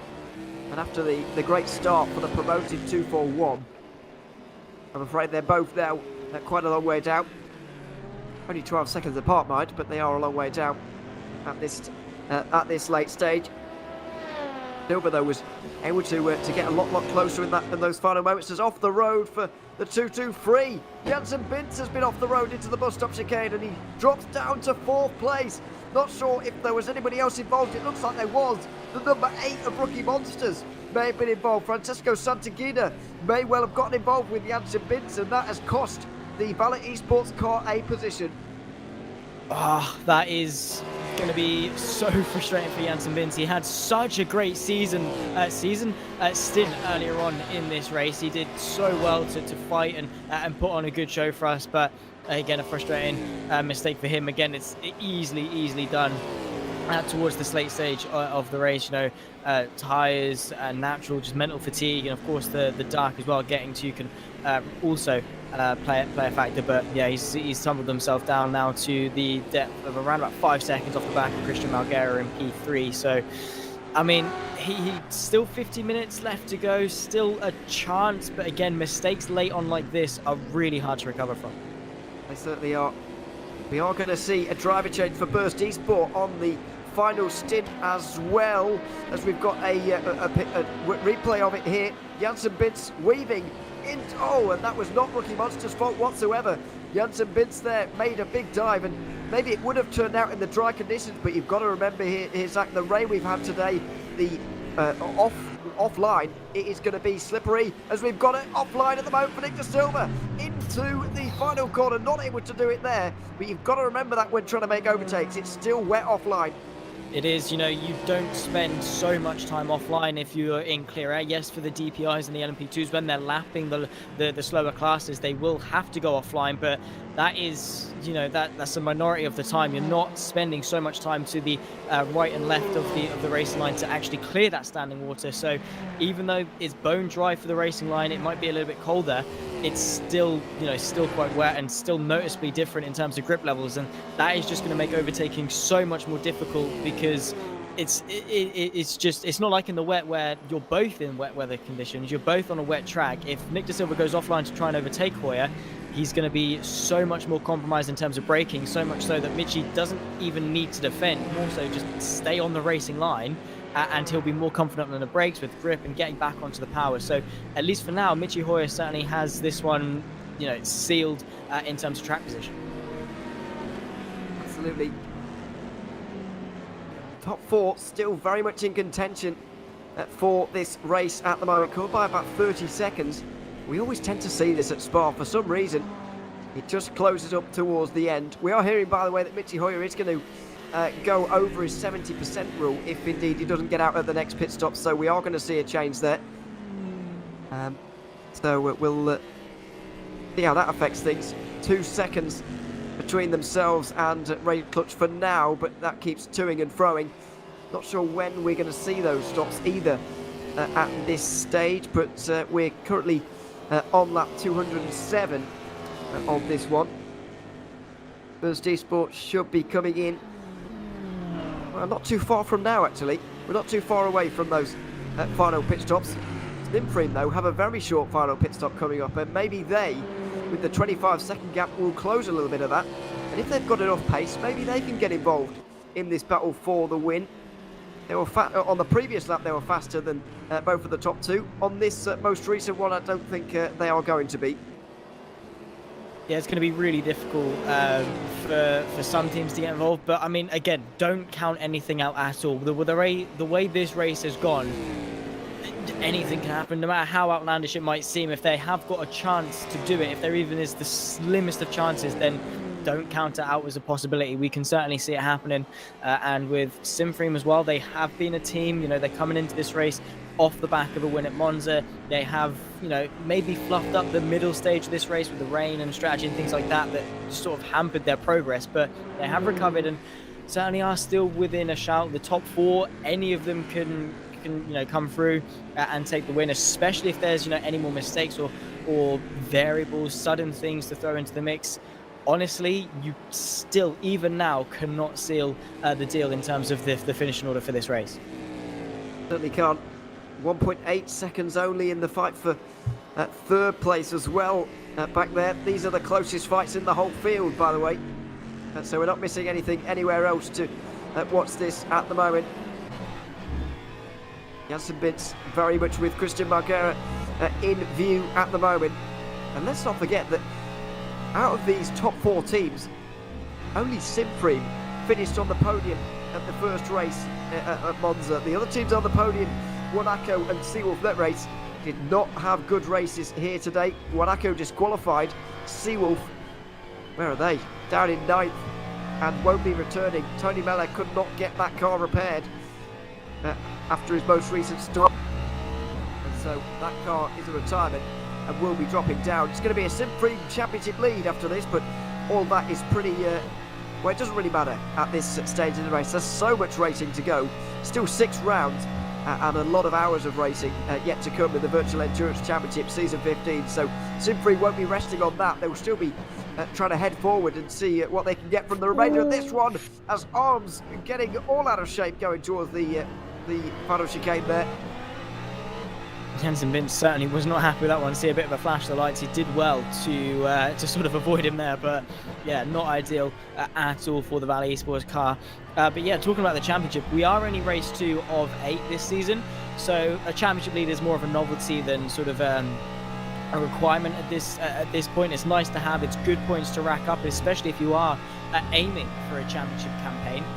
So it is nice to have, and maybe when we get to round 6, 7, 8, it will be nice for Stimfreen to potentially look back on and say, glad we got these points here and there, glad we managed to pick them up, because again, it's that hindsight that can really be quite demoralising if you're looking back and in regret to not have picked up those points. So again, championship, it's something that you won't really start talking about until the midpoint of the season, but is an interesting note for sure. It is.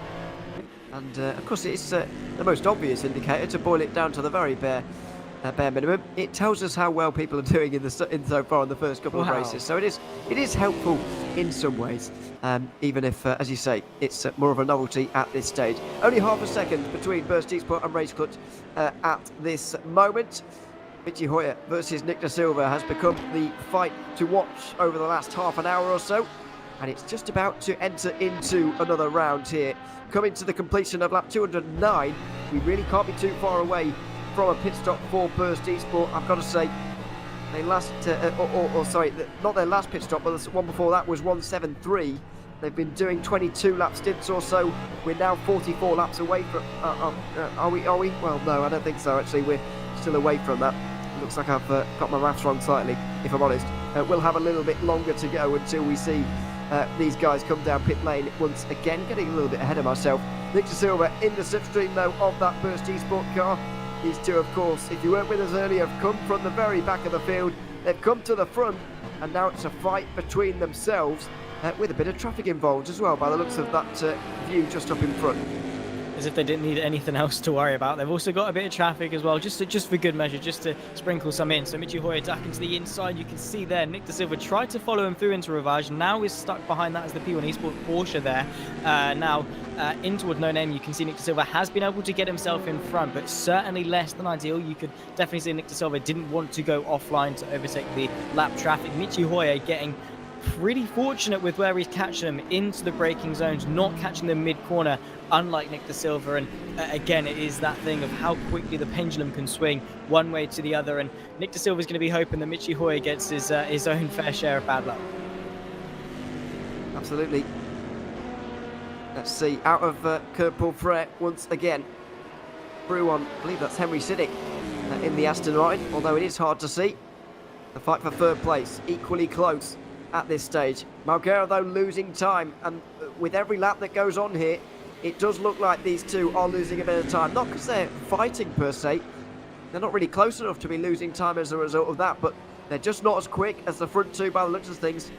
We could be reducing ourselves down to a two-horse race. Which would be a shame indeed, but again, it's these stages right now where you have to be quick, you have to be on it. And taking a look at their last lap times, Best Esports Michi Hoyer was a 54 dead, 55 dead for Nick De Silva, and then a 55.7 for the Simfrim car, Christian Malguera. So, yeah, on average, around about half a second, 7/10 of a second slower. Yes, obviously there's a lot of things you have to take it with a pinch of salt because of traffic and things or other, but again, everyone's in the same boat. And over the course of the last few minutes, it has been the front two of Burst Esports and Race Clutch who have set the standard, set the benchmark, and been driving forward. More so Simfrim on the back foot than Valet, because we saw after Janssen Bintz's spin was around about 5 seconds off the back of the Simfrim car, Christian Malguera, and now certainly in contention to get himself back onto that podium. Yeah, it's been a bit of a turnaround for them, but overall, that little bit disappointing, really, because yeah, we've seen so much of this race where Simfrim Esports have been leading this one, and it's yeah, it doesn't look like it's going to end up with them leading at the all-important 8th hour. But yeah, it's not far from them to the lead right now. Just a word on LMP2 as well right now, where Devin Browner is currently leading the race for Blackhawk Zanto. He's not too far away from his final pit stop of the day, and he will be able to go to the end in terms of his fuel. 38 car will be coming in on lap 196.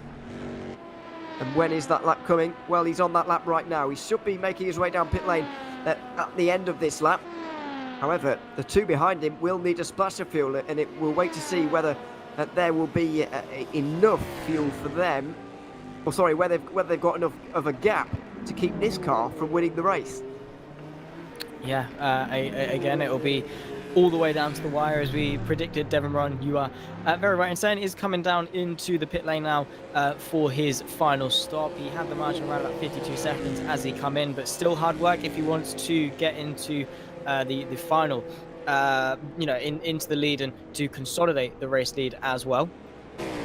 And trying his absolute hardest in order to do so. Here's the fight for the race lead though. Nick De Silva on the back of Michi Hoyer, finally looking to the outside of Lake Com. He's certainly on the dry patch of the circuit, but still unable as Michi Hoyer holds firm and doing a fantastic job in order to actually stay in front. But you can definitely tell that Nick De Silva is starting to pile on the pressure. He certainly is, and Christian Malguera as well on the defensive right now from Valley Esports just in behind. There's going to be a bit of slipstream here and maybe a chance for the car to go through. Looking up the inside, no, there's not going to be no chance on this occasion for those two, and so those two will remain in single file racing. But through the middle sector, the two leaders getting away from the rest, continuing to pull away from the rest, but Michi Hoyer continuing to hold back Nick De Silva, something that they weren't able to do when Colin Sport was at the wheel, as Janssen Bintz does look like he's been able to make his way through, and Christian Malguera. make quick light work of the Sim-Frame car. I think Jansen Vince is now going to try and push forwards. Maybe not got quite the shout of the top two that he would potentially have hoped for, but going for the podium nonetheless and trying to consolidate that to the best of his ability. Get away from the Sim-Frame car so that it doesn't really come down to strategy, more so the pace that Jansen Vince has had. But yeah, he's doing a fantastic job so far to be able to do so. Back to the fight at the front there between Michi Hoyer and Nick De Silva. I think that the race clutch car of Nick De Silva has had a bit of an issue coming through this sort of sequence of traffic. You can see there now going into the braking zone of Resource, still has one car to negotiate. So again, it's proof that traffic plays such a big role, because this time a lap ago, Nick De Silva was pushing Michi Hoyer through Eau Rouge over the crest of Radion to go for the move, and now he's to the, you can barely see him in the towards the background of the shot. Yeah, just right there in the distance, you can see the braking lights of Michi Hoyer going into Les Combes. And yeah, again, you would expect Nick De Silva to maybe close this gap back up. He certainly is pushing for it, but again, the traffic can certainly be lethal, and with only 37 minutes left to go, one more pit stop for our top two as well, you cannot be affording to lose any time if you can help it. Absolutely. Every second is going to matter at this point. Hoyer wants to get the biggest margin possible, of course, to take into that final pit stop, just to alleviate some of the worries that he'll have over that final pit stop. You're always going with a little bit, or I certainly do, about whether the team behind or the driver behind will be able to do a final stop a little bit shorter than you. And so this gap right now would just alleviate some of those concerns, as there's going to be a moment here for De Silva. I feel like if Colin Sport was at the wheel of that car, he might have gone for 3 wide, and he might have gone for both of them, but De Silva a little bit more conservative in his approach at 2-lap traffic on that occasion. He's able to weave his way through, and his car's still in one piece, which it may well not have been if he'd have gone for both of those moves at once.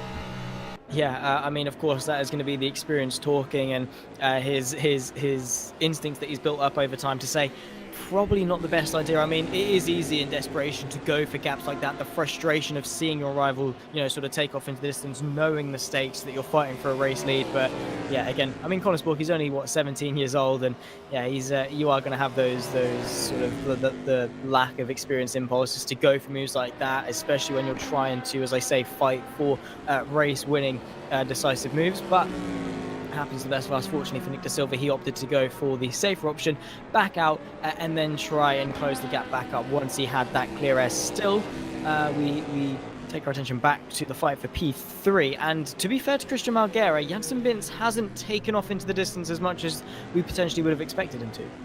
No, and he's sort of towing Malguera along here, of course, the season 13 champion when this team was Waveframe Esports and in GTE, managing to win that title.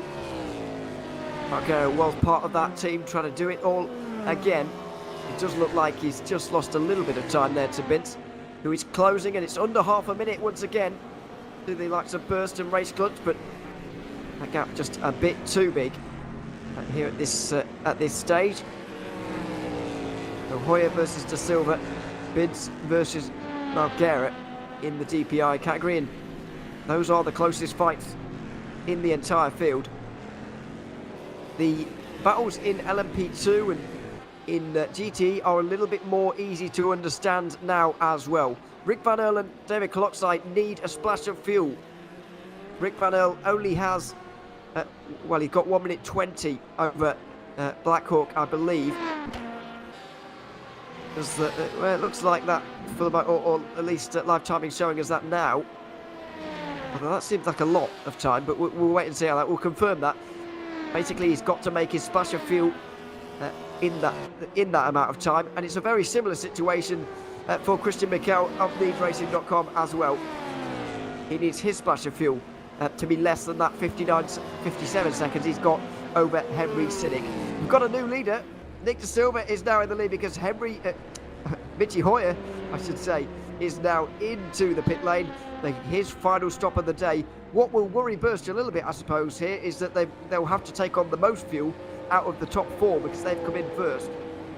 Very true indeed. They are going to have the longest stop of the bunch, but maybe they've just had to, use that fuel to stay in front, and retain the race lead. We'll have to see. It's going to be a race against time between all of our top contenders in that DPI class, but also going back to the point of the splash and dashes in P2 and the GTE, the run down the pit lane is 45 seconds in of itself, so they really only have sort of 10-11 seconds to actually fuel the car up if they want to retain their gaps towards the front, and maybe 10 or 11 seconds stationary to fill the car up might not be enough. I mean, there is, fortunately for them, it is only a splash and dash. There's only, you know, about half an hour left in this race left to go, but still it's going to be down to sort of the finest margins when you've got a pit lane as long as Spa.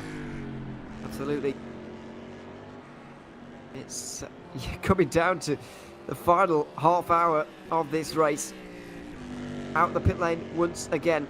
It is no longer Michi Hoyer, but Tom Oldermenger, who's now been given the job of finishing the race in the lead, ideally, for Burst Esport, but just where will he end up by the end?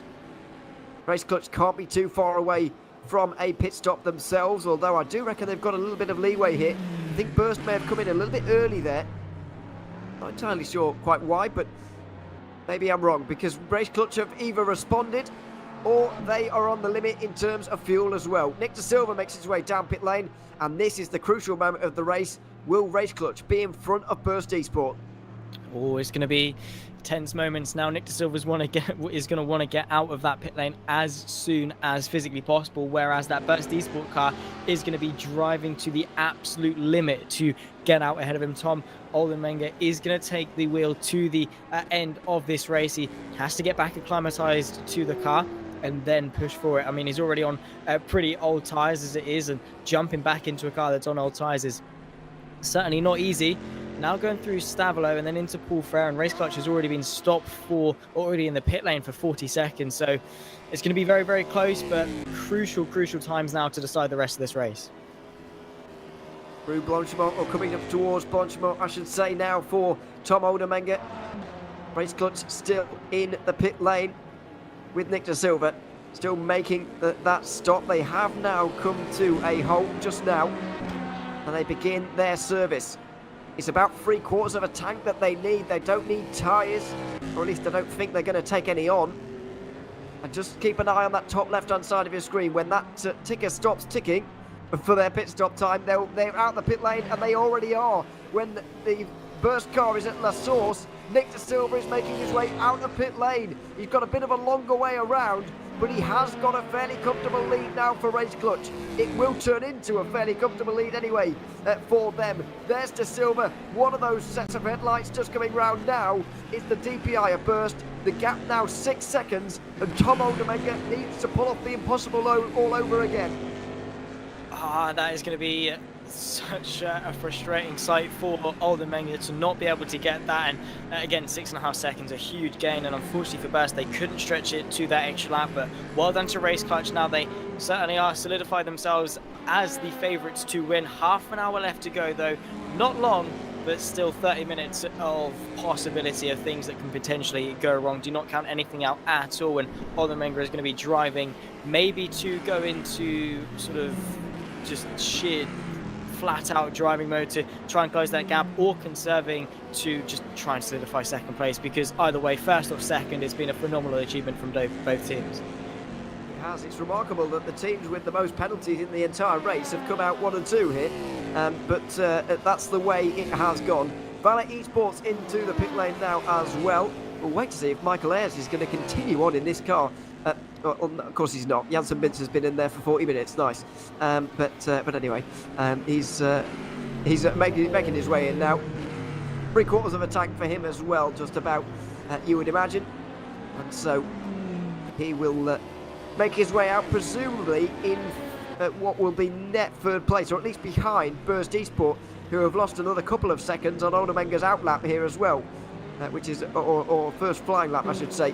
That was Nick De Silva's outlap. There's Margera out in the lead, but where are Valet Esports in this one at the moment? Janssen Bintz still in the pit lane. He's been overtaken pretty comprehensively there by Race Clutch and Burst. This gap is not really going to be a closable one for Valet by the looks of it. No, not one bit. It's going to be really unrealistic for Janssen Bintz to get anywhere other than third. So good for Race Clutch and Burst to sort of consolidate their first and second, and Janssen Vince as well, I think, is only driving for third. I think the possibility of anything more than that is sort of quite outlandish, and his race really is with Christian Malguera for P2, but also Simfream have gone a lap extra, similar to what Race Clutch did with Nick De Silva. So could that also throw a spanner into the works in terms of being allowing Simfream to get back into the fight for the podium? Well, here's the big question. Because Simfream will be coming in about they'll have about 6 laps less fuel to take on. Is 6 laps worth of fuel 17 seconds or not? I'm not entirely sure. I reckon it's pretty close, because let's not forget they were either just in front or just behind Vale. They were pretty much where Vale Esports were before the pit stops. 6 laps of fuel less for Malguera. Is that going to give them the position over Burst? And we've got to remember that Tom Oldenmenger has gotten on to Michi Hoyer's old tyres as well, so he'll be going a little bit slower than those around him.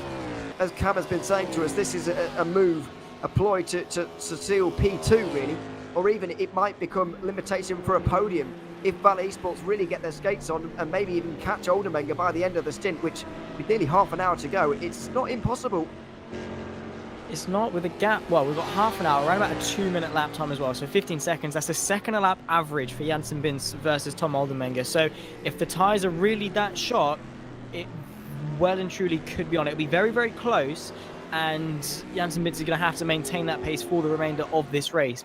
But with this race, we said certainly more outlandish things can happen. All it takes is a couple of mistakes for Oldenmenger, a couple of poor trips through traffic as well, and if Janssen Vince gets lucky, yeah, that gap isn't really too big at all.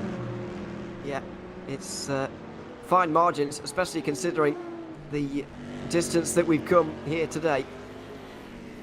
Through one of the Aston Martins goes Christian Malguera's. We've got somebody off. It's the 53 once again, I'm afraid, going for a bit of a spin at the final chicane. But they'll get back going again. They have done. Indeed, down on the front straight.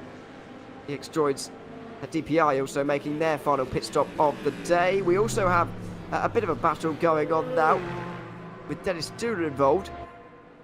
He's trying to get through an Arjun Veltons in the Scuderia Leon car. A couple of Corvettes making their way up towards Lecom. The iconic Sim Racing Holland Corvette. Recently, the C8R edition on this occasion, the newer Corvette edition, which they didn't run in the first season that it was available, sticking to their guns with the C7, but now they've gone to the C8 and they're looking for, well, knocking on the door of a top 5. It looks like 6 may be the limit for them today.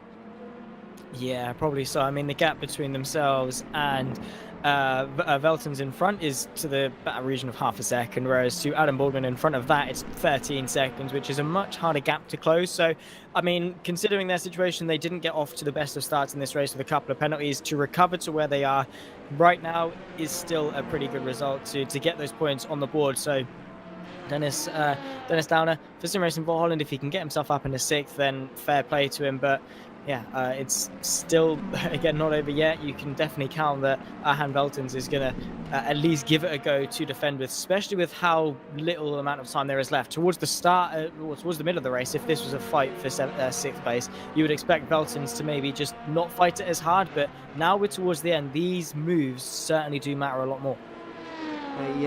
They do. They're for actual positions on this occasion, rather than just positions on the road. At that particular time, this really does matter in terms of the finishing position of this race. Dennis Duna will be very glad that LMP2 didn't go down the inside into Blanchimont on that occasion. Outside line for Arm Cyber, that is. The slightly worse placed of the two. But the two of them are pretty similar, really, in terms of their position now. Unfortunately, with the demise of the 241 a little bit earlier on in this race, where they lost their rear wing at Stavelot. The yellow flag, I'm presuming that's down at the final chicane again, and it's the 53 for the second lap in a row that has gone for a spin. Some of these teams, some of these drivers getting tired towards the end, of course, and struggling towards the end of what's been quite a difficult race.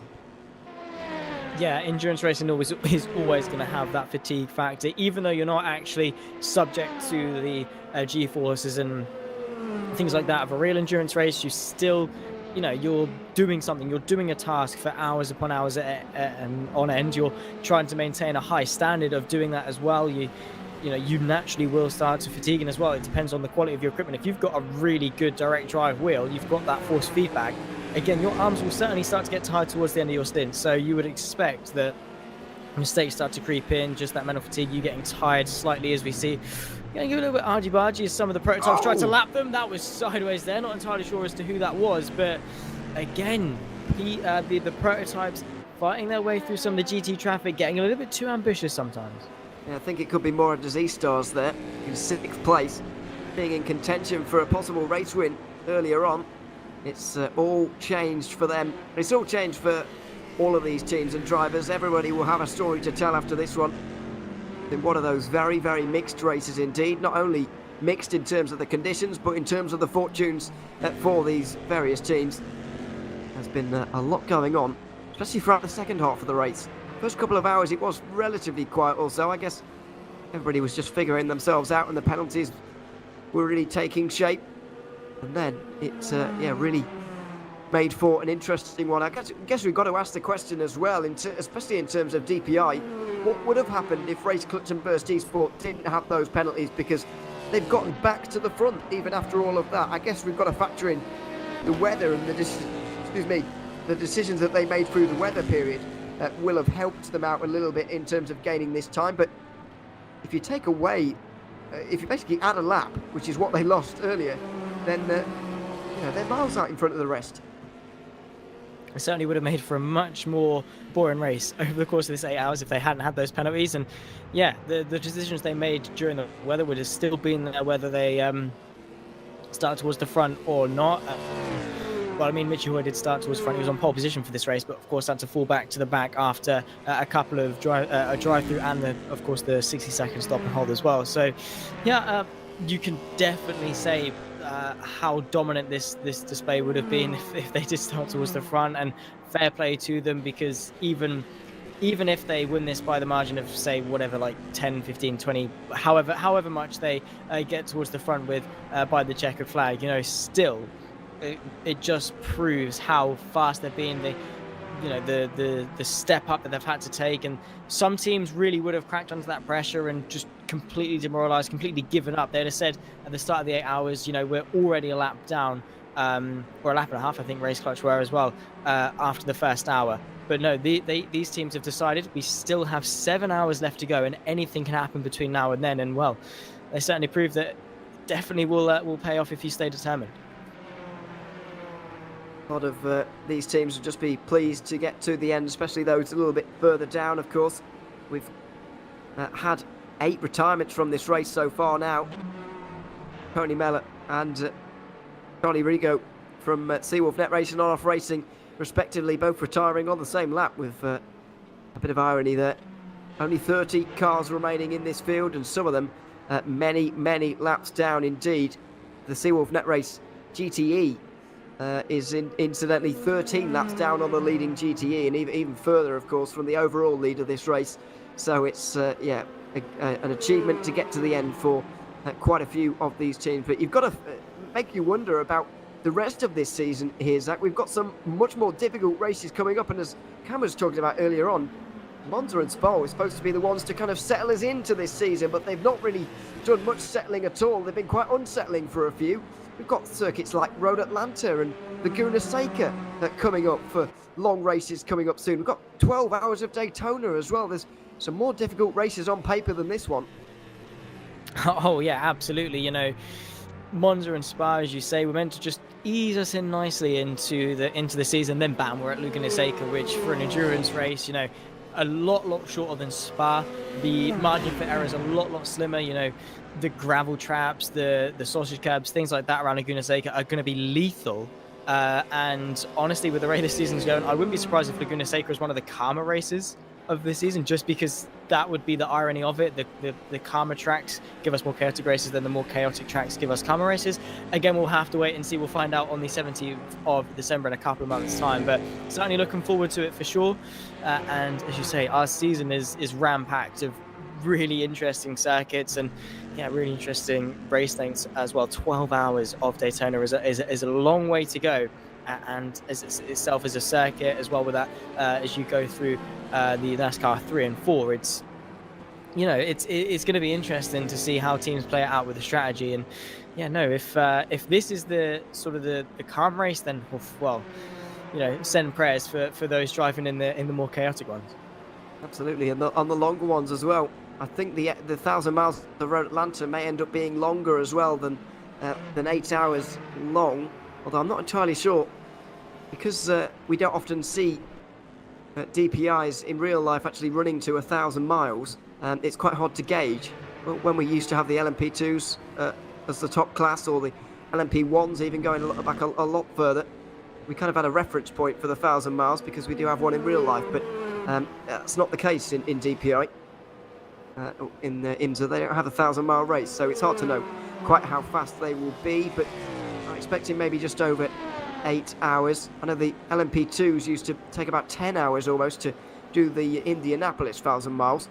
Road Atlanta are a little bit faster than that, and the DPIs are a little bit quicker as well, so maybe it will be around 8 hours, not sure, but you'll have to tune in to find out. It's coming up in quite a few months' time just yet.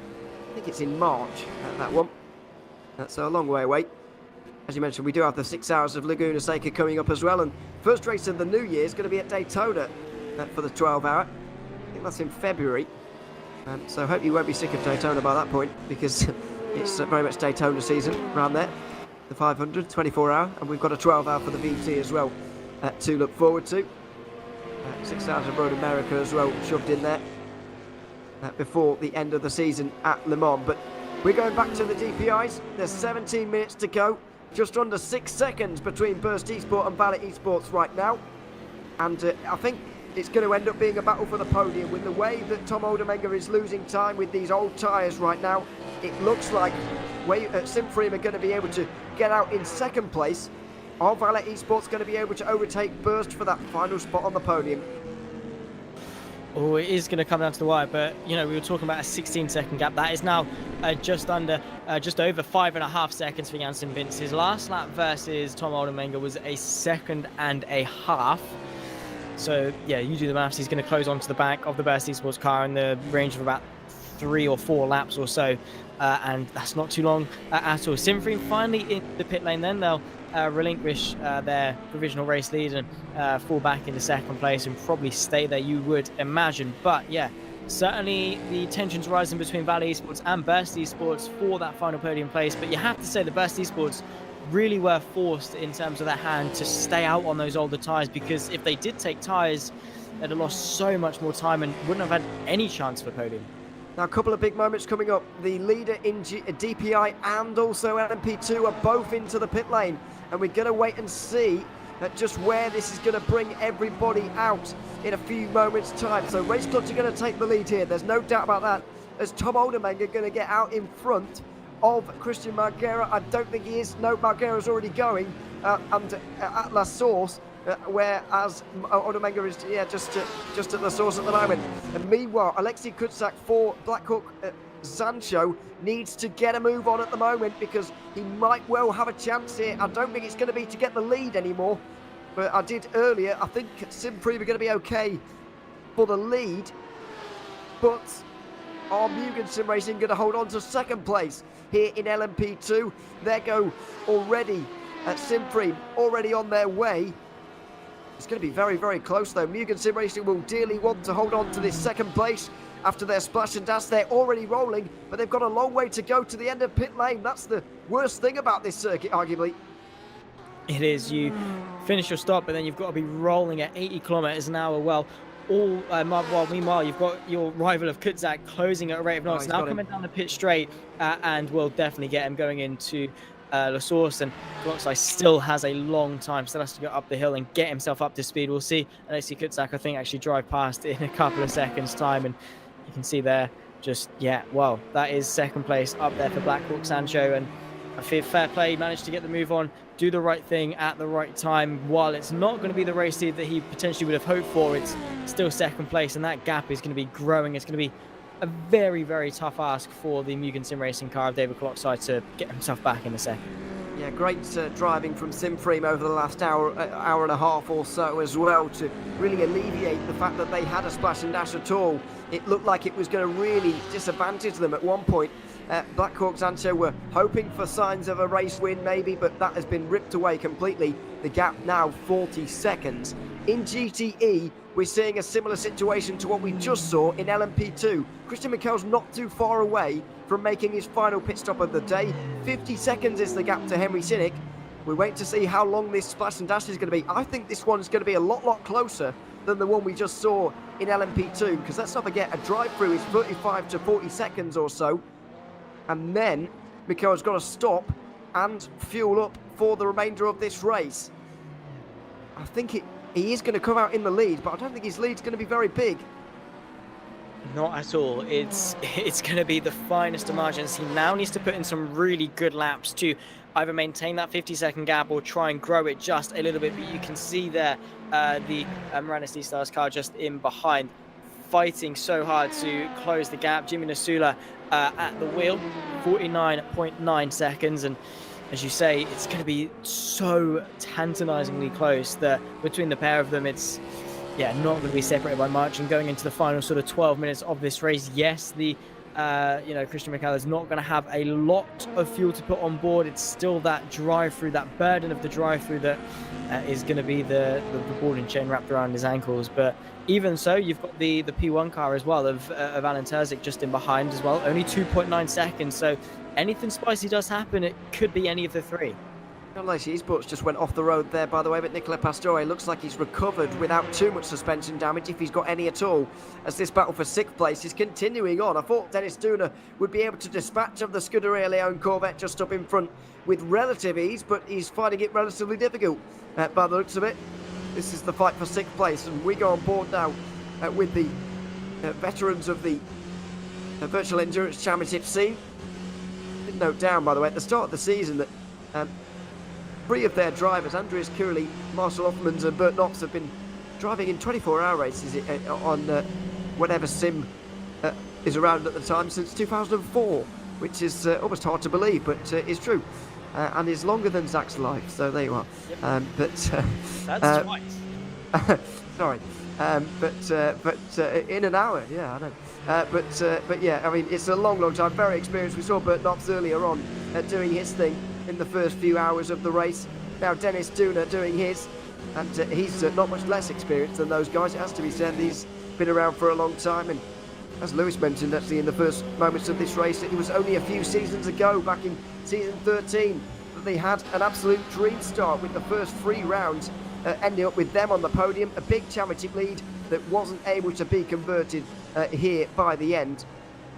So yeah, it's been a long time, but Dennis Duna goes around. All hopes of a 6th place have surely gone with that one. It's a classic spin at the bus stop chicane. One we've seen all too many times throughout the course of this race, and that is such a shame for that Sim Racing Wallace car. He's going to be so disappointed as Dennis Duna, and what a way to end that, Titanic charge up to 6th place. It is a massive shame, but here's David Clockside. He's less than a second off the back of 2nd place. That is not a lot at all. Alexei Kutzak was ahead by a few seconds coming out of the pit lane. Got caught up behind that Corvette though, did Coloxo, which is going to hamper his progress just a little bit, but that gap is a lot closer than we once thought. Could Coloxo still have a hope of 2nd place? Absolutely, there's still hope here. I'm surprised there is, to be honest, for Coloxo. I didn't think this gap was going to come down nearly quickly enough. There's a few battles here for the lower end podium positions. Each classes with still 10 minutes to go in this one. Kutzak has not quite got the pace of Devin Brown at the moment. It looks like 10 minutes to go officially, and Coloxo looks so much quicker than Kutzak. I'm not entirely sure how. Bizarre situation. It is just...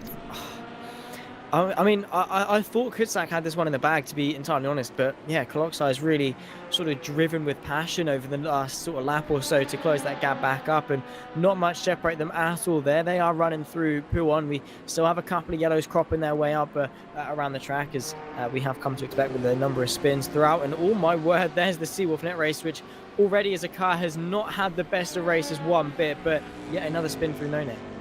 Absolutely.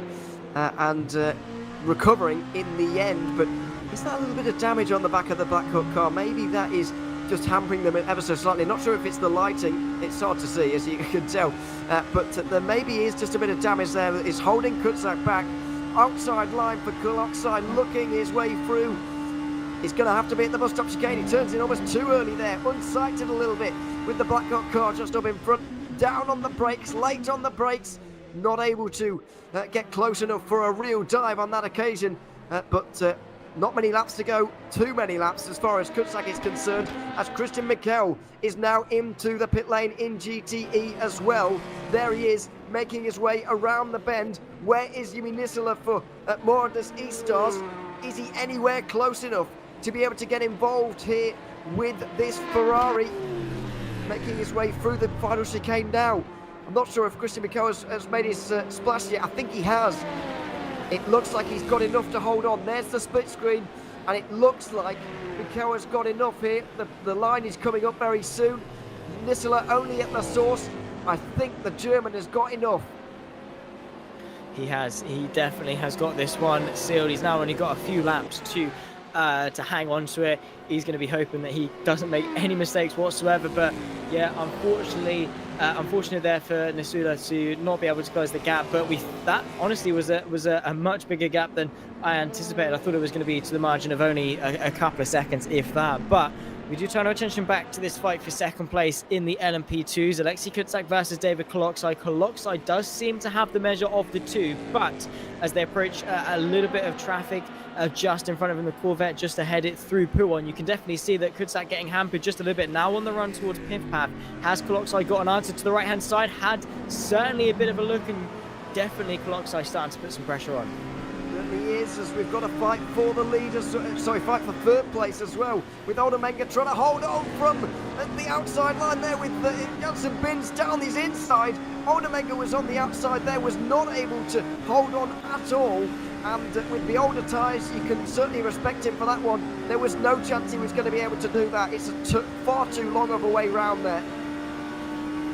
It is high speed through Puon as well. The old tyres, Oldamenga had no chance whatsoever. Now towards the bus stop, you can see in the bottom of your screen David Koloksai eyeing up the move to the inside. Certainly thought about it, just not quite confident enough to get that move up into second place in the LMP2s. But I think that fight for third place in the DPIs is well and truly done. Unfortunately, Kutsak still under a bit of pressure. Now Koloksai is going to try and follow the DPI through, I think, to the inside. 3 wide between all three of them. And now Kutsak and Koloksai are going to run 2 abreast on this run towards Eau Rouge and Radion. The DPI gets themselves back in front, but Kutsak had to concede second place there. But crucially now, he has the run. He's got the slipstream down towards Lake Hong. It was a great opportunistic move there from Koloksai to follow the DPI through. Kutsak couldn't really do anything about it, and that's going to be it now for them. I wonder if Blackhawk are just having to hold something back here to just make sure that they can make it here on fuel. They've only got to just under 6 minutes to go, and maybe this race going 1 lap longer maybe than they were anticipating. But that fight looks like it is pretty much over at this point. Are all the positions settled? I would hesitate to say yes, because Alan Terzic is not slowing down towards the end of this race. Yumi Nisila will be looking over his shoulder, and while we're not going to get the fight for the lead in GTE, I don't think, we might well get that one for second. Very true indeed. Alan Terzic is 1.4 seconds off the back, but time is not on his side one bit. He needs to get a move on. He needs to hope everything goes well. He needs to hope that he nails every apex between now and the checkered flag to even have a chance. 5 minutes left of this 8-hour race, and still vital positions up and down all 3 fields left to decide. We'll have to just see how it unfolds, but again, this race has had it all. It's had rain, it's had crashes, it's had codators, it's had action, it's had 4-way fights for the overall race lead, and now it all comes down to this. Certainly does. 3 laps to go at the line. Race Clutch not too far away from the final chicane at the moment and making their way through that. So it'll be 3 laps for these two as well. 3 laps for most in this one with still 4.5 minutes on the clock. Oldenmenger is not going lying down just yet. He's quite close. And as you said at the time, I thought it was done when Janssen Bintz managed to get his way up the inside into Pouhon and made his way straight through, but it looks like Oldenmenger is fighting back. Respectfully, respect to him for doing that, because in his situation, you would expect that Janssen Bintz would just fly off into the distance. Maybe Bintz is calming it down a little bit now. He's actually in front. He's got nothing really to push for. He knows that he's not really under a lot of pressure at all. But yeah, definitely expected him to just pull the gap and completely fly away. But yeah, Oldenmenger, he's there. If Bintz makes a mistake, we saw him spin. In this in the last sort of 2 hours, we saw that spin at the bus stop chicane. So anything can certainly happen if Bintz pushes a little bit too hard. There's Oldenmenger. 1.7 seconds is the gap, and right now, Ewan, Oldenmenger needs a perfect last couple laps, or is relying on Bintz to have a spin. And it's not perfect one bit off the exit of Rivage, and any tiny slim chance of hope that he had for a podium has now been squashed. I hope that little touch on the wall didn't take the rear wing off as well. That would be heartbreak to end their day, but it looks like it has not. The rear wing still firmly attached, and it's going to be a drive home to 4th for the Burst Esport guys. Up towards Lecom once again for Yimi Nisela, who's closing in on the leader, Christian Mikel, but also getting closed in on by Alan Terzic. The top 3 in GTE covered by about 5 seconds after nearly 8 hours of racing. That is an astonishing statistic, and I don't remember a race quite as close as this between the top 3.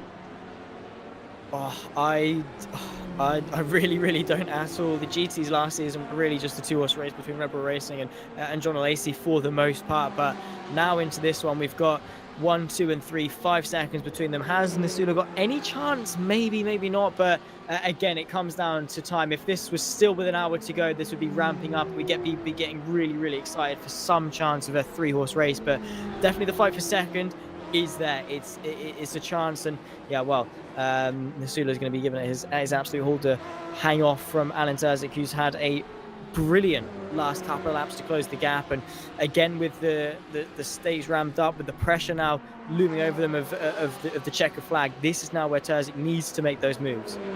He certainly does. There's not much time left. 2 laps at the line for these two. I know there's less than 2 minutes to go, but the leader is behind them.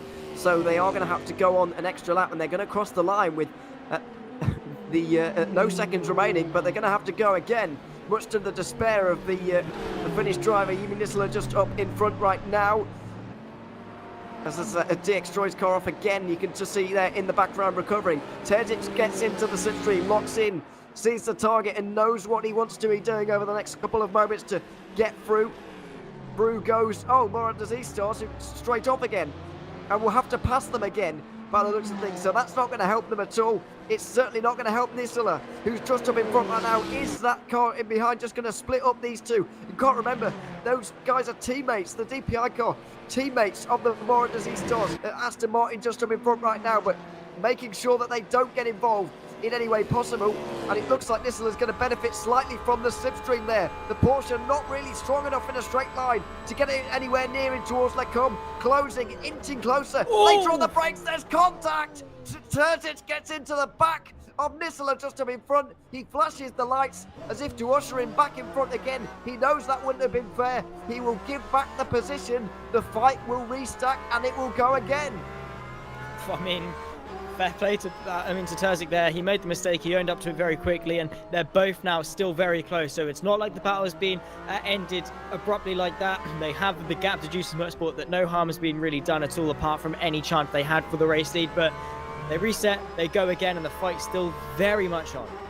It very much is between those two leaders as things stand, or at least at second and third place, I should say, in the GTE category. Not too much further behind them. We've got the overall leader coming through. It's final lap at the moment. Nick De Silva at the moment is at the wheel of this car. He's been sharing with Colin Spork all day long. Just in front of them is the LMP2 leaders of Supreme Esports as well. Not a big gap for Race Clutch, it has to be said. Only 9 seconds at the moment separate them from second place. The GTE leaders, of course, NeedRacing.com will have an extra lap to do as well right now. They're just coming over the line or coming up towards the final chicane as we speak. They're not going to get caught by Nick De Silva, not quite. That battle for second will continue on, and we'll get back to it in a few moments' time because Nick De Silva is making his way through the final corners. One of the Virtual Endurance Championship's most impressive ever comebacks. We've never seen anything like this from any team. Race Clutch at the moment are showing everybody something new. Nick De Silva is going to take this race victory at the 8 Hours of Spa with a comeback for the ages. Only 8 seconds separate them from second place by the end with Christian Malguera. Malguera's teammates, currently driven by Rick Van Earl, Supreme Esports, will be victorious in LMP2. Now Alan Terzic, can he make his way through on Newey Nisela? It looks like he might well already have the job done, although it's a big slide up the hill through a Rouge and Radion. Nisela's going to have the chance again. The Aston Martin maybe with an advantage as well in terms of straight line speed over this Porsche. They go up towards Lecombe for the final time. Will Nisela duck to the outside and make his way through? It doesn't look like it. He's able to show the nose, but that's just about it. He's not able to make his way through, and it looks like Terzic has been able to get this second place, possibly a little bit more cleanly than he did last time. Potentially so. A bit of a twitch through Rouge and Radion as we saw from Terzic, but it didn't hamper him too much and was still able to hold off the offensive from Nisula there. Now he's got about 2/3 of the lap left to go. He's going to be under intense pressure, and you have to say that Nisula's last chance is probably in towards the pit path chicane or into that bus stop. We'll have a look at how he got it done the first time. Right hand side inside line for the bus stop. They were running two abreast, but managed to get the move done. Gave him a big old squeeze to the P1 Esports Porsche, but as they run for that drag race towards Les Sources, it was the P1 Esports Porsche of Alan Terzic, and yeah, still you can definitely see he's keeping that Aston Martin at a nice arm's length away and should, in theory, be able to consolidate the second place. So close between them, but such respectful racing between them as well. Just up in front, Christian Mikel is going to be able to get through on a limping Ferrari there on the last moments to take a second win in 2 races. NeedRacing.com having the dream start to season 15 of the Virtual Endurance Championship. Has Timmy Nisela got anything here to come backing him into the final bus stop chicane? And LMP2 in behind, realising what's at stake, will stay behind. Will Nisela go for it at the final corner? It looks like Terzic could see it coming. He's going to go for the run if he possibly can. Nisela hasn't got the grip. Terzic is going to hold on to second ahead of Nisela. It's NeedRacing.com ahead of P1 Esport and Murad Nazi Stars on your GTE podium. But what a race that was between those three. Have to agree, and what a race it was between everyone. Take a bow, every single driver and team that took part in this 8 Hours of Spa for round number 2 of season 15 of the Virtual Endurance Championship. We had an absolute cracker. We had it all. The drama and chaos throughout the entirety of the race. Certainly one to remember. It absolutely was. The 8 Hours of Spa delivering once again. It's delivered a victory for Race Clutch and Nick De Silva with a distance record for this event as well. Supreme Esports second place ahead of Valley Esports rounding off the podium in DPI. Tom Oldermenga with that late strategy wasn't quite able to hold on with Mario Marquez's DX Droids running up top 5. More of the stars, Team Rookie Monsters and Satellite Racing all got to the flag in the DPI field. Supreme Esports managed to get their win in LMP2 with Mugen Sim Racing getting second after a late pass on Blackhawk Zancho, who finished in third. Then it was Go Team Racing who finished off the podium, unfortunately for them. Pescarolo Esport with a nice top 5. Arm Cyber in the next couple of positions had a Butler Pal and Visceral Esports. And it was Christian Mikel in the NeedRacing.com car heading home a GTE victory. P1 Esport and Murad Nazi Stars join him on the podium. Juicy's Motorsport Club just missed out with Scuderia Leone ended up on the top 5. Blackhawk Racing ended up outside the top 5 after running inside the top couple of positions all day. Sim Racing for Holland dropped down late on, as well as Juicy's Motorsport Club. Romano Motorsport with a difficult day in 26th overall. Caspian Motorsport on their first Division 1 race of this season end up down there in the 10th place in GTE, and there you can see all of the teams, the 8 teams that didn't make it to the end of the race. Well, what an amazing 8 hours of Spa that was. Make sure you join us on the 10th of December. The 6 hours of Laguna Seca promises to be just as exciting. We've got some very exciting races coming soon as well, all the way down towards Le Mans. But that is the final race in Europe until we get to our finale in June. So make sure you stay with us for the American leg of this Virtual Endurance Championship, taking us all the way to April for the 1,000 miles at Road Atlanta. The 6 hours of Laguna Seca, though, in just 2 months' time, promises to be a very, very interesting one indeed. 10th of December, we'll be live on the Virtual Endurance Championship YouTube channel as always. But for now, it's time to bid you farewell. I've been Ian O'Leary. Zach Sweeney has been alongside me for the last hour. Cam Roger has been here along with Lewis McGlade as well. And from all of us here at the Virtual Endurance Championship, it's goodbye for now.